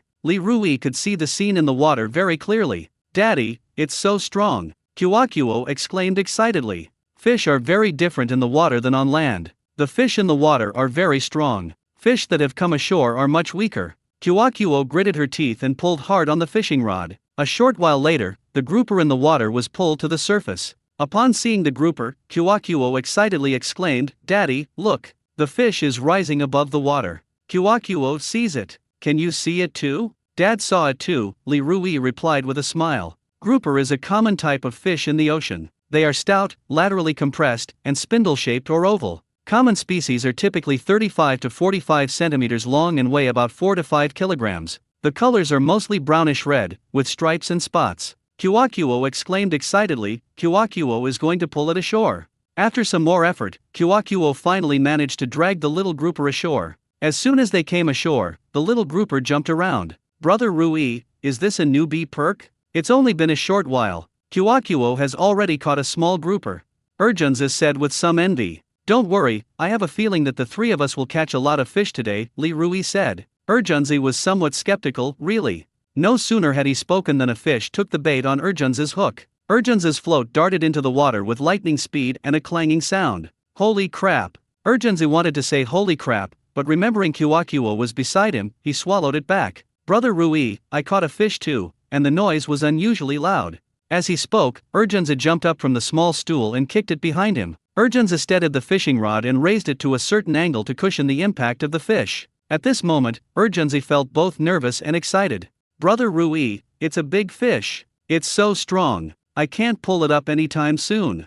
Urgenza was extremely excited, his heart pounding. Anyone who fishes can understand Urgenza's feelings at this moment. Li Rui reminded him at the right moment, Urgenza, don't use too much force. Walk it slowly and wear it down. Urgenza nodded and said nothing more. He needs to conserve his energy for playing with the fish. At this moment, the big fish in the water struggled frantically, trying to get rid of the hook. Urgenza was afraid the fishing line would break, so he let out some line. 10 seconds later, the big fish in the water calmed down, and Urgenza began to slowly reel in the line again. Daddy, Uncle Urgenza looks like he's about to catch a big fish. Kyokuo stared intently at Urgenza's fishing line. That should be true. Li Rui nodded slightly. Urgenza was physically exhausted. At this moment, he dared not relax even for a moment. After walking around for a while, Urgenza finally managed to pull the bass out of the water. This process lasted for about 10 minutes. Bass are fierce and powerful. When struggling, it will desperately try to escape. Therefore, the walk will take a relatively long time. Brother Rui, I saw it. Ha ha. Urgenza was extremely excited, but also very cautious. The bass is about to escape. He'll probably cry. After Urgenza brought the bass to the shore, he didn't rush to scoop it up with the net. Urgenza craned his neck to look and found that its belly was up and white, and it was no longer struggling. Only then did Urgenza pick up the net and drag it ashore. Wow, it's huge! Kyokuo exclaimed without even blinking. Urgenza collapsed onto the ground, exhausted, a smile on his face. It wasn't easy, it was extremely difficult, Urgenza said, panting. Although I was tired, I was very happy. He had just arrived at the fishing spot when he caught a 5-pound bass. How could he not be happy? After releasing the fish, Urgenza continued fishing. Just then, Uncle Hu from the village walked over carrying a bag. When he walked up behind Li Rui, he twitched his mustache and sneered, Rui, why don't you guys bait the fishing spot? Sea fishing is difficult enough as it is. How can you catch any fish if you don't bait the spot? Uncle Hu is old, 69 years old this year, but he is very healthy. He was a well-known fisherman in Xingfu village. In his words, he can go a day without eating, but he can't go a day without fishing. Grandpa Hu, Kyokuo just caught a fish. Kyokuo pointed to the bucket next to her, tilted her head, and said very proudly, Wow, Kyokuo, you actually caught a fish. Let Grandpa Hu take a look. Grandpa Hu craned his neck to look, then burst out laughing, This is too small. Is it even 2 ounces? After saying that, Uncle Hu went to the side, propped up a small chair, and then threw handfuls of Antarctic shrimp bricks into the seawater. Antarctic krill bricks are a commonly used bait for sea fishing. Antarctic shrimp bricks are made from Antarctic shrimp. It has a very strong fishy smell. Many sea fish like it. Rui, did you see that? That's what you call professional. Old master who turned to look at Li Rui and said in a very flamboyant way using internet slang. No sooner had he finished his boastful remark than Li Rui picked up a 3-pound grouper. This toy comes in a variety of colors, including blue, red, brown, and yellow. They are long and robust, with tender meat, rich in nutrients, and have a certain ornamental value, so their price is not low. It costs about 400 or 500 yuan per kilogram. When Huiryi saw the grouper hanging on the fishing hook, his eyes widened in surprise. Eastern starfish? This grouper must weigh 3 or 4 pounds. Master who was very surprised. Wild grouper are now scarce and very difficult to catch. Daddy, you're so amazing. This fish is so beautiful. What's it called? Kyokuo's face turned bright red with excitement as she stared at the grouper, not wanting to blink. After dragging the grouper ashore, Li Rui patiently explained, "This is a grouper." Junzi ran over quickly. Kyokuo squatted next to the grouper, looking here and there. "Brother Rui, this grouper can sell for at least 1 or 2,000. Junzi said excitedly. His sister's restaurant has a specialty dish made with grouper. That specialty dish costs over 2,000. We can't take this. Li Rui removed the grouper from the hook. Why? Junzi was completely bewildered. Li Rui replied, because it is now a protected animal. After saying that, Li Rui threw the East Star grouper into the sea. Seeing this, Junzi felt his heart bleed. Why did the Eastern Star grouper become a protected animal? Brother Rui, my sister's restaurant has a specialty dish made with grouper, Junzi quickly said. The grouper at your sister's restaurant is definitely farmed, not wild, Li Rui said with a smile. These days, it's best to avoid touching protected animals. Li Rui had previously seen a news article online. A college student was sentenced to 10 years in prison for stealing bird eggs. Daddy, what are protected animals? What's the difference between protected animals and ordinary animals? Kyokuo, squatting next to Li Rui, turned on her curious baby mode. Li Rui patted Guo's little head and replied with a smile, these protected animals are few in number and on the verge of extinction. We cannot harm them, we need to protect them. For most animals, their numbers are relatively stable, so we don't need to protect them and they are safe to eat. Just now, Li Rui had considered taking that wild grouper home, but upon closer reflection, Li Rui felt that he shouldn't take unnecessary risks. In his view, it's best not to break the law, no matter what. Kyokuo understands. Kyokuo nodded. Rui Zi, what a pity. In the past, that grouper you just caught could have sold for at least 1,000 yuan, said Uncle Hu, who was not far away, with a slight regret. He also knew that wild grouper are now protected animals. Li Rui didn't feel there was anything to regret. Let's continue fishing, Li Rui said with a faint smile. On their side, with the blessing of a lucky fishing rod, fish kept taking the bait and being caught. On the other hand, Master who didn't catch a single fish. Brother Rui, the three of us are incredibly lucky today. In less than an hour, we've already caught over 20 fish. Junzi was in high spirits. That's how pure fishermen are. I'm happy when I catch a fish. Kyokuo mostly catches sardines. Junzi and Li Rui mostly caught bass and rockfish. Sardines are small, generally only 15 to 30 centimeters long, with slender, streamlined bodies. Their bellies are usually bluish-green and dark blue, with a silvery white underside. Sardines are plentiful, which is why they are not expensive. Sardines cost only about 20 yuan per pound. Stone gourds are generally not very large, with a body length of about 15 to 25 centimeters. Its head is large, accounting for about 1/3 of its body size. It has 12 to 14 hard spines on its abdomen and relatively short fin rays. I won't be flying the Air Force today, will I? Old Master whose face was a little ugly. He then turned his head to look at Li Rui and the others. Just then, Li Rui's fishing rod was pulled away by a large fish in the water. After realizing what was happening, Li Rui gripped the fishing rod tightly with both hands. A big catch. Li Rui saw a 4-pound grouper using the fish trap's X-ray vision function. He was eating a chicken leg when he discovered the big catch, so he immediately threw the chicken leg on the ground. This is a sign of respect for the big fish. Holy crap, a big fish has taken the bait. Old Master who exclaimed excitedly. He glanced at his fishing rod and immediately became dejected again. Li Rui was only 3 meters away from him. Li Rui kept catching fish. Why is there nothing here? The more he thought about it, the more depressed Master who became. I'm not fishing anymore, I'm going to take a look. Old Master who took his fishing rod out of the water and put it on the shore, then he walked briskly towards Li Rui. He wanted to give Li Rui some guidance. Upon reaching Li Rui, Uncle Hu said enthusiastically, Rui, don't pull too hard. If you pull too hard, you'll break the fishing line. Let out some line quickly. Huiryi was even more excited than Li Rui. After a period of pulling, Li Rui finally managed to drag the fish to the shore. After a careful look, Uncle Hu noticed that the fish had turned white and was no longer struggling. He then grabbed the fishing net and scooped the fish ashore. Good heavens, this is a 4 or 5 pound swallowtail trout. Old Master Hu couldn't hide his envy. The swallowtail grouper, scientifically known as the lateral tooth perch, has an oval-shaped body and can typically grow to 3 or 4 pounds.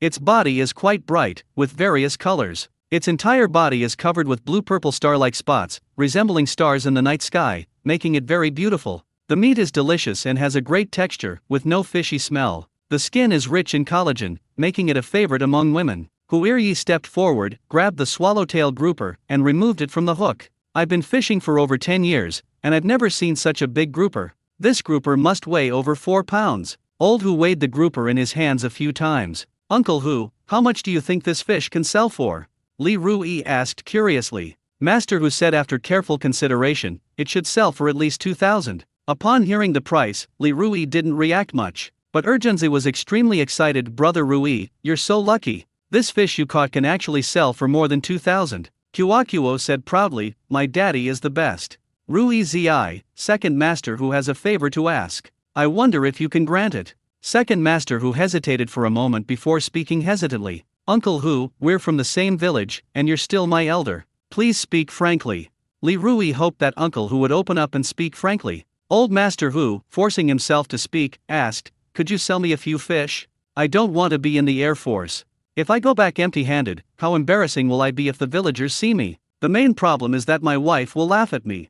Uncle Hu reluctantly voiced his request. For anglers, the worst thing is to be caught out by the enemy. What I like most is catching a big fish and letting the whole world see it. It wasn't for the money, but for face. I understand. Li Rui immediately understood what Master Hu meant. Can you sell me a few fish? Old Master Hu looked at Li Rui with anticipation. Ideally, sell me a few big ones. He wanted to take it back to the village and show it off. Seeing that Master Hu had put it this way, Li Rui agreed to Master Hu's request. Rui Zi, we've got a deal. When we get back to the village, you absolutely mustn't tell anyone about this. Your Uncle Hu has a lot to say about this, Uncle Hu solemnly instructed. Money isn't important. The important thing is that he can't go home empty-handed. It's impossible for me to join the Air Force. It's absolutely impossible for me to join the Air Force in my lifetime. Second Master Hu, don't worry, I won't tell anyone about this.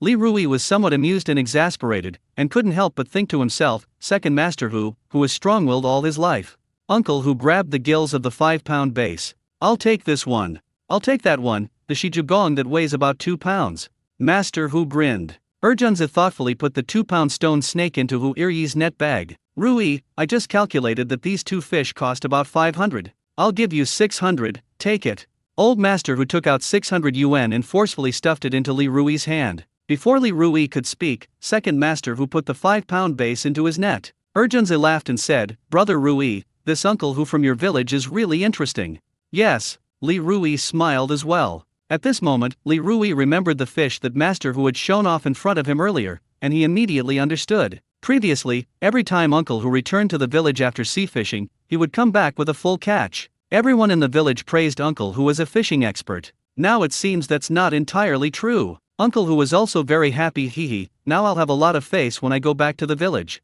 Thinking of this, Second Master Hu shouted at Li Rui, Rui, you have to keep your promise. Second Master Hu, don't worry, I will definitely keep my promise.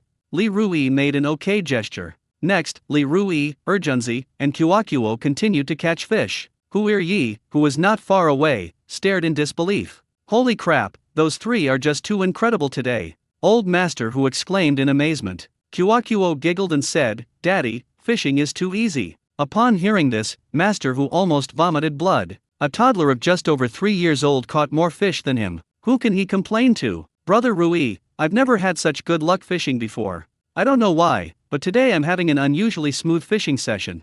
Urgenzi said with a look of unexpected joy. Just lucky, Li Rui chuckled. He naturally wouldn't reveal the secret of the lucky fishing rod. As soon as he finished speaking, Li Rui saw a large yellow croaker swimming around the bait on his hook. Wow! It turned out to be a large yellow croaker. Large yellow croakers are incredibly expensive. A large yellow croaker weighing about 1 pound costs around 600 yuan. A large yellow croaker weighing about 1.3 jin costs approximately 800 yuan per jin. The heavier the yellow croaker, the more expensive it is. Some enormous yellow croakers have fetched astronomical prices at auctions. Hurry up and take the bait. Li Rui stared intently at the large yellow croaker in the water, eagerly hoping it would bite. But the big yellow croaker in the water was very wary. It sniffed the bait with its nose, but managed to resist taking the bait. Brother Rui, I caught a bass weighing over 8 pounds. Look! Urgenzi shouted excitedly. I'm so lucky today. The fish took the bait almost as soon as it was cast. That's unbelievable.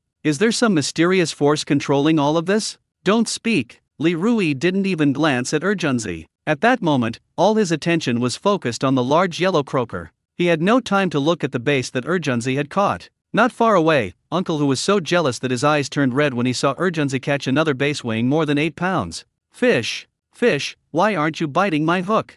Old Master, who muttered to himself, frowning. Brother Rui, what's wrong? Urgenzi asked, puzzled. Don't speak. Li Rui's face darkened. Damn, what a huge bass. Old Master, whose eyes almost popped out of their sockets, he was completely unsettled. He and Urgenzi were not far apart. Urgenzi kept catching big fish and bringing them ashore. He didn't even see a fish. Kiwakuo clapped her hands and exclaimed, Uncle Urgenzi, you're amazing. The commotion Kiwakuo caused was considerable, but Li Rui didn't care at all. Kiwakuo, don't talk. Urgenzi lowered his voice and glared at Kiwakuo. It's okay for her to talk, Li Rui said. Urgenzi was taken aback, thinking to himself, why are they treating me differently? At the same time, Li Rui dragged the large yellow croaker out of the water. It looks like a big yellow croaker. Upon seeing this, Uncle, who threw his fishing rod onto the shore and nimbly ran to Li Rui's side. He stared at the big yellow croaker in the water without even blinking. It really is a big yellow croaker. What the hell? This big yellow croaker must weigh at least 3 or 4 pounds. Huiryi craned his neck and exclaimed in surprise. Urgenzi held his breath when he heard these words. Could it be a large yellow croaker? Large yellow croakers are very rare nowadays, and they are also very difficult to catch. He looked into the water and saw the big yellow croaker. It really is a large yellow croaker. And this one is huge. Urgenzi's eyes widened in disbelief. Taking a deep breath, Urgenzi whispered, Rui Ge, you drag it ashore, and I'll scoop it up with a fishing net. Li Rui slowly dragged the large yellow croaker ashore. At this moment, the large yellow croaker struggled fiercely and almost got off the hook. This scene terrified Li Rui. Li Rui decided to walk it around a little longer and not rush to get it ashore.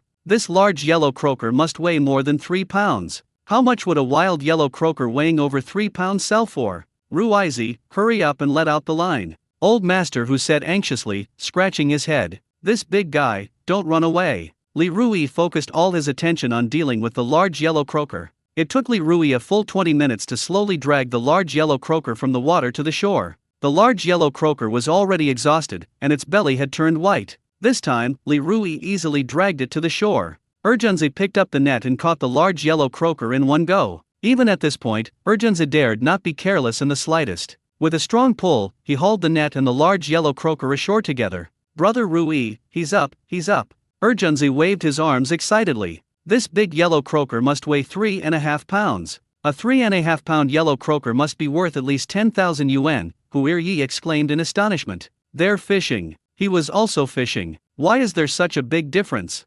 Huiryi looked gloomy. Uncle Hu, is the large yellow croaker a protected animal? Li Rui asked. His heart was in his throat. What if wild yellow croaker is also a protected animal? Wouldn't they have gotten their hopes up for nothing? In his mind, wild large yellow croakers also seem to be protected animals. Thinking of this, Li Rui's heart clenched tightly. The large yellow croaker is not a protected animal, Uncle Hu said with a smile. Li Rui slapped his forehead, thinking to himself that he had been reborn. Wild large yellow croakers are not protected animals now, but in another 10 years or so, they will be protected animals. Rui Zi, you're really lucky, you even caught a wild yellow croaker, Old Master Hu exclaimed. As soon as Master Hu finished speaking, the system's voice rang in Li Rui's mind. The host's luck has run out today. Using the lucky fishing rod to fish again will not bring any more good fortune.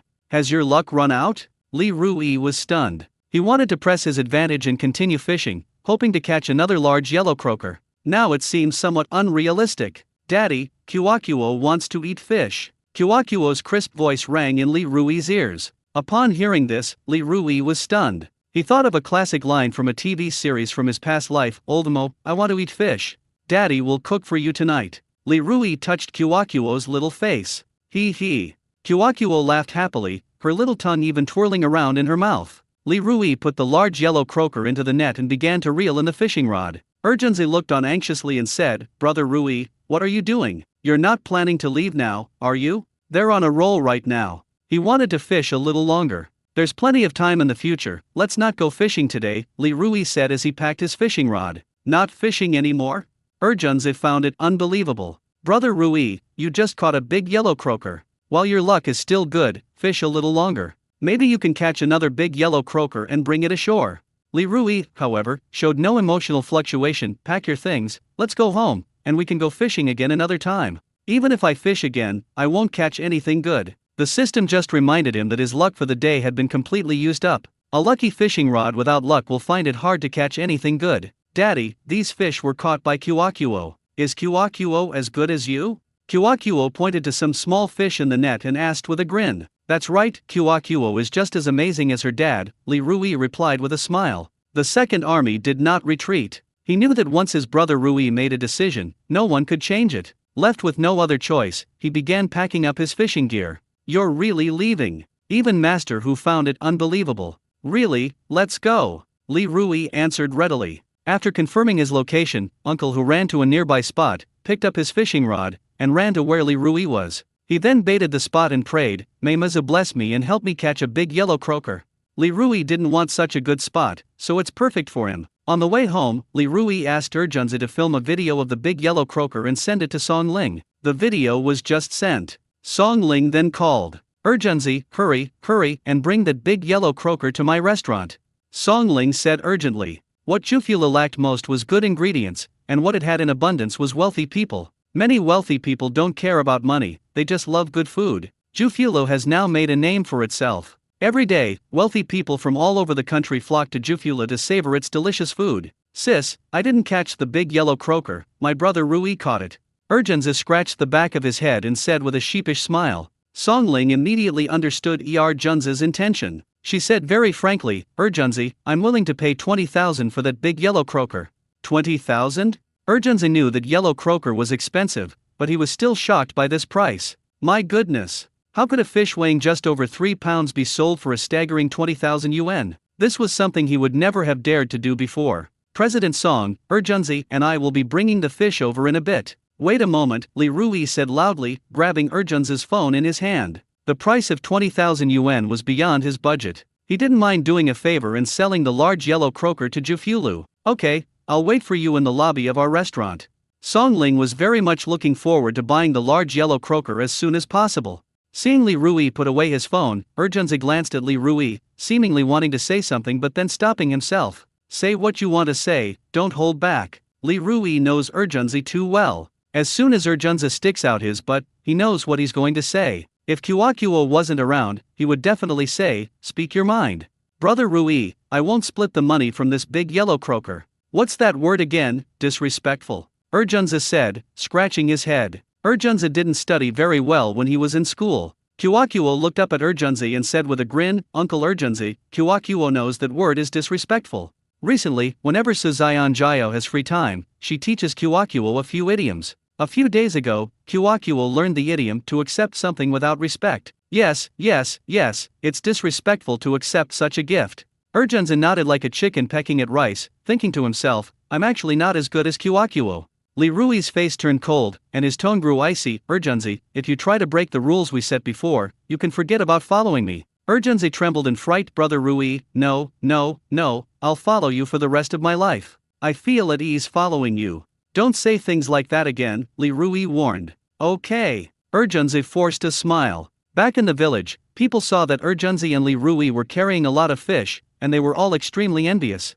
"Wow, how come you caught so many fish? It even has swallowtail spots. Look at that one, it looks like a large yellow croaker."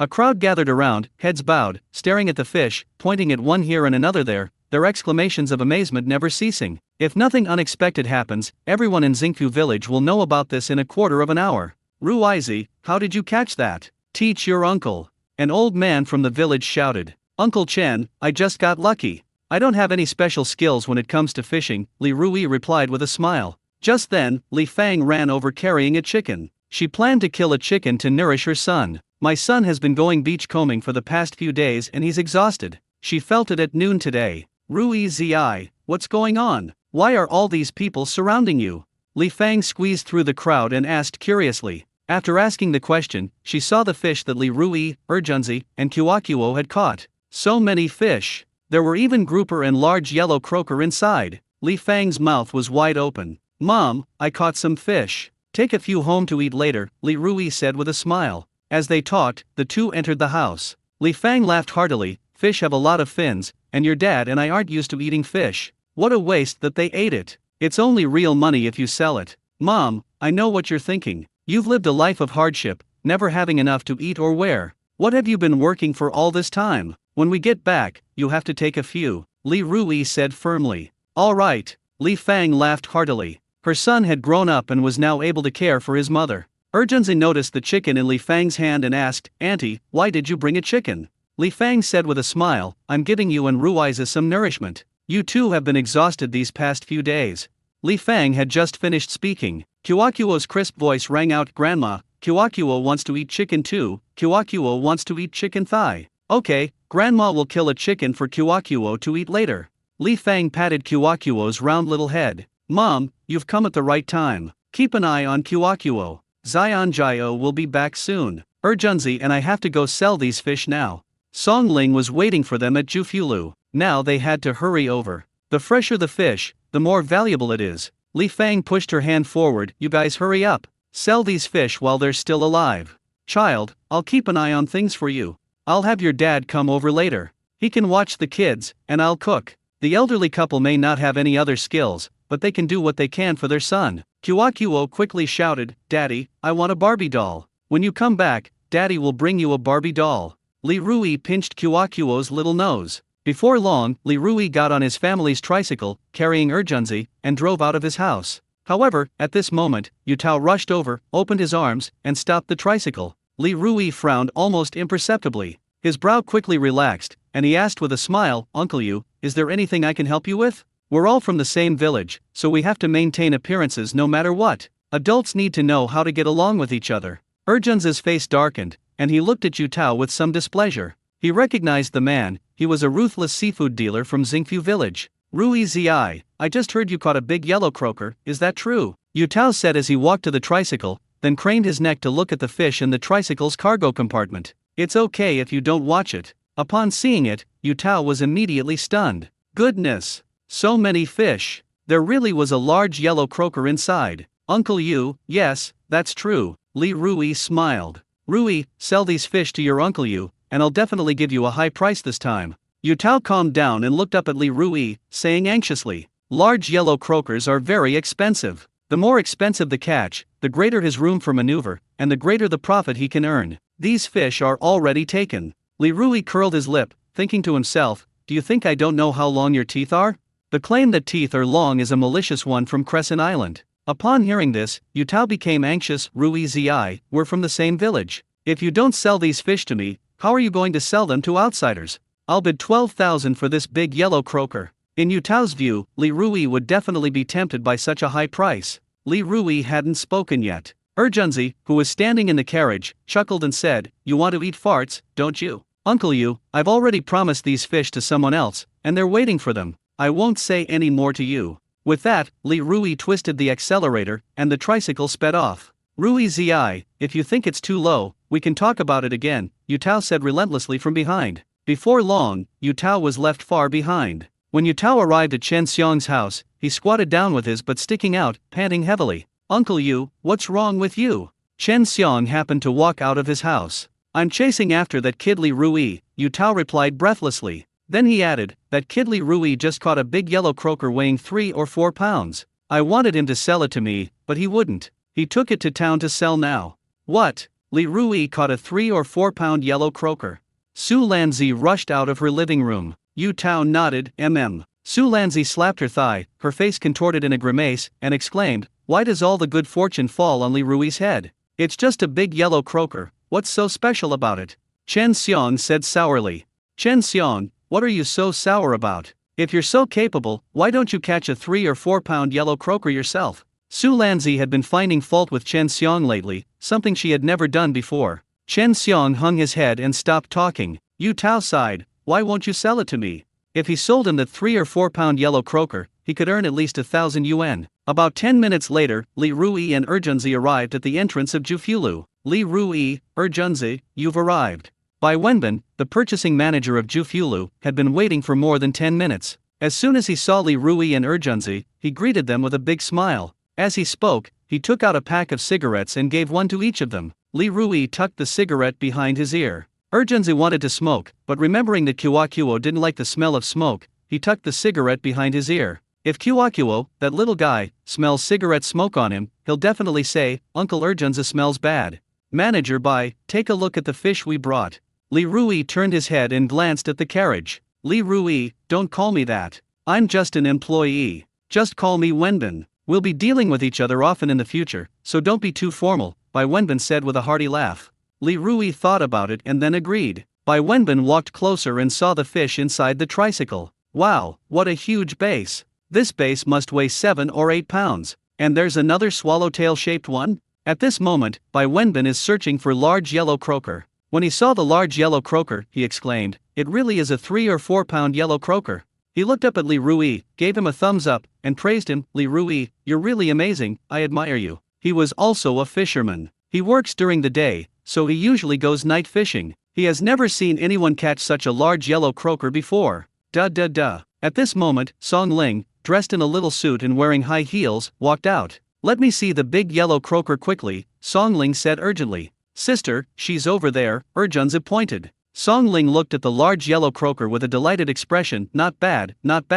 I went to the kitchen, stepped on the scale, and found out that the large yellow croaker weighed a full 3 pounds and 6 ounces. The perch weighed 32.8 jin, approximately 16.9 kilograms, 9 pounds and 6 ounces of sardines. Shi Jugong weighed 7 catties and 5 tails, 4 catties and 3 ounces of swallowtail-shaped fish. Upon entering Song Ling's office, Song Ling pressed the calculator and began calculating prices. 20,000 large yellow croakers and 32.8 jin of sea bass, multiplied by 35, equals 1,148.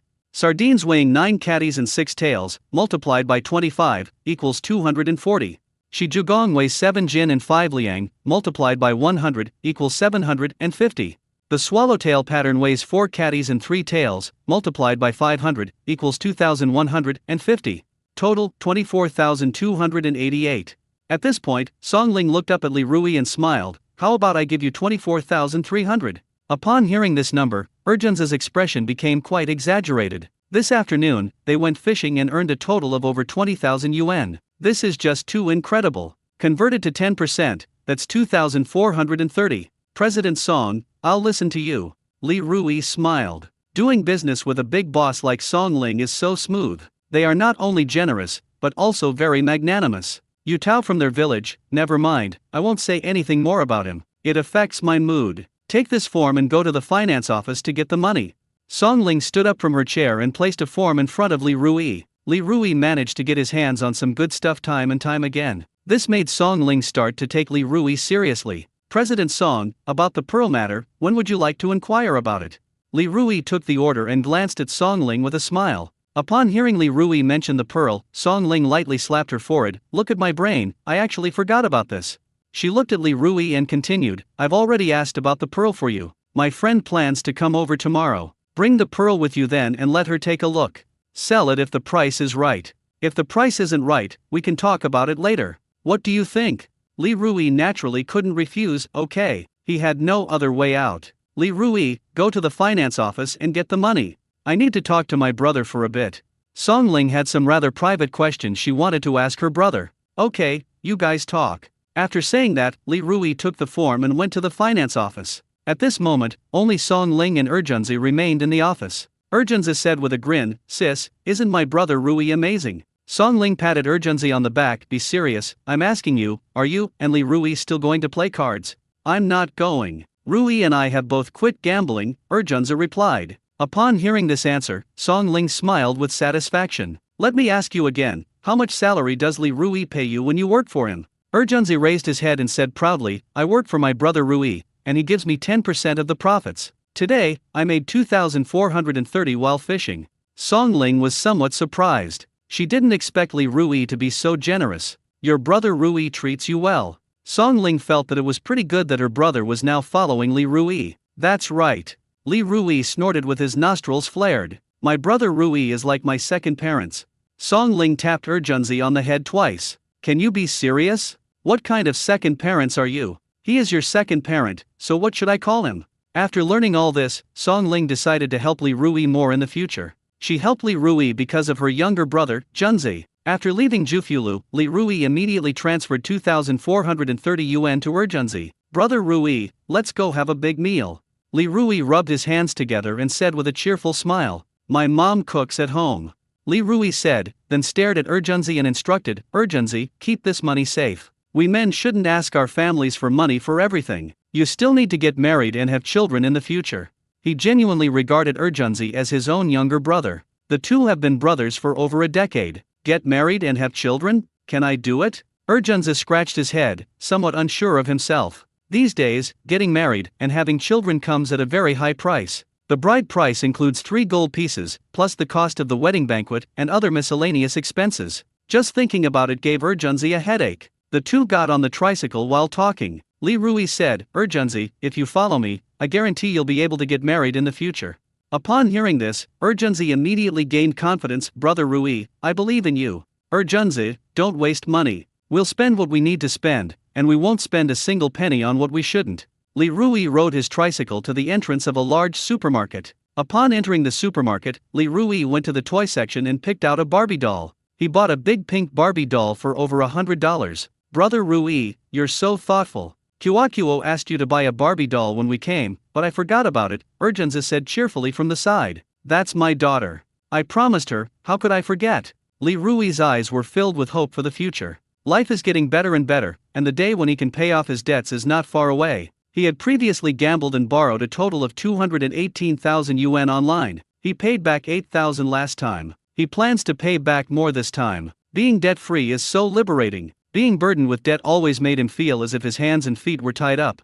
Back home, before Li Rui had even parked his tricycle, Kuakuo came running over with her short legs. Daddy, Daddy. Kuakuo kept shouting. A happy smile spread across her face. Kuakuo, don't go over there. Kuakuo was very happy, but Li Deifu, who was taking care of her, was terrified and chased after her with a heart full of fear. If Kuakuo were to bump or fall, he would be heartbroken and feel terribly guilty. He caught up with Kuakuo in no time and stopped her. Why can't you listen to me, you little rascal? Li Deifu scolded, his tone a mix of reproach and indulgence. The little guy didn't listen to what Li Deifu said at all. She waved at Li Rui repeatedly, saying, Daddy, where's my Barbie doll? Li Rui parked the car, walked up to Guo Guo, bent down, and gently patted Guo Guo's bottom. From now on, when you see a car, be careful, okay? I heard you. Kuakuo nodded like a chick pecking at rice, then looked up at Li Rui with expectant eyes and exclaimed, Daddy, where's Kuakuo's Barbie doll? At this moment, Urjunzi, holding a Barbie doll,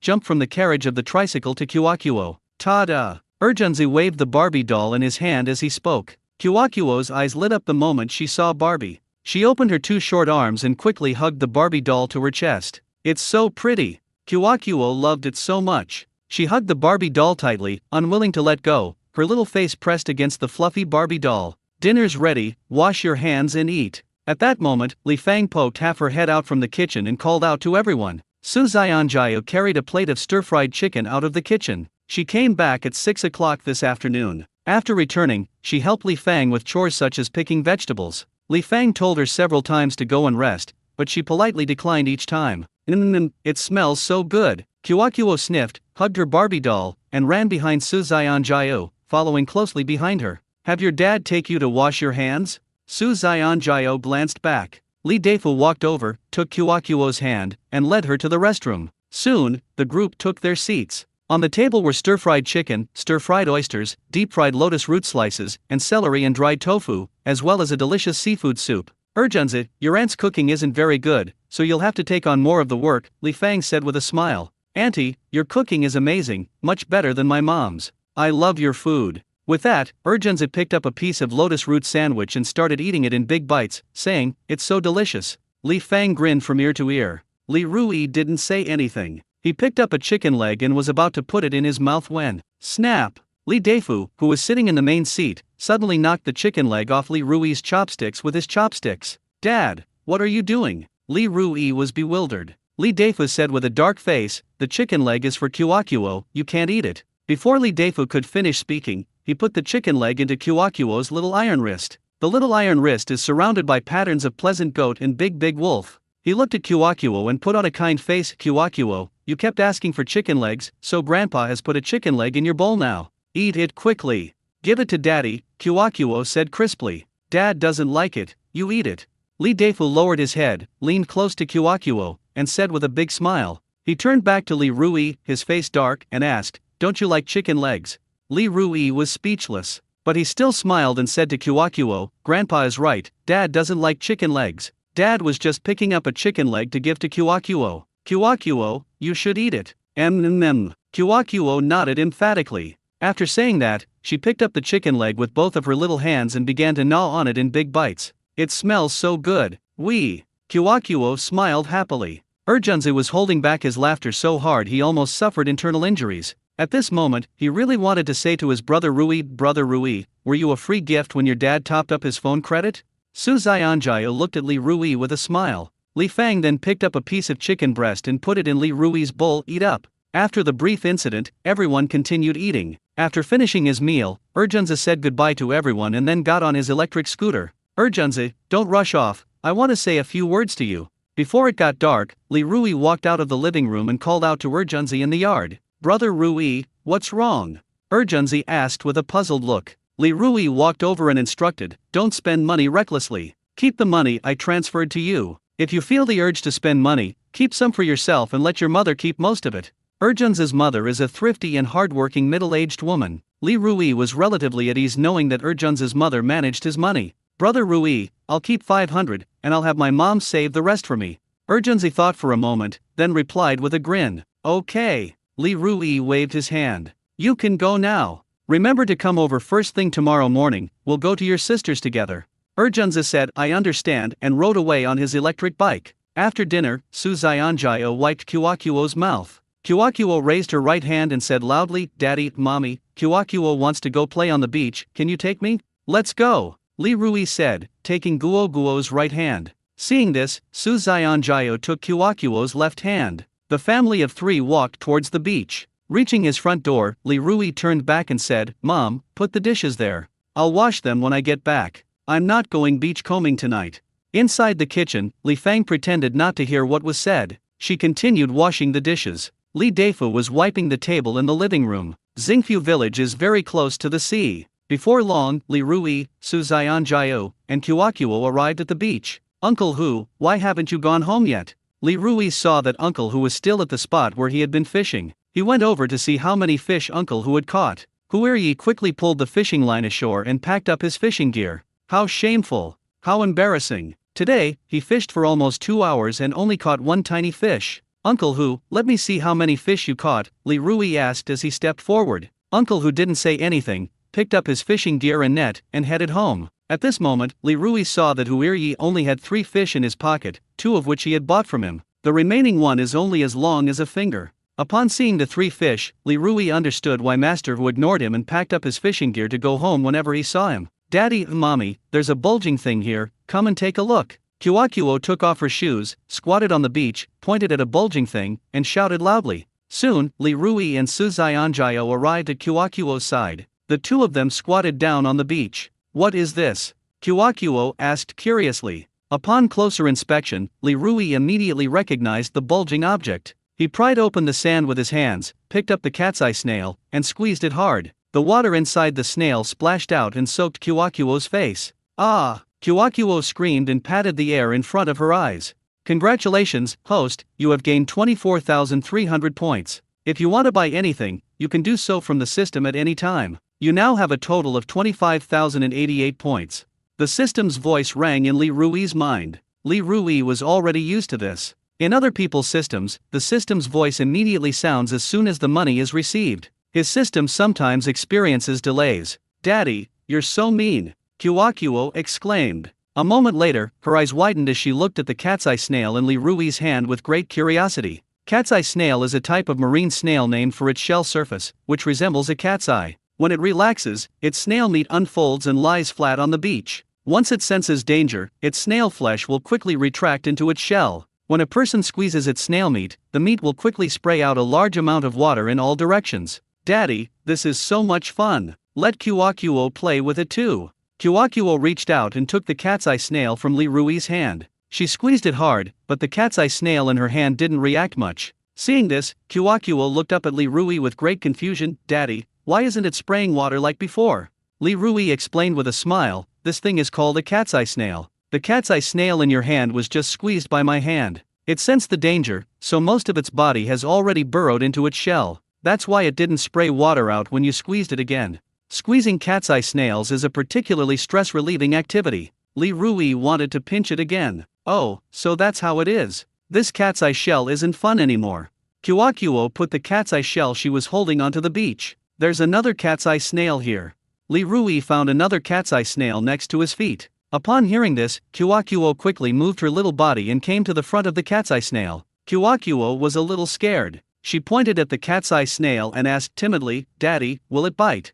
No, just take it. Li Rui smiled. Knowing that cat's eye snails don't bite, Kyokuo tiptoed and picked up a cat's eye snail. Then, she squeezed hard with her chubby little hands. Sizzle sizzle. The cat's eye snail's body sprays out many jets of water while simultaneously rapidly retracting into its shell. This is so much fun. Kyokuo smiled happily upon seeing this. Mom, I have a cat's eye snail too. Suzayanjaya picked up a cat's eye snail, squeezed it hard, and the snail's body sprayed out many jets of water in all directions. The setting sun shone on the three people's faces, making their cheeks rosy. The smiles on the faces of Li Rui, Suzayanjayo, and Kyokuo never stopped. Kyokuo suddenly picked up a cat's eye snail, placed it in front of Li Rui, and then squeezed it hard. The water jet from the snail's body splashed all over Li Rui's face. Ha ha! This scene made Kyokuo laugh out loud. Li Rui wiped the water off his face, and then, just like Guo Guo, he picked up a cat's eye snail, squeezed it hard, and the water jet from the snail sprayed all over Guo Guo's face.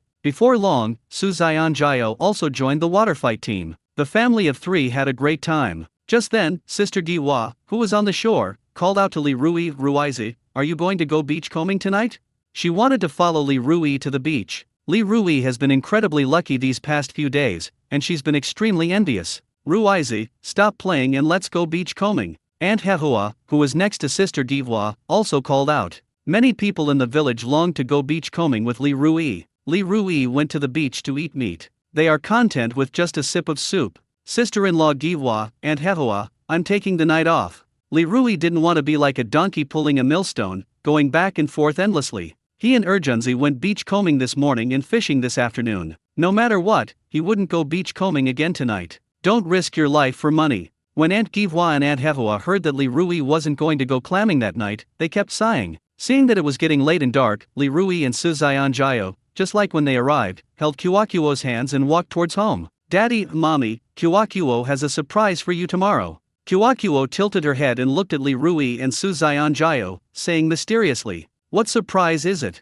Suzayanjayo asked curiously. Kyokuo pouted and said, I told you it was a surprise, but I definitely can't tell you and Daddy now. You and Daddy will find out tomorrow. At this moment, Kyokuo already had an idea. I have art class tomorrow. She plans to draw a colorful picture of her parents holding her hand in the sunset during class. Dad is really looking forward to it, Li Rui said with a smile. When the three of them arrived at their doorstep, they ran into Li Rui's parents. Li Fang was about to lock the door. Grandma, Grandpa. Kyokuo waved her little hand, then quickly said, Kyokuo was playing with cat's eye snails on the beach with Daddy and Mommy. Cat's eye snails are so much fun, they squirt water from their bodies. I'm glad Kyokuo likes it. Li Dafa squatted down and touched Kyokuo's little face. Li Rui said, Zayanjayo, take Kyokuo home first. Suzayanjayo hummed in agreement, then took Kyokuo's hand and went to the living room. Mom, here's 2,000 yuan, take it. Li Rui took out the 2,000 yuan he had prepared beforehand and forcefully stuffed it into his mother's hand. Rui Zi, what are you doing? Your dad and I aren't short of money. Take this money back. Li Fang pretended to be angry, but in her heart she was very happy and sweet. Her son had really grown up and knew how to care for the two of them. Li Rui said calmly, Mom, listen to me. If it weren't for you and Dad subsidizing Zayanjayo and me all these years, Zayanjayo might have divorced me long ago. This little bit of money is just a token of my appreciation. You and Dad can buy some of the food you want to eat and a couple of new outfits. After saying that, Li Rui ran into his house and locked the door. Holding the money in her hand, Li Fang shouted, Rui Zi, come back quickly. Forget it, that little brat is trying to give us some money out of filial piety, so let's just accept it, Li Deifu said from the side. Li Deifu is not good with words, but at that moment, his heart was also touched. Mom, you and Dad should go back now. It's getting late and dark, so be careful on the road. Li Rui turned around and waved. Left with no other choice, Li Fang had to put the 2,000 yuan into her pocket. As soon as she turned around, Li Fang's eyes welled up with tears. Old woman, what's wrong with you? Why are you crying all of a sudden? Li Deifu pouted. I'm so touched. We used to be the ones subsidizing Ruizi, but now it's great that Ruizi is grateful and is giving us money. Li Fang wiped away the tears in her eyes. Li Deifu took a deep breath and couldn't help but sigh. Yes, Ruizi has matured. We've finally gotten over our hardships. Li Rui returned to the living room, but before he could speak, Su Xianjia said very understandingly, I know you just gave your parents money. It's only right. Your parents have sacrificed a lot for our family. Wife, you're so good to me. Li Rui pulled Su Xianjia into his arms. Thump thump thump, there was a knocking sound at the front door. Li Rui felt this was a bit of a mood killer, so he asked in a cold voice, who is it? Your uncle Yu Tao, who was standing at the gate, replied with a smile. Chen Xiang and Su Lanzi, a married couple, huddled to the side, waiting for Li Rui to go beachcombing that evening so they could follow him. A short while later, Li Rui arrived and opened his front door. Uncle Yu, what brings you here so late? Li Rui asked curiously. Let's go inside and talk, Yu Tao said, waving the cigarettes and liquor in his hand, 2 packs of Lotus cigarettes and a bottle of Shangzi Fenjia liquor. He was very friendly. Upon seeing what Yu Tao was holding, Li Rui knew what was going on. This old guy probably hopes to sell me the seafood I get in the future. It's kind of funny when you think about it. In the past, the villagers would give this old man gifts so that he would give them a fair price when buying their seafood. Now this old bastard actually came to his house in the middle of the night to give him a gift. Come in. Li Rui couldn't just kick them out. As the saying goes, you can't hit a smiling face. He would definitely refuse, but he had to do it in a way that was appropriate. Upon entering the living room, Su Xianjia poured Yu Tao a cup of tea.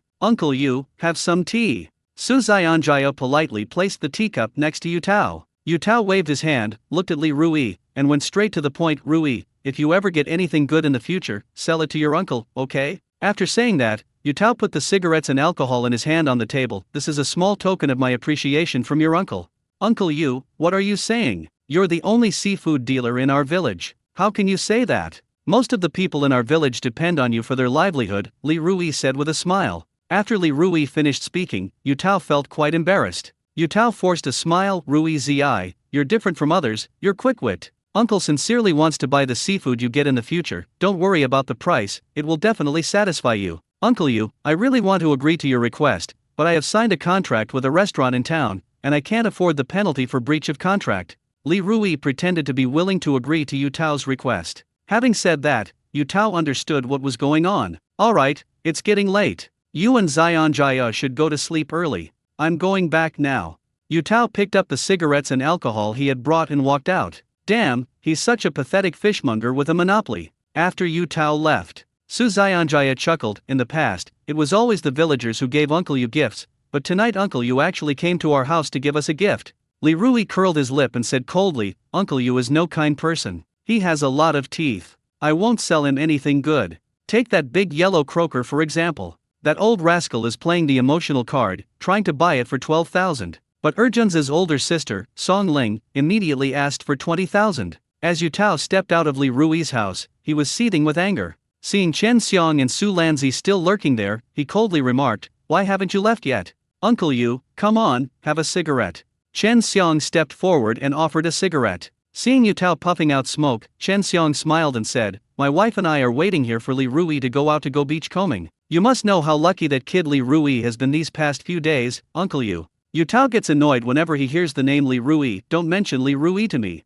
Before he could finish speaking, he grabbed his cigarettes and alcohol and stormed off toward the village entrance. His house is at the entrance of the village. Li Rui's home is at the end of the village. It's not far, only a 3-minute walk. Uncle Yu must have gotten a taste of his own medicine from Li Rui just now, Su Lanzi said as she walked over, munching on sunflower seeds. At this moment, she was simply a bystander watching the drama unfold. Chen Xiang couldn't help but sigh. Wife, I'm starting to admire Li Rui. Everyone in our village treats Uncle Yu with utmost respect. They thought Uncle Yu would give them a higher price for their seafood, but Li Rui managed to make him suffer a setback. When Uncle Yu took things from Li Rui's house, Li Rui didn't accept them. Would you have dared to imagine something like this before?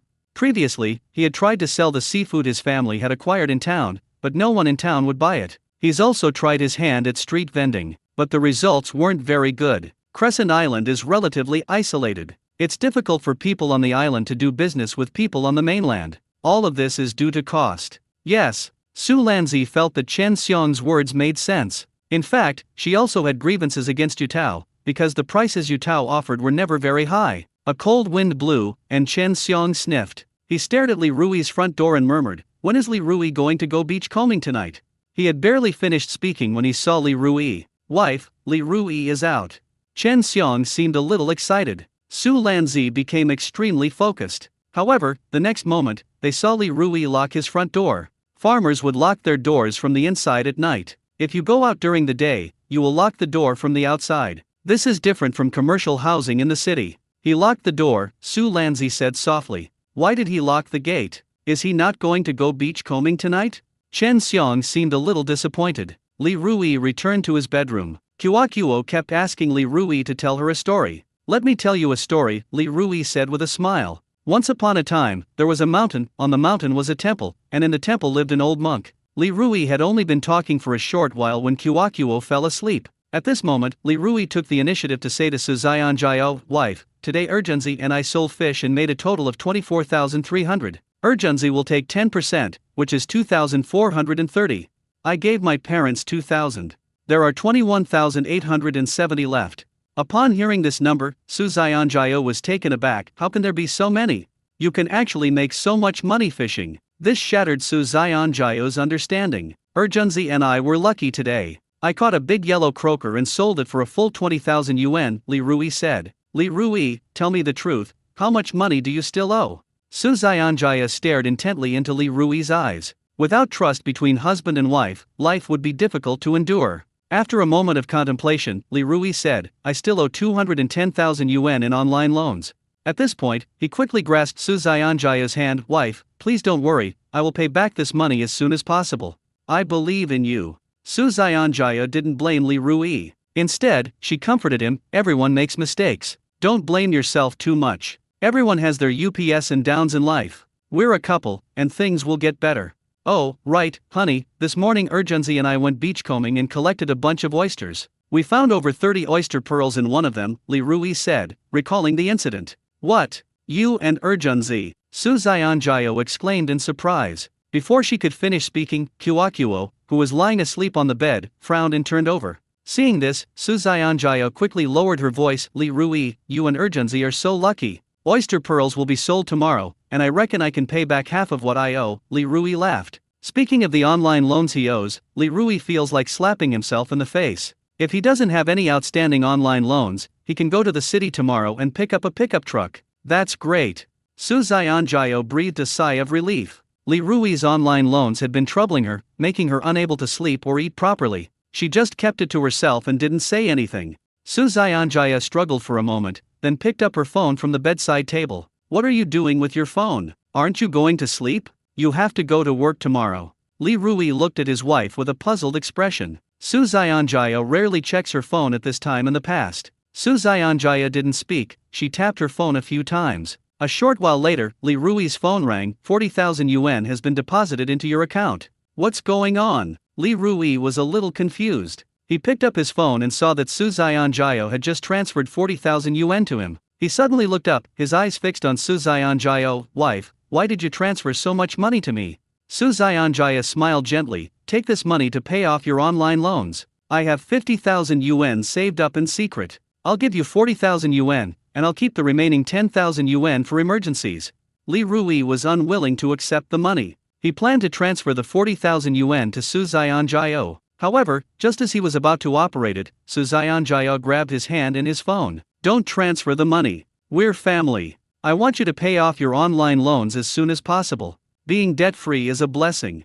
I understand that principle." Su Zionjiao looked into Li Rui's eyes and said earnestly. Li Rui's eyes welled up with tears. "Wife, you're the best. It's what I should do. I was willing to transfer my savings to you because I've seen the changes in you these past few days and I see hope in you. Don't let me down, Su Xianjia teased in a light-hearted tone. She didn't want Li Rui to have too much psychological pressure. A family should work together towards a common goal and with the same purpose. I won't let you down. Li Rui's tone was incredibly firm. Having met such a wonderful wife, how could he let her lose? At this moment, Li Rui suddenly remembered something that had happened a few days ago. His mother-in-law asked him for money, but he refused. The other party must have borrowed it from his wife first. At the time, his wife probably didn't lend the money to her mother either. This thought deeply moved Li Rui. Li Rui, go to sleep. Don't put too much pressure on yourself. If we work together, our future will definitely be bright, Su Xianjia said softly. Li Rui closed his eyes, his heart filled with mixed feelings. At the front gate of Li Rui's house, Chen Xiang and Su Lanzi were freezing, looking like two little boys. They haven't left yet. Damn, Li Rui really isn't going to go beachcombing tonight, Chen Xiang muttered under his breath. Li Rui is so unambitious. He's been having good luck lately, and if he doesn't go beachcombing, isn't he just wasting his good fortune? Su Lanzi said, looking annoyed. With that, the two went to the beach. Their family mainly makes a living by fishing at sea. It's currently the fishing ban period, so if they don't go fishing, they won't have any income. The next morning, Li Rui quietly got out of bed at 7 o'clock. Kuo and Su Xianjia were sleeping soundly. Neither the mother nor her daughter noticed anything amiss. Upon arriving in the kitchen, Li Rui was making seafood noodles. First, he prepared the ingredients, taking out some pork belly and a few small blue crabs from the refrigerator. He then washed the pork belly and removed the shrimp veins from the small blue crabs. Then, he cleaned the small blue crabs and bok choy thoroughly. Pour in oil, put it in the pan, stir-fry. In no time, Li Rui had prepared a pot of incredibly delicious seafood noodles.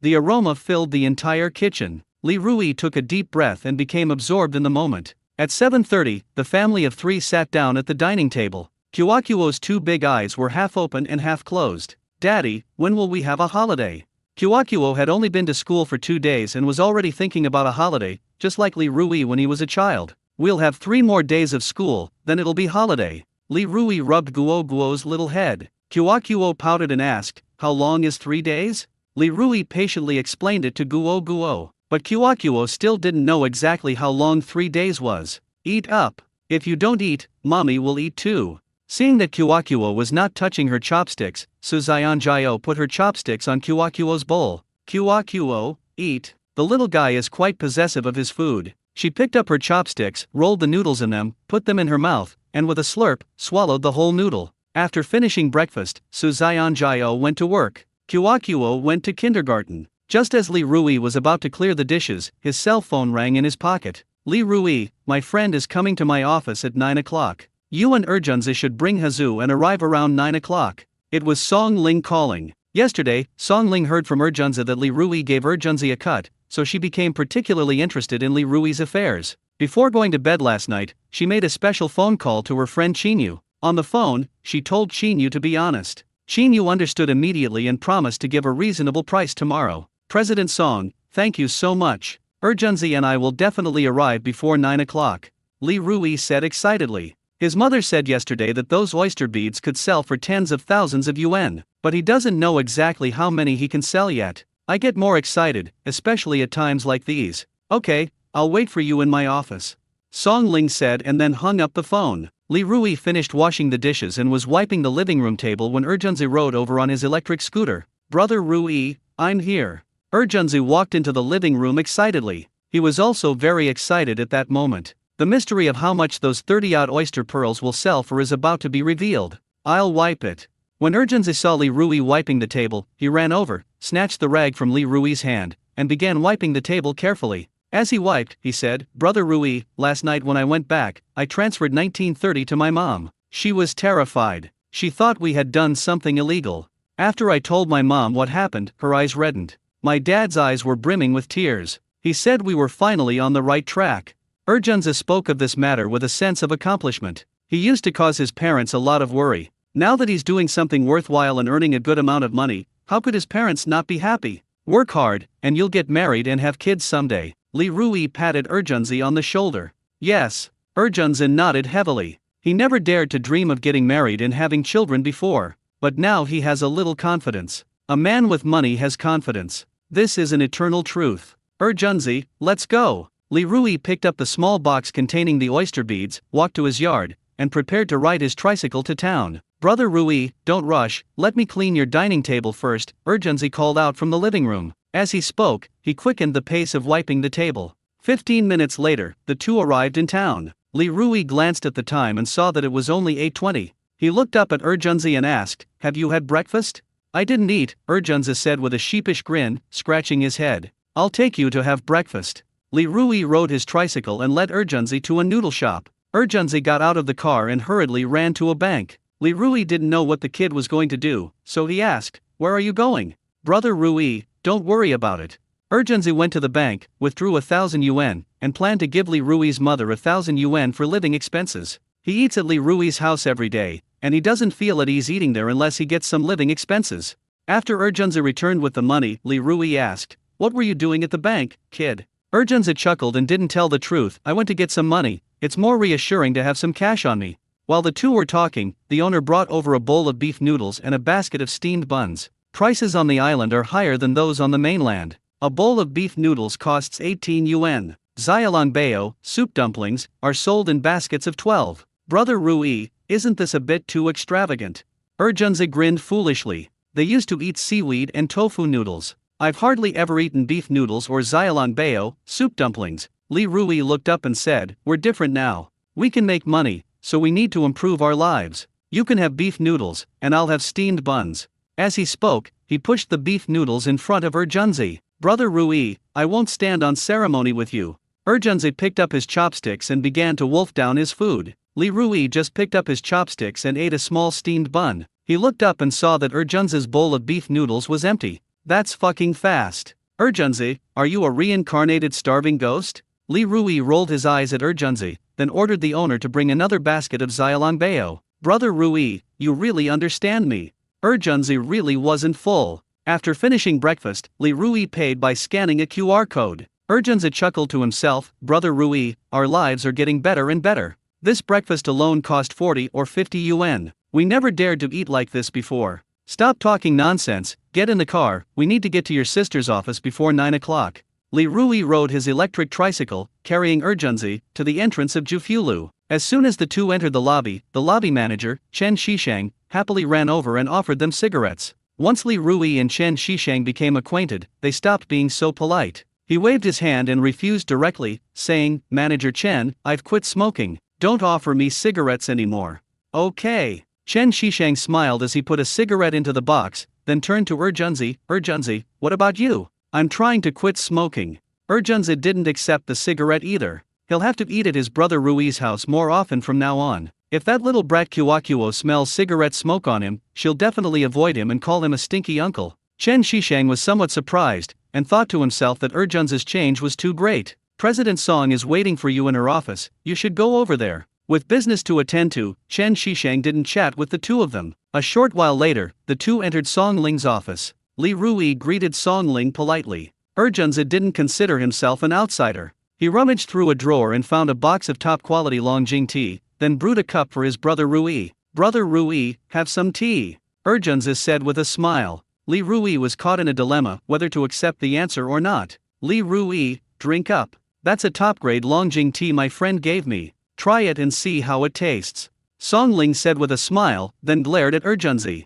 "You little brat, why are you so unruly?" Li Rui took the teacup and took a small sip. "I must say, it actually tastes pretty good. It has a sweet taste." "Please wait a moment, my friend will be here soon," Song Ling said with a smile. She had barely finished speaking when there was a knock on her office door. Song Ling called out to the door, "Come in." Soon, a tall, slender young woman adorned with jewels walked in. "Come on, let me introduce you. This is my friend, her name is Qinyu." Song Ling walked between Li Rui and Qinyu and introduced them to each other. "Qinyu, this is Li Rui." "Hello." Qinyu took the initiative to shake hands with Li Rui, her attitude very friendly. Qinyu had met and knew Junzi before. She didn't stand on ceremony with Junzi. "Please have a seat, both of you." Song Ling arranged for the two to sit opposite each other at a table so they could talk face to face. "Mr. Lin, I heard you have over 30 oyster pearls. May I take a look?" As soon as he sat down, Qinyu got straight to the point. Li Rui replied with a smile, "No problem." He carefully took a small box out of his pocket and placed it in front of Qinyu. Urgenzi joked, sister you have to give us a fair price. Chinyu smiled slightly, don't worry, I'll definitely give you a fair price. What kind of relationship do I have with your sister? Chinyu opened the small box and carefully examined all the oyster beads inside. At first, she only had a faint smile on her face. As she watched, the smile on her face grew wider and wider. After looking at them for a while, Chinyu looked up at Li Rui and said with a slight smile, Mr. Lin, the quality of these oyster pearls is quite good. Only a few have major flaws, but the rest are very good. I will offer 400,000 yuan per kilogram to buy these oyster pearls. Upon hearing the price, Urgenzi immediately lost his composure, and his breathing became very heavy. Li Rui was also stunned. Song Ling was also somewhat surprised. Are oyster pearls really that expensive? Miss Qin, these oyster pearls are yours. This price far exceeded Li Rui's expectations. Those oyster pearls weighed about 3 or 4 ounces each. At 400,000 yuan per pound, 3 or 4 ounces would be worth over 100,000 yuan. But the next moment, Li Rui was completely flustered. We don't have electronic balances here. As soon as Li Rui finished speaking, Urgenzi happily chimed in, I'll go buy one. As he spoke, Urgenzi ran outside. Don't bother, I have an electronic balance in my drawer, Song Ling said. Last night she specially bought an electronic balance. She brought it with her when she came over early in the morning. Urgenzi immediately gave his sister a thumbs up. Sis, you're so thoughtful. Treat me to a big meal sometime, Song Ling said, taking the electronic scale from the drawer. Please, you absolutely must. Urgenzi readily agreed. Chinyu and Li Rui carefully placed the oyster beads from the box onto the electronic balance. Soon, the electronic balance showed 190 grams. 190 grams is converted to liang, a traditional Chinese unit of weight, which is 3.8 liang. 1 jin costs 400,000, so 3 liang and 8 fen would be 152,000. Chinyu took out her phone, did the calculations, and then announced the price. These oyster beads cost 152,000. Upon hearing this number, Urgenzi almost jumped up. Goodness! Those oyster pearls can actually sell for so much money. Both he and his brother Rui posted. Li Rui's heart was pounding so hard it felt like it was about to jump out of his chest. Mr. Li, let me add you on WeChat so I can transfer the money to you via WeChat. Chinyu was in the jewelry business and had seen a lot of large sums of money, so she didn't act unusually. After a moment of hesitation, Li Rui finally agreed. After Chinyu added Li Rui on WeChat, she immediately transferred 152,000 yuan to Li Rui. When the money arrived in his account, Li Rui felt it was so unreal, like a dream. Mr. Li, if you find anything good in the sea again, feel free to contact me anytime, Chinyu said. Her family is in the jewelry business. Once she gets her hands on fine jewelry, she's never worried about selling it for a good price, nor about finding buyers. The wealthier a person is, the more they like to spend high prices to acquire rare and precious treasures. For truly wealthy and powerful people, money is just a number. Okay. Li Rui agreed with a smile, then shook hands with Chinyu. It's a pleasure to cooperate with you. Li Rui is still not fully recovered from the shock. After mentally calculating, Li Rui realized that he had made a profit of 129,200 yuan after deducting all expenses. Urgenzi appeared unusually excited. More than 10,000 yuan is about to come in. Lingling, Li Rui, Urgenzi, I'm going back. Chinyu wanted to go back early so that her family's jewelry maker could see what kind of jewelry the oyster beads she bought could be made into. She had a gut feeling. Once these oyster beads in her hands are made into jewelry, they will definitely fetch a good price. Stay for lunch. I'll have the kitchen prepare some of their signature dishes, and we can have some red wine at noon, Song Ling urged. Next time. Chinyu had no appetite at all right now. Chinyu left in a hurry. Li Rui looked at Song Ling and said with a smile, President Song, you get a 5% commission, which is 7,600. After saying that, Li Rui transferred 7,600 to Song Ling. I only made a few phone calls. I can't accept this money, Song Ling politely declined. President Song, without you, Urgenzi and I wouldn't have been able to sell those oyster beads so smoothly. This money is rightfully yours.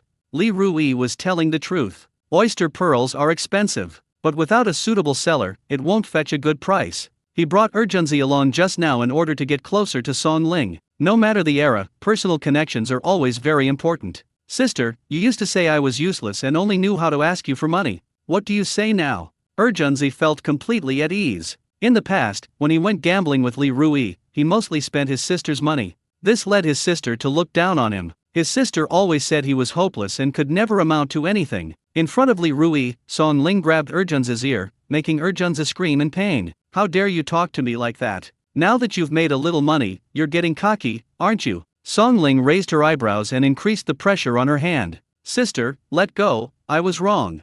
Urgenzi immediately became obedient after his ear was pulled. After letting go, Song Ling said seriously, keep it up, but you must never gamble again. If you gamble again, I won't care anymore. Li Rui felt ashamed upon hearing this. Urgenzi started gambling because he was led astray by him. Urgenzi, you take 10%, which is 15,200. Li Rui said as he transferred the money to Urgenzi. Upon hearing that the money had arrived, Urgenzi grabbed Li Rui's arm with both hands and exclaimed dramatically, Brother Rui, you are my second parents. Upon hearing this, Song Ling kicked Urgenzi in annoyance. Urgenzi, can you stop being so childish? Li Rui couldn't help but roll his eyes. At that moment, the system's voice sounded. Congratulations, host, you have gained 152,000 points. You now have a total of 167,088 points. You can use these points to redeem system tools at any time. At the same time, a virtual screen appeared in front of Li Rui. On the virtual screen, there are all sorts of fishing and beachcombing tools. After looking at it carefully, Li Rui took a liking to a white fishing net. This white fishing net can be redeemed with 150,000 points. Damn it, why is it so expensive? Li Rui couldn't help but complain in his mind. He suspected that the system wanted to clear his points, which was why it was so expensive. The dog system and capitalists are comparable. Brother Rui, I was just using an analogy. Urgenzi scratched his head and chuckled awkwardly. Song Ling tapped Urgenzi's head twice. What kind of analogy is that? What would our parents think if they heard that? What would I think if I heard that? Urgenzi quickly said, Sister, I won't say such things again. President Song, Urgenzi, and I have to go back now, Li Rui said after glancing at the time. He planned to find a secluded spot and buy a lucky fishing net from the system. Song Ling smiled and said, okay, you can go now. You can bring anything you find in the sea to me to sell, even small fish and shrimp. Seeing her younger brother make money made her genuinely happy. Most importantly, my younger brother will no longer ask me for money. President Song, I won't bring the small fish and shrimp. I'll keep them for myself. I have a sweet tooth, and I can't bear to eat expensive seafood. I can only afford small fish and shrimp. Li Rui continued Song Ling's words. He shouldn't be ungrateful when others treat him well. As far as he knew, Jufulu was a high-end restaurant, serving only high-end dishes. Little fish, Jufulu only needs a small portion. After leaving Jufulu, Li Rui drove his tricycle, carrying Urgenzi, to the entrance of the fishing tackle shop he had visited before. Urgenzi, go buy me 2 chicken drumsticks. Li Rui turned around and glanced at Urgenzi. All right. Urgenzi jumped off the tricycle and ran towards the supermarket in a hurry. Seeing that no one was around, Li Rui walked into the alley. He used 150,000 points in the system to buy the white lucky fishing net. When Urgenzi returned, he saw the fishing net in the carriage and said in surprise, Brother Rui, why did you buy a fishing net? It's so small, I reckon it will be hard to catch any fish in the sea with it. The fishing nets are not large. After being thrown into the water, only a very small surface remains. Get in the car, stop talking nonsense. Li Rui frowned. Oh, Urgenzi replied, and climbed onto the back of the tricycle. On the way back, Li Rui pondered whether to buy a pickup truck first or pay off his debts first. Pickup trucks are great for hauling fish and other cargo. It can also provide shelter from the wind and rain. Last time, he drove his tricycle to take Kuakuo to town, and Kuakuo was shivering from the cold. Brother Rui, when we get back, are we going fishing or beachcombing? Urgenzi asked excitedly. Yesterday, he and his brother Rui actually earned 170,000 to 180,000 yuan in just one day. If he hadn't experienced it himself, he wouldn't have believed it even if someone told him. 180,000 a day, that's 5.4 million a month, and 65.7 million a year. As he thought about it, Urgenzi couldn't suppress the smile on his face. Let's go beachcombing and cast our fishing nets around while we're at it. Li Rui's eyes were full of anticipation. He had just bought the lucky fishing net from the system and naturally wanted to try it out. It's unclear what surprises a lucky fishing net throw might bring him. Brother Rui, I think we shouldn't bring the fishing net. It's not very useful. We don't have a boat, so we can only cast it on the beach. Casting a fishing net on the beach will most likely not catch any fish, Urgenzi said, offering his opinion. He'd done casting fishing nets before. This thing is useless if you throw it on the beach. If you throw it into the deep sea, among a school of fish, it will have a good effect. I want to have some fun. Li Rui wasn't about to give in so easily. Since you want to play, then play. Urgenzi felt that his brother Rui was destined to be disappointed since he wouldn't listen to him. They've been making a lot of money lately by going beachcombing and fishing, so there's no need for them to use casting nets. Back home, Urgenzi jumped off the tricycle and quickly walked up to Li Fang. Li Fang was washing clothes under the water pipe. "Auntie, this is 1,000 yuan, it's for my living expenses," Urgenzi said, taking out 1,000 yuan and forcibly stuffing it into Li Fang's pocket. "Urgenzi, what are you doing? Take it away quickly." Li Fang's face darkened. Her hands were wet, so she couldn't reach into her pocket to take the 1,000 yuan back to Urgenzi. Urgenzi took a few steps back and said earnestly, "Auntie, if you don't accept this money, I won't eat at Brother Rui's house anymore. After paying, I feel at ease and reassured about what I'm eating." Seeing his mother wipe her hands on his clothes and stand up from the small stool, Li Rui said, "Mom, take the money Urgenzi gave you. If you don't, he'll be hesitant to eat at our house. Besides, he doesn't need this little bit of money now." "Yes, yes, yes," Urgenzi echoed. After hearing what her son said, Li Fang stopped insisting. She sat down again, looked up at Urgenzi, and laughed heartily. "Urgenzi, why are you being so formal?" Urgenzi quickly explained, "Auntie, this isn't about being a stranger, it's a matter of principle. If I eat at your house for a day or two, it's fine, but if I eat at your house every day, how can I not give you living expenses?" Upon hearing this, Li Fang fell silent. She continued washing her clothes. "Urgenzi, let's get ready. We're going to go beachcombing in a bit, and we'll cast a couple more nets and try our luck." Li Rui smiled at Urgenzi. Li Rui made 2 preparations because he felt it was better to be safe than sorry. Now, many people in the village are envious of him. Everyone wanted to follow him around and pick up some good stuff. With a group of people following him and Urgenzi, even if he found something good, he and Urgenzi wouldn't be able to pick up much. "Great," Urgenzi said impatiently. At the village entrance, in front of Yutao's house, under the shade of a tree, a group of people held beachcombing tools and stared intently at Li Rui's house. This group includes men, women, young and old. Li Rui has been incredibly lucky these past few days. Yesterday, he was fishing and caught a big yellow croaker that weighed 3 or 4 pounds. I saw it for real. A 3 or 4 pound yellow croaker can fetch a lot of money. Since Li Rui has been having good luck lately, let's follow his lead and we can make more money too. Everyone chatted, but their eyes never left Li Rui's doorway. Su Lanzi's eyes were sore from watching, but she didn't blink once. A short while later, they saw Li Rui and Urgenzi walk out of Li Rui's house with beachcombing tools and a fishing net in their hands. The next moment, they rushed off, closely following behind Li Rui and Urgenzi. Urgenzi looked back and exclaimed, "Good heavens, why are there so many people?" More than last time, Li Rui had anticipated all of this. Therefore, he wasn't too surprised. "Why are you guys following us around?" Urgenzi asked, annoyed. "Urgenzi, I don't like what you're saying. We just happened to walk up behind you. When did we follow you?" Su Lanzi shouted in a rough voice. Li Rui pulled Urgenzi aside, telling him to stop talking nonsense with Su Lanzi. "If people want to follow, then let them follow. They can't control it." "Urgenzi, is this road yours?" Chen Xiong's lips curled up. Urgenzi got anxious.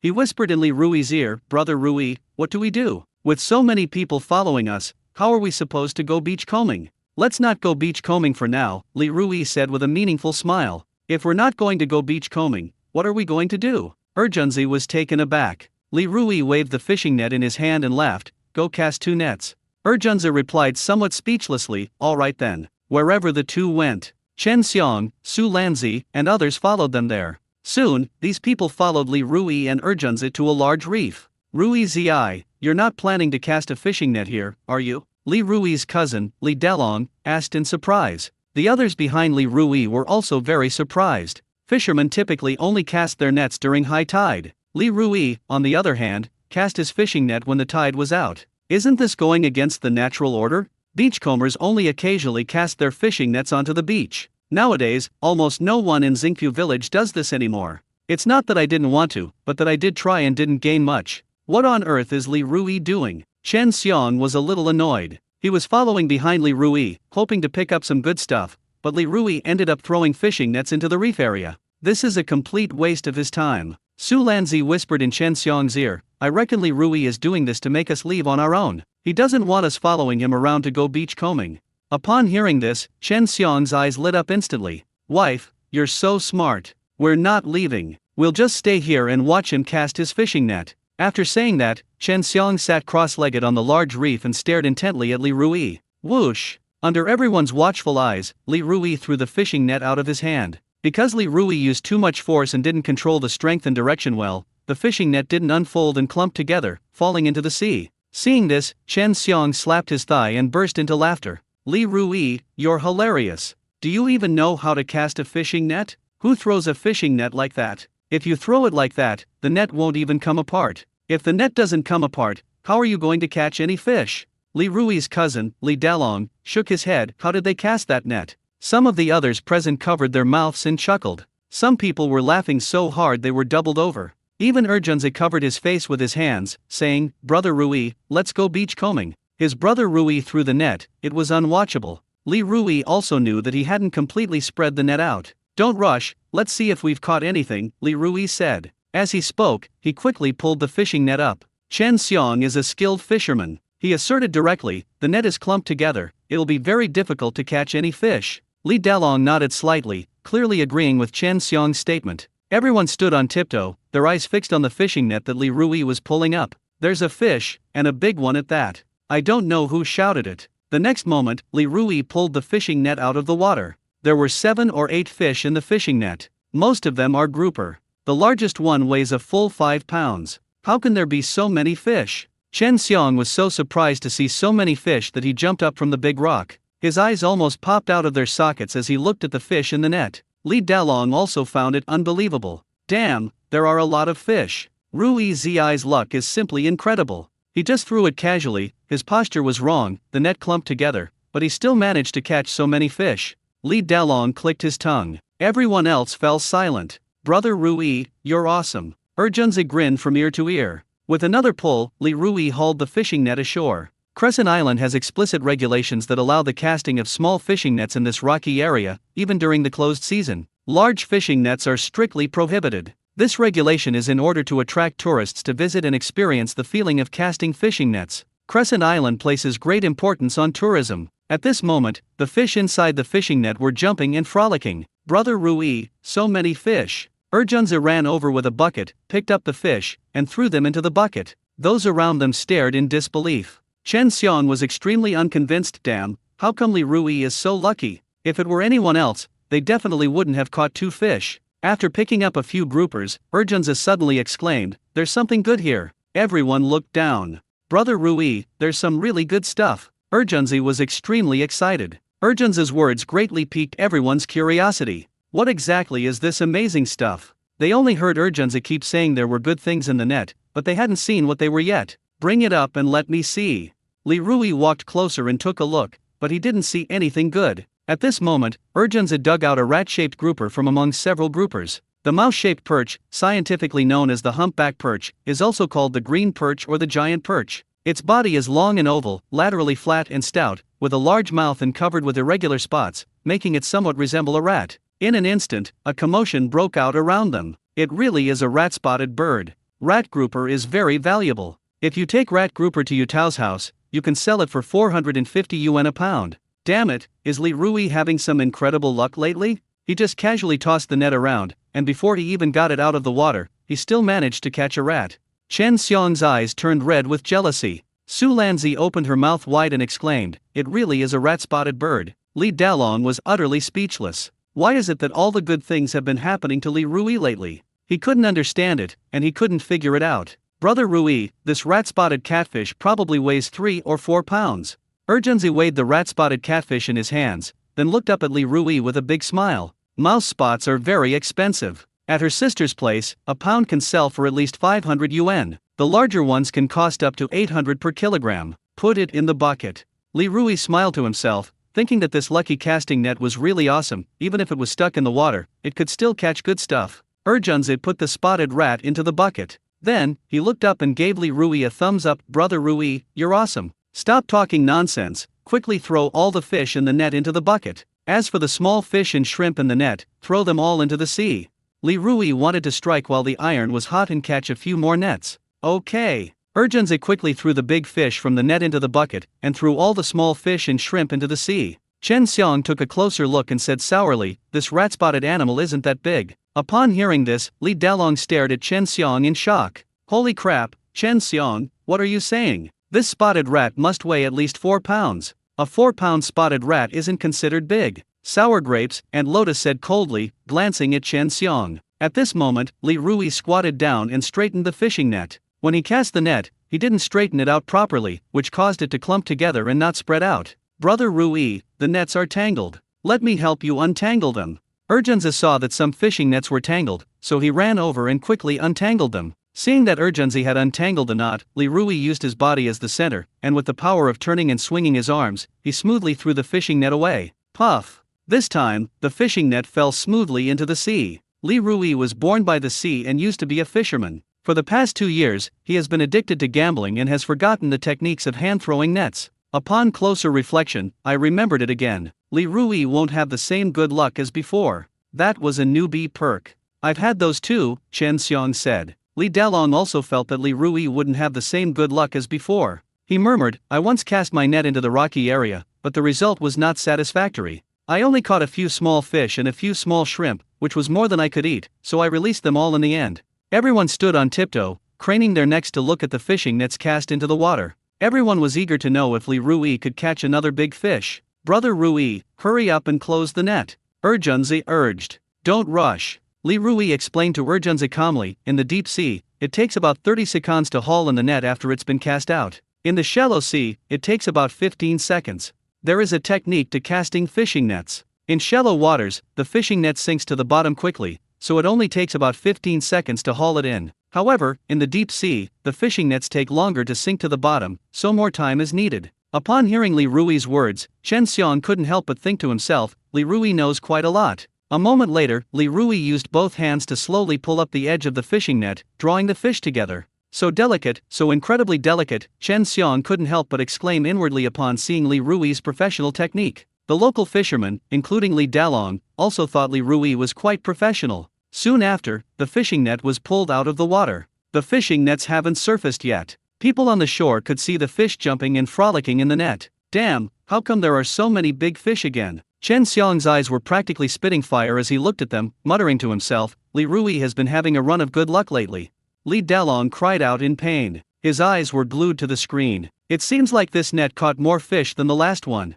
This net must have caught at least a dozen fish. Li Rui's luck is unbelievable. The others on the shore were all amazed. Urgenzi was stunned. At this moment, Li Rui felt extremely strained when he pulled the net up. Urgenzi, what are you standing there for? Come and help me. Li Rui glared at Urgenzi in annoyance. Urgenzi had no sense at all. He was pulling so hard, and Urgenzi was just standing there like an idiot, not moving an inch. Brother Rui, I'm here. Urgenzi instantly realized what was happening. He quickly ran over, grabbed the fishing net with both hands, and together with Li Rui, they tried to pull the net ashore. Seeing this, Chen Xiong completely lost his composure. Damn, how many fish are in this net? Li Rui alone couldn't even pull the net up. At this moment, Li Dalong saw even more fish in the fishing net, and he kept exclaiming, holy crap, holy crap. The others on the shore stared wide-eyed. How many big fish are in the net? Li Rui, a grown man, couldn't even pull the net up. Even though I didn't catch that many fish, I still feel very excited just looking at them here.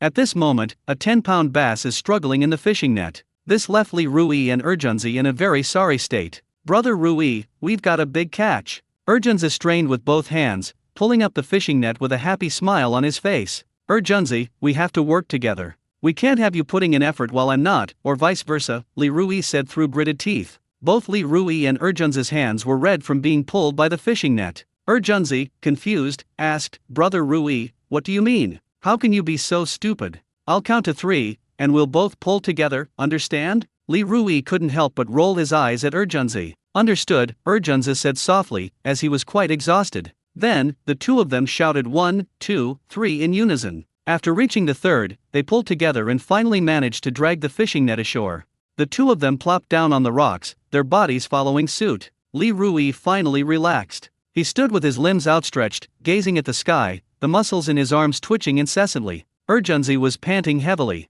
Both of them were exhausted. Although it was tiring, it was very enjoyable. They just pulled up a net full of fish. Brother Rui, we've had a great harvest today. It's all thanks to your advice to cast the net beforehand, otherwise, we wouldn't have had such a good catch. Urgenzi said breathlessly to Li Rui. Li Rui and Urgenzi looked at each other. After a brief standoff, the two of them burst into laughter. Chen Xiong, look at him, and then look at yourself. I don't even want to talk to you anymore. You're sleeping on the sofa tonight, Su Lanzi scolded her husband, Chen Xiong, pointing fingers at him. Chen Xiong, what did I do? Why am I sleeping on the sofa tonight? What a huge sea base. Li Dalong exclaimed in surprise. The others on the shore were dumbfounded. Li Rui has been going beachcombing and his bucket has been overflowing in the last few days. They cast their fishing net, and it broke again. This is definitely a scene from a dream come true. Li Rui and Urgenzi were still laughing heartily. After laughing for a while, Li Rui finally shakily climbed up from the reef. Alright, stop laughing.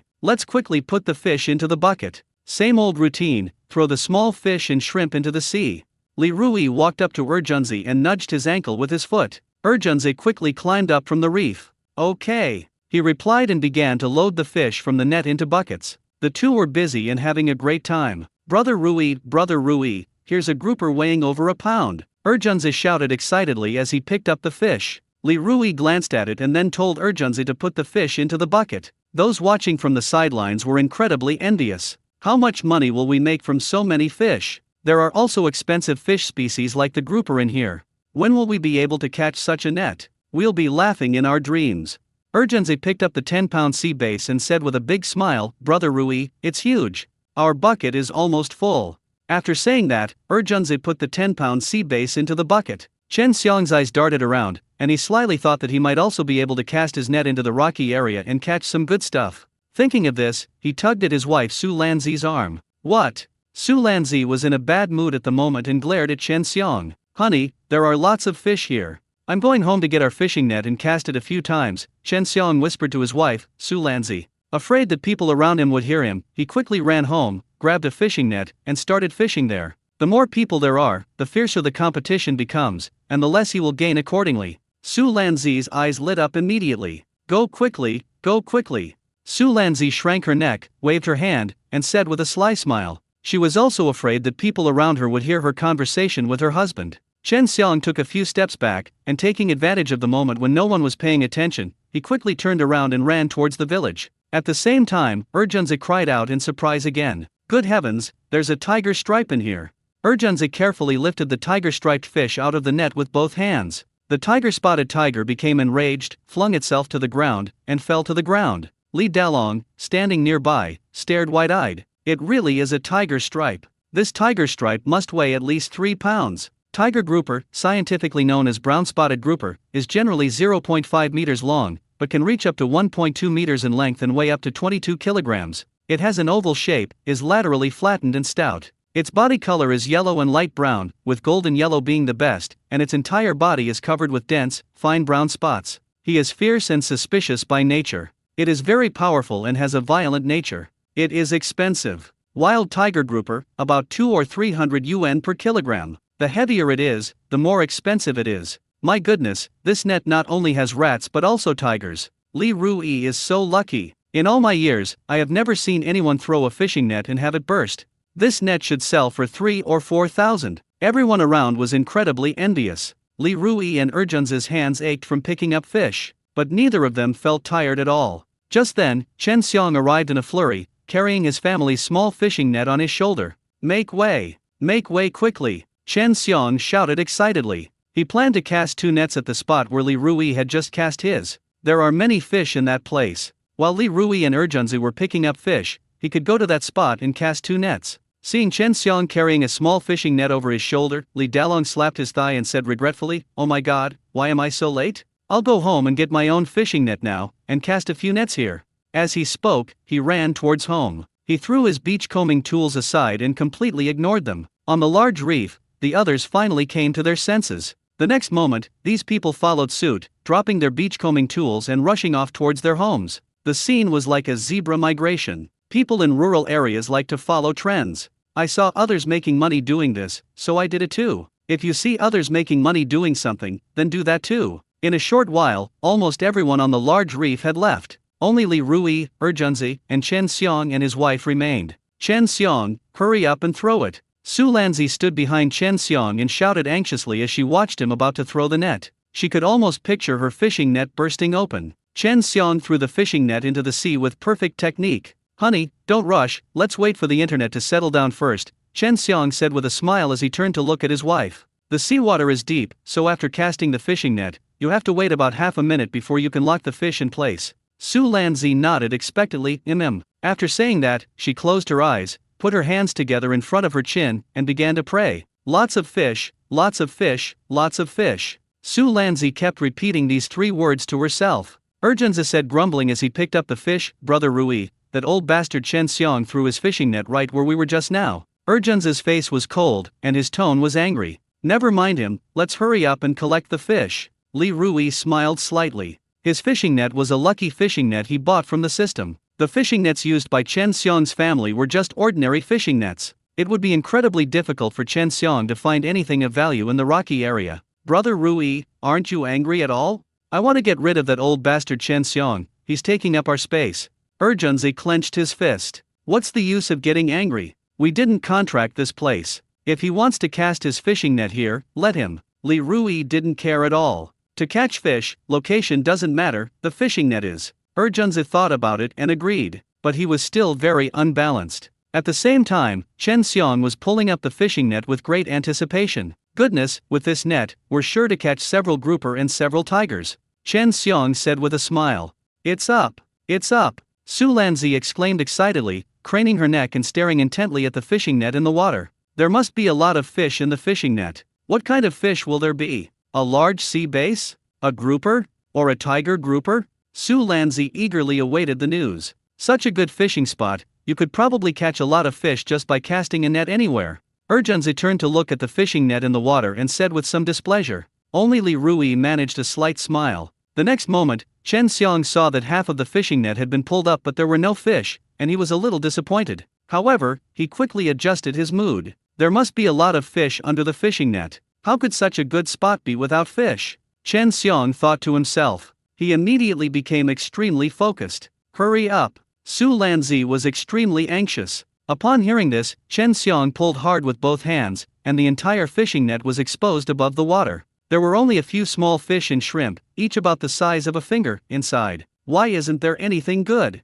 Su Lanzi seemed very agitated. As the saying goes, the greater the hope, the greater the disappointment. Just now, Su Lanzi had such high hopes. Su Lanzi must be so disappointed now. Go to hell! Chen Xiong pulled the net up and angrily threw it at his feet. This scene made Urgenza burst into laughter. Brother Rui, that old bastard Chen Xiong didn't manage to get anything. Urgenza said with a laugh.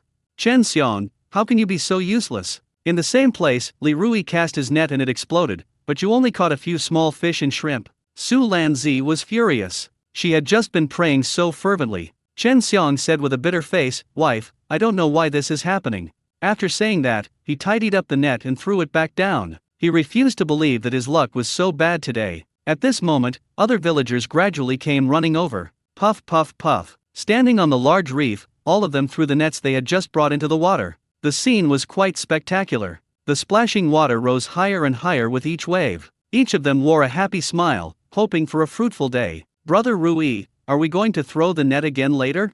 Urgenzi asked. Li Rui is considering this issue. At that moment, the system's voice rang in Li Rui's mind. The host's luck for today has been exhausted. If you try to catch fish with the lucky net again, you will no longer receive any more luck. Li Rui, who was just considering it, immediately made a decision after hearing the system's voice. Seeing that he had finished collecting all the fish from the net, he stood up, stretched, and said, Let's go beachcombing later. We won't be casting nets today. Upon hearing this, Urgenzi immediately became anxious. He stood up in a flash. No! Brother Rui, you're on a roll, why don't you try casting a fishing net now? Li Rui patted Urgenzi on the shoulder and said something profound. Things will turn around when they reach their extreme, and prosperity will inevitably decline when it reaches its peak. Urgenzi blinked, looking very puzzled, and asked, What do you mean? Everything that reaches its peak will eventually fall, Li Rui explained. There are no waves in the world that only rise and never fall, understand? I understand, but it seems like I don't really understand either.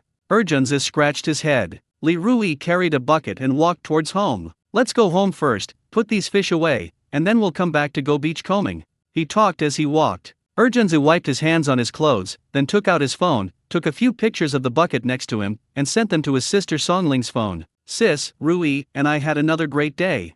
This sentence was followed by a grinning emoji. In Jufulu, Songling saw these photos in her office and her eyes widened like saucers. Holy crap, there are tiger stripes and rat stripes. Li Rui and Urgenzi have reaped quite a harvest today. After taking a deep breath, Songling called Urgenzi. Urgenzi, you and Li Rui take those fish to Jufula right now, Songling said without room for argument. They have special tanks for feeding sea fish at Jufulu. Once a sea fish dies, prices have dropped several times over.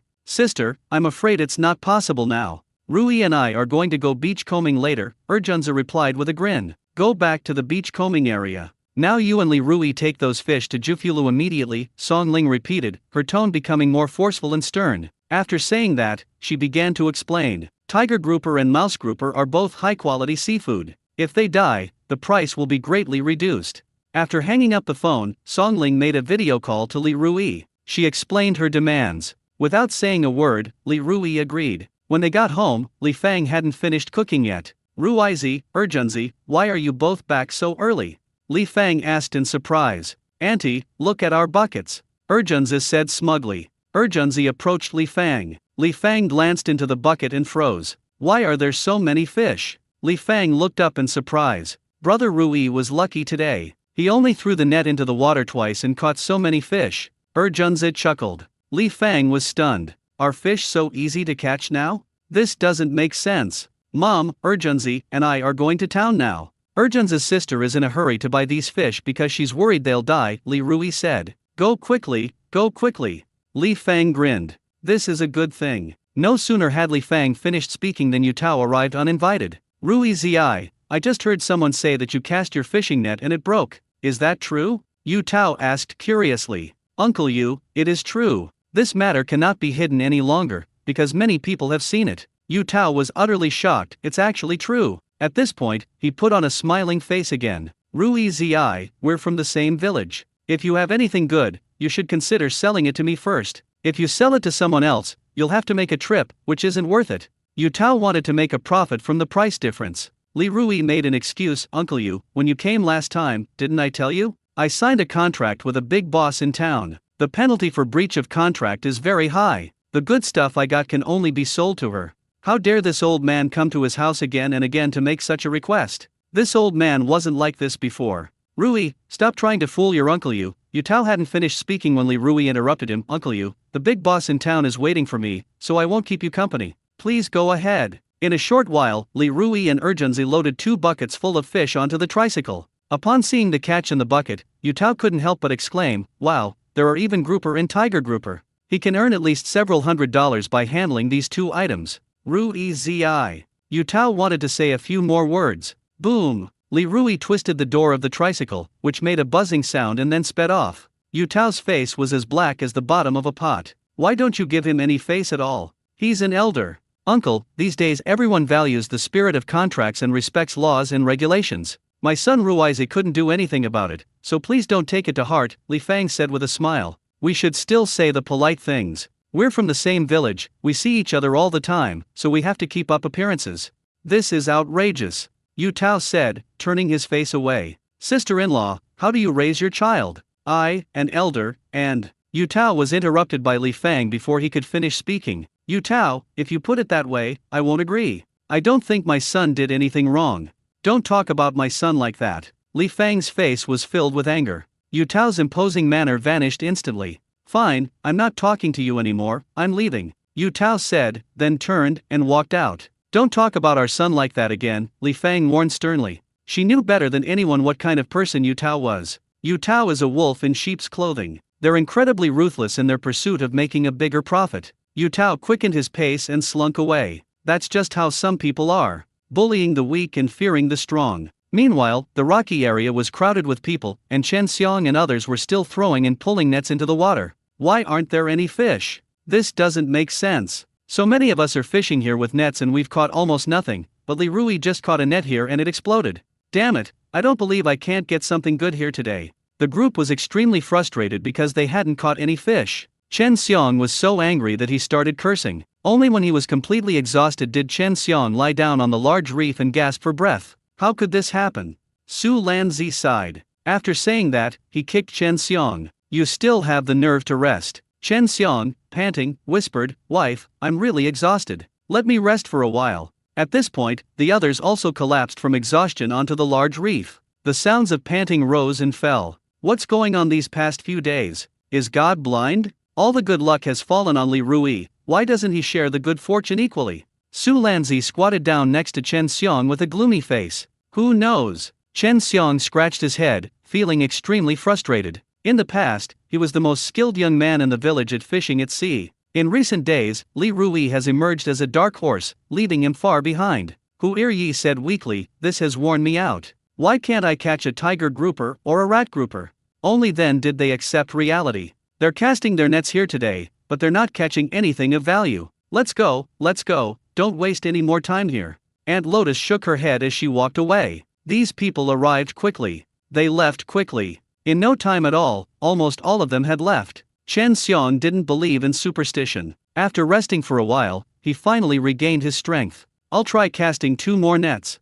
Chen Xiong got up, grabbed the fishing net, and threw it into the water. Su Lanzi rolled her eyes and complained, "Alright, stop wasting time. Hurry up and pull him up so we can go beach combing. If the tide comes in later, we won't find anything today." As soon as Su Lanzi finished speaking, Chen Xiong excitedly shouted, "Wife, there's something good. The fishing net is so heavy." Upon hearing this, Su Lanzi immediately stood up from the large reef, squinting as she gazed at the fishing nets. "It's too heavy." Chen Xiong struggled to pull the net, his forehead covered in beads of sweat. "It's definitely a big fish," Su Lanzi said, clapping her hands. Her eyes sparkled. "Honey, pull it up quickly. Hard work pays off. They're finally about to catch a big fish. These nets of fish must weigh at least 60 or 70 pounds, Chen Xiong said with a chuckle. 60 or 70 pounds?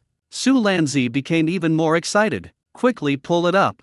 She was waiting to collect the fish and put them into the bucket. A moment later, Chen Xiong finally pulled the fishing net out of the water. "Ah!" Chen Xiong exerted a sudden burst of strength and pulled the fishing net ashore. Due to the great inertia, Chen Xiong fell hard on his buttocks onto a large reef. Su Lanzi ignored Chen Xiong. She ran over to check and found only a pile of old clothes with metal attached in the net. "Wife, how's it going? What good stuff do you have?" Chen Xiong asked excitedly as he sat up. "It's all tattered clothes," Su Lanzi replied, then burst into a tirade. "Which heartless bastard threw trash into the sea?"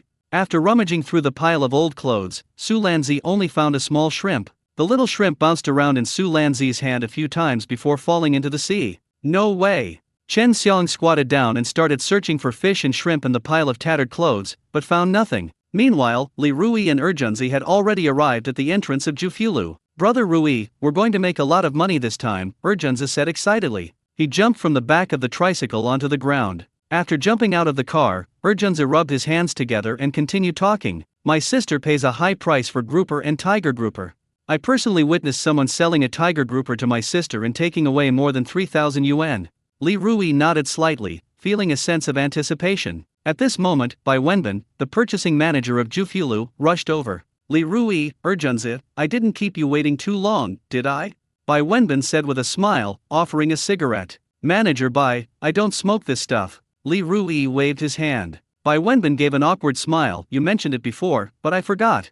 Then, we got down to business. "Where's the fish? Let me see it quickly. I heard that we have tiger grouper and mouse grouper. These 2 kinds of fish are very popular in our restaurant. Many big bosses come to our restaurant specifically to eat these 2 kinds of fish. You must make a reservation in advance to eat these 2 types of fish at our restaurant." Bai Wenbin knew that Li Rui and Erjunzi were not outsiders, so he told the truth. He certainly wouldn't have said these things if it were someone else. "Brother Bin, the fish is in the carriage, go and see," Erjunzi said with a smile. Bai Wenbin looked at Erjunzi in surprise, thinking to himself, Erjunzi has grown up. Previously, Erjunzi would simply call him Bai Wenbin. "Brother Bin, don't look at me like that. It was Brother Rui who told me to call you that." Erjunzi felt uneasy under Bai Wenbin's gaze, so he explained. "Li Rui, I'm a few years older than you. From now on, just call me Brother Bin. There's no such thing as manager. I'm just an employee." Bai Wenbin laughed and walked towards the carriage. "Brother Bin, you're too modest. You're so young, yet you're already a high-level white-collar worker. I'm so envious of you." Li Rui didn't mince words. "If you don't know how to speak and act properly when you're out in the world, you'll suffer the consequences." Bai Wenbin then saw the tiger stripe and rat stripe in the bucket and exclaimed in shock, "Holy crap! This big rat-spotted mouse must weigh at least 4 pounds. That tiger stripe must weigh more than 3 pounds. Bai Wenbin stared intently at the tiger-striped and rat-striped animals in the bucket. Rich people love this stuff. Especially wealthy people in Guangdong province. Wealthy people in Guangdong province usually wear shorts and flip-flops, but they are quite generous when it comes to food. "Brother Bin, name your price," Erjunzi asked excitedly. "That 4-pound grouper is 1,000 yuan per pound, that 3-pound tiger grouper is the same price, and that small grouper is 500 yuan per pound." Bai Wenbin's prices were very honest. I haven't seen such a big tiger grouper in a while. Bai Wenbin reached out and took the tiger grouper from the bucket. He had just picked it up. The tiger-spotted tiger frantically thrashed its body and tail. Water splashed all over him. Wow, a tiger grouper is a tiger grouper, it's powerful and fierce. Bai Wenbin smiled as he flung the tiger grouper out of his hand and into the bucket. The enraged tiger-spotted tiger rampaged through the bucket, nearly tipping it over. At this moment, several kitchen helpers ran out of the kitchen and carried the bucket into the kitchen. The group entered the kitchen one after the other. Bai Wenbin had someone weigh him. He was taking notes. Tiger-spotted fish weighs 3.8 jin, approximately 1.4 kilograms. The large spotted mouse weighed 4.2 jin, approximately 2 kilograms, and the small spotted mouse weighed 1.2 jin, approximately 0.6 kilograms. The sea bass weighed a total of 10.2 jin, approximately 6.6 kilograms, 20 caddies of sardines, 5 caddies of stone. Li Rui didn't let anyone weigh the remaining small fry. I'll take these small fish home and fry them to have with my drinks, Li Rui said with a smile. Since you've brought it, let's weigh it all together. Our restaurant will pay 20 yuan per jin, Bai Wenbin said generously. This price is quite reasonable. Small, miscellaneous fish are difficult to process and generally have a low price. But Li Rui put all the small fish into the bucket. Brother Bin, Junzi, and I finally caught some fish, so we have to eat some. Okay, whatever you say. Bai Wenbin laughed heartily. We are all smart people. Bai Wenbin knew what Li Rui meant. They didn't want to take advantage of their restaurant. Tiger grouper 3,800, mouse grouper 4,400, sea bass 45 per jin, total 459, sardines 20 per jin, total 400, rockfish 100 per jin, total 500. Total 9,559. Bai Wenbin carefully calculated the accounts. After finishing the accounts, he looked up at Li Rui and said, Li Rui, I have already sent the accounts to President Song. You and Junzi can go to President Song's office to pick up the receipts later, and then go to the finance department to get the money. After a pause, Bai Wenbin spoke again, don't think it's troublesome, this is how the procedures are for our restaurant. Li Rui smiled slightly, I understand. That's how large restaurants are, all the procedures are legitimate. Brother Rui, shall we cast 2 more nets when we get back? Junzi whispered excitedly in Li Rui's ear. 2 nets thrown down, and it's close to 10,000. Thinking of this, Junzi couldn't wait any longer. Let's skip it today. Li Rui knew his luck had run out for the day, and if he tried to cast his net again, he wouldn't have such good luck again. Fine, Junzi said with a disappointed look. Bai Wenbin was shocked when he heard their conversation. You caught these fish with a fishing net? Junzi nodded heavily, then explained, to be precise, it was my brother Rui who caught them with a fishing net. I just picked up some fish. My brother Rui has been having exceptionally good luck lately. I suspect he is the reincarnation of Mazu. After saying that, Junzi burst into laughter. Li Rui, you're really amazing. As far as I know, it's very difficult to catch fish with a casting net these days. Bai Wenbin praised Li Rui sincerely. It is currently a period of maritime ban. On Crescent Island, there are places where you can catch fish with a fishing net. But in those places, it's difficult to catch fish with a fishing net. Catching expensive fish like tiger grouper and mouse grouper is simply out of the question. Brother Bin, you can just call me Ruizi, Li Rui said with a smile. Okay. Bai Wenbin didn't refuse. After chatting with Bai Wenbin for a few minutes, Li Rui and Junzi went to Song Ling's office. Song Ling handed the completed bill directly to Li Rui. I've already looked at the accounts and prepared the bill. This time, it'll be 9,600 for you. Sis, why are you being so stingy? Can't you just give me a round number?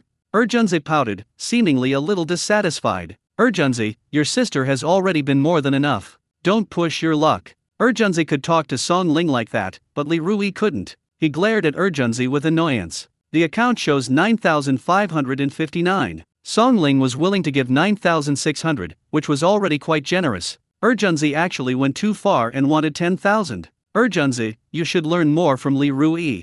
Song Ling rolled her eyes at Junzi. Sister, I learn from my brother Rui every day, Junzi blurted out without hesitation. Upon hearing Junzi's words, Li Rui recalled the time he had taken Junzi to the chess room to gamble. Thinking about this, Li Rui felt ashamed. After receiving the money, Junzi said to Song Ling, Sister, I'll treat you to dinner later. He earned 960 this time. Li Rui earned 8,640. When is later? How about lunchtime today? You'll treat me to a 4-pound Australian lobster today. Our restaurant just received a 4-pound Australian lobster. Song Ling was in a great mood and couldn't help but joke. In the past, not only her parents were extremely worried about Junzi. As the older sister, she also worried herself sick over Junzi. Now things are much better. Erjunzi is ambitious, he's followed the right people, and he's making money. As the older sister, she could finally breathe a sigh of relief. Brother Rui, let's go. Upon hearing that, Erjunzi quickly pulled Li Rui out of his sister's office. He turned around and glanced at his sister. Her eyes seemed to say, this woman doesn't look like a good person. Li Rui turned around and waved to Song Ling, President Song, see you later. See you later.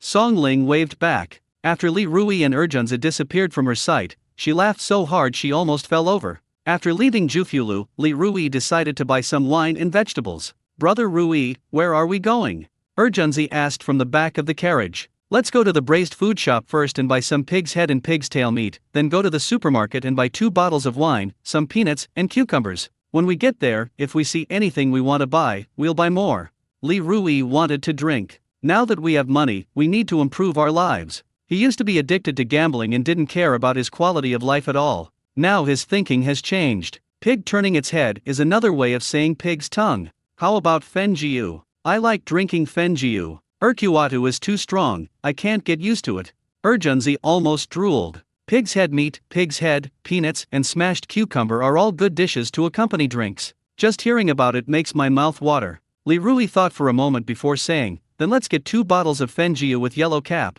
It's not expensive and tastes good. I used to drink it often. Okay. Erjunzi had no objections. Yellow-capped glass, 53 degrees. He could accept it. Red-cap Fenjiu, 42 degrees, has a smoother taste, but its aroma is not as full and lingering as the yellow-cap version. In short, both types of wine have their own merits. In about half an hour, Li Rui and Erjunzi bought a pound of pig's head meat, a pound of pig's head, a pound of braised beef, half a pound of fried peanuts, 2 fresh cucumbers, and 2 bottles of yellow-capped Fenjiu. Brother Rui, it's been a long time since we've had a proper drink. Let's have a couple more drinks today, Erjunzi said with a grin. These days are so comfortable. Don't get drunk, kid. It's best to drink until you're slightly tipsy. If you drink too much, you'll talk too much, and too much talk leads to mistakes, Li Rui cautioned. Drinking is fine, but it shouldn't interfere with important business, and you certainly shouldn't make a fool of yourself. Congratulations, host, you have gained 9,600 points. You now have a total of 26,688 points. The system voice rang in Li Rui's mind. Li Rui didn't pay much attention to this. He's riding his electric tricycle right now, he doesn't have time to worry about these things. Back home, Li Rui cooked for himself. The mother, Li Fang, assisted from the side. Mom, you can go out. I can manage on my own, Li Rui said with a smile. Let me do it, Li Fang said, grabbing the spatula. Li Rui used his hands to distract him. I'll cook today's meal. Erjunzi and I aren't going to go beachcombing today. On the way back, he did a mental calculation and realized that he now had about 200,000 yuan. This money was almost enough to pay off his online loan. Thinking of this, Li Rui felt very happy. All right. Li Fang had no choice but to agree. After working for more than an hour, the dishes were finally all ready. Erjunzi smelled the aroma and ran into the kitchen with a smile. Brother Rui, it smells delicious. Erjunzi picked up a small fish that had just come out of the pot, put it in his mouth, and started chewing. Have you washed your hands?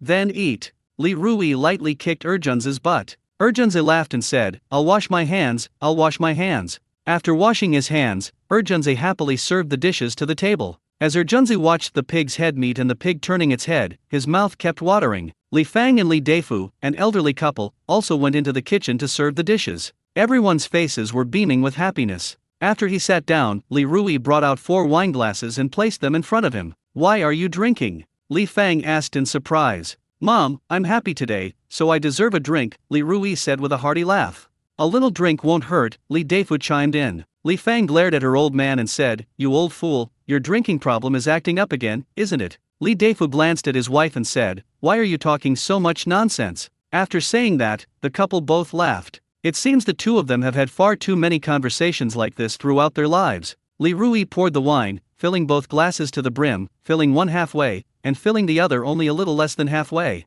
Dad, this is your wine. Mom, this is your wine. Li Rui gave his father half a glass of wine, and his mother a small half glass. Li Fang was delighted, her eyes crinkling into slits as she cheerfully said, I'll have a drink today too. Erjunzi sat there, only focused on looking at the dishes. You little brat, do you expect me to hand it to you? Erjunzi was sitting to Li Rui's left. Li Rui kicked Erjunzi's shin, signaling Erjunzi to bring the wine over. How could I dare? Erjunzi quickly brought the wine to himself. Li Deifu, who was at the head of the table, picked up his chopsticks and said, "Let's eat some food first, to fill our stomachs. It's not good to drink on an empty stomach." After saying that, he picked up a piece of pig's head with his chopsticks and put it into his mouth. "Uncle, I won't stand on ceremony with you anymore, I'm starving." Urgenzi picked up his chopsticks, grabbed a few pieces of meat, stuffed them into his mouth, and wolfed them down. He was completely at ease at Rui Ge's house. Li Fang wanted to say something to tell Urgenzi not to be polite, but when she looked up and saw that Urgenzi wasn't being polite at all, she just smiled and didn't say anything. A moment later, Li Rui raised his glass and began his toast, "Let's drink to our bright future." Li Rui had just finished speaking. Li Fang, Li Deifu, and Urgenzi all raised their glasses. The three repeated, "Let's drink to our bright future." The four of them clinked their glasses together in perfect unison and then took a sip. "Rui Zi, seeing how much you've changed these past few days, I'm so happy for you." Li Fang's eyes welled up with tears. Since Li Rui developed a gambling addiction, she has hardly had a good night's sleep. She was worried that her daughter-in-law, Su Xianjiao, would divorce Li Rui. She was worried that Li Rui's debts would snowball. She was worried that Kuakuo would call other people dad or grandma. Too many worries weighed on her, making it hard for her to breathe. "Old woman, what's wrong with you? You're happy today, why are you crying?" Li Deifu said with a stern face. "I'm fine." Li Fang wiped away the tears in her eyes, then smiled again. Li Rui pondered for a moment, then picked up his wineglass and stood up from his chair. "Mom, I want to toast you. You've suffered so much for me all these years. I'm sorry." After saying that, Li Rui took a big gulp of Beiju, Chinese liquor. Li Fang patted her rough hands and quickly gestured for Li Rui to sit down quickly. "Why are you saying all this? I'm your mother, it's only right that I do anything for you." Li Rui said earnestly, "You've done more and better than other mothers." He then turned to look at his father, Li Deifu. "Dad, I also want to toast you, to thank you for all the years you've silently given so much for me." Li Rui took another big gulp. Urgenzi watched, thinking to himself, "When is my brother Rui going to toast me?" He didn't dare say those words aloud. "Enough with the small talk, let's drink." Li Deifu didn't say much, picked up his glass, and took a big gulp. "Old man, drink slowly. Do you think you're still young?" Li Fang's face darkened. Urgenzi raised his wine glass and took turns offering toasts. Before long, he and Li Rui finished a glass of wine. "Brother Rui, come on, let me pour you some wine." Urgenzi picked up the wine bottle and filled Li Rui's glass with wine. Then he symbolically poured 2 drops of wine into the glasses of Li Fang and Li Deifu. Li Fang looked at Urgenzi and Li Rui with a serious expression. "You two can't pour any more wine." Li Rui replied. "Auntie, 2 cups are just right for me and Rui Ge. We won't drink anymore," Urgenzi replied with a smile. After finishing his meal and drinks, Li Rui started drinking tea. Urgenzi lay down on the sofa and fell fast asleep. "Rui Zi, you've made a lot of money lately. How much do you still need to pay off your online loans?" Li Fang asked her son, Junzi, after he fell asleep. This matter has been troubling her for a long time. Her son used to gamble, so naturally she was unwilling to give him money. "Things are completely different now. My son is ambitious and dedicated to serving his family." She was naturally willing to give her son some money to ease his burden. "Mom, you don't need to worry about the money anymore," Li Rui said calmly, taking a sip of tea. "Your father and I are getting old, and we have fewer expenses. We'll give you our money sooner or later. Since you're currently in debt from online loans, we can help you cover part of it." Li Fang also felt that being debt-free was a relief, which is why she hoped her son could pay off his online loans as soon as possible. Li Deifu, who was not talkative, also advised from the side, "Ruizi, listen to your mother." Li Rui gave a wry smile and said, "Dad, Mom, please stop interfering in this matter. If I ask you for money again, am I even human?" He used to gamble and often asked his parents for money. He never paid back that money. "All right, stop talking. This is settled." Seeing his mother about to say something more, Li Rui made the final decision. "All right." Li Fang chose to respect her son's decision. At the same time, she smiled with relief. Li Deifu remarked with emotion, "Ruizi, you've grown up." Li Rui has a high alcohol tolerance. "After 2 drinks, I was still quite sober." "Dad, Mom, you two go back and rest. I'll clean up the dishes." Li Rui put down his teacup and stood up from his chair. "I didn't drink much at noon, so I'll clear the dishes." Li Fang volunteered to clear the dishes. Her body shielded Li Rui behind her. "Rui Zi, Rui Zi." At this moment, his uncle Li Dalong walked into his living room with a smile. In the past, when Li Rui was addicted to gambling, Li Dalong would stay far away from Li Rui's family, fearing that they would ask him for money.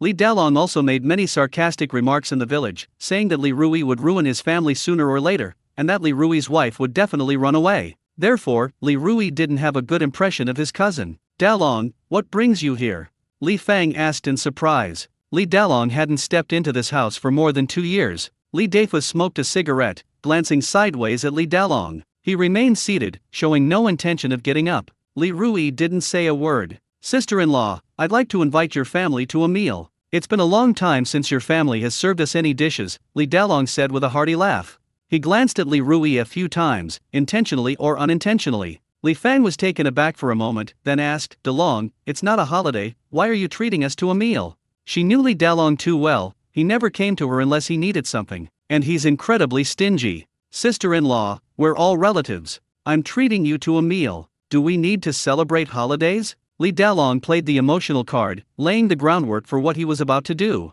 Ha! Li Fang sneered inwardly, thinking to herself, you weren't like this before. You used to avoid us like the plague. He smiled and said, Dalong, don't spend money. We appreciate your kindness, but we won't eat. Li Dalong quickly said, Sister-in-law, I sincerely want to invite your family to a meal. We are all real relatives, and relatives should visit each other more often, otherwise, it's easy to become estranged, don't you think? Dalong, what's the matter? Just say it directly. Li Deifu didn't like beating around the bush, so he asked coldly and bluntly, Brother, what could possibly be wrong with me? Li Dalong rubbed his hands together and said with a smile, I just want to get closer to our two families, and also ask Ruizi to mentor me. I want to work for Ruizi and earn a living. Li Rui's lips curled up. He knew that Li Dalong's purpose in coming to his house today was simply to ask him to mentor him. Rui, next time you go fishing at the beach, I'd like to help you out and earn some hard-earned money. What do you think? Li Dalong asked Li Rui with a smile. Uncle, I've just been lucky lately. How could I possibly afford to invite you? Li Rui politely declined Li Dalong's request. Li Dalong is too slippery. Working with someone like him makes me feel uneasy and uneasy. Besides, the disgusting things Li Dalong did before still make him angry whenever he thinks about them. We're all relatives. You go to other people's faces and slander your own relatives, is that even human? Rui Zi, you don't need to pay me a salary. I'll just take 10% of the profits. It's zero cost, Li Dalong said with a smile. Before coming, Li Dalong had calculated it carefully. He worked as Li Rui's assistant, earning 10% of the profits each day, which made him quite a bit of money. Li Rui has been lucky these past few days, he's been working for Li Rui. If Li Rui's luck turns bad in the future, he will find an excuse to leave. If we can make a profit, we will. Li Rui couldn't help but laugh.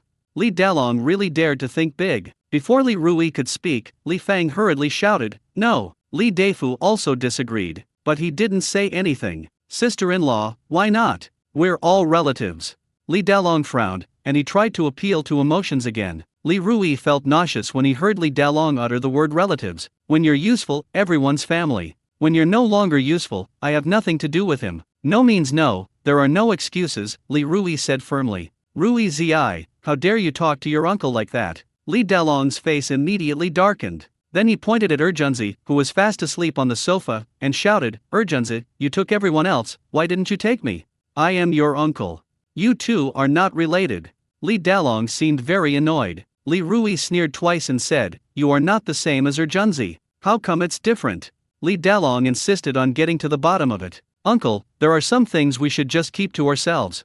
Li Rui didn't want to embarrass Li Dalong too much. Li Fang quickly smiled to ease the tension between the two. Dalong, it's best not to work with relatives. Otherwise, things could end up like this, and you'll lose all your relatives and become a laughingstock for outsiders. When working with relatives and friends, there are too many conflicts that escalate into major disputes due to conflicts of interest. She's been through it all, she's seen far too many things like this. Li Deifu then concluded definitively, Dalong, don't bring this up again. Ruizi absolutely cannot let you work for him. You are his elder, how can you work for him? Seeing that Li Rui, Li Deifu, and Li Fang were so determined, Li Dalong turned and left. As Li Dalong stepped out of Li Rui's house, his face darkened. He muttered under his breath, Ruizi has made a little money and now he thinks he's someone special. So what if you made a little money? It's nothing special. I don't care at all. In the living room, Li Fang said while clearing away the dishes, how can Dalong be so shameless? Doesn't he know how he treated our family before? Li Deifu glared at Li Fang and said, say less.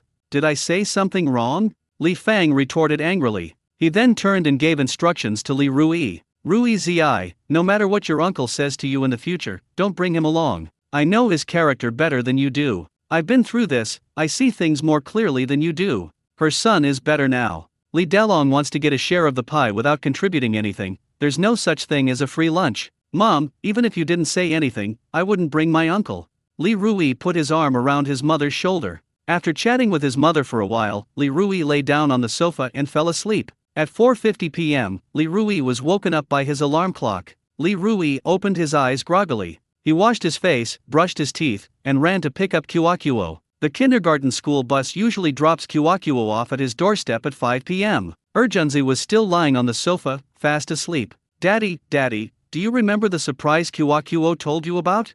After getting off the school bus, Kyokuo quickly jumped into Lee Rui's arms with her short legs. I remember. Lee Rui smiled happily. Dad has always been looking forward to Kyokuo's surprise. His words were absolutely true. Ever since Kyokuo said yesterday that she would give him and his wife a surprise, he has been looking forward to it. Daddy, you'll see the surprise for you soon, Kyokuo said as she rummaged through her little backpack. Her name and class were written on her little school bag. There are 2 more lines of text above. A line of dreams brings children carefree joy. The other line is growing strong. Upon reaching the living room, Lee Rui put Kyokuo down. Hearing Urgenzi snoring, Kyokuo exclaimed in surprise, Daddy, why does Uncle Urgenzi snore like thunder? That's just how he is. Lee Rui pursed his lips, ignoring Urgenzi. Kyokuo looked away and took out a painting from her little school bag. Lee Rui was stunned when he saw the painting. Abstract. That's too abstract. Lee Rui almost burst out laughing when he saw Guo's drawing. Kyokuo, is this Daddy? Lee Rui asked, pointing to the only male figure in the painting, his face full of suspicion. The man revealed 2 large incisors, with a long gap between them. I'm so handsome, and Kyokuo actually drew me like this. He couldn't help but laugh when he saw it. Kyokuo nodded emphatically and answered without hesitation, yes. After saying that, Kyokuo asked with a grin, Daddy, doesn't Kyokuo's drawing look just like it? You recognized it at a glance, hee. Similar? Lee's facial muscles twitched. Kyokuo's painting depicts a family of 3 standing in the sunset. There's no need to elaborate on how abstract Lee Rui's paintings are. Su Xianjiao is more abstract. Su Xianjiao has only 3 hairs on her head, and her mouth is bigger than a crocodile's. Her feet were 3-inch golden lotus feet. Kyokuo's head is as big as a bucket, and her nose is as long as a cone. Only the setting sun bears a resemblance. Daddy, isn't Kyokuo's drawing of mommy pretty? Kyokuo tilted her head and asked with a grin. Beautiful? Lee Rui's expression gradually twisted. The Su Xianjiao in the painting is anything but beautiful. The Su Xianjiao in the painting is exactly like Sanmao. He couldn't bring himself to say it. When Mom comes back, she'll definitely think the same way, Kyokuo said proudly, shaking her head. Humph. Lee Rui chuckled dryly. But Lee Rui ultimately decided to frame Kyokuo's first painting. Whether the drawing is good or not is not important. Most importantly, it's very memorable. On the day Kyokuo gets married, he can take it out and show it to Kyokuo. The thought of Kyokuo getting married in the future made Lee Rui's heart tighten. Damn it, my own daughter is going to benefit someone else in the future. That's a huge loss. Rui Ge, Guo, what are you looking at? At this moment, Urgenzi woke up, got up from the sofa, and went to the painting. Urgenzi only glanced at it before slapping his thigh and bursting into laughter. Kyokuo turned to look at Urgenzi and asked curiously, Uncle Urgenzi, what are you laughing at? I'm not laughing at anything. Uncle thinks your painting is really beautiful.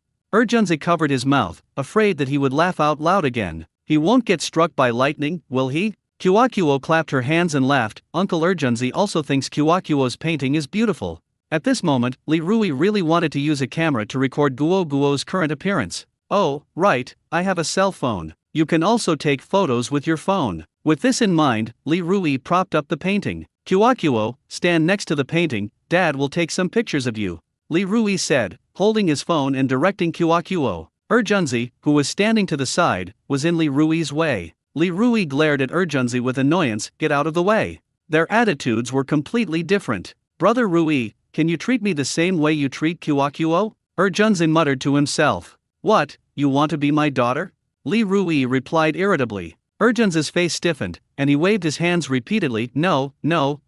Lee Rui looked at Kyokuo again. Seeing Lee Rui pointing his phone camera at her, Kyokuo made a V sign. Tian Kai. Kyokuo called out crisply, while simultaneously sticking her left calf out slightly. Lee Rui snapped a photo, and it was a great shot. Urgenzi, who was standing to the side, looked on with great envy. How wonderful it would be if he had a daughter. Why When will I be able to get married? Urjunzi sighed. Daddy, let Kyokuo take a look. Kyokuo ran over to Li Rui's side, her big eyes wide open, staring intently at the photo that had just been taken. Kyokuo, you're so knowledgeable. How did you even know how to pose?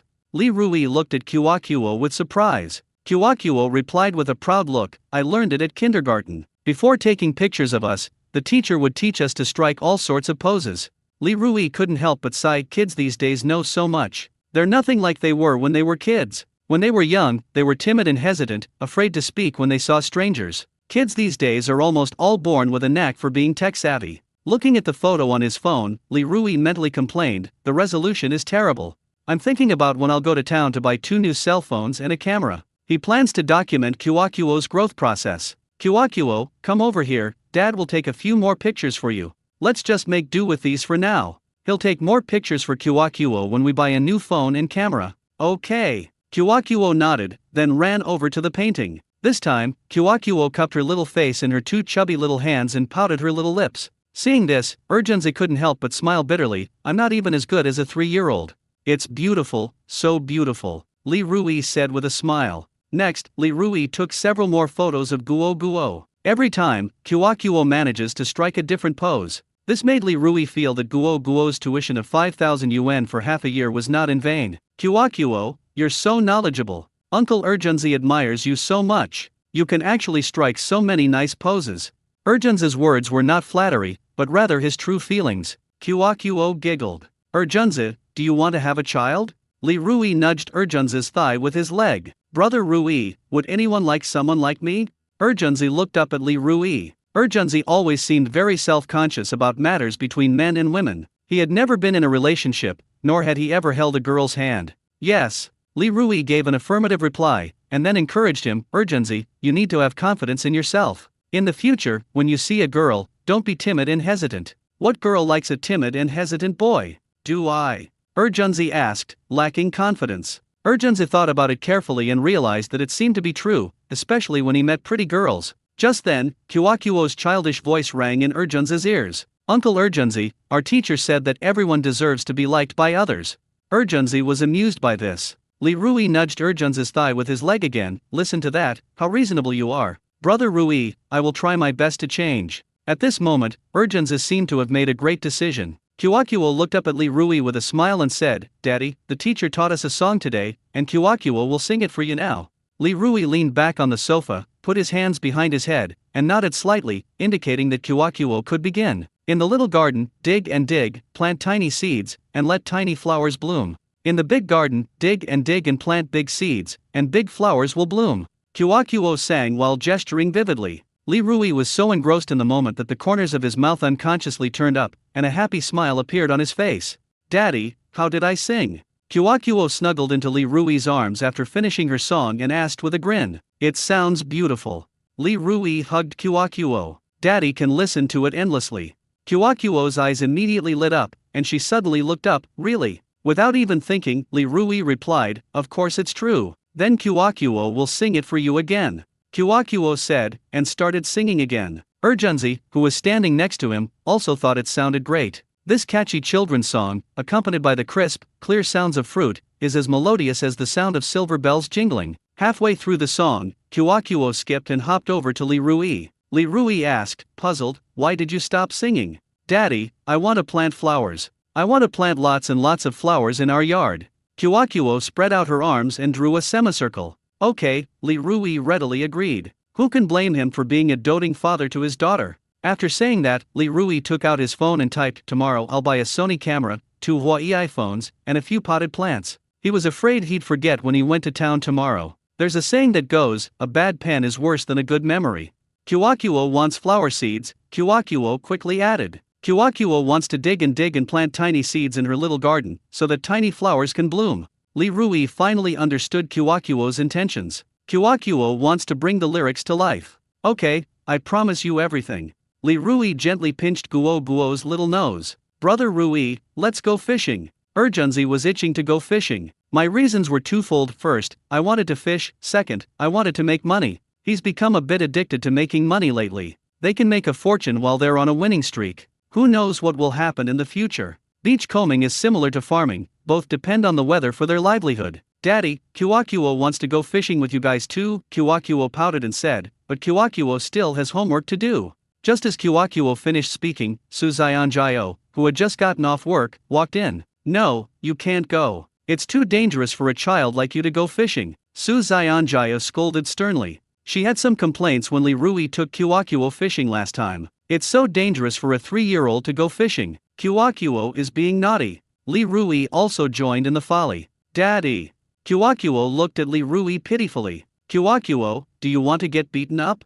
Suzayanjayo's face darkened, and she walked up to Kiwakuo in a few steps, looking down at her. Li Rui gently stroked Guo's little head. Listen to mom, do your homework at home, and mom will tutor you. Kiwakuo pouted, okay. 10 minutes later, Li Rui and Urgenzi arrived at the mud and sand on the beach. Li Rui and Urgenzi dug up a lot of sandworms in the mud and sand. Today they plan to use sandworms for fishing. Anyone who has ever done sea fishing should know what sandworms are. Sandworms are segmented worms with distinct body segments. They are typically about 10 centimeters long and are adept at crawling and swimming. Its color is mostly light red or yellowish green. It has a strong fishy smell. This smell can spread rapidly in seawater, and it is not easy to unhook. These are the reasons why sandworms are suitable for sea fishing. Brother Rui, that's enough, let's go fishing. Urgenzi looked up at Li Rui and shouted. The sea breeze is a bit strong today. Speak softly, or you won't be heard. Let's go. Li Rui washed his hands and waved to Urgenzi. 5 minutes later, the two sat down on a large rock to go sea fishing. Urgenzi looked at his white fishing rod and thought it was pretty good, so he said, Brother Rui, where did you buy this fishing rod? I find it very easy to use, and I want to buy one for my dad. I forgot, Li Rui said irritably. Focus on fishing. He bought the fishing rod from the system. His fishing rod was pale yellow. The Urgenzi fishing rod is white. Kiwakuo's fishing rod is pink. He couldn't possibly tell anyone about the system. Oh, Urgenzi was somewhat disappointed. Ruizi, Urgenzi, you're sea fishing again, Uncle Hu said with a smile as he walked between Li Rui and Urgenzi, carrying a bag of fishing gear. Hu Yi is a true fishing enthusiast. Now that he's old and can't work anymore, he mainly passes the time by fishing. There are quite a few old men like Master Hu in China. Uncle Hu, let's find a spot and fish together. Li Rui turned around and glanced at Uncle Hu. That day, Uncle Hu didn't catch any fish, so he bought 2 big fish from him and took them home, which cost him 600 yuan. In the past, every time Uncle Hu returned home from fishing, he would have a full catch. Everyone in the village praised Uncle Hu as a master fisherman. Who knows Master Hu? Thinking about all this, Li Rui couldn't help but smile. Hu Yi, a man of strong will throughout his life.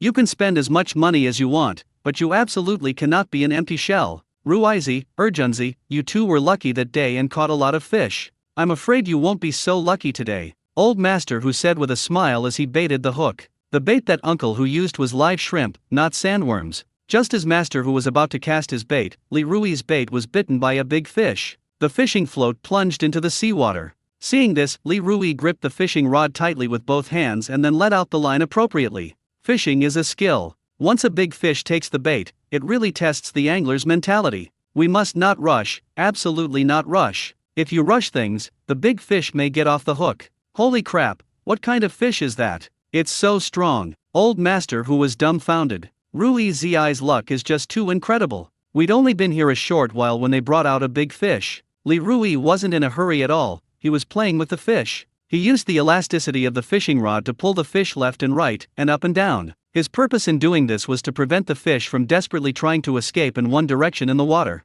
When the fish swam to the right, Li Rui pulled the fishing rod to the left. When the fish swam to the left, Li Rui pulled the fishing rod to the right. In this way, Li Rui kept exhausting the fish's energy. Just how big is the fish that took the bait? Uncle Hu blinked curiously as he watched Li Rui reel in the fish for about 20 minutes without catching it. Even if a fisherman doesn't catch any fish, he still gets a lot of thrills watching others catch big ones. Urgenzi, with keen observation skills, stood on the shore with a landing net. What kind of fish is that? Urgenzi craned his neck, watching the movements in the water. They're out! They're out! Old Master Hu shouted excitedly as he saw the fish emerge from the water, pointing at the fish in the water. Li Rui was slowly dragging the fish to the shore. When Urgenzi saw the fish turn its white belly up, he knew that the fish was exhausted. This is the perfect time to scoop up the fish with a landing net. Bring it up here. Urgenzi slowly pulled the fish into the net, then pulled hard with both hands, bringing the fish ashore. Anyone who has ever fished for a big fish knows that it takes a lot of physical strength. Let me see what kind of fish it is. Uncle Who ran over and examined it carefully. It's a black sea bream. Black sea bream have a laterally compressed, elongated oval body, mostly bluish black or silvery gray in color. They are carnivorous animals that frequent harbors, docks, and breakwaters year-round, with sharp teeth and a keen sense of smell. It has high nutritional value. Wild black sea bream costs around 70 or 80 yuan per kilogram. Damn it, why can't I catch a big fish? Old Master Who exclaimed, slapping his thigh. Brother Rui, I've got a fish on my fishing rod too. Urgenza saw his fishing rod being dragged away, so he threw down his landing net, ran over, quickly picked up his fishing rod, and pulled the fish on the hook onto the shore. The fish on his hook was relatively small, weighing only half a pound, and it was also a black sea bream. Old Master Who was extremely envious. I'll fish here too. You must have a school of black sea bream here, otherwise you wouldn't be able to keep catching them. Old Master Who excitedly took his fishing rod to Li Rui's side and threw it into the water. Damn, he's bound to have a lucky day and catch some big fish. At that moment, Li Rui caught another big fish on his fishing rod. Another large black sea bream. It weighs about 5 or 6 pounds. This is outrageous. Old Master Who pounded his fist on the air. On Urgenza's side, they kept feeding small black sea bream. Meanwhile, Li Rui kept bringing out large black sea bream. Only Master Who stood by, staring blankly. Hurry up and take the bait. Old Master Who pounded his chest and stamped his feet in anger, hoping that the fish would take his bait soon. More than an hour later, Li Rui's arms ached from catching so many large black sea bream. He simply threw his fishing rod onto the shore, lay down to rest, and stopped fishing. Ruizi, give me a few sandworms. Old Master Who thought his bait wasn't working, which was why he hadn't caught any fish. Li Rui and Urgenza used sandworms as bait. He used live shrimp as bait. Second Master Who, take it yourself. Li Rui took a couple of deep breaths. After saying that, he lay down on the large rock and looked up at the sky. He was finding it hard to keep catching big fish. As a seasoned angler, he never imagined that fishing could be so simple and easy. He had never had such an experience while fishing before. Brother Rui, I caught another black sea bream. Urgenza said excitedly. His fish basket contained over 10 kilograms of small black sea bream, almost all of them weighing half a kilogram each. Li Rui's fish basket contained over 40 kilograms of large black sea bream, almost all of which weighed 5, 6, 7, or 8 kilograms. After hooking the sandworm onto the fishing hook, Uncle Who cast it into the water. Watch Uncle Who, he's changed the bait, he's sure to catch a big black sea bream. Holy crap, Rui, I think there's a small yellow croaker on my hook. Urgenza stared straight at his hook, where a half-pound small yellow croaker was hanging. Upon hearing this, Li Rui instantly flipped himself up from the large reef. Wild yellow croakers are very valuable. Now that it's the fishing ban season, wild yellow croakers are even more valuable. Second Army, be careful, Li Rui reminded him. Just then, because Urgenza lifted the rod too late, the wild yellow croaker finished eating the bait, felt the hook, and shook its head forcefully, causing it to get off the hook. Urgenza pulled up the fish hook, now without bait. The little yellow croaker had already escaped. Urgenza, your technique is terrible. You lifted the rod too late, and the fish ate all the bait and got away, Huiryi teased with a smile. Damn it, how could it have gotten away? Urgenza was extremely regretful. Her sister's restaurant, Jufulu, offers extremely high prices for wild yellow croaker. The smaller ones cost around 1,000 yuan per kilogram. The larger ones cost 1,300 to 1,400 yuan per kilogram. That one that weighed just over half a pound could sell for several hundred. If it got away, it got away. Let's just fish it up. Li Rui's interest in fishing returned. He didn't want to catch any more black sea bream. He really wanted to catch some wild yellow croaker. The two are not in the same price range. Soon, Li Rui hooked a sandworm onto the fishing hook, and the sandworm writhed wildly. Li Rui ignored all of that. He cast the fishing hook into the sea. A short while later, the small yellow croaker swam to the bait on Li Rui's hook, and Li Rui could see it clearly through his fishing net. The little yellow croaker was alert and did not bite the hook immediately. It is currently circling the bait. It circled back and forth several times, but didn't touch the bait once. This little yellow croaker is really cautious, Li Rui thought to himself. Urgenza, look how your second uncle catches small yellow croakers. You're too green. Second Uncle Who was in high spirits, his eyes shining. At the same time, the little yellow croaker in the water gently touched the bait with its mouth. Immediately, Li Rui's fishing float sank a little. Brother Rui, you've got a hook on your fish. Pull it up. Urgenza shouted hurriedly upon seeing this. Now he couldn't wait to run over and personally pull his brother Rui's fishing rod ashore. Li Rui smiled slightly. The fish hasn't taken the bait yet, it's just nibbling at the bait.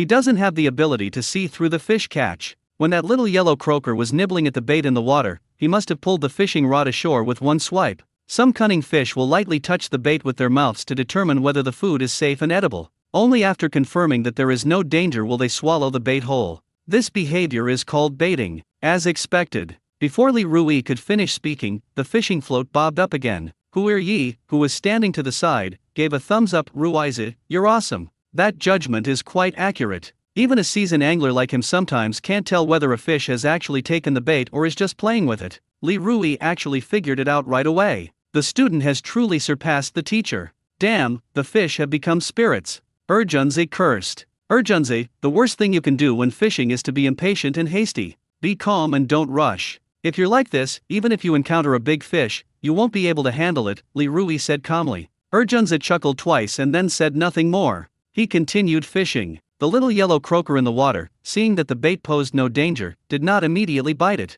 Different types of fish have different ways of feeding. Most freshwater fish, such as Crucian carp and common carp, mainly suck water and bait into their mouths by sucking them in. Some carnivorous fish with teeth use their sharp teeth to bite the bait. It circled the bait several times, but still didn't bite. Suddenly, it stopped and started scooping up the bait again. Li Rui saw all of these scenes clearly. If Li Rui didn't have the fish-catching vision function, he would have lifted the rod earlier and scared away the small yellow croaker. After going back and forth like this several times, the little yellow croaker finally opened its mouth and took a bite of the bait. Seeing this, Li Rui didn't hesitate at all and immediately lifted the small yellow croaker ashore. Wild yellow croakers have relatively long and slender fins that can easily cover their eyes. They have red lips, white tongues, long, dark tails, and bright red gills. Because of their delicious taste, tender meat, and long production cycle, they are priced exceptionally high. Brother Rui, it's the one.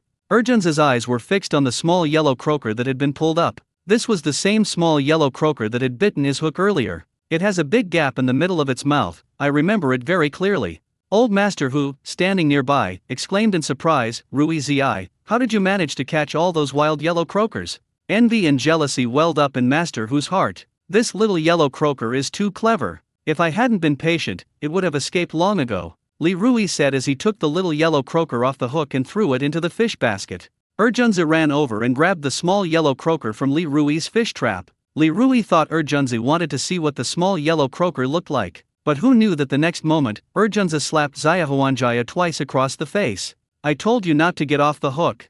I told you not to get off the hook.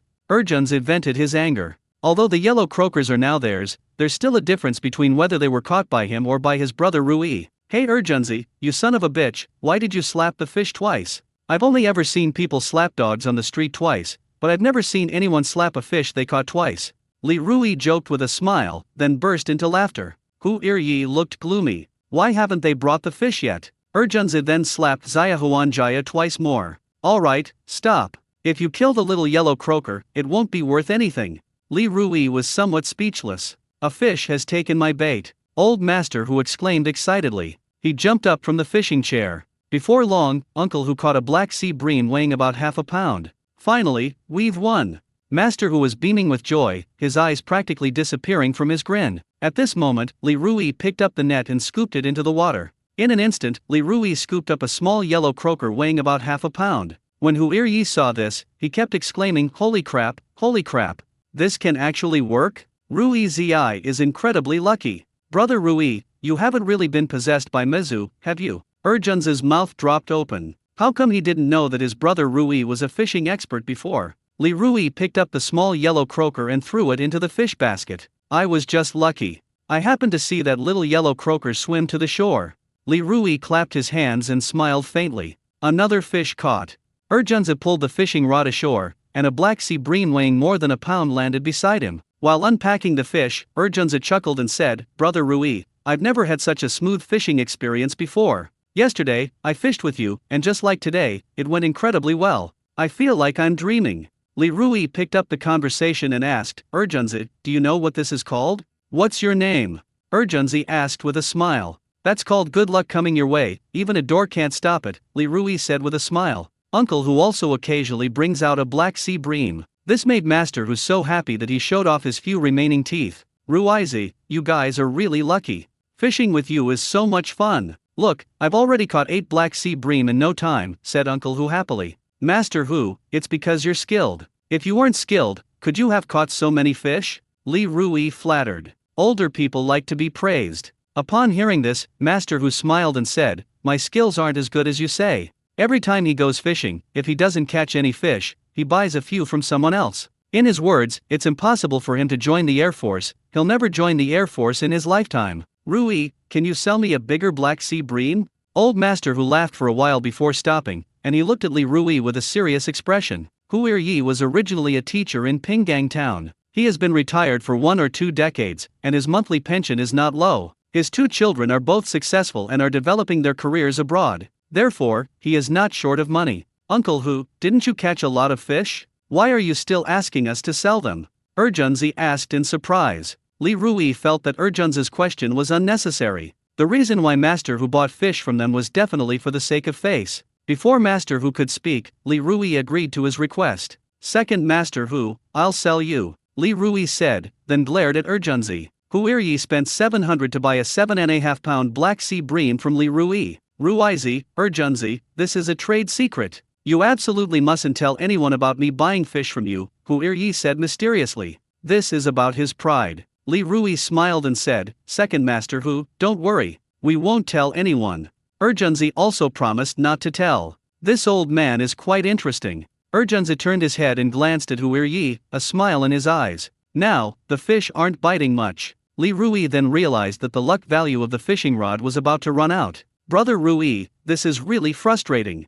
Just now, one fish after another was biting, but now not a single fish has taken the bait. Urgenzi felt a great sense of disappointment. If someone is used to eating delicacies, they will definitely not be used to eating cornbread if you suddenly ask them to eat it. This is similar to the principle that it is easy to go from frugality to extravagance, but difficult to go from extravagance to frugality. Good luck is only temporary, Li Rui said, taking it all in stride. At this moment, Li Rui decided to pack up and leave. However, at that moment, Li Rui saw a large fish fiercely bite his fishing hook. The water skimmed into the sea like a torpedo. It moves as fast as lightning. Li Rui gripped the fishing rod tightly with both hands. He first let out some line, then reeled it in. After doing this back and forth more than 20 times, the fish in the water was still very strong and struggled a lot. How big must that fish be? Old Master Hu watched Li Rui fishing without even blinking. The same applies to Urgenzi. After playing with the fish for a while, Li Rui was feeling a bit tired. He then placed the bottom of the fishing rod against his stomach. Brother Rui, how about I help you reel it in for a bit? Urgenzi threw his fishing rod onto the shore and ran over excitedly, rubbing his hands together. Hu Yi couldn't help but roll his eyes. How could a fisherman let someone else touch his fishing rod at a time like this? In Master Hu's mind, there are 3 major taboos in life. First, one must never let another man touch one's wife. Secondly, he must never lend his car to others. When he was young, he lent his car to his nephew, who was involved in a car accident that killed him. Third, when you catch a big fish, even if the sky falls, you must not let anyone touch your fishing rod. Get out of the way.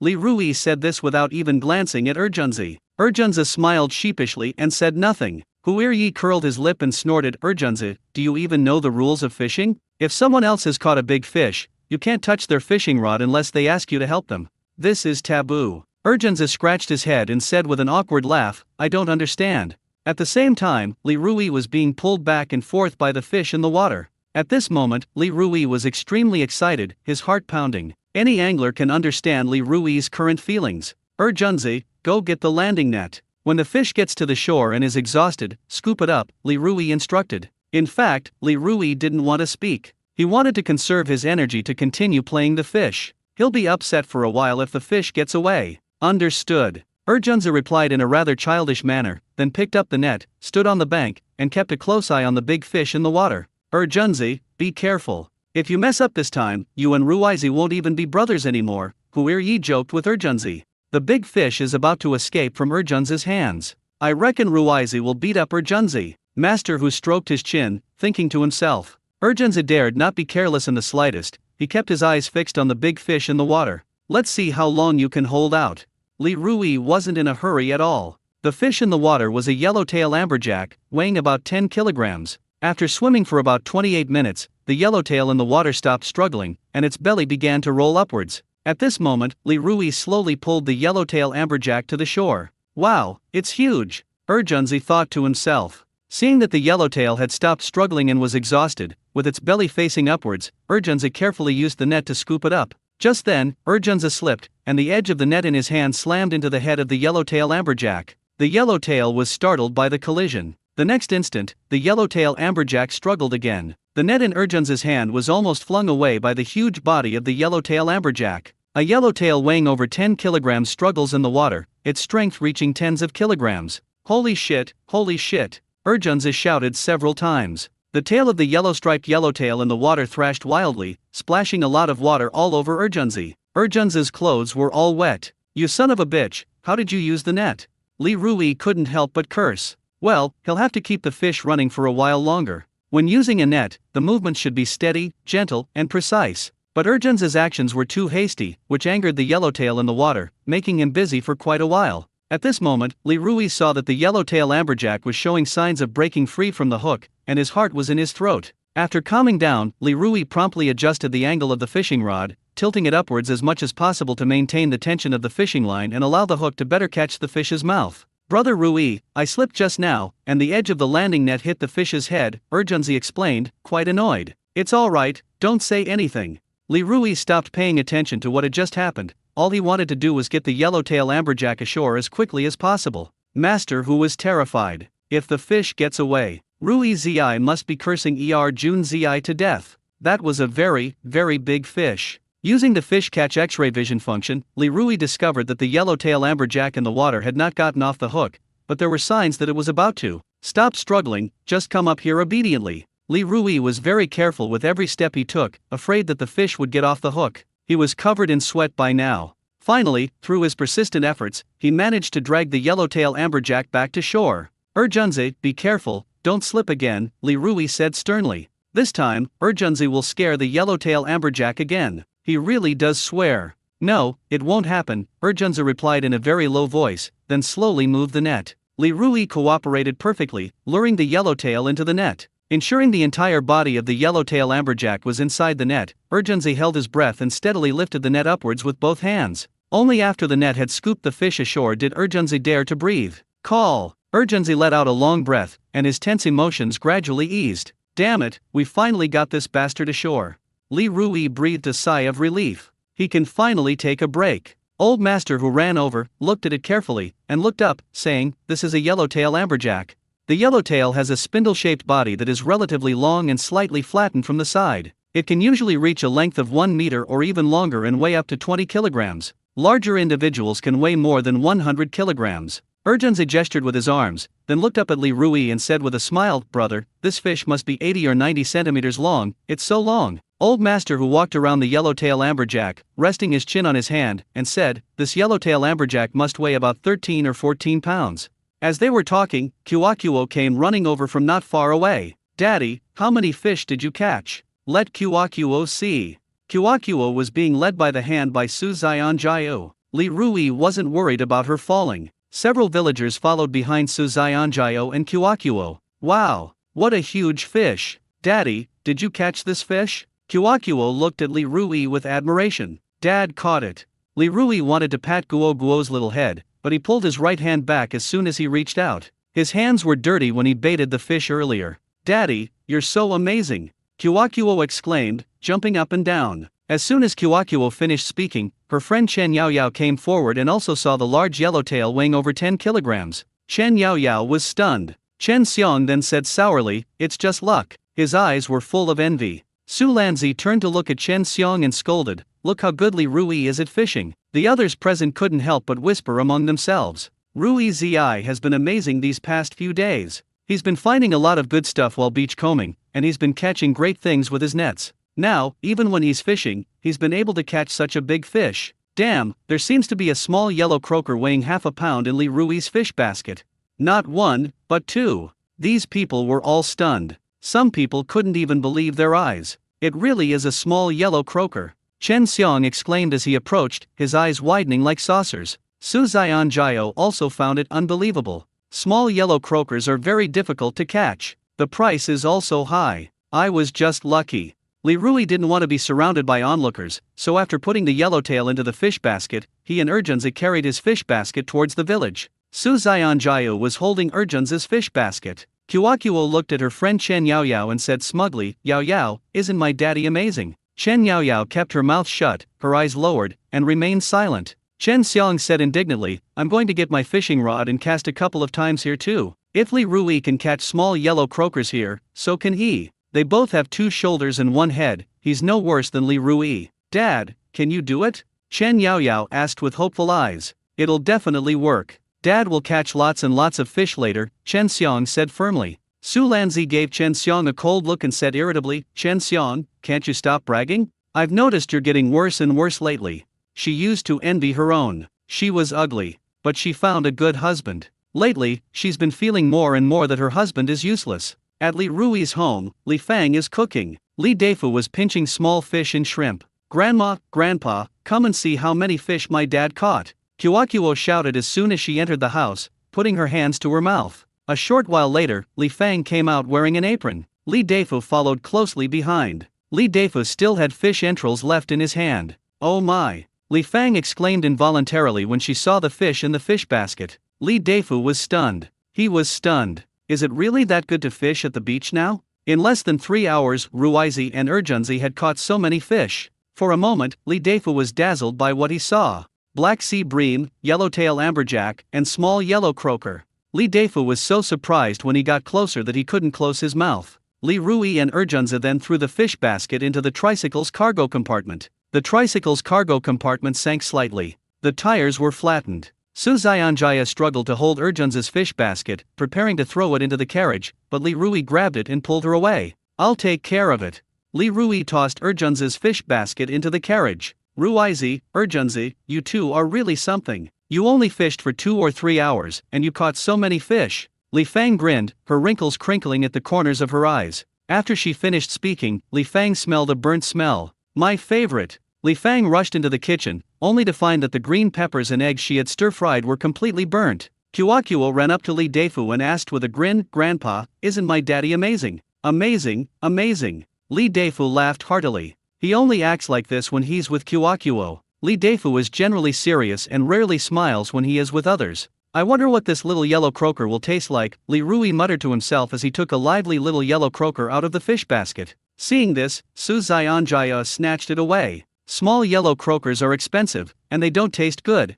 After saying that, he put the small yellow croaker back into the fish basket. She was afraid that Li Rui would eat the small yellow croaker. "Daddy, Qiuaqiu wants to eat fish," Qiuaqiu said in a clear voice. Upon hearing this, Su Xianjia immediately nudged Li Rui away with her buttocks, making him stay away from the fish in the carriage. Then, Su Xianjia took out a black sea bream weighing over a pound from the fish basket. "We'll have black sea bream for dinner. It tastes much better than yellow croaker," Su Xianjia quickly said. "You brat, you and Erjunzi go sell fish." Li Deifu glared at Li Rui with annoyance. Li Rui actually dared to make a move on Xiaohuanjiao, he deserves a beating. Li Rui forced a smile, "Okay, Dad." Seeing Li Rui drive his tricycle, carrying Erjunzi, out of her house, Su Xianjia shouted, "Li Rui, come back soon, I'm waiting for you at home." Qiuaqiu heard her mother say this. The little guy imitated him and called out, "Daddy, come back soon, Qiuaqiu is waiting for you at home." Li Rui glanced back at his wife and children, feeling incredibly sweet inside, "I'll be back soon." This scene made Erjunzi extremely envious. When they arrived at the entrance of Jufulu, Bai Wenbin, the purchasing manager of Jufulu, was stunned when he saw the fish in the carriage. "Ruizi, Erjunzi, you two are fishing experts. You brought in a truckload of fish this morning, and another truckload this afternoon," Bai Wenbin joked. "I think I don't need to be the purchasing manager anymore. I might as well become a fisherman with you guys.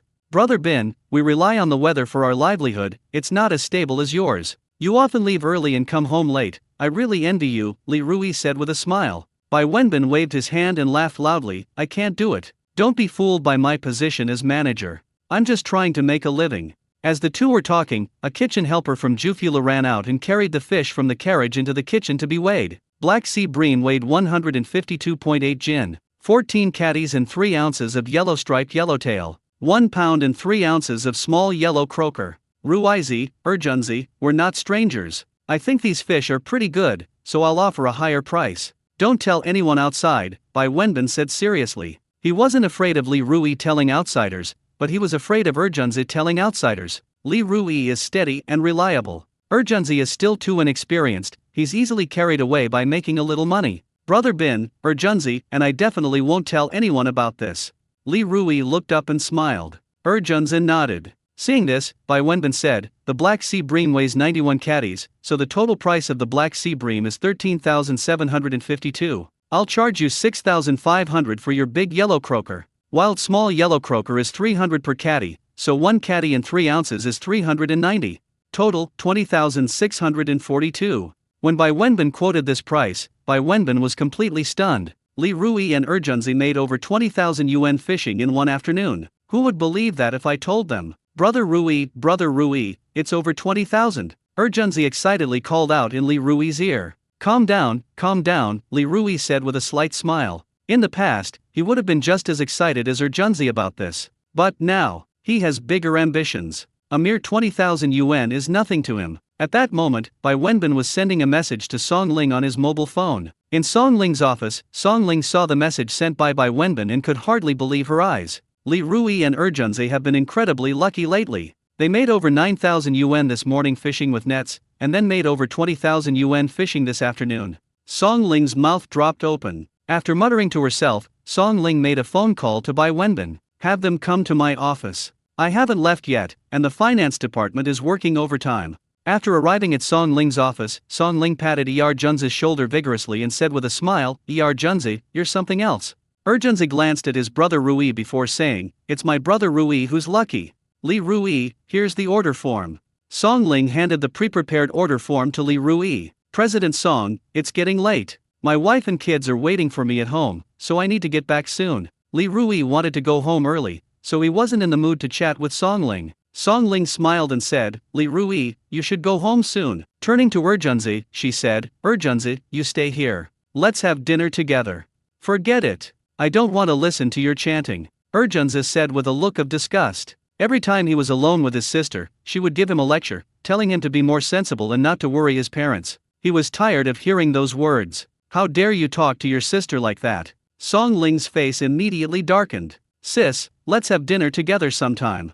Urgenzi said as he ran out of his sister's office. Turning back, he winked at Song Ling and said, you're just talking nonsense. I'm not listening to you. Li Rui laughed. This brother and sister are really interesting. Urgenzi, you're itching for a beating again, aren't you? Song Ling pointed at Urgenzi fiercely, making a move to hit him. After the minor incident, Li Rui received 20,700 yuan from the finance office of Jufulu. He transferred it to Urgenzi 2070. After the money arrived, Urgenzi was overjoyed. Brother Rui, following you was the best decision I ever made in my life. Goodness, he earned over 3,000 yuan today. 3,000 is equivalent to many people's monthly salary. Keep some of the money, and have your mother keep the rest for you, Li Rui instructed. Yes, sir, Urgenzi replied with a grin, then transferred 1,800 to his mother. When Urgenzi's mother received the money, she cried tears of joy, repeatedly saying, after hardship comes happiness, after hardship comes happiness. Li Rui drove his tricycle into his own gate. Su Xianjiao then took Kuokuo's little hand and ran over. Daddy, dinner's ready. Mommy, Grandpa, Grandma, and Kuokuo are all waiting for you to eat. Kuokuo called out joyfully. Congratulations, host, you have gained another 20,700 points. You now have a total of 47,388 points. If the host wants to exchange for items in the system, they can do so at any time. The system's voice rang in Li Rui's mind. Li Rui didn't pay much attention. He'll think about the system when he has time. At this moment, Urgenzi looked dejected. He's so lucky, Rui Ge. He has a wife and children who love him. He's a bachelor, with no wife or children. Urgenzi, come down quickly, let's all go eat together. Li Fang came out and called out when she saw that Urgenzi's face didn't look good. Uncle Urgenzi, let's eat together, Kuokuo called out crisply. In an instant, a smile bloomed on Urgenzi's face. All right. Urgenzi jumped off the tricycle basket. He walked up to Kuokuo, touched her little face, and said, Kuokuo, what do you want? Uncle Urgenzi will come to town tomorrow to buy it for you. Without thinking, Kuokuo shouted, Kuokuo wants candy, lots and lots of candy.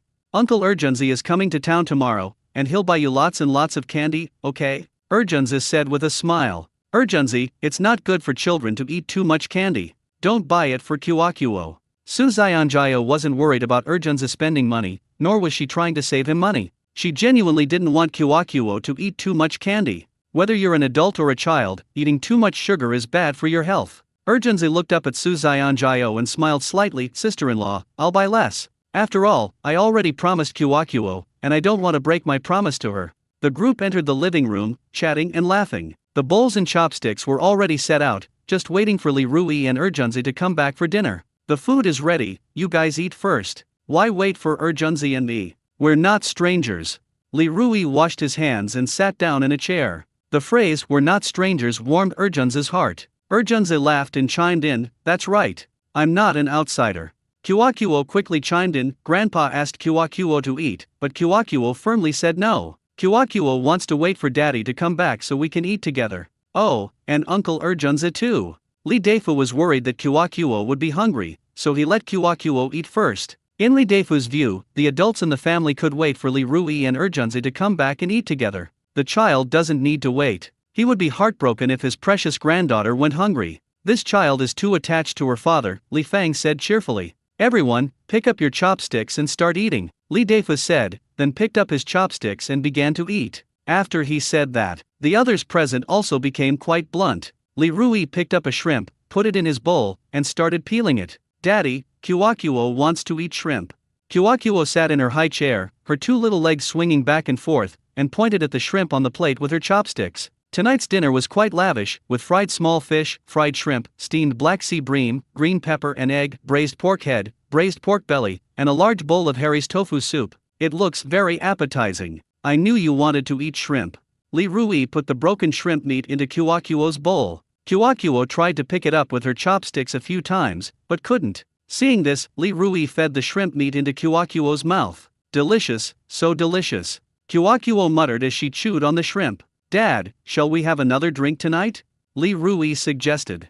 Fishing at the beach is a humid activity. Drinking alcohol can help remove dampness. Drink if you want, Li Deifu replied curtly. Li Rui brought over a bottle of wine and poured half a glass for his father, Urgenzi, and himself. Kiwakuo suddenly thought of something. After a moment, Kiwakuo glanced at the three of them and said with a grin, drinking is good, but don't overindulge. Kiwakuo learned this phrase from television. I won't drink too much, absolutely not.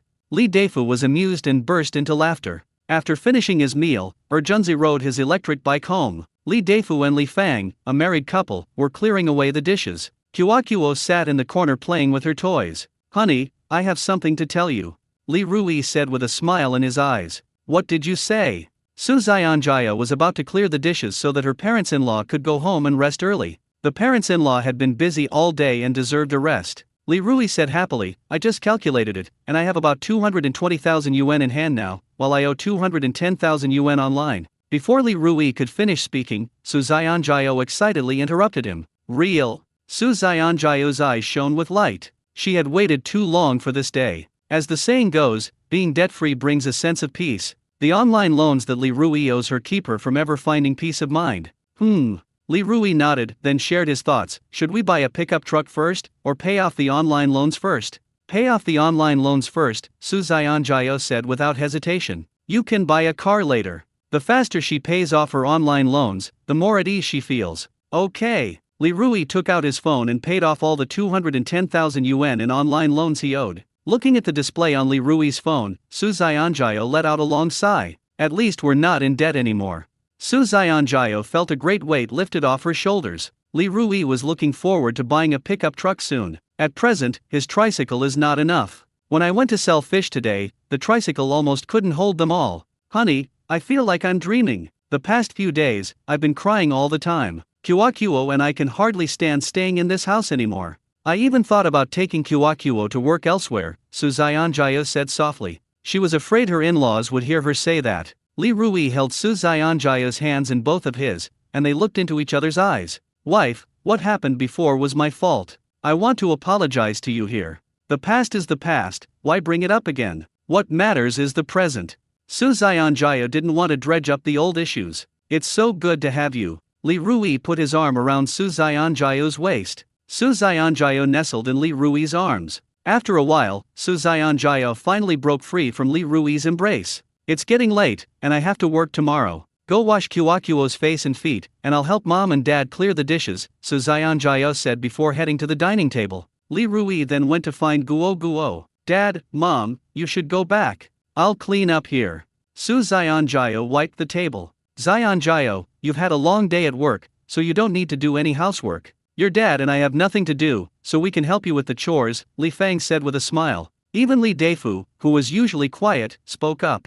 Zionjio, go and rest. Both Li Fang and Li Deifu thought Su Zionjio was a good daughter-in-law. In the end, the three of them finished the housework together. Li Rui is washing Guo Guo's feet. Daddy, when can we go to town to play again? Kuakuo licked her little mouth with her little tongue. The little one was craving something sweet again. She glanced at Su Zionjio and noticed that Su Zionjio was not far from them. She then waved to Li Rui, signaling him to come closer. Li Rui leaned closer, a smile appearing on his face. Why are you being so mysterious?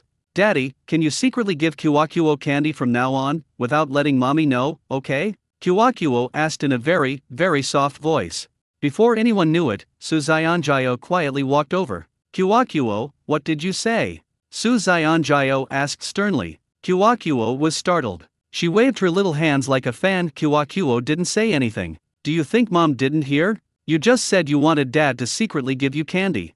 Su Zionjio's face darkened. Mommy, Kuakuo will definitely eat less sugar from now on. Kuakuo pouted. Su Zionjio felt a pang of pity seeing Kuakuo like this. She squatted down and gently stroked Kuakuo's little head. It's not that mommy doesn't want you to eat more candy, but eating too much candy is bad for your health. Listen to mom and eat less sugar, okay? Kuakuo nodded like a chick pecking at rice. Okay. Li Rui said with a wry smile, from now on, you can only eat less candy, and daddy has to listen to mommy too. Kuakuo responded. Half an hour later, the family of three was lying in bed. Kuakuo is between Li Rui and Su Zionjio. Mommy, Kuakuo forgot to show you the drawing she made at kindergarten today. Kuakuo suddenly raised her eyes, glanced at Su Zionjio, and then quickly got off the bed. She then rummaged through the drawer in the living room and found the drawing she had made. What kind of painting is it?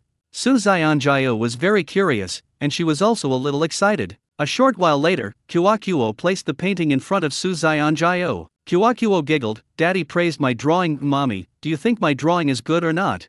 The moment Su Zionjio saw the painting, she was speechless. What the hell is this? The three people in the drawing are so ugly. This is mommy, this is daddy, and the one in the middle is Kuakuo.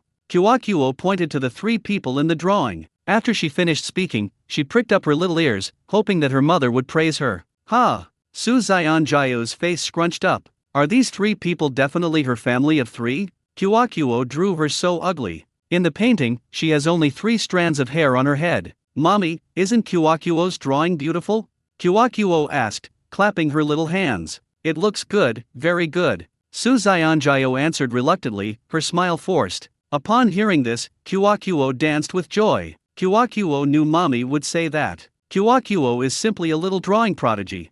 Li Rui turned to look at Su Zionjio and said, tomorrow morning, I plan to go to town to buy a frame and mount this painting. Su Zionjio thought this idea was pretty good. After all, this is Kuakuo's first painting. It may be a bit ugly, but it's very memorable. Kuakuo, when you grow up and get married, your dad and I will take out this painting and show it to you, okay? Su Zionjio and Li Rui had the same idea. Great, great. Kuakuo clapped her hands happily. Seeing this, Su Zionjio and Li Rui couldn't help but laugh. I wonder what kind of expression Kuakuo will have on her face when that day comes. Kuakuo, go to sleep.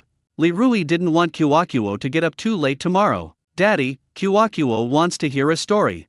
Kuakuo looked at Li Rui with anticipation. Li Rui thought for a moment, then said, today, Dad will tell you a story called The Little Bear's Dream Journey.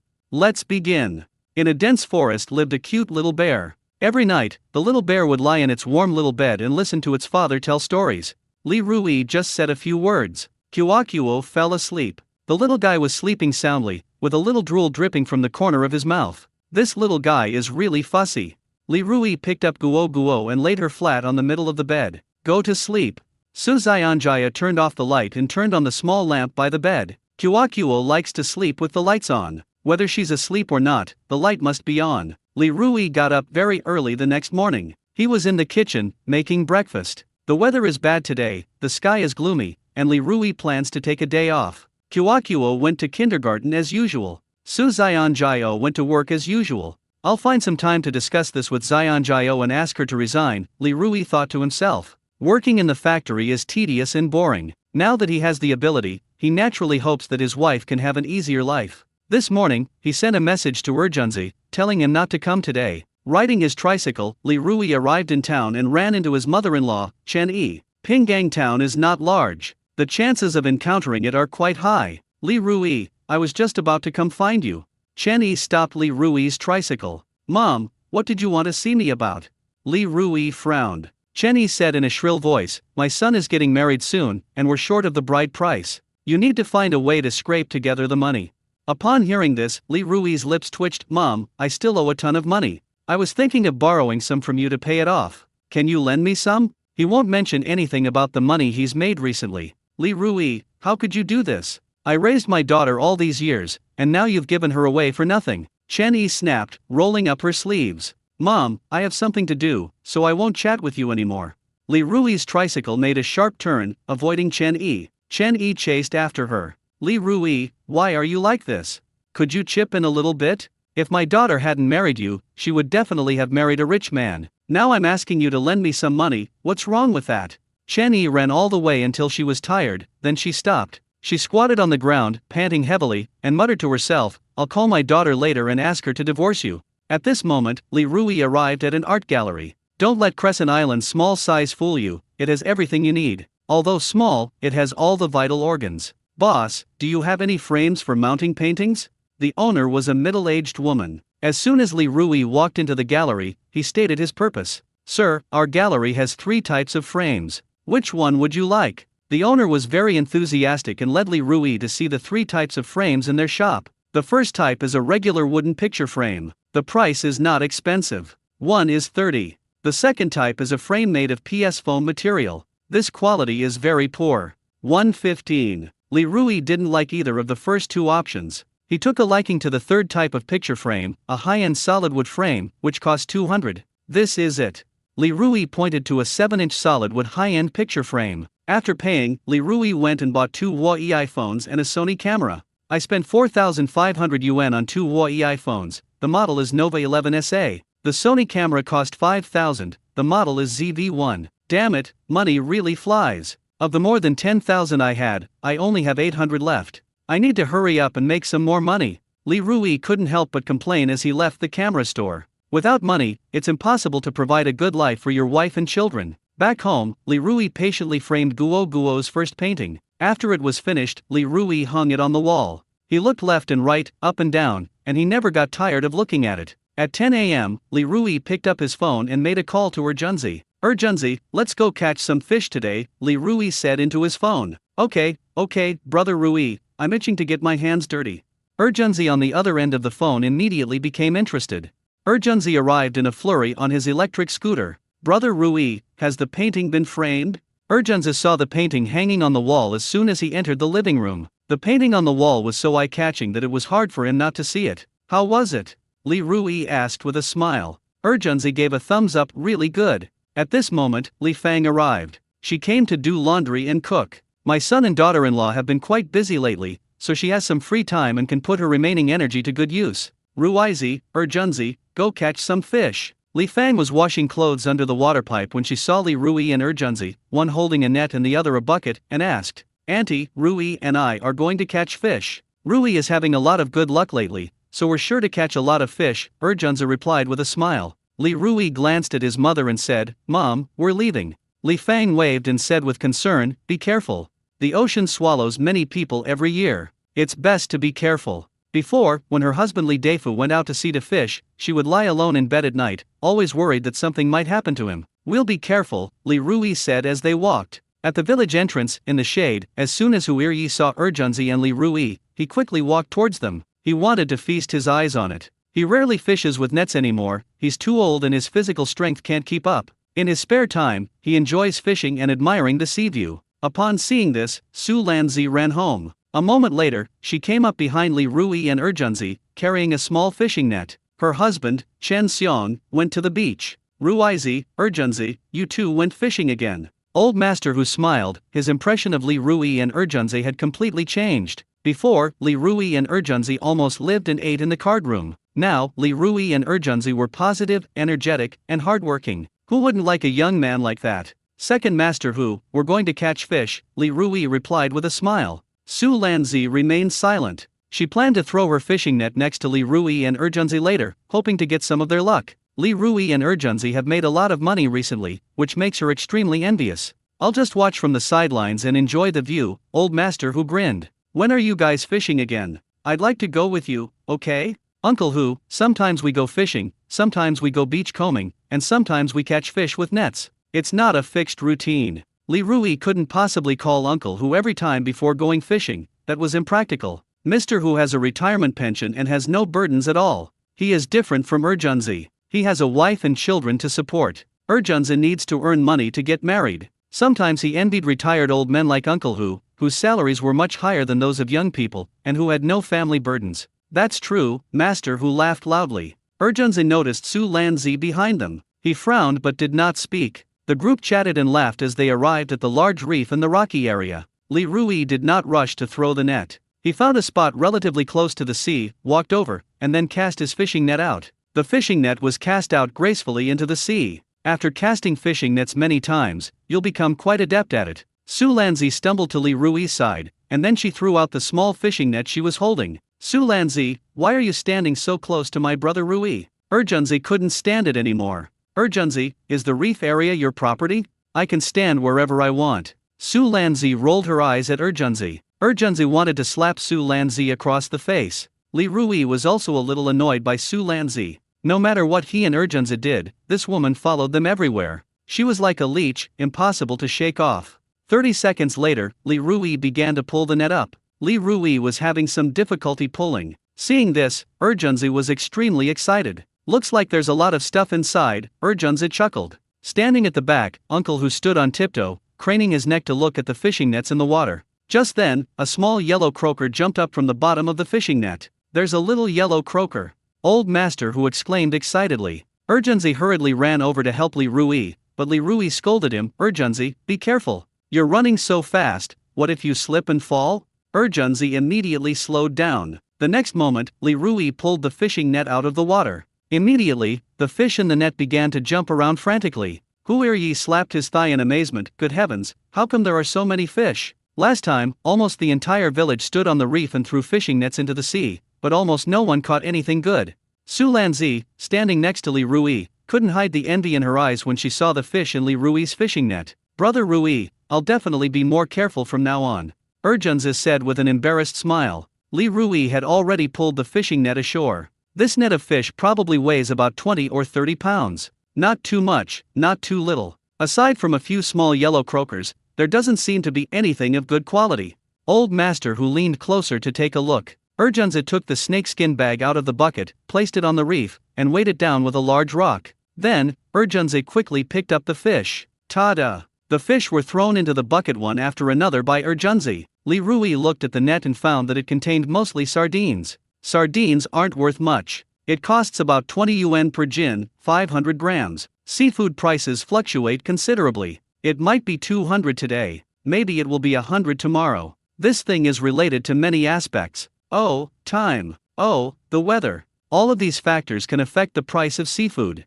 Oh my, there's a grouper in here. Since he had nothing better to do, Uncle Hu squatted on the big rock and started helping Li Rui and Urgenzi pack the fish. He picked up a rather large Sumatran rat. The sumo grouper, also known as the coral grouper, is a type of grouper. In appearance, the Sumatran grouper is not much different from the common grouper. They have an oval body, slightly flattened sides, and the main body color is mostly light brown and dark brown, covered with unique spots. The color of the spots is very different from the main color of the fish's body. Hu Yi weighed the spotted hamster in his hand a few times, then said happily, "This spotted hamster must weigh more than 3 pounds. Brother Rui, there's another rat-spotted one in here," Urgenzi said excitedly. Beside her, Su Lanzi exclaimed, "I also caught something in this net." She really did get to ride on Li Rui's luck. With this net, she caught 3 or 4 pounds of fish. Most of the fish are sardines. The fish were expensive. One of them was a small yellow croaker weighing about an ounce. Damn, this woman really knows how to take advantage of people, Urgenzi said, somewhat annoyed.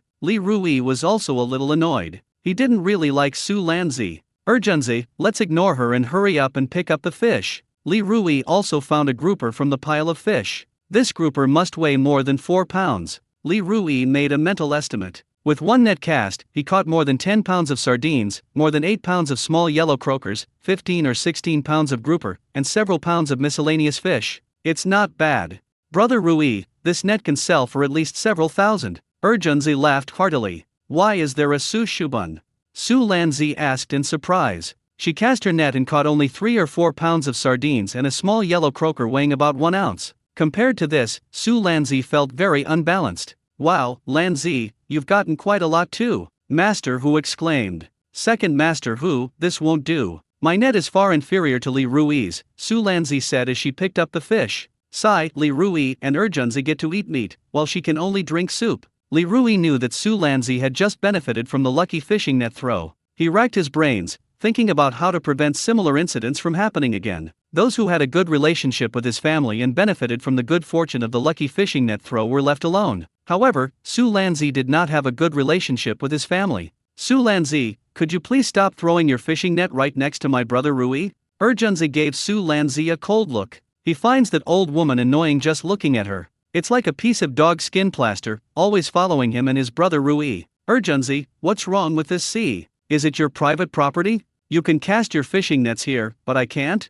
Su Lanzi retorted, pouting and looking annoyed. Urgenziu is like this. She needed to stay close to Urgenzi and Li Rui. Urgenzi opened his mouth, ready to say something more, but Li Rui gave him a look, signaling him to stop arguing with Su Lanzi. Urgenzi, this is our Xingfu village, not your Leiwang village. I haven't even told you to leave yet, and you're already criticizing me, Su Lanzi said relentlessly. Urgenzi was stunned, unsure how to refute Su Lanzi. Li Rui smiled slightly and said, Su Lanzi, the sea is unclaimed, and this place has not been privately contracted. Urgenzi can come and go as he pleases. You have no right to stop him, and no one else has the right to stop him either. Su Lanzi pointed at Urgenzi and shouted at Li Rui, what right did Urgenzi have to talk about me like that just now? You just stole my brother Rui's luck. Urgenzi shouted. He was so angry. Upon hearing this, Su Lanzi sneered several times. Urgenzi, you say I just benefited from Li Rui's luck? Who can prove that? Is there any scientific basis for luck? Urgenzi was rendered speechless by the rebuttal. Alright, Urgenzi, let's save some energy for the work ahead. Li Rui looked up at Urgenzi, signaling him to stop arguing with Su Lanzi unnecessarily. Brother Rui, I'm just so angry. Urgenzi was holding back his anger. Li Rui smiled and said, she won't be able to share my luck in a bit. Upon hearing this, Urgenzi immediately perked up. Really? When have I ever lied to you? Li Rui's lips curled into a smile. That's great, Urgenzi said with anticipation. After resting for a while, Li Rui prepared to continue casting the net. Li Rui had just stood up, holding a fishing net. Su Lanzi then posted it online. There were only 3 meters between her and Li Rui. At this moment, Li Rui walked onto a small reef. The reef could only accommodate 3 people, and it was surrounded by crevices on 3 sides, with the sea on the other side. Seeing this, Su Lanzi did not follow. It wasn't that she didn't want to go, but that the small reef wasn't big enough to support 2 people casting fishing nets on. Rui Zi, quickly find another place, that place is dangerous, Su Lanzi shouted. Seeing this, Urgenzi smiled and thought to himself, brilliant, absolutely brilliant. Now that my brother Rui is standing there casting his fishing net, Su Lanzi can't get close at all. Without even turning his head, Li Rui said, you don't need to worry about my safety. Puff. After saying that, Li Rui threw the fishing net in his hand into the sea. Su Lanzi had no choice but to throw her fishing net into the sea from a distance of more than 10 meters from Li Rui. Once he was sure the fishing net had reached the bottom, Li Rui quickly pulled it up with both hands. A dozen meters away, Su Lanzi followed closely behind and also began to pull the net upwards. Wow, this is so heavy. Li Rui felt that this net had caught more than the previous one. Su Lanzi, on the other hand, had already easily pulled her fishing net ashore. This time, Su Lanzi only had a tiny fish, no bigger than a little finger, hopping around in her net. Su Lanzi was furious when she saw this. Where did everything go?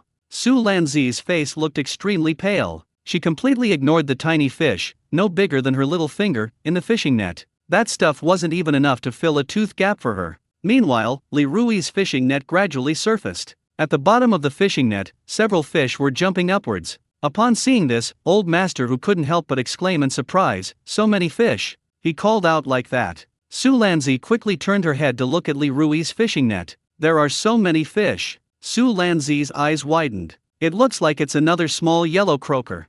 Urgenzi's eyes widened. It took Li Rui a lot of effort to finally pull the fishing net ashore. Upon seeing this, Urgenzi quickly ran over. He and Li Rui worked together to drag the fishing net to a flat area. There must be 40 pounds of fish in this net. Old Master Hu's face was full of disbelief. No one else in the village has ever had it so easy fishing. The day before yesterday, Uncle Hu met Li Rui's mother, Li Fang, and chatted with her for a few minutes. He said at the time that Li Rui had been incredibly lucky lately. Li Fang jokingly said that Li Rui had been blessed by Mezu. At the time, he didn't believe it at all. Now he's starting to believe it a little. In coastal areas, many people believe in gods. Almost every fisherman worships Mezu. Su Lanzi was furious. Just now, Li Rui went to that small reef to cast his fishing net. She could also benefit from Li Rui's luck. Well, Li Rui's second net was teeming with fish. Her second net had nothing. Humph. Urgenzi Lu glanced at Su Lanzi triumphantly. Su Lanzi just denied it, saying she rode on Rui Ge's luck.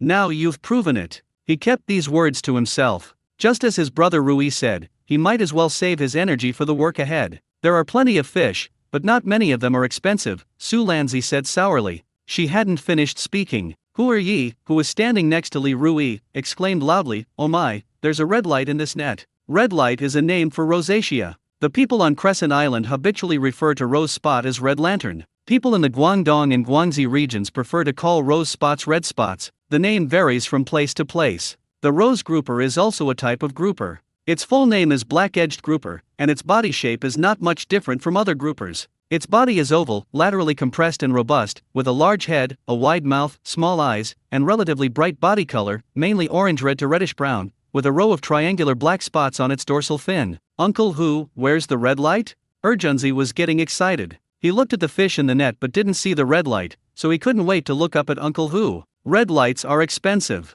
His sister's purchase price seems to be over 600. He couldn't quite remember the exact amount. Are there rose spots? Su Lanzi's eyes searched for rose spots in Li Rui's fishing net. Second Master Hu, where's the red light? Li Rui searched for a long time but couldn't find rose spot. With both hands, Old Man Hu dug out a bright red rose-colored fish from the pile of fish and held it up to his chest. He sneered, "You young people, so young, how come your eyesight isn't very good? The red light is right here. This rosy-spotted animal is very fat, with a bulging belly. Oh my god, it really is a red light," Su Lanzi exclaimed. Rose-spotted voles are very difficult to catch these days. In the past, during the fishing season, it would take her family's fishing boat a very long time to catch a single rosefish. Urgenzi grinned from ear to ear as he looked at the rose-spotted ribbon in Master Hu's hand. "Wow, it's so fat," Urgenzi exclaimed, his eyes glued to the spot. "This red light must weigh over 3 pounds. Rose spots grow very slowly. It takes about 10 years for a dog to grow to 37 or 38 centimeters in length, and its weight usually does not exceed 5 kilograms. This is a major reason why it is expensive. Damn it, Rui Zi, what kind of luck do you have? When fishing, you caught a big yellow croaker. When fishing with a net, you caught a small yellow croaker, a grouper, and a red croaker." As a retired teacher, Hu Yi was very cultured and rarely swore, but at this moment, he really couldn't hold back. Other villagers would be overjoyed if they occasionally caught a small yellow croaker. Li Rui is doing well. He can catch whatever fish is expensive. It seems that Li Rui's mother, Li Fang, was absolutely right. Li Rui has indeed been blessed by Mezu recently. People living by the sea tend to believe in these things. The existence of gods is subjective. If you believe, they exist. If you don't, they don't. Everyone has their own opinion. Second Master Hu, I was just lucky, Li Ruqian said with a smile. The smile on Urgenzi's face never disappeared. He grabbed the fish from the net and threw them into the bucket. In no time, the bucket was filled to the brim. "Brother Rui, we've made a killing today." Urgenzi grinned from ear to ear. At this moment, Li Rui walked to the snakeskin bag, picked it up, and took it. Before he arrived, he threw a snakeskin bag into the bucket. "At the time, I thought it was better to be prepared. Hey, there's another red light here. This red light is a bit smaller, only a little over a pound."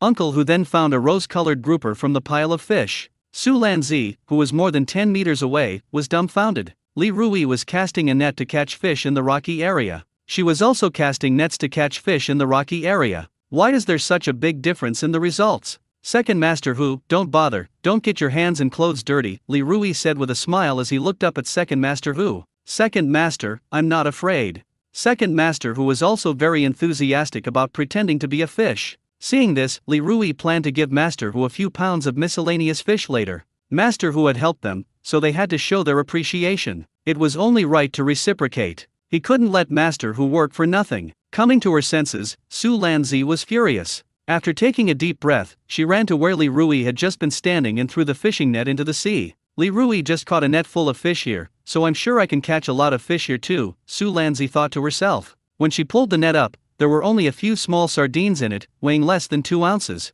Su Lanzi cursed, damn it, this shouldn't be happening. Su Lanzi had just finished scolding. Not far away, Chen Xiong, who was gathering seafood and preparing to go home, ran towards them carrying a bucket. Wife, I finally had a great harvest today. Chen Xiong waved repeatedly. He arrived here very quickly. When Chen Xiong saw the fish that Li Rui had caught, his eyes widened like bright light bulbs. Damn it, Li Rui, how did you catch so many fish again? Chen Xiong stared at the fish in the net, his eyes unable to take it all in. The net contains sardines, rockfish, and rose grouper. How come I have rosacea? This thing is extremely valuable. One that weighs over a pound can sell for several hundred yuan. At Yutao's place, the purchase price seems to be around 430 yuan per jin. Chen Xiong glanced at the large blue crabs, snails, and other odds and ends in his bucket, and suddenly his appetite vanished. Urgenzi, let's put all the fish from the bucket into the snakeskin bag. That way it'll be easier for the two of us to lift it. Li Rui said after he saw that all the fish had been put in the bag, straightened up,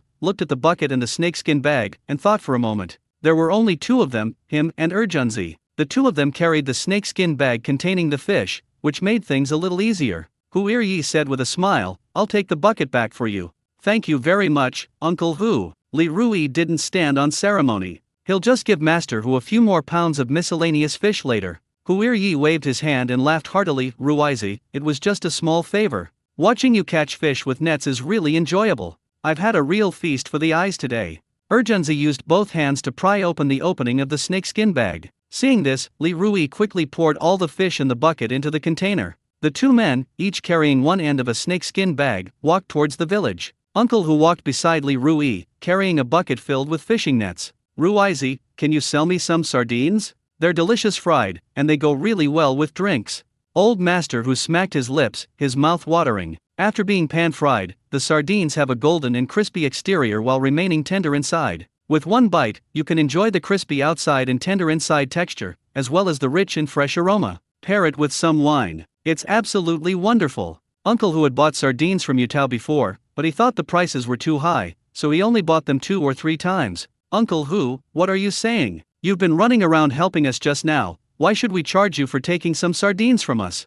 Li Rui naturally didn't refuse. He had just thought of giving Master Hu a few pounds of miscellaneous fish. Now that Master Hu has spoken, he's taking the opportunity to give Master Hu 2 or 3 caddies of sardines. No, you have to pay. Old Master Hu said with a serious expression. Uncle Hu, if you give me money and my parents find out, they'll definitely say I'm being inconsiderate. We're all from the same village, don't be so formal, Li Rui joked with a smile. Upon hearing this, Master Hu pointed at Li Rui, looked up and laughed loudly. You're really good at talking and doing things, kid. At this moment, Master Hu was somewhat surprised. What surprised him was that Li Rui used to be neither good at speaking nor at dealing with people, but now he was good at both, leaving him with absolutely no faults. If you ever need anything from your second Master Hu in the future, just ask. Second Master Hu was grateful for this favor. There were 70 or 80 pounds of fish inside the snakeskin bag. Urgenzi carried one end without feeling tired at all. It would be great if there were more in here. Hearing Urgenzi say this, Li Rui couldn't help but think to himself, damn, it's great to be young and single, you have inexhaustible energy.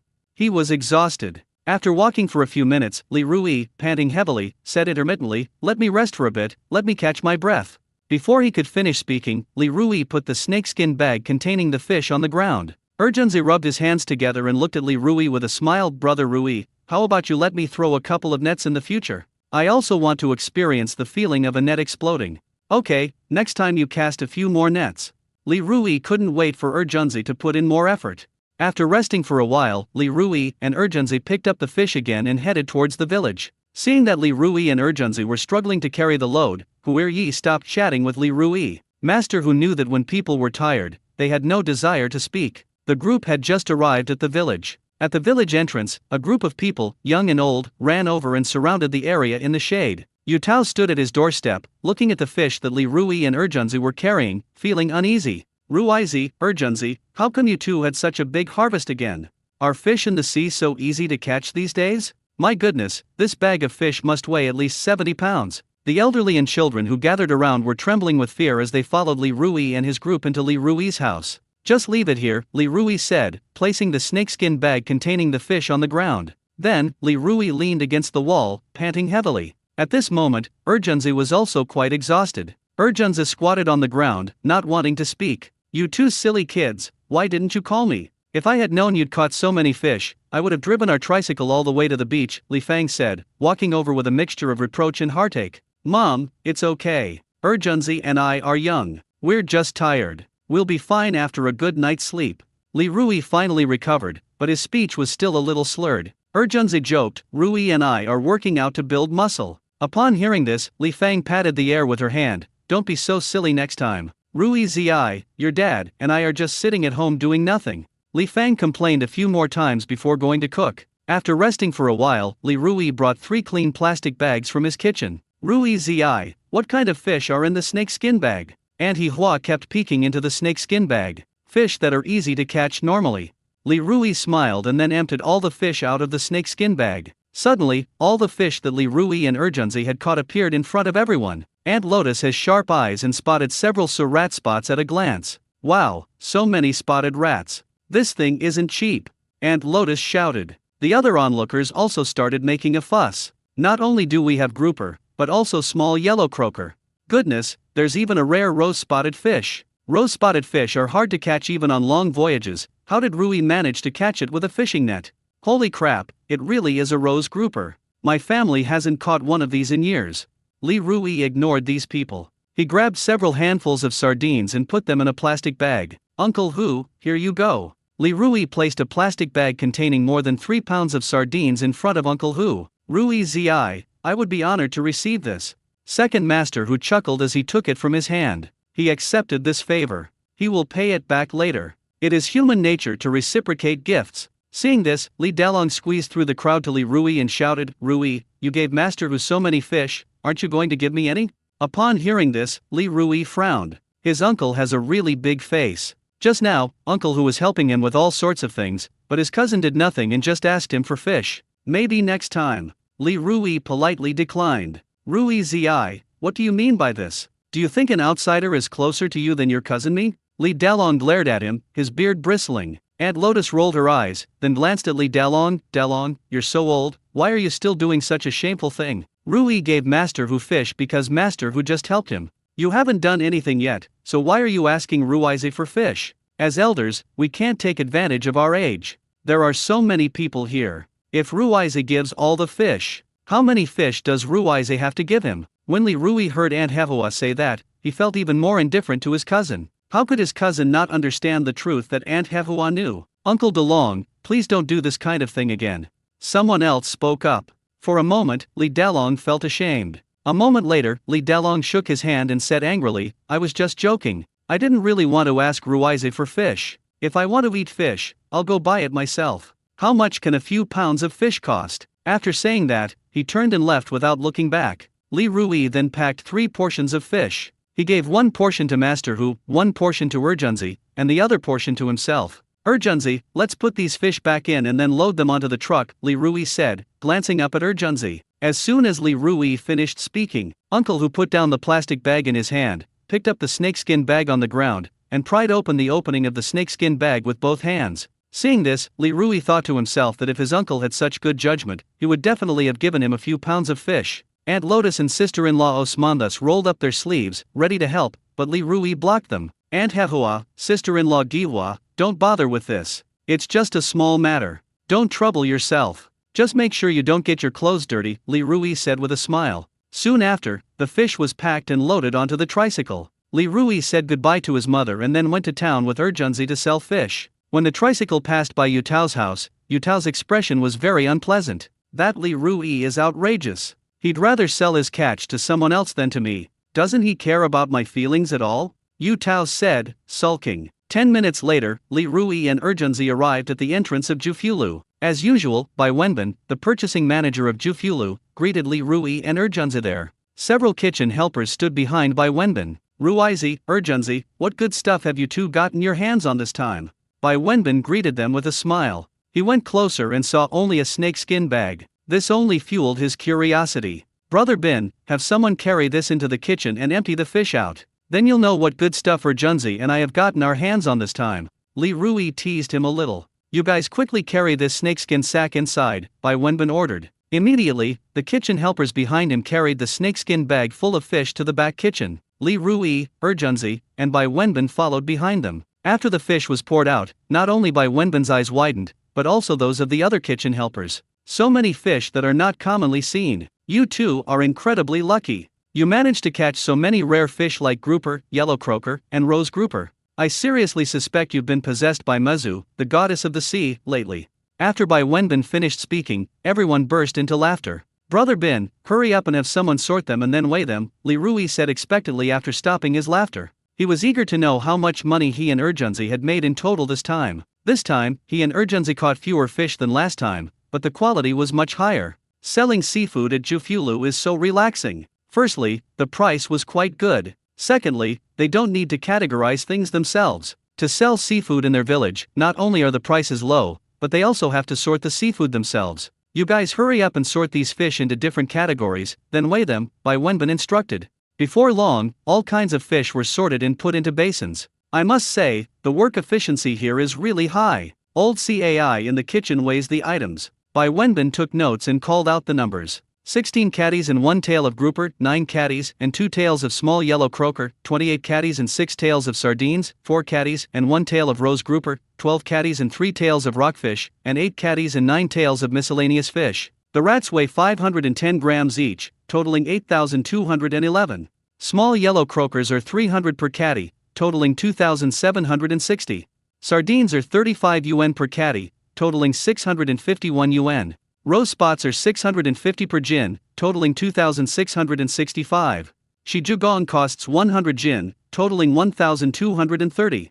Small miscellaneous fish are 10 yuan per jin, totaling 89 yuan. Total, 15,606.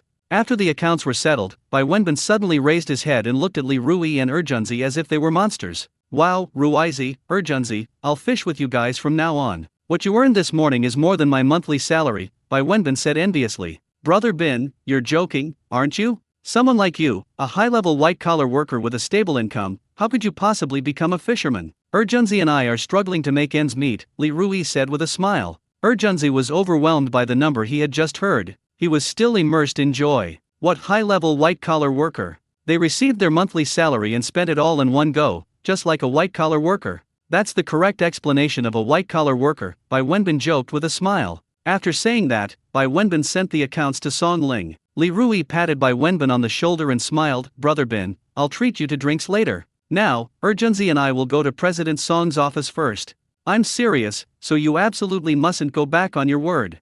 Bai Wenbin pointed at Li Rui. I will absolutely not go back on my word, Li Rui quickly assured him. 5 minutes later, Li Rui and Urgenzi came out of Jufulu. As usual, Li Rui transferred 10% of his income to Urgenzi. Brother Rui, where are we going now? Urgenzi stood behind the tricycle and asked curiously when he saw that Li Rui was not heading towards Xingfu village. Let's go to the flower market. Li Rui planned to go to the flower market to buy some flower seeds suitable for planting on the island. Urgenzi was confused. Why go to that place? Li Rui smiled slightly. Kuakuo wants to dig in the little garden, plant tiny seeds and let tiny flowers bloom. Li Rui forgot about Guo's request when he came to town last time. When he remembered this, he decided to grant Kuakuo's request. As a parent, he should set an example by being a father who keeps his promises. Kuakuo is cute and fun. Rui Ge, I'm so envious of you.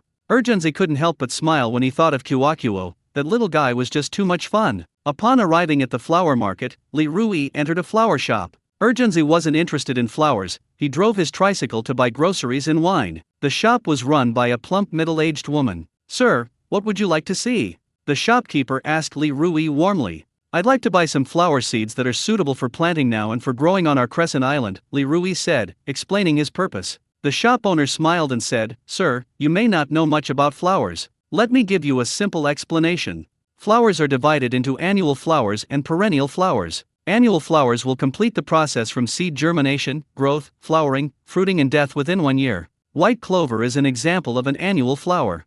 It is a perennial flower with a lifespan of more than 2 years. It blooms multiple times. After planting, it takes 2 to 3 years to bloom, and then it will bloom every year. Li Rui thought for a moment before speaking. Boss, give me seeds of 2 kinds of annual flowers and 2 kinds of perennial flowers. The shop owner walked to the counter and took out 4 packets of seeds from the cabinet. 1 packet contains cosmos seeds. 1 packet contains zinnia seeds. 1 packet contains Coreopsis grandiflora seeds. There was also a packet of lupin seeds. The first 2 are annual flowers. The latter 2 are perennial flowers. The boss explained everything to Li Rui, and wrote a line of large characters on each packet of seeds. Sir, these 4 kinds of seeds I'm giving you are all very easy to take root, sprout, flower, and bear fruit on our Crescent Island. The shopkeeper handed 4 packets of seeds to Li Rui with a smile. How much do all of these cost in total? Li Rui asked directly about the price. 60, the shopkeeper quoted the price. After paying, Li Rui proactively added the boss's contact information. The boss immediately guessed Li Rui's intention and said, Sir, if you encounter anything you don't understand in the future, you can ask me anytime. Okay, Li Rui replied with a smile. Li Rui had just come out of the flower shop. Immediately after, Urgenza drove his tricycle and, with an extremely graceful spin, stopped it next to Li Rui. The tricycle nearly overturned. Li Rui went up and kicked Urgenza. Can't you just drive properly? Why do you have to do all these fancy tricks? Okay. Urgenza scratched his head with a sheepish grin. Next, Li Rui and Urgenza went to a store that sells electric tricycles. Li Rui asked the boss to install a fully enclosed rain canopy on the tricycle. The last time he took Kuakuo to town, Kuakuo's little body was shivering from the cold when she rode in the tricycle. For now, he'll just install a fully enclosed rain canopy on his tricycle as a makeshift solution. After a while, he went to pick up a brand new pickup truck. Pickups can be used to carry fish and also provide shelter from the wind and rain, killing 2 birds with 1 stone. Damn, I need to speed up the pace of making money, Li Rui thought to himself. After the awning was installed, Li Rui paid 1,000 yuan. Prices are high on the island. Therefore, installing a fully enclosed canopy on the tricycle costs several hundred yuan more than on land. On land, installing a fully enclosed canopy on a tricycle only costs 600 or 700 yuan. On the way back, Li Rui did a mental calculation and found that he now had about 14,000 yuan. After arriving home, Urgenza unloaded a case of Fenjiu liquor from the car. Urgenza, did you buy this? Urgenza was placing the wine in the living room when he ran into Li Fang, who was serving dishes. Li Fang stared at Urgenza and asked with a surprised look, Auntie, this is what I bought. Urgenza smiled sheepishly. Upon hearing this, Li Fang frowned. You've already given me living expenses, why are you still buying alcohol? Urgenza explained with a smile, Auntie, now that Brother Rui is helping me make money, it's only right that I buy a case of wine and bring it over. If it weren't for Brother Rui helping me make money, I would definitely still be out there fooling around. We should repay kindness. Oh, right, Auntie, when I came back I also bought a roast chicken and a plate of pickled peanuts. I'll bring them to you now. He planned to have a couple of drinks with his friend Rui at noon. Fishing by the sea is humid, and drinking alcohol can help dispel the dampness. Keeping more alcohol at home is beneficial and harmless. Before Li Fang could speak, Urgenza happily ran out. Li Fang shook her head and said with a wry smile, this child is being too formal. After washing their hands, Li Rui and Urgenza sat down at the table. This noon, Li Deifu killed a chicken, and Li Fang cooked it. On the table were 2 plates of stir-fried chicken, 1 plate of roasted chicken, 1 plate of fried small fish, 1 plate of pickled peanuts, 1 plate of chives, and a large bowl of winter melon and dried shrimp soup. Urgenza looked at the straight opening. It looks so appetizing. His family doesn't usually eat this well. Li Rui placed the cups on the table. This time, Urgenza was quite perceptive. He quickly brought over a bottle of wine and poured it for the 3 of them. He filled both of Li Rui's cups to the brim. Li Deifu's cup was only half full of wine. Uncle, this is for you. Urgenza held the wine glass with both hands and placed it in front of Li Deifu. Li Rui simply picked up a glass of wine. Urgenza grinned and said, Brother Rui, it's so great to work with you. I get paid and I can eat good food. Li Rui glanced at Urgenza and said, take whatever you want to eat. I don't like to serve food to others. In my house, you can feel right at home. Older generations like to serve food to others during meals. Young people don't seem to like it much. Li Rui doesn't like serving food to each other, except for his wife and daughter. Brother Rui, I know, how could I possibly feel awkward at your house? You're just like my own brother. No, you are my own brother. Urgenza picked up a piece of chicken breast, stuffed it into his mouth, and started chewing. After the 3 clinked glasses, they each took a sip. Ah! Li Deifu cried out, his entire face scrunched up. Li Fang glanced at Li Deifu and said from the side, the wine tastes so bad, why are you still drinking it? You should just quit. What do you know? The wine is hard to swallow at first, but after tasting it carefully, it is very fragrant and has a faint sweetness. Li Deifu glared at Li Fang. During the meal, Li Deifu picked up a peanut and left it hanging in midair. He looked up at Li Rui and asked, Rui, what are your plans for the future? I'll keep fishing at sea, save up some money, buy a pickup truck, and then a boat. I also want to get into aquaculture in the future, Li Rui said earnestly, putting down his chopsticks. It's good to buy a pickup truck sooner rather than later. But the ship isn't in a rush for now. Because it is currently the fishing ban period, it is not possible to sail out to sea for fishing. As for raising livestock, that's something for later. Rui Zi, have you paid back the money yet? Li Deifu asked again. As soon as Li Deifu uttered his words, Li Fang took a bankbook out of her pocket and placed it in front of Li Rui. Rui, take this money. Your father and I are getting old and we don't need money as much anymore. You should pay back all the money you owe as soon as possible. I won't feel at ease until you pay me back. I can't sleep peacefully at night. Last time I heard Ruiza say that he seemed to be a little short. Mom, take this passbook back. I've paid off all my debts. Your son is now debt-free. Li Rui smiled easily. You've paid it off? So fast? Li Deifu looked incredulous. Can you really pay off a loan of over 200,000 yuan in online loans so easily? Li Fang's eyes widened as well. It's really all paid off. At this moment, Li Rui took out his phone, opened the online loan page, and showed it to his parents. Li Rui did this not to show off, but to put his parents at ease. His parents' hair has turned white from worrying about his online loan. Phew! Li Fang patted her chest, let out a long breath, and then looked up at the sky and sighed. Heaven has opened its eyes. Heaven has opened its eyes. Fortune has turned, and it has finally come to our family. As she spoke, a few hot tears welled up in Li Fang's eyes. Seeing this, Li Rui quickly picked up a tissue from the table and wiped away Li Fang's tears. Mom, what are you doing? Mom is happy.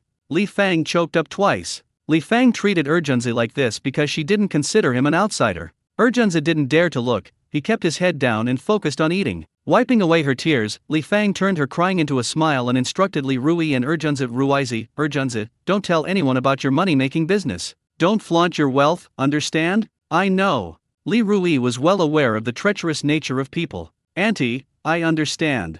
Erjunzi nodded like a good boy pecking at rice. After finishing their meal, Erjunzi wanted to clear the dishes, but Li Fang stopped him. You've been working hard all morning, go and rest.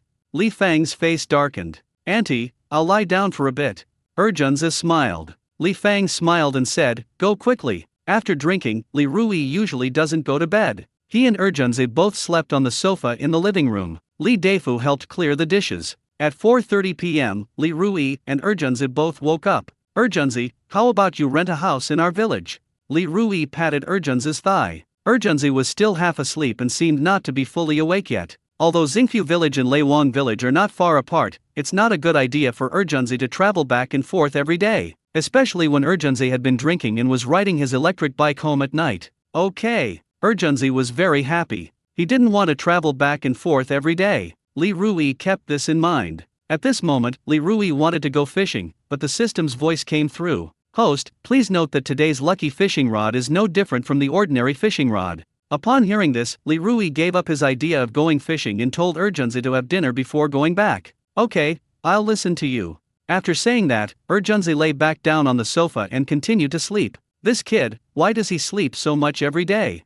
Li Rui stood up from the sofa, stretched, and then went to the bathroom to wash his face and brush his teeth. He usually brushes his teeth after drinking. He didn't want Guo to smell the strong smell of alcohol on him. At 5 o'clock, Li Rui picked up Guo from school right at the door of his house. As soon as Guo got off the kindergarten school bus, she jumped into Li Rui's arms. Daddy, did you buy the seeds? Guo wants to dig in the little garden first, plant tiny seeds, and let them bloom into tiny flowers. Guo said, waving her hands. The little guy's performance was incredibly lifelike. This made Li Rui laugh.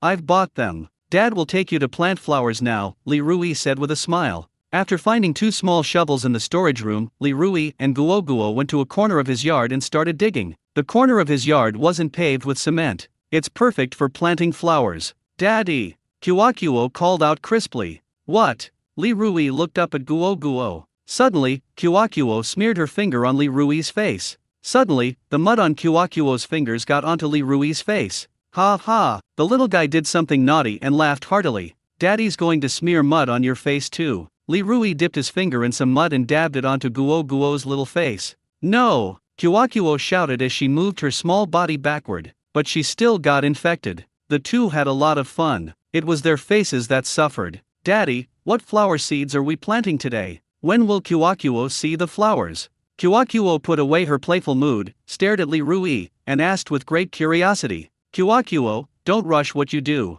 As long as we do what we should do, the seeds will naturally blossom and bear fruit," Li Rui said softly. The little guy understands a bit, but also doesn't quite understand. She simply said oh. Before long, Li Rui and Guoguo worked together to dig a small pit. The fruit digging is slow. He also digs slowly. Planting flowers is secondary, the important thing is spending time with them. Kyokuo clapped her hands and said with a grin, "Daddy, can we sow the seeds now?"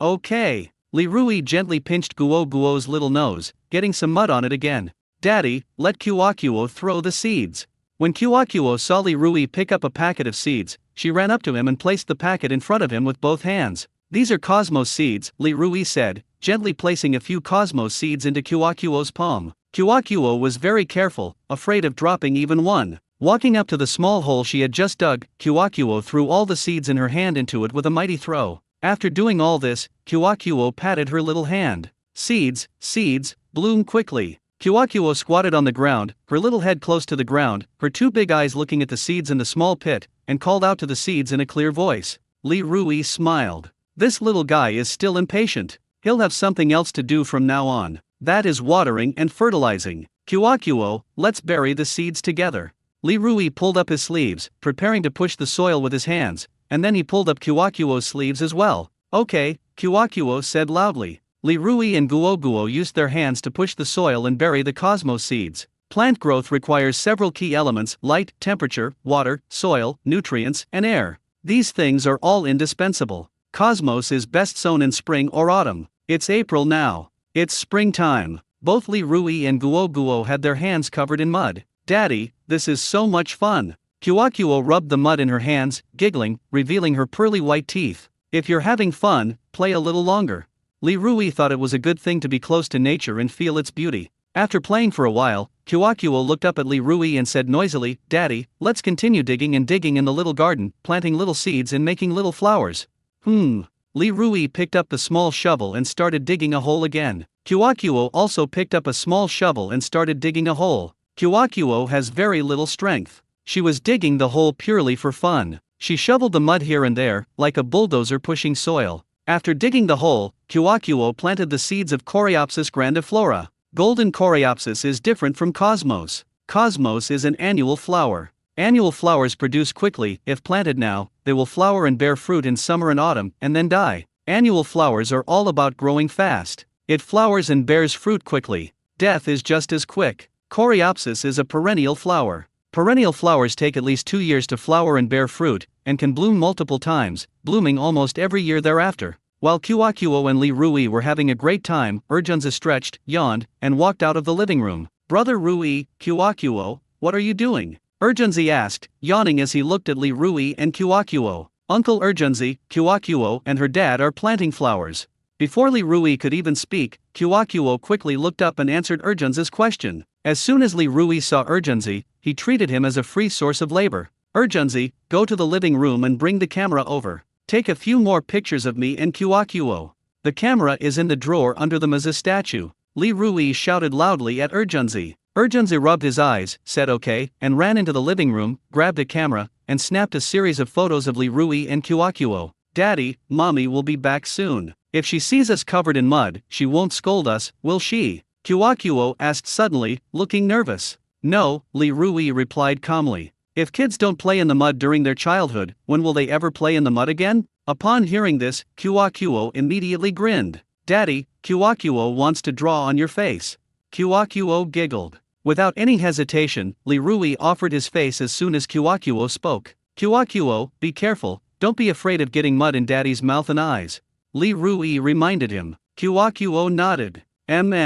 After saying that, Kyokuo used her little finger to scribble all over Li Rui's face. "Ha ha ha, Daddy, your face looks like a big cat's face." Kyokuo pointed at Li Rui's face, her little mouth stretching to the back of her ears as she laughed. Urjunzi, standing on the cement ground, took out his camera and started snapping away. Li Rui chuckled and said, "Let's continue planting flowers. There are still 2 kinds of flower seeds that we haven't planted yet." "Okay." Kyokuo picked up the small shovel and dug a hole with all her might. 10 minutes later, Li Rui and his daughter Guo Guo worked together to plant the remaining 2 types of seeds in the ground. At that moment, Li Fang came over. Rui, what happened to your face? Li Fang was startled when she first saw Li Rui. If it were dark now, she would definitely scream, "My God, a ghost," when she saw Li Rui's face. Then, the body kept moving backward. Kuakuo stood up from the ground, raised her 2 hands covered in mud, and said with a grin, "Grandma, Daddy's face was drawn by Kuakuo." "Rui Zi, why are you playing around with Guo Guo?"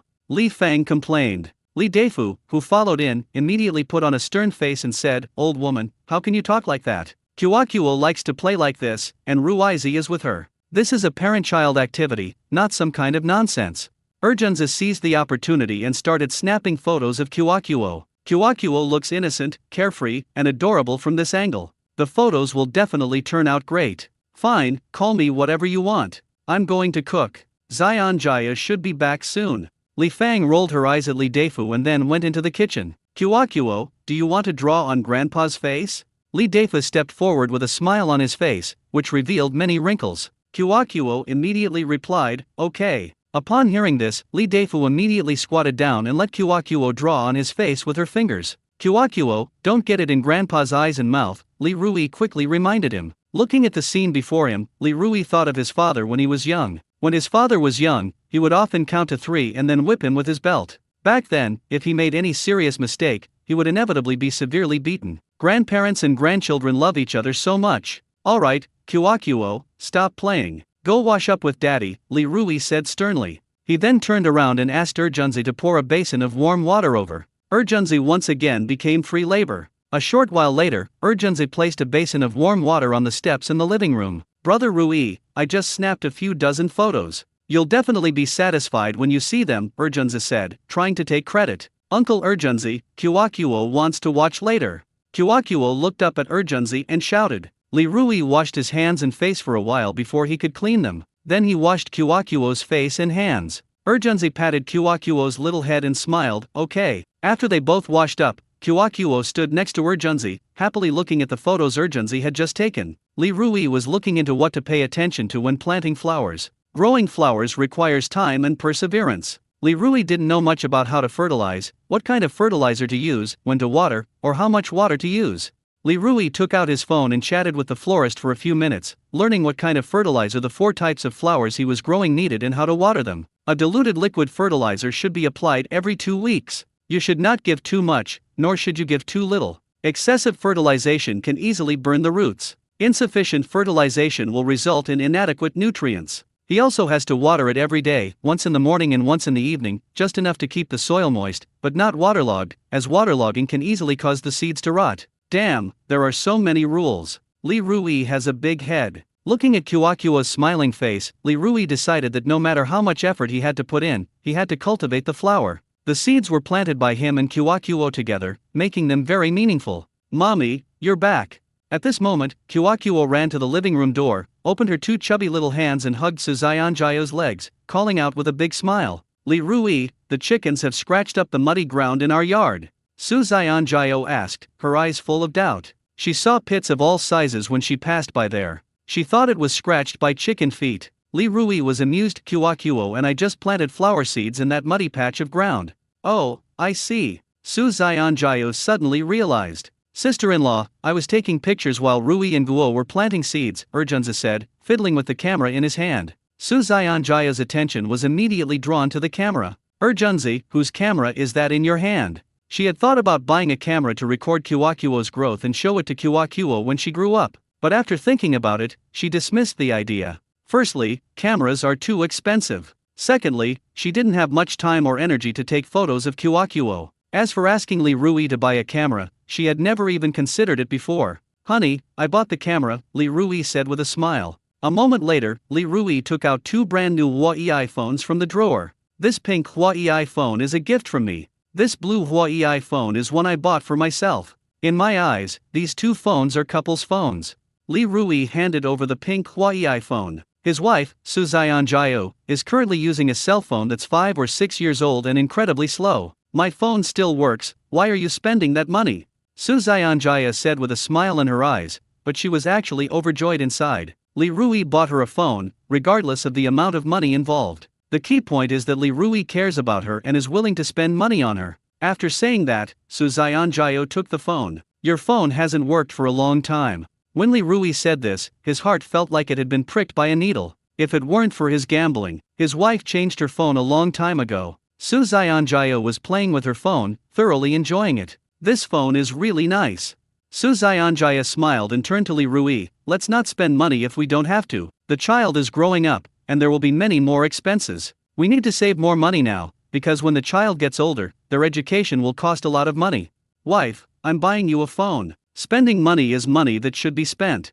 Li Rui's words warmed Su Xianjiao's heart. After dinner, Junzi left. Li Fang and Li Deifu were cleaning up the dishes at home. Li Rui, Su Xianjiao, and Kuo, a family of 3, arrived at the beach hand in hand. Li Rui had a camera hanging around his neck. The 3 of them took off their shoes and socks and walked onto the soft sand. The soles of their feet touching the sand gave them a feeling of being close to nature. The weather was bad this morning, but it got better this afternoon. The sun hasn't completely set yet. A setting sun hung in the sky, its gentle light casting a rosy glow on the 3 people's faces. Su Xianjiao faced the wind, raised her hands above her head, tilted her head back, and spun around on the sand. She is enjoying the feeling of freedom. This feeling is so comfortable. She was a little tired after a long day at work. The factory work was so boring, it was all just repetitive, mechanical tasks. Su Xianjiao had long since become numb to it. To make a living, she had no choice but to accept the job at the factory. At that moment, Li Rui noticed that Su Xianjiao looked very beautiful in the setting sun. He then took several photos of Su Xianjiao with his camera. Mommy, Kuo wants to spin around too, Kuo said, and then started spinning around quickly on the beach. Su Xianjiao and Li Rui were startled to see Kuo spinning like a top on the beach. If Kuo gets dizzy and falls on the beach, that won't be fun. Kuo, be careful. Su Xianjiao ran over first. After spinning around twice, Kuo felt dizzy and fell face down. Seeing this, Su Xianjiao quickly grabbed Kuo and hugged her. Li Rui was a step behind and ran over as well. You little rascal, are you dizzy? Su Xianjiao gently patted Kuo's little bottom. Mommy, why are there little stars in front of Kuo's eyes? Kuo stretched out her hand, pointed directly in front of her, and asked with a puzzled look. These words made Su Xianjiao and Li Rui, the couple, laugh. Li Rui squatted down next to Guo and explained with a smile, there are no little stars there, Guo. You're just dizzy and your vision is blurry. Daddy, there really are little stars in front of Kuo's eyes, that's it. Kuo said very seriously, pointing forward with her little finger. After a while, Kuo returned to normal. Kuo has switched into her curious baby mode. Daddy, Mommy was spinning around and she was fine, but Kuo almost fell over while spinning around. After asking the question, Kuo stared straight at Li Rui with her 2 big, watery eyes. Li Rui patiently replied, because Mom is an adult and you are a child. Adults get dizzy when they spin around, but adults are more stable, so Mom didn't fall down when she spun around. Also, Mom spun around very slowly just now, but you spun too fast. The faster you spin, the faster your head gets dizzy. Kuo nodded, seemingly understanding, and said, oh. At this moment, Su Xianjiao suddenly turned around and waved to Li Rui and Kuo, saying, Li Rui, Kuo, come here quickly. Su Xianjiao seemed very excited. Xianjiao, what's wrong? Li Rui took Kuo's hand and walked towards Su Xianjiao. Come here quickly, Su Xianjiao repeated. Li Rui took Guo's hand and started jogging. The little guy actually urged Li Rui, Daddy, hurry up, let's go over there quickly. Behind the 2, large footprints and small footprints kept appearing. As soon as the small waves surged up, they washed away the footprints. A short while later, Li Rui and Kuo ran to Su Xianjiao's side. At this moment, Su Xianjiao squatted on the beach, pointing to a starfish next to a small rock. Starfish are shaped like a 5-pointed or multi-pointed star, with a flat body consisting of a central disc and multiple arms, usually 5, but sometimes up to 50. Its body surface has many spiky protrusions and forked spines, and its color varies, mostly orange-yellow, red, and purple. Because of its unique appearance and its strong vitality, this is why many people enjoy feeding them. Wow, it's so beautiful. Kuo grabbed a starfish from the seawater and stared at it intently, her eyes sparkling with a strange light. The starfish in Kuo's hand is red. Its body was tense at this moment, and its normally soft wrists were slightly bent. It does this to protect its vulnerable abdomen and tube feet. It's very beautiful. Su Xianjiao looked at the starfish in Kuo's hand with a smile on her lips. Daddy, Kuo wants to take this starfish home. Kyokuo looked at Li Rui pitifully. Normally, she would ask Li Rui for help with these kinds of things, not Suzayanjayo. Li Rui is soft-hearted. In most cases, I will grant her request. Take it home to raise? Li Rui blinked. Kyokuo nodded like a chick pecking at rice, her face full of anticipation. Li Rui hesitated. Raising this thing takes a lot of time and effort. Daddy, please say yes to Kyokuo. Kyokuo really likes it.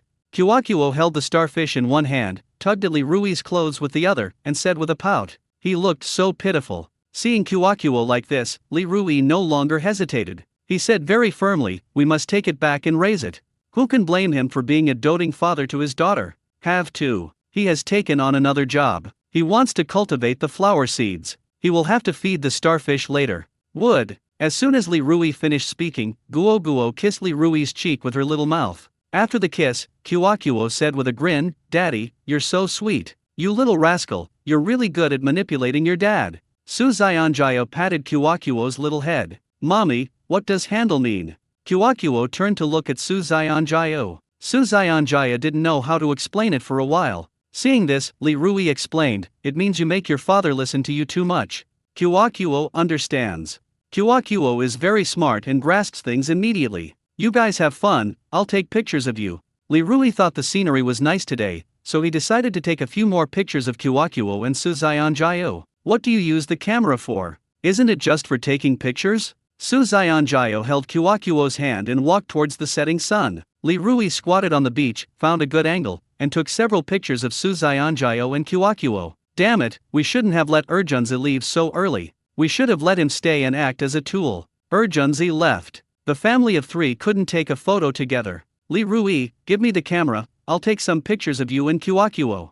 Suzayanjaya took Kyokuo's hand, turned around and came to Kyokuo, reaching out to Li Rui for the camera. Okay. Li Rui handed the camera to Suzayanjayo. He picked up Kyokuo with both hands and lifted her into the air. Suzayanjayo, standing behind him, took a series of photos. After playing for more than half an hour, the three of them finally returned home. Li Fang and Li Deifa cleaned the house spotlessly, making it look very comfortable. Daddy, where are you planning to keep this little guy in my hand? Kyokuo waved the red starfish in her hand. I'll go to the storage room and find a small fish tank to keep the starfish in for now. Li Rui rummaged through his storage room and found a dirty fish tank. The fish tank had a hole in it, and it was unclear whether it was leaking or not. Once he reached the water pipe in his yard, Li Rui rinsed the fish tank with a large amount of water. After that, he wiped the fish tank with a rag. It took him quite a while to clean the fish tank. It's true what they say, a daughter's word is enough to make her father run himself ragged.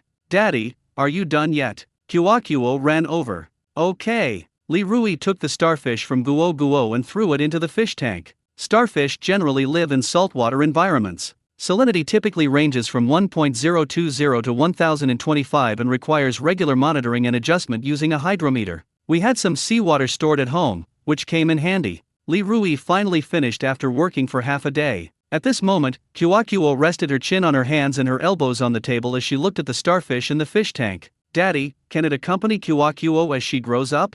Kyokuo asked, looking at Li Rui. Yes. Li Rui plans to go to town tomorrow to buy a hydrometer and learn how to feed starfish. That's easy for you to say, but in practice, it's not that simple. At 8:30 p.m., Li Rui, Suzayanjayo, and Kyokuo finally lay down in bed. Daddy, Kyokuo wants to hear you tell a story, Kyokuo said, nestled against Li Rui's chest. She was already feeling sleepy. Two big, watery eyes were half open and half closed. She was clearly tired of playing. Today, Dad will tell you a story called The Little Rabbit Picking Mushrooms.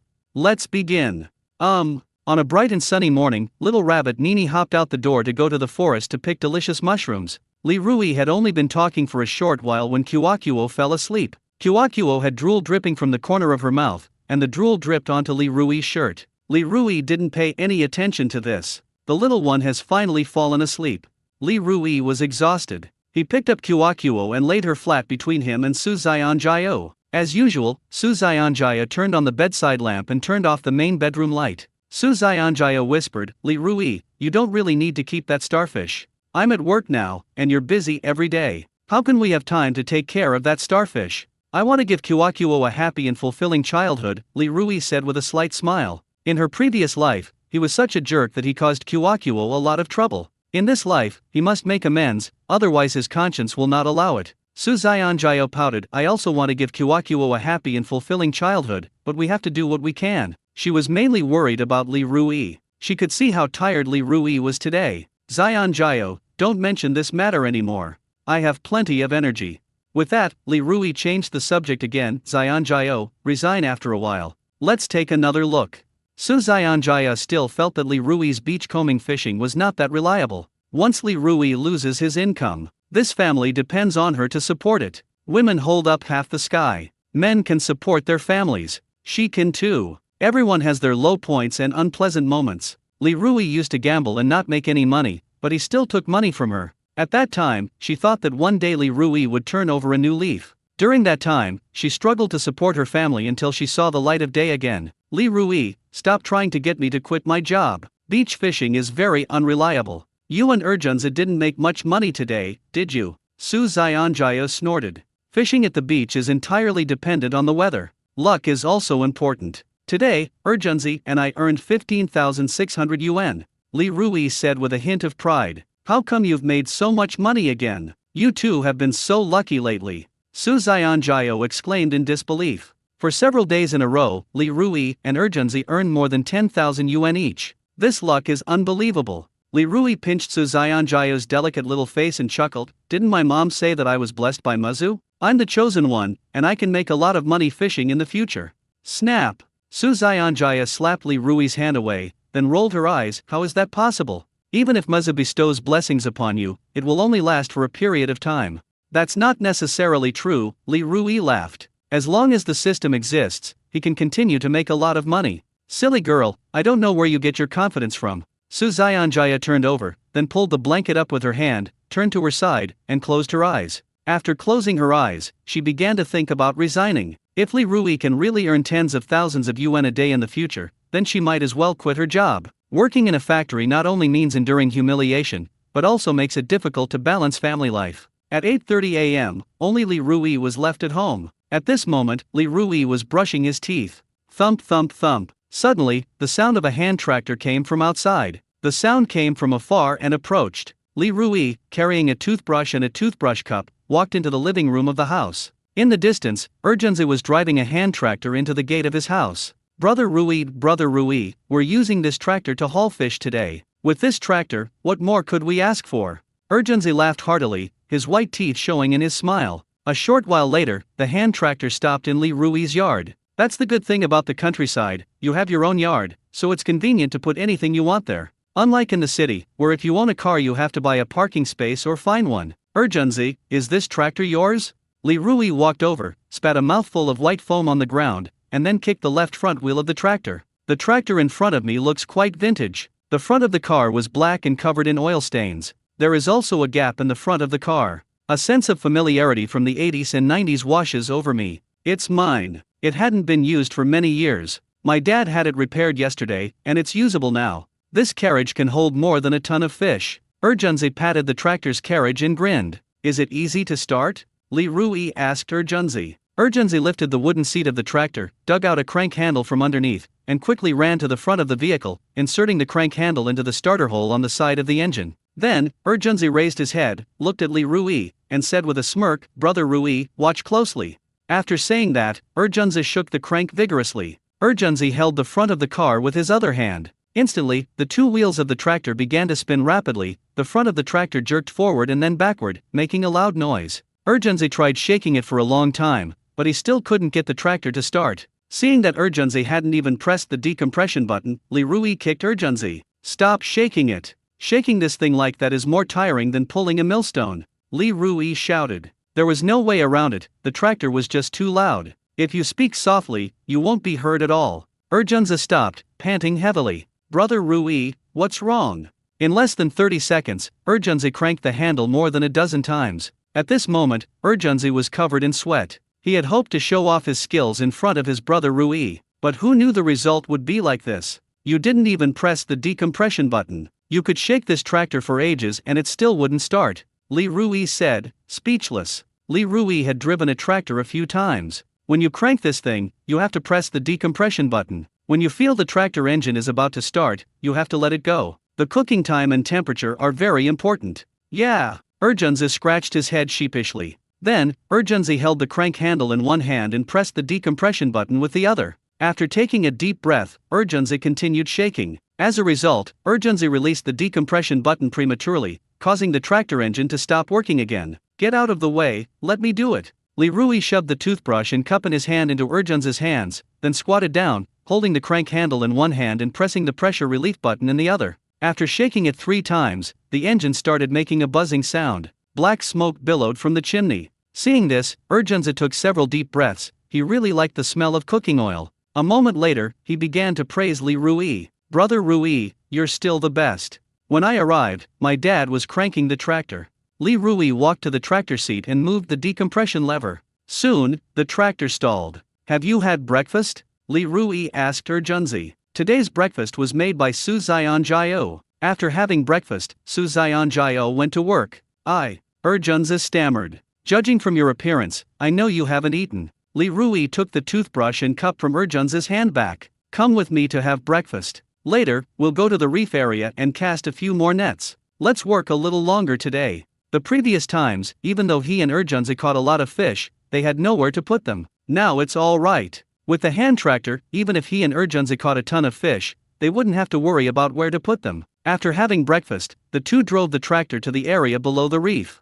The villagers who came to gather seafood couldn't help but joke when they saw this scene. Li Rui and Urgenzi are really something else. Do they think the sea is their family's fishing ground? It's one thing if they come in a tricycle, but why did they bring a hand tractor? That's ridiculous. Chen Xiang walked up to Li Rui, squinted and smiled. Rui, this is going too far, you even brought a tractor. Li Rui laughed. Where did I go too far? You and Urgenzi have caught all the fish in the reef area. You two still want to make a big score? How is that possible? The marine resources in one place are limited. Chen Xiang glanced at the hand tractor and snorted twice. Bringing a tractor here is redundant. My brother Rui is lucky. He can catch a lot of fish with a hand-thrown net. Urgenzi jumped off the carriage of the handheld tractor. At the same time, the system's voice rang in Li Rui's mind. Congratulations, host. Your luck in casting the fishing net is off the charts today. You're ready to go all out today. Upon hearing the sound, Li Rui became extremely excited. Damn, he has everything going for him today. Perfect timing, perfect location, perfect support. They must have made a lot of money. The last few times he used a fishing net to catch fish, after catching 2 nets, the system reminded him that his luck value for casting the fishing net had been exhausted. We'll have to catch at least a few people today. There aren't many fish left in the rocky area. You two might as well go beachcombing today, Chen Xiang said, and headed towards the intertidal zone. The intertidal zone is the area located between the mean high tide level and the mean low tide level of a spring tide. The intertidal zone is the perfect place for beachcombing. Just because you can't catch fish in the rocky area doesn't mean Rui and I can't catch fish there, Urgenzi shouted at Chen Xiang. Li Rui was getting impatient. He said to Urgenzi, let's go. The two walked and talked. Brother Rui, let me cast a couple of nets today and see how my luck is, okay? Urgenzi was itching to try his luck. Previously, he saw his brother Rui go viral online. Today he also wanted to experience what it felt like to be bombarded with internet traffic. That feeling must be incredibly awesome. Okay, when we get to the big reef, you have to be careful. We need to make money while also ensuring our safety, understand? Li Rui said seriously. Urgenzi is good in every way. He's just too impatient and restless. He's careless and hasty in doing things. I know. Urgenzi looked up and smiled. Once they reached the large reef, Urgenzi had just spread out the net. Master Hu came running over, panting. He had nothing to do at home, so he came over to feast his eyes. Ruizi, Urgenzi, you two really had foresight. You actually brought a hand tractor today. Old Master Hu's eyes were full of encouragement. In Huiri's opinion, Li Rui could have just brought his tricycle. There was no need to bring a hand tractor. But Li Rui and Urgenzi had already driven the tractor over. He couldn't very well pour cold water on things. As soon as Huiri finished speaking, the system's voice rang in Li Rui's mind. The system has detected that the host has agreed to Song Jun's use of the lucky fishing net, therefore the system will not allow the lucky fishing net's luck value to become invalid. The effect of lucky fishing net will be reduced when other people use it. At this moment, the Song army is using the lucky fishing net, but the effectiveness of the lucky fishing net has diminished. Please be aware, host. Hearing these words, Li Rui couldn't help but feel a bitter smile. This system is amazing. It can actually detect whether he agrees or disagrees. Moreover, even though he himself did not use the lucky fishing net, the effect of the lucky fishing net was actually weakened. Uncle Hu, it's so comforting to hear you speak. Li Rui said this aloud, but inwardly he sighed. This uncle who is indeed worthy of being a retired people's teacher, his words always give people a feeling of being bathed in a spring breeze. Urgenzi grinned. Second Master Hu, today Rui and I will try our best to fill the tractor's cargo box to the brim. Master Hu laughed loudly, looking up. Young man, you have ambition.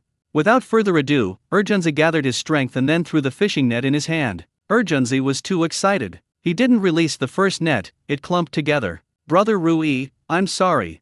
Urgenzi turned to look at Li Rui with an awkward smile. It's alright, everything takes time. Li Rui didn't blame Urgenzi, instead, he encouraged him. Urgenzi slowly pulled the fishing net up. Holy crap, there are fish. It's a large sea bass.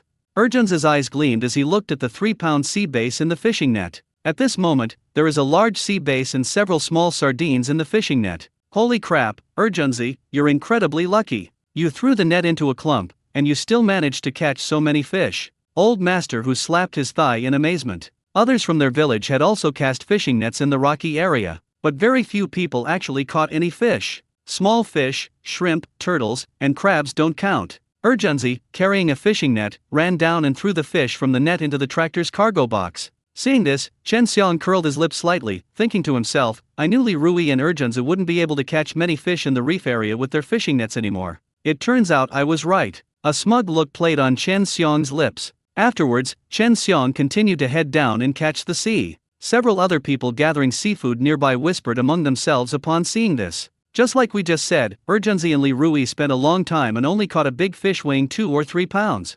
Even if Li Rui and Urgenzi are incredibly lucky, they can't possibly catch a lot of fish in the reef area every day. They've almost completely plundered the marine resources in the reef area.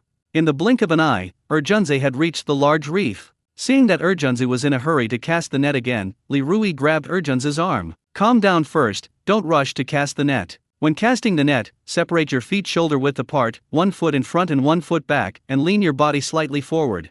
Li Rui and Urgenzi patiently explained the important points of casting the net. Urgenzi listened very attentively. Urgenzi rarely used fishing nets before, so he didn't know anything about them. Do you understand? Li Rui asked to confirm after he finished speaking. Understood. Urgenzi nodded seriously. Li Rui took a few steps to the side before saying to Urgenzi, alright, you can cast your net now. Remember the points I just mentioned.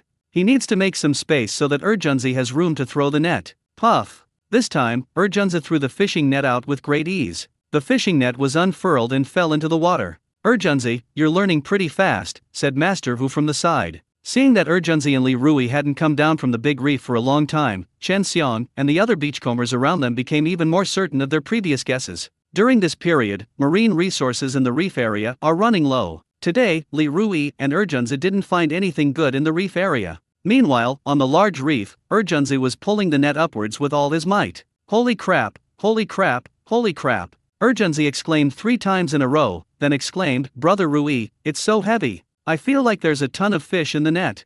Upon hearing this, Uncle Hu took a few steps forward, stood on tiptoe, and craned his neck to look at the fishing net in the water. Li Rui's expression remained calm and composed. He was already mentally prepared for this. So many sardines. Old Master Hu pointed at the sardines jumping around in the fishing net, his eyes fixed on them. This net was piled high with sardines. As the fishing net gradually surfaced, Urgenzi immediately lost his composure. Brother Rui, I've broken through the network. Urgenzi was extremely excited. Stop yelling. Quickly pull the net up. It's precisely at times like this that you need to stay calm. Don't fall down with the net. Li Rui hurriedly reminded him, while also going over to prevent Urgenzi from falling due to excessive excitement. Damn, Urgenzi is still too young. When something happens, I can't keep my composure. It's fine to be happy. But when scoring, okay. Urgenzi used all his strength to pull the fishing net ashore. As soon as the fishing net came ashore, Urgenzi plopped down on a large rock. Looking at the sardines piled up like a small mountain in the fishing net, Urgenzi couldn't bear to blink.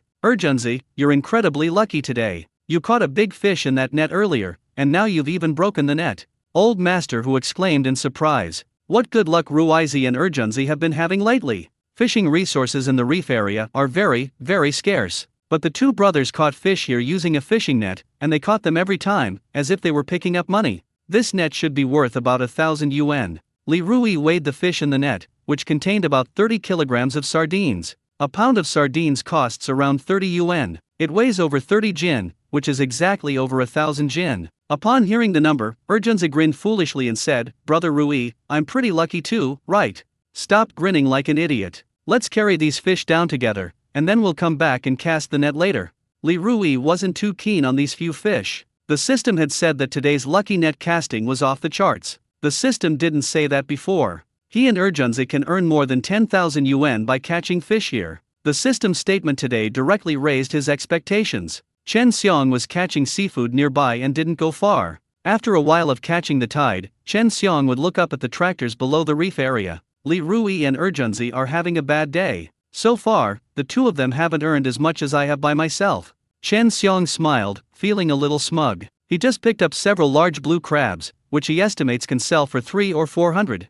Still too young. Chen Xiong shook his head, picked up a spicy snail, hummed a little tune, and threw the snail into the bucket. However, the next moment, out of the corner of his eye, he saw Urgenzi and Li Rui carrying a net full of fish down from the large reef. Thud! The snail in Chen Xiong's hand fell into the seawater, but Chen Xiong was completely unaware of it. Why is the internet exploding again? Why are there so many seafood items in the rocky area? They can't catch them all. The other beachcombers nearby were all dumbfounded. At this moment, they saw Li Rui and Urgenzi working together to pour the sardines from the net into the carriage. Splash! The sardines piled up into a small hill, submerging the train carriages. So many fish! Chen Xiong exclaimed involuntarily as he looked at the white sardines not far away. The other beachcombers nearby were all exclaiming in disbelief. Chen Xiong wanted to go home and get a net so he could go up and cast it twice. After hesitating for a moment, Chen Xiong gave up the idea. Li Rui and Urgenzi were on a lucky streak, managing to catch fish in the rocky area.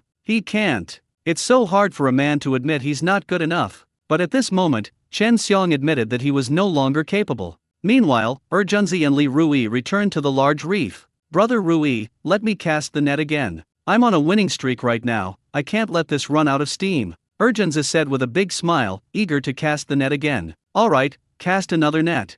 Li Rui didn't object. Urgenzi was having a great time, and he didn't want to spoil his fun. Master Hu thoroughly enjoyed the show. "I'm almost 70 years old, and I've never seen the internet explode like this for several days in a row," exclaimed Old Man Hu. Fish in the rocky area are so hard to catch. He experienced it firsthand. He once stood on a large reef in the reef area and threw his fishing net into the sea, but he caught nothing. But Urgenzi and Li Rui are completely different. The rocky area is just like their fishing grounds. Puff! Urgenzi had already thrown the fishing net back into the sea. "Urgenzi, the internet is about to explode again, so stay calm and don't get too excited," Li Rui warned sternly. He was really afraid that the kid would fall into the sea because he was too excited. Falling off a large reef is no joke. At best, they'll turn into water ducks. In severe cases, it can be fatal. "Brother Rui, I understand."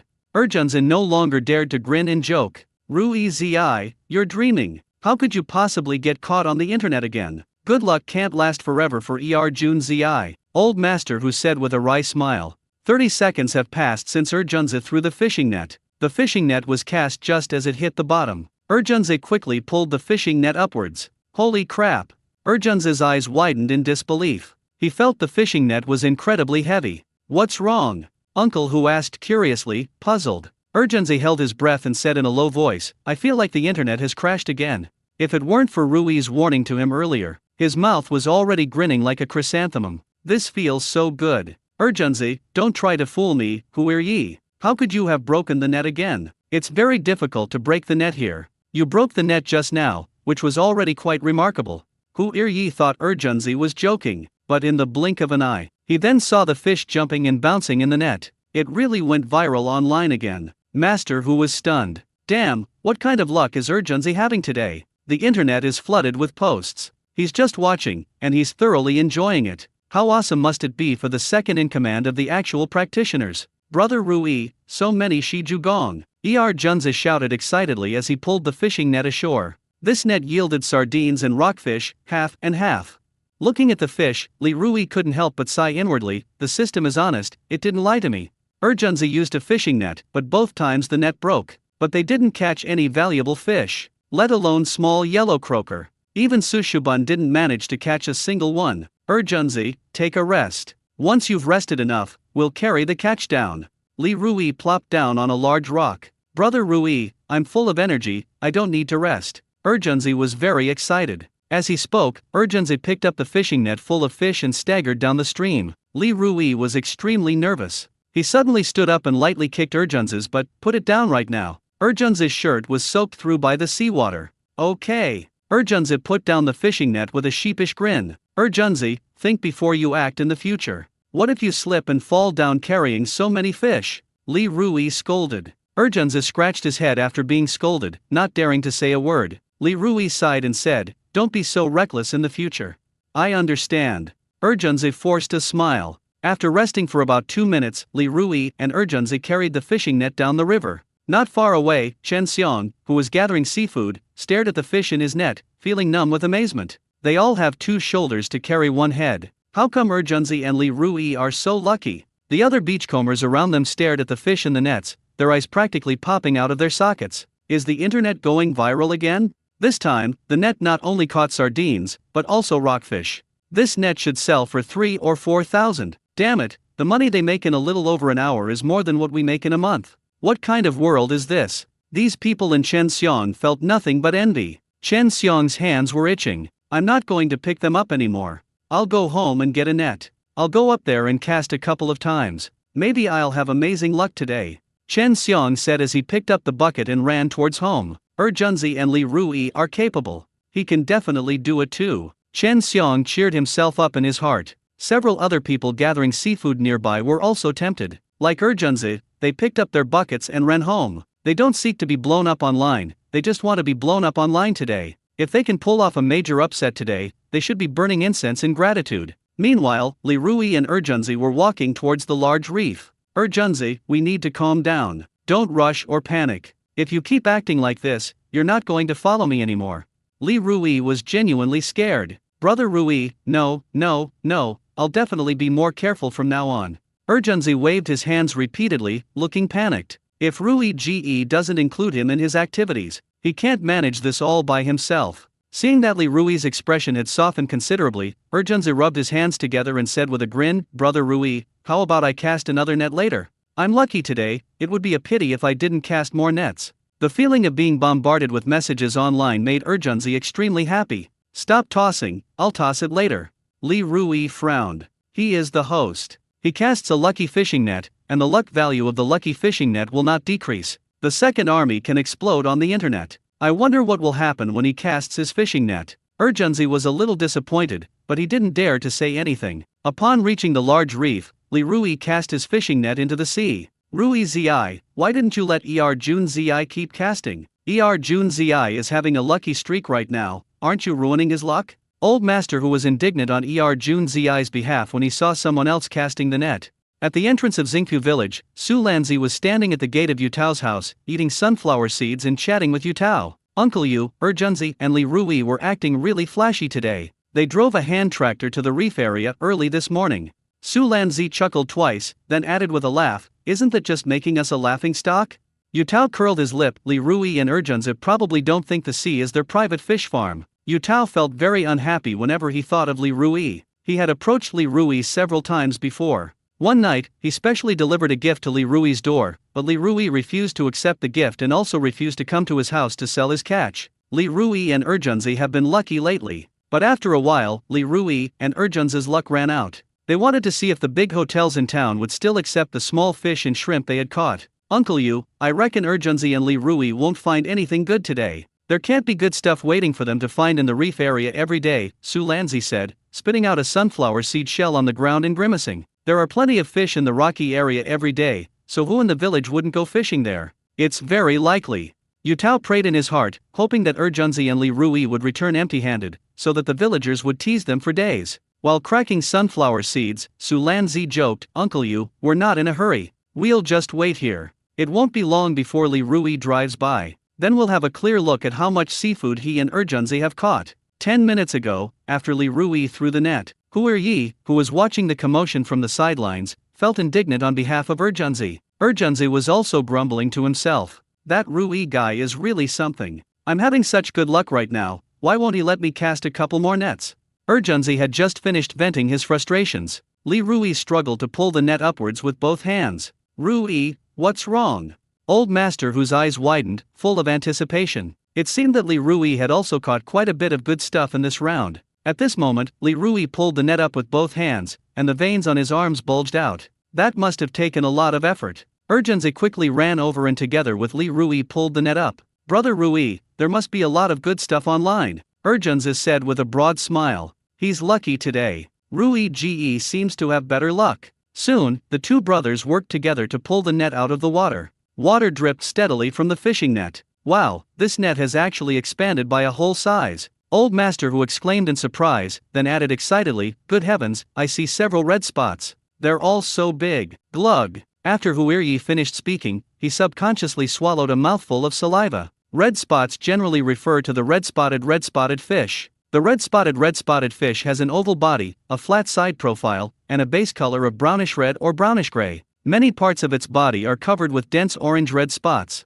Overall, it appears to be red. They mostly inhabit rocky, low-quality sea areas, are rich in nutrients, contain a variety of nutrients and trace elements, and are considered a high-grade protein food. It was once hailed as one of the 4 kingfish in Hong Kong. The price is undeniably high. A pound can sell for over 800 yuan. Second Master Hu, where are the red spots? I'm not well educated, so don't try to fool me. Urgenzi strained his eyes so hard he almost went blind, but he still couldn't see a single red spot. Urgenzi, there are so many red spots, how come you didn't see a single one? You're so young, how come your eyesight is so bad? Old Master Hu complained. Even from a great distance, Uncle Hu could see 3 large red spots. Urgenzi was closer than Huiryi, but he didn't see a single red spot. Urgenzi, don't get distracted. Let's pull together and get the net up quickly. Li Rui used almost all his strength, gritting his teeth as he pulled the net up. Urgenzi nodded slightly with a serious expression. Just then, Chen Xiang came running over excitedly, holding a fishing net in his hand.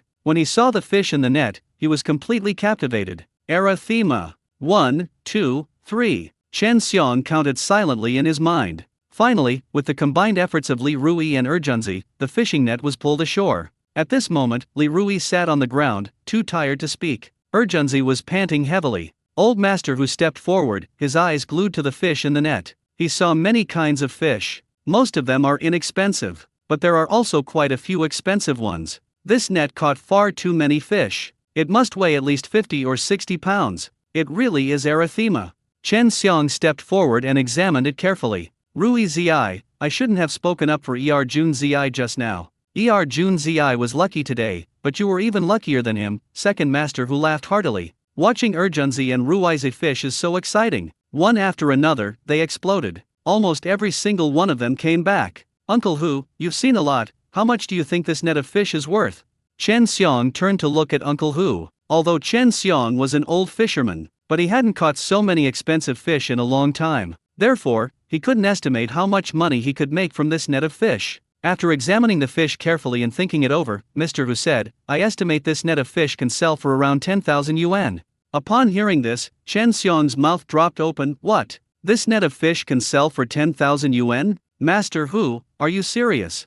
Upon hearing this number, Urgenzi's face beamed like a blooming chrysanthemum. Li Rui smiled too. The lucky fishing net, with its off-the-charts luck, did not disappoint him. Brother Rui, you're amazing. You're way better than me. I just cast 2 nets and didn't even make 5,000 yuan, but you only cast 1 net and made over 10,000 yuan. Urgenzi shouted excitedly. Chen Xiang, who was standing to the side, almost vomited blood when he heard Urgenzi's words. He can earn about 200 or 300 a day. Li Rui casually cast a net and actually earned over 10,000 yuan. They're all human, yet the differences are so vast. Master Hu, there can't be that many. This net may have a lot of fish, but it shouldn't be worth 10,000. Chen Xiang shouted. Seeing Urgenzi and Li Rui exploding one after another, Chen Xiang felt an indescribable jealousy and envy. Huiryi immediately curled his lip and snorted coldly, Chen Xiang, I'm underestimating you. There are several red-spotted fish in this net. Wild red-spotted fish are over 700 yuan per catty now.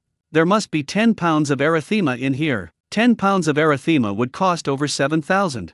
Add in all the other fish in here, and it can sell for at least tens of thousands of yuan. Yutao buys wild red-spotted raisins for 720 yuan per kilogram. Yutao offered a relatively low price. After thinking about it carefully, Chen Xiang realized that it was indeed true. Uncle Hu, I won't say any more. I'll cast my net a couple of times too. There's a good catch here today, and I'm going to try to catch a few big fish. Chen Xiang was eager to get started. Even a pig can fly if it stands in the right place at the right time. He can definitely do it. After saying that, Chen Xiong took a few steps forward, put down the bucket in his hand, and threw the fishing net into the water. At this moment, Chen Xiong's heart was pounding, hoping that the big red spot would successfully enter his net. The catch here is indeed plentiful today, said Uncle Hu, agreeing with this assessment. Just now, Li Rui and Erjunzi threw 3 nets, and every single one of them exploded. This means there was an exceptionally large catch of fish here today.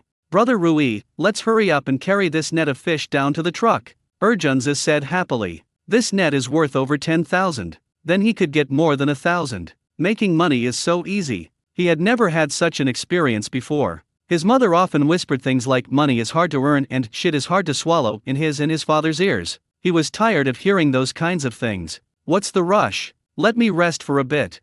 Li Rui's arms were still trembling, and he wasn't quite breathing properly. Ruizi, Erjunzi, I'll help you carry it later, Huir Yi said with a smile, rubbing his hands together. He's in good health. Since I'm just idling around anyway, I might as well find something to do. Li Rui waved his hand, panting, and said, no need. Second Master Hu, we can manage, you rest. Uncle Hu meant well, but the old man is getting old. In case Uncle Hu bumps or knocks something while carrying the fish, or if anything else happens, he and Erjunzi had a huge responsibility. Master Hu immediately saw through Li Rui's concerns, but he didn't point it out, only chuckled twice. Once he put himself in Li Rui's shoes, he understood Li Rui's concerns. After resting for a while, Li Rui stood up from the large reef. Just then, several more villagers arrived, each carrying a small fishing net, and excitedly ran to Li Rui's side. They were all amazed as they watched the fish jumping around in the net. Wow, this net is incredible. It's stretched to a whole size. There are several red-spotted fish, several grouper, and several small yellow croakers inside. Damn, I've really seen something amazing today. The amount of fish I caught in this net is almost equivalent to what I earn in a year.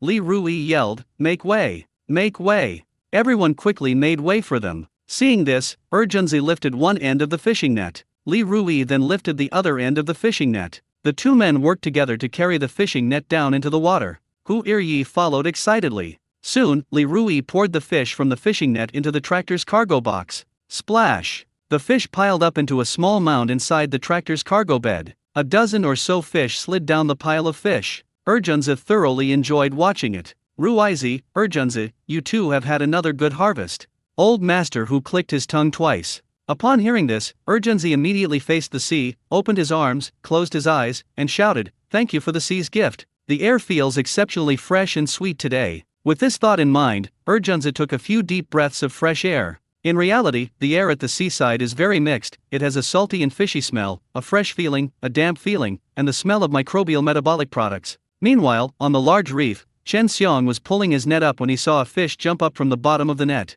He excitedly shouted, there's a fish! There really is a fish! I saw it clearly just now. In the blink of an eye, Chen Xiong had pulled the fishing net ashore. In the end, only 5 tiny sardines were seen jumping around in the net. These 5 fish aren't even enough to fry into one plate. No red spots? At least give me a small yellow croaker. Chen Xiong was extremely frustrated. He had just witnessed Li Rui blast the net here, and there were many valuable fish in the net. How did it end up with him? He only caught 5 sardines. Good heavens, this is so unfair. Chen Xiong complained inwardly. The others also caught a few things, mostly worthless fish, and not many of them. Well, something is better than nothing. Chen Xiong composed himself and, adhering to the principle that since he was already here, continued casting his fishing net. At this moment, Li Rui, Erjunzi, and Hu Yi came up from below. Hu Yi looked at the fish in Chen Xiong's bucket and said in surprise, Chen Xiong, you only caught this many fish?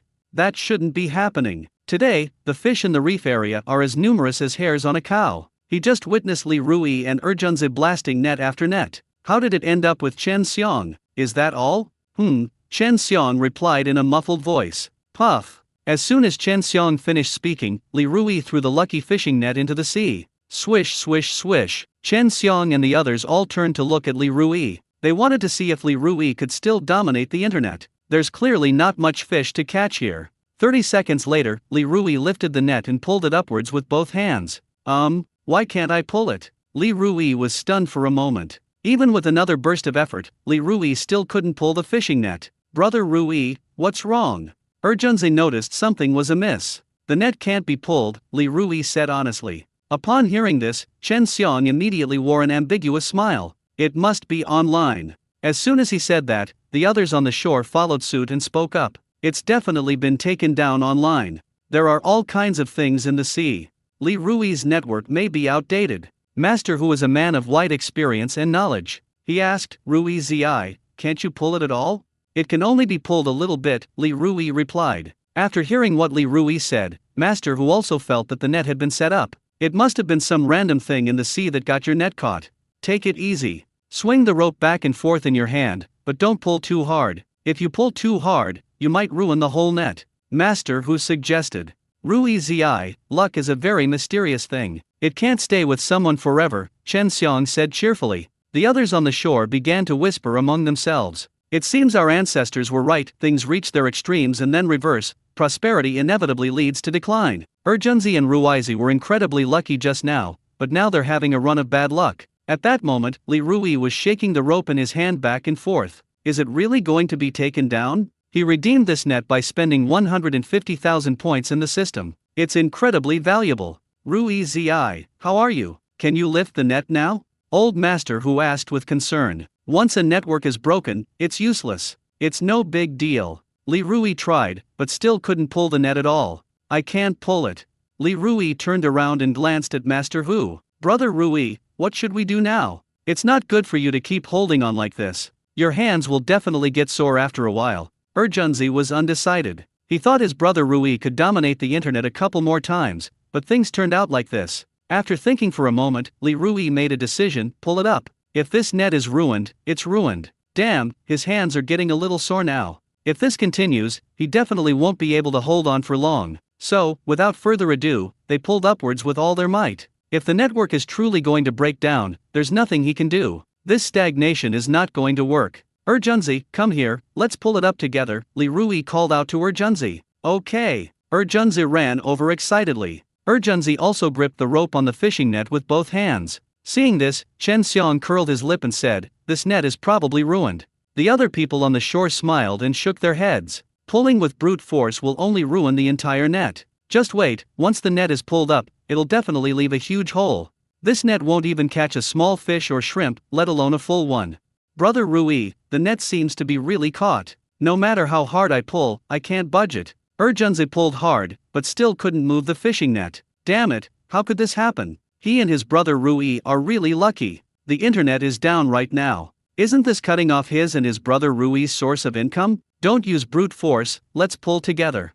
Li Rui frowned. Alright. Urgenzi sighed, this was the only option now. Chen Xiang pulled the net up, picking up fish while keeping an eye on Li Rui's fishing net. The others on the shore lost interest and began to focus on their own fishing. Urgenzi, come on, let's count to 3 together, and then we'll pull up together, understand? Li Rui said. Understood, Urgenzi nodded. 1, 2, 3. Li Rui and Urgenzi shouted together, and then pulled together to haul in the fishing net. Finally, the fishing net began to move upwards. Chen Xiang stared intently at the fishing net, a smile playing on his lips. At this moment, the fishing net gradually surfaced. Fish, so many fish. Old Master Hu exclaimed, pointing at the fish in the fishing net. The net wasn't broken, and there were lots and lots of fish inside. Master Hu was stunned. Chen Xiangren was numb. The other people on the shore were so excited when they saw the fish in the net that their eyes practically popped out of their sockets. Li Rui's fishing net was stretched to more than twice its original size by the fish. The fishing net was filled with countless fish.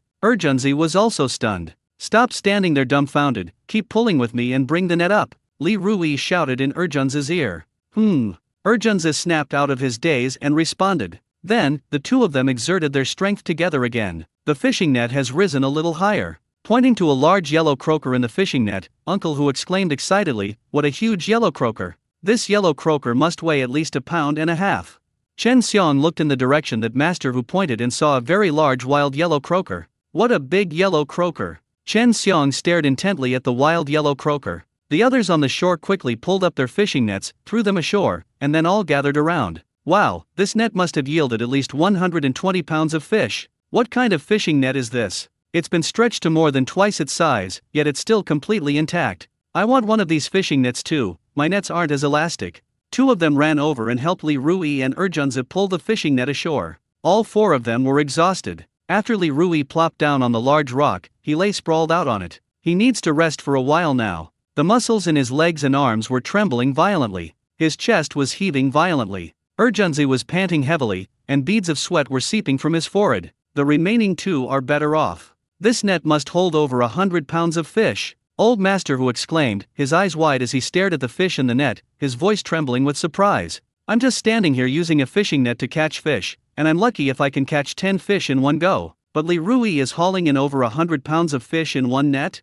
Chen Xiong felt it was surreal. There's a slight difference, but he understands. But the difference is so huge, he can't understand it. Heavens above. Oh, Earth. Couldn't you spare some fish for me? Chen Xiong was crying silently in his heart. Tell me, how many kilograms of fish did this net catch? In my 30-odd years of life, I have never seen anyone use a small casting net to catch so many fish. The money I made online is equivalent to what I would have earned in 3 years in 5 separate jobs. The others on the shore were discussing amongst themselves, filled with envy. Their eyes were also fixed on the fish in the fishing net. After a while, Urgenzi recovered. Brother Rui, we're rich. We're rich. Urgenzi crawled up to Li Rui and shouted excitedly. Li Rui smiled and said haltingly, let's rest a little longer, then we'll carry the fish down and put them into the truck. No matter how tiring it is, it's all worth it. He was a little worried that the internet would be down. The net was redeemed from the system using 150,000 points. He currently only has tens of thousands of points in the system, making it difficult to redeem a lucky fishing net from the system. Li Rui just thought so. The system's voice rang in Li Rui's mind. Host, you currently have 63,389 points in the system. Hearing this voice, Li Rui felt that the system was still quite user-friendly. I made money this time, and my points in the system increased. He then redeemed a lucky fishing net from the system for Urgenzi to use. After resting for about 3 minutes, Li Rui finally climbed up from the large reef. Urgenzi, let's carry these fish down now, Li Rui said excitedly. Yes. Urgenzi nodded heavily. 2 people nearby lent a hand. Soon, the 4 men carried the fish downstairs. After the fish and the fishing net were poured into the carriage was instantly packed tightly. Seeing this, Chen Xiong cursed and said, damn it, God is so unfair. Li Rui and Urgenzi have been catching a whole tractor full of fish, but I only caught a dozen or so small sardines. Uncle Zhu, Uncle Qiang, once I'm done with this, I'll transfer 100 yuan to each of you, Li Rui said with a smile. The 2 people who lent a hand were Lu Zhu and Chen Qiang. Both of them are honest people from Xingfu village. Rui Zi, this is too extravagant. Uncle Zhu and Uncle Qiang only helped you carry the fish, and you gave each of them 100 yuan? Chen Xiong said loudly from above. If I had known this would happen, I would have done it. He should have rushed to help earlier. The people around Chen Xiong started whispering among themselves. 100 yuan, and you've got it all? Rui Zi is so generous. Why was I so late? These people were all somewhat regretful, regretting that they hadn't acted quickly enough to help Li Rui and Urgenzi. Li Rui looked up at Chen Xiong, smirked, and said, I'm happy to do it, what's it to you? Chen Xiong blushed and was speechless. The honest Lu Zhu smiled simply, Rui Zi, there's no need for that. We're all from the same village, it's only right that we help each other, don't you think? Even the bald Chen Qiang declined, saying, we don't need the money. I have to pay. I've already said what I'd said, I can't go back on my word. Li Rui didn't care about the 200 yuan now. Meanwhile, at the village entrance, Su Lanzi was still eating melon seeds in front of Yutao's door, chatting with him. Why hasn't Ruiza brought the tractor over yet? Yutao sat on a small stool, leaning forward and craning his neck, looking in the direction of Li Rui's house. I reckon they didn't catch any fish, Su Lanzi guessed. Yutao crossed his arms and snorted, that's probably true. The fish in the reef area are limited. He and Urgenzi can't possibly catch a lot of fish there every day. It was completely unnecessary for Ruizi and Urgenzi to drive the tractor down to the reef area. They don't think they'll catch so many fish today that they'll fill the tractor's cargo bed, do they? You're dreaming too much. There's one in the pile of fish. Old Master Hu, with his sharp eyes, spotted a fish that was quite valuable. He stammered excitedly, unable to utter a single coherent sentence. Second Master Hu, what kind of fish is in the pile of fish? Li Rui asked in confusion. Urgenzi, Lu Zhu, and Chen Qian all looked at Master Hu with great curiosity. What kind of fish is it that has made Master Hu so excited? There's a yellow croaker. Old Master Hu said, his voice trembling. Upon hearing this, everyone present was stunned. Yellow croaker, that's something else. It costs several thousand yuan per kilogram. The fish maw on its body surface is also quite valuable. A 10-pound yellow croaker is worth as much as an ordinary car. The price of yellow croaker is just outrageous. Where? Li Rui asked excitedly. Urgenza said anxiously. Second Master Hu, where exactly is the yellow croaker? I can't see it. Quickly point it out to me. Where is it? Where is it?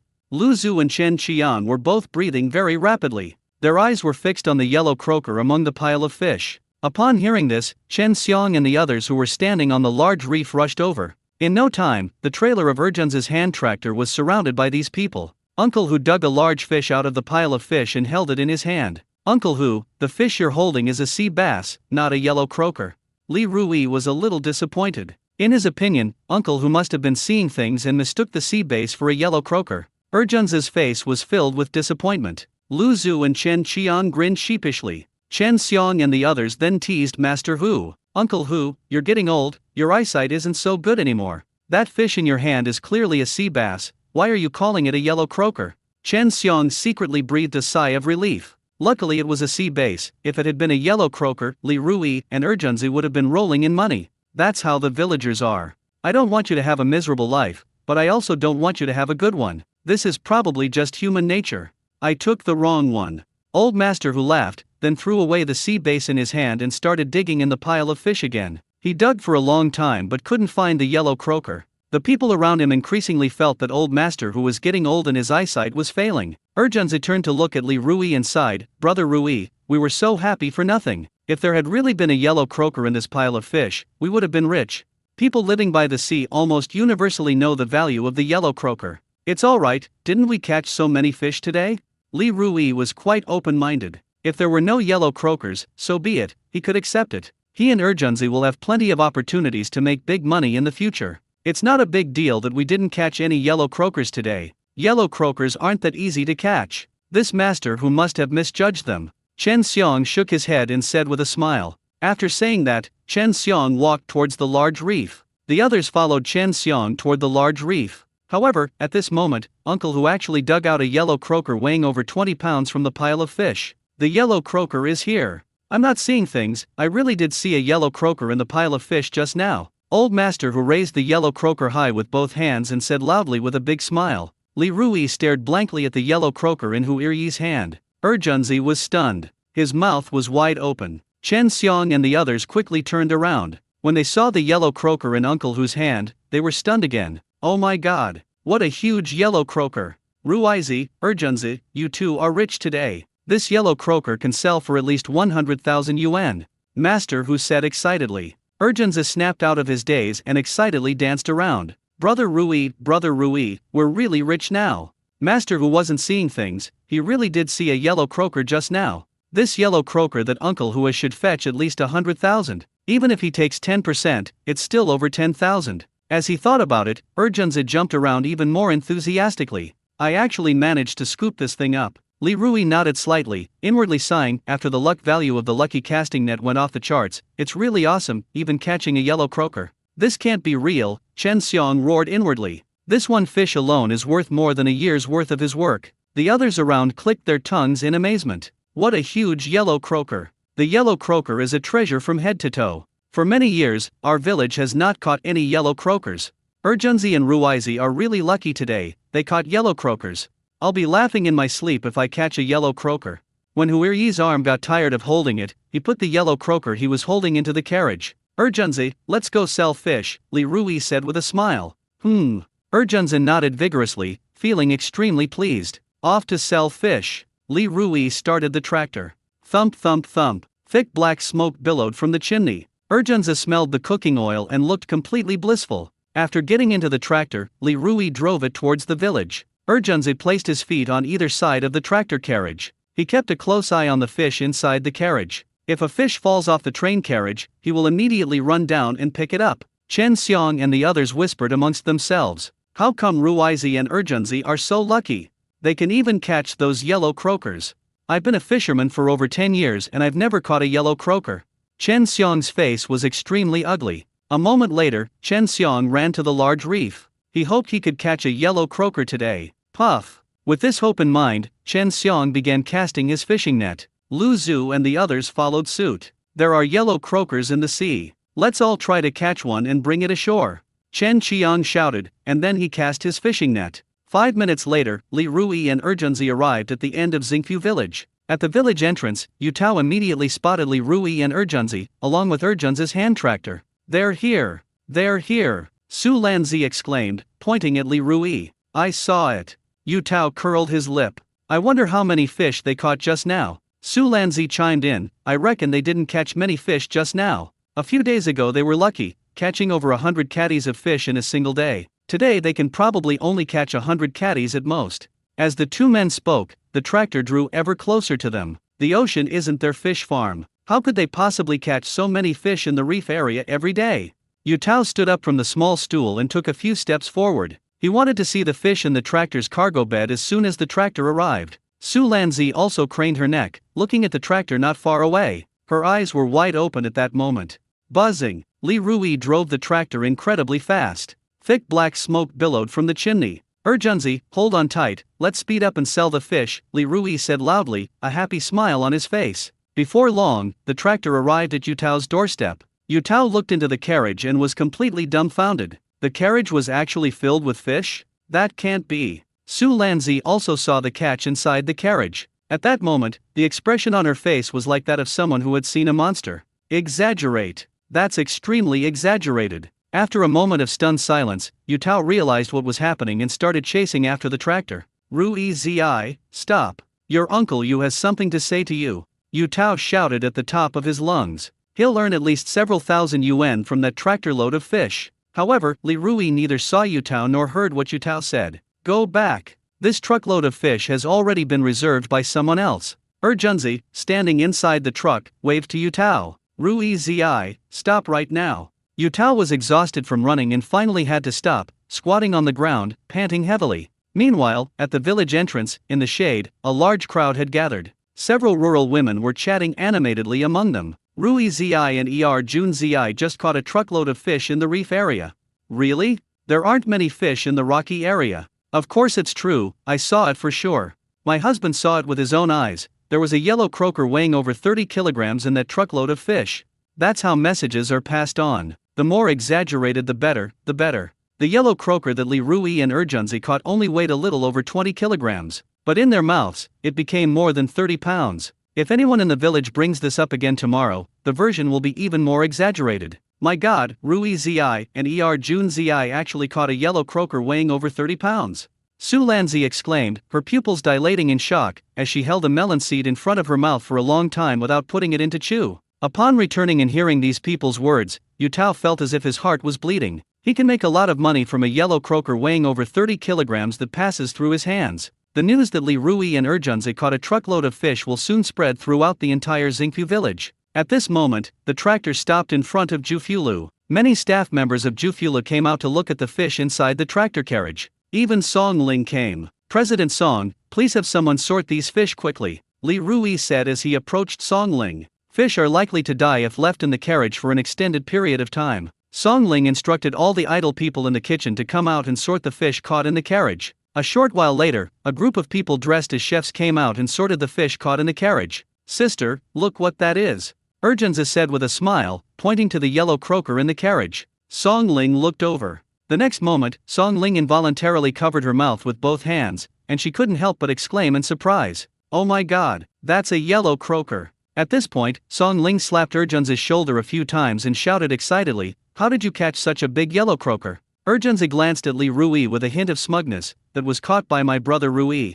"Li Rui, you're so lucky. You actually caught such a big yellow croaker," Song Ling exclaimed with delight. "With this yellow croaker, their Jufula restaurant will become even more famous. The rich have no shortage of money. What's lacking are rare items. This yellow croaker is a rare find among rare finds. Sis, tell me the price." Urgenzi nudged Song Ling's shoulder with his shoulder and asked with a wink. "The exciting moment is almost here." Song Ling stepped forward, examined the fish carefully, and then commented, "This fish is of good quality. I can offer it for 6,000 yuan per catty." These words immediately caused an uproar at the entrance of Jufula restaurant. "Goodness, 6,000 per pound, this fish must weigh 20 or 30 pounds. All things considered, this fish could sell for over 100,000. How can a tiny fish be more valuable than my life?" Just then, Li Rui's phone rang. It was Yutao calling. Li Rui didn't want to take the job, but considering that they were all from the same village, he accepted it. "Rui Zi, sell that yellow croaker to your uncle Yu. I can offer you 4,500 yuan per jin, 500 grams, Yu Tao said hurriedly. In Yu Tao's opinion, the price of 4,500 yuan per kilogram is quite reasonable. Li Rui pretended that his cell phone signal was bad. Hello, Uncle Yu. My cell phone signal is bad.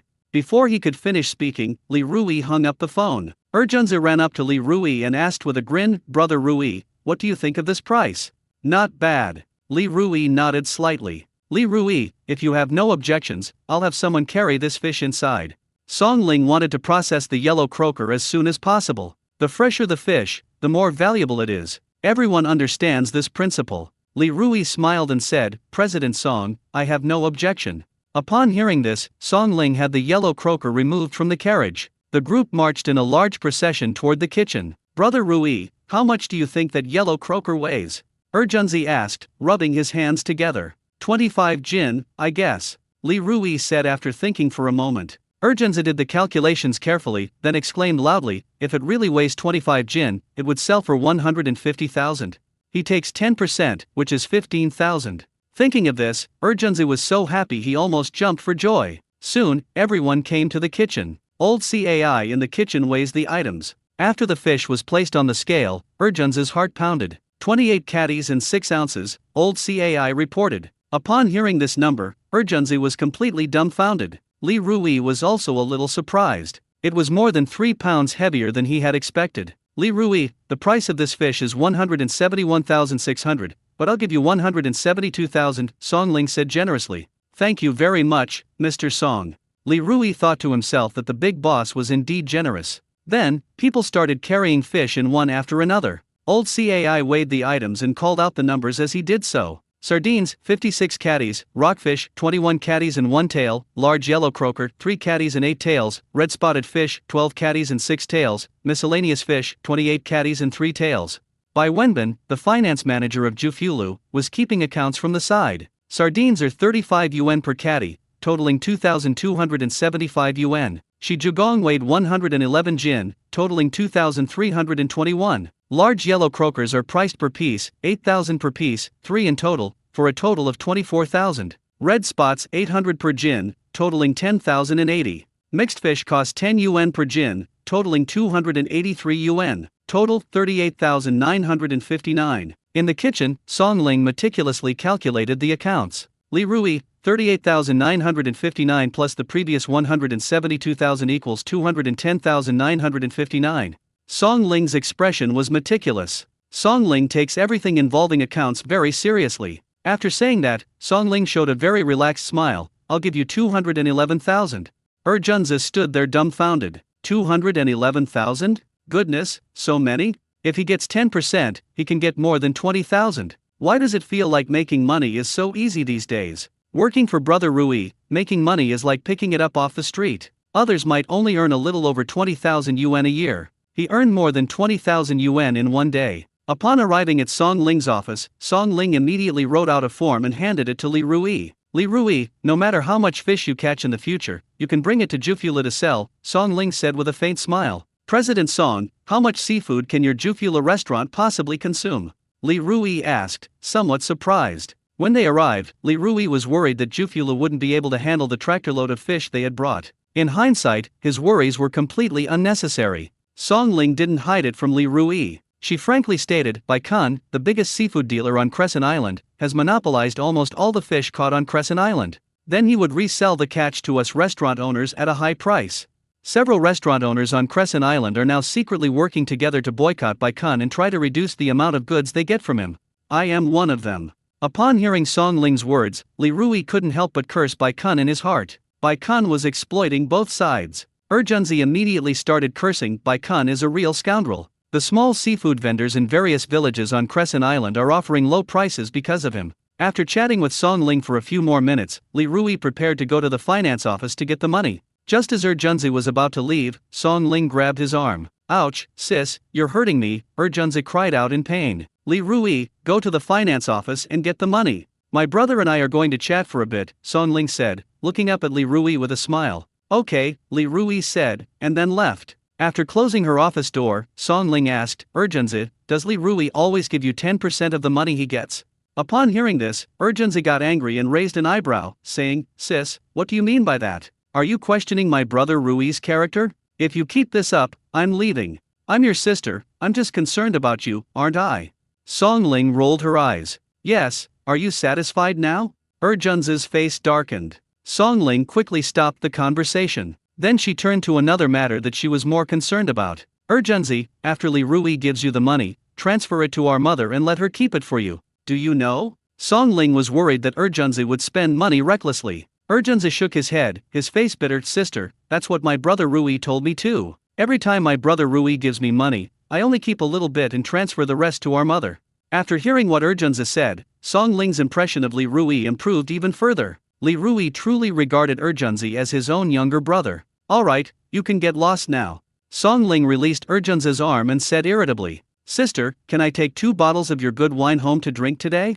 Urgenzi asked with a shameless smile. Song Ling flatly refused, "No way." Urgenzi was speechless. "Sis, you're such a big boss, how can you be so stingy? I'm leaving, I'm not talking to you anymore." After saying that, Urgenzi walked toward the door with a cold face. Song Ling quickly said, "When you get downstairs, go to the counter and take 2 bottles of Tianzilan. Tell the lobby manager, Chen Shishang, that I asked you to get them."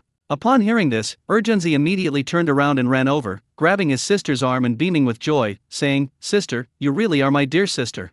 5 minutes later, Urgenzi walked out of Jufula with 2 bottles of Tianzilan in his arms, beaming with joy. "Urgenzi, what's wrong with you?" Li Rui, who was waiting there, glanced at the wine in Urgenzi's arms and asked, "My sister gave it to us." Urgenzi was overjoyed. "We'll drink this wine at noon today." Shaking his head, Li Rui took out his phone and transferred 21,100 yuan to Urgenzi. After transferring the money, Li Rui solemnly instructed, "Keep some for yourself, and transfer the rest to your mother. If I find out you're gambling in the card room again, I'll break your legs." They earned their money through hard work and sweat. He didn't want Urgenzi to make money only to lose it to someone else. "Brother Rui, I'll only keep 500. I'll transfer the rest to my mom." In front of Li Rui, Urgenzi transferred 20,500 to his mother. In Urgenzi's words, he was afraid of nothing but Rui Ge getting him beaten up. Li Rui wandered around the town for a long time, buying fertilizer for planting flowers, a salinity meter, and a rectangular fish tank. At this moment, Urgenzi followed behind Li Rui and asked, "Brother Rui, where are we going now?"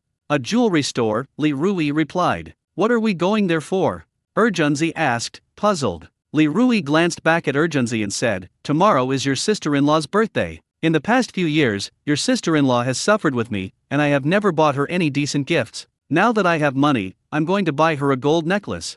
In his previous life, the person he wronged the most was his wife. Having been given a second chance at life, he must make amends. Upon arriving at the jewelry store, Li Rui took a liking to a heart-shaped gold necklace. A dazzling black gemstone is set in the center of the heart shape. "Let me see this," Li Rui said to the saleswoman, pointing to the gold necklace in the display case. "Sir, you have excellent taste. This necklace is our best-selling item. Let me show it to you. I guarantee you'll love it. It's perfect as a gift for your girlfriend or wife." The beautiful saleswoman took out the necklace and handed it to Li Rui. Li Rui took it in his hand and examined it carefully. Under the light, the black gemstone on the necklace shimmered with iridescent light, making it quite beautiful. "How much?" Li Rui asked directly about the price. 5,800, we're having a promotion right now. This necklace you're holding is 15% off, so it only costs 4,930. It's a great deal, the saleswoman said. Li Rui asked to round down to 0, and the other party agreed. In the end, Li Rui bought the necklace for 4,900. After leaving the jewelry store, Li Rui looked at Urgenzi and instructed him, "Don't tell anyone about my buying the necklace for now." "Why?" Urgenzi scratched his head, looking completely bewildered. "Are you fucking stupid? I was planning to give your sister-in-law a surprise. If you tell her, she'll find out." "Is that still a surprise?" Li Rui slapped Urgenzi on the head. Urgenzi's head is practically a block of wood. "Oh." Urgenzi finally understood. "Urgenzi, you should learn more from me. With your IQ, how will you ever find a partner?" Li Rui was worried that Urgenzi would remain a bachelor for life. Meanwhile, at the Hime seafood processing plant, Su Xianjiao was working listlessly. "Li Rui wouldn't have forgotten my birthday, would he? Tomorrow is my birthday, and he hasn't told me once. Has he forgotten about my birthday?" Su Xianjiao had some doubts. She didn't ask Li Rui to spend much money on her, but Li Rui should at least remember her birthday. "You bad Li Rui, you stinky Li Rui." Su Xianjiao's small fists pounded on the processed seafood bag like raindrops. Xianjiao, what are you doing? At this moment, Su Xianjiao's good friends Xiao Rong and Li Yueping came over. Xiao Rong saw that Su Xianjiao seemed to be in a bad mood, so she asked with concern. Li Yueping snorted, tomorrow is Xianjiao's birthday, Li Rui probably forgot. Right now, Xianjiao is sulking. Didn't you hear what Xianjiao said? She called him a stinky Li Rui and a bad Li Rui, and she even hit the seafood packaging bag a few times. Li Yueping saw through Su Xianjiao's little scheme at a glance. She had known Su Xianjiao for many years and understood Su Xianjiao's personality. No way! Xiao Rong was shocked. Xianjiao, Li Rui could forget your birthday. At this point, a sweet smile appeared on Xiao Rong's face. 2 months ago, it was my birthday, and my husband bought me a bracelet that cost several hundred yuan. When I heard the price, I was heartbroken, but then I thought about it and realized how lucky I was. My husband doesn't earn much, but he loves me dearly. Speaking of this, Xiao Rong had a satisfied look on her face. Li Yueping picked up the thread and started rambling on. At the beginning of the year, when it was my birthday, my husband bought me a gold ring that cost more than 1,000 yuan. I was heartbroken at the time. With that money, I could have bought a few more pounds of meat and a few more clothes. But then again, it was a token of their goodwill. After saying that, Li Yueping smiled happily. After listening to Xiao Rong and Li Yueping's story, Su Xianjiao felt even worse. She is not one to compare herself to others, but it's her birthday. Li Rui has to do something. She'll be very happy if you buy her a hair clip that costs just a few dollars. Thinking of this, Su Xianjiao pinched the packaged seafood in her hands and muttered to herself, "Humph. Li Rui, you're such a jerk. Xianjiao, you need to have a serious talk with your husband, Li Rui. How can he be so careless? He didn't even remember your birthday. What else could he possibly remember?" Xiao Rong felt indignant on Su Xianjiao's behalf. Li Yueping also felt indignant on behalf of Su Xianjiao. Xianjiao, what are you after by following Li Rui? You stayed by his side during his lowest point.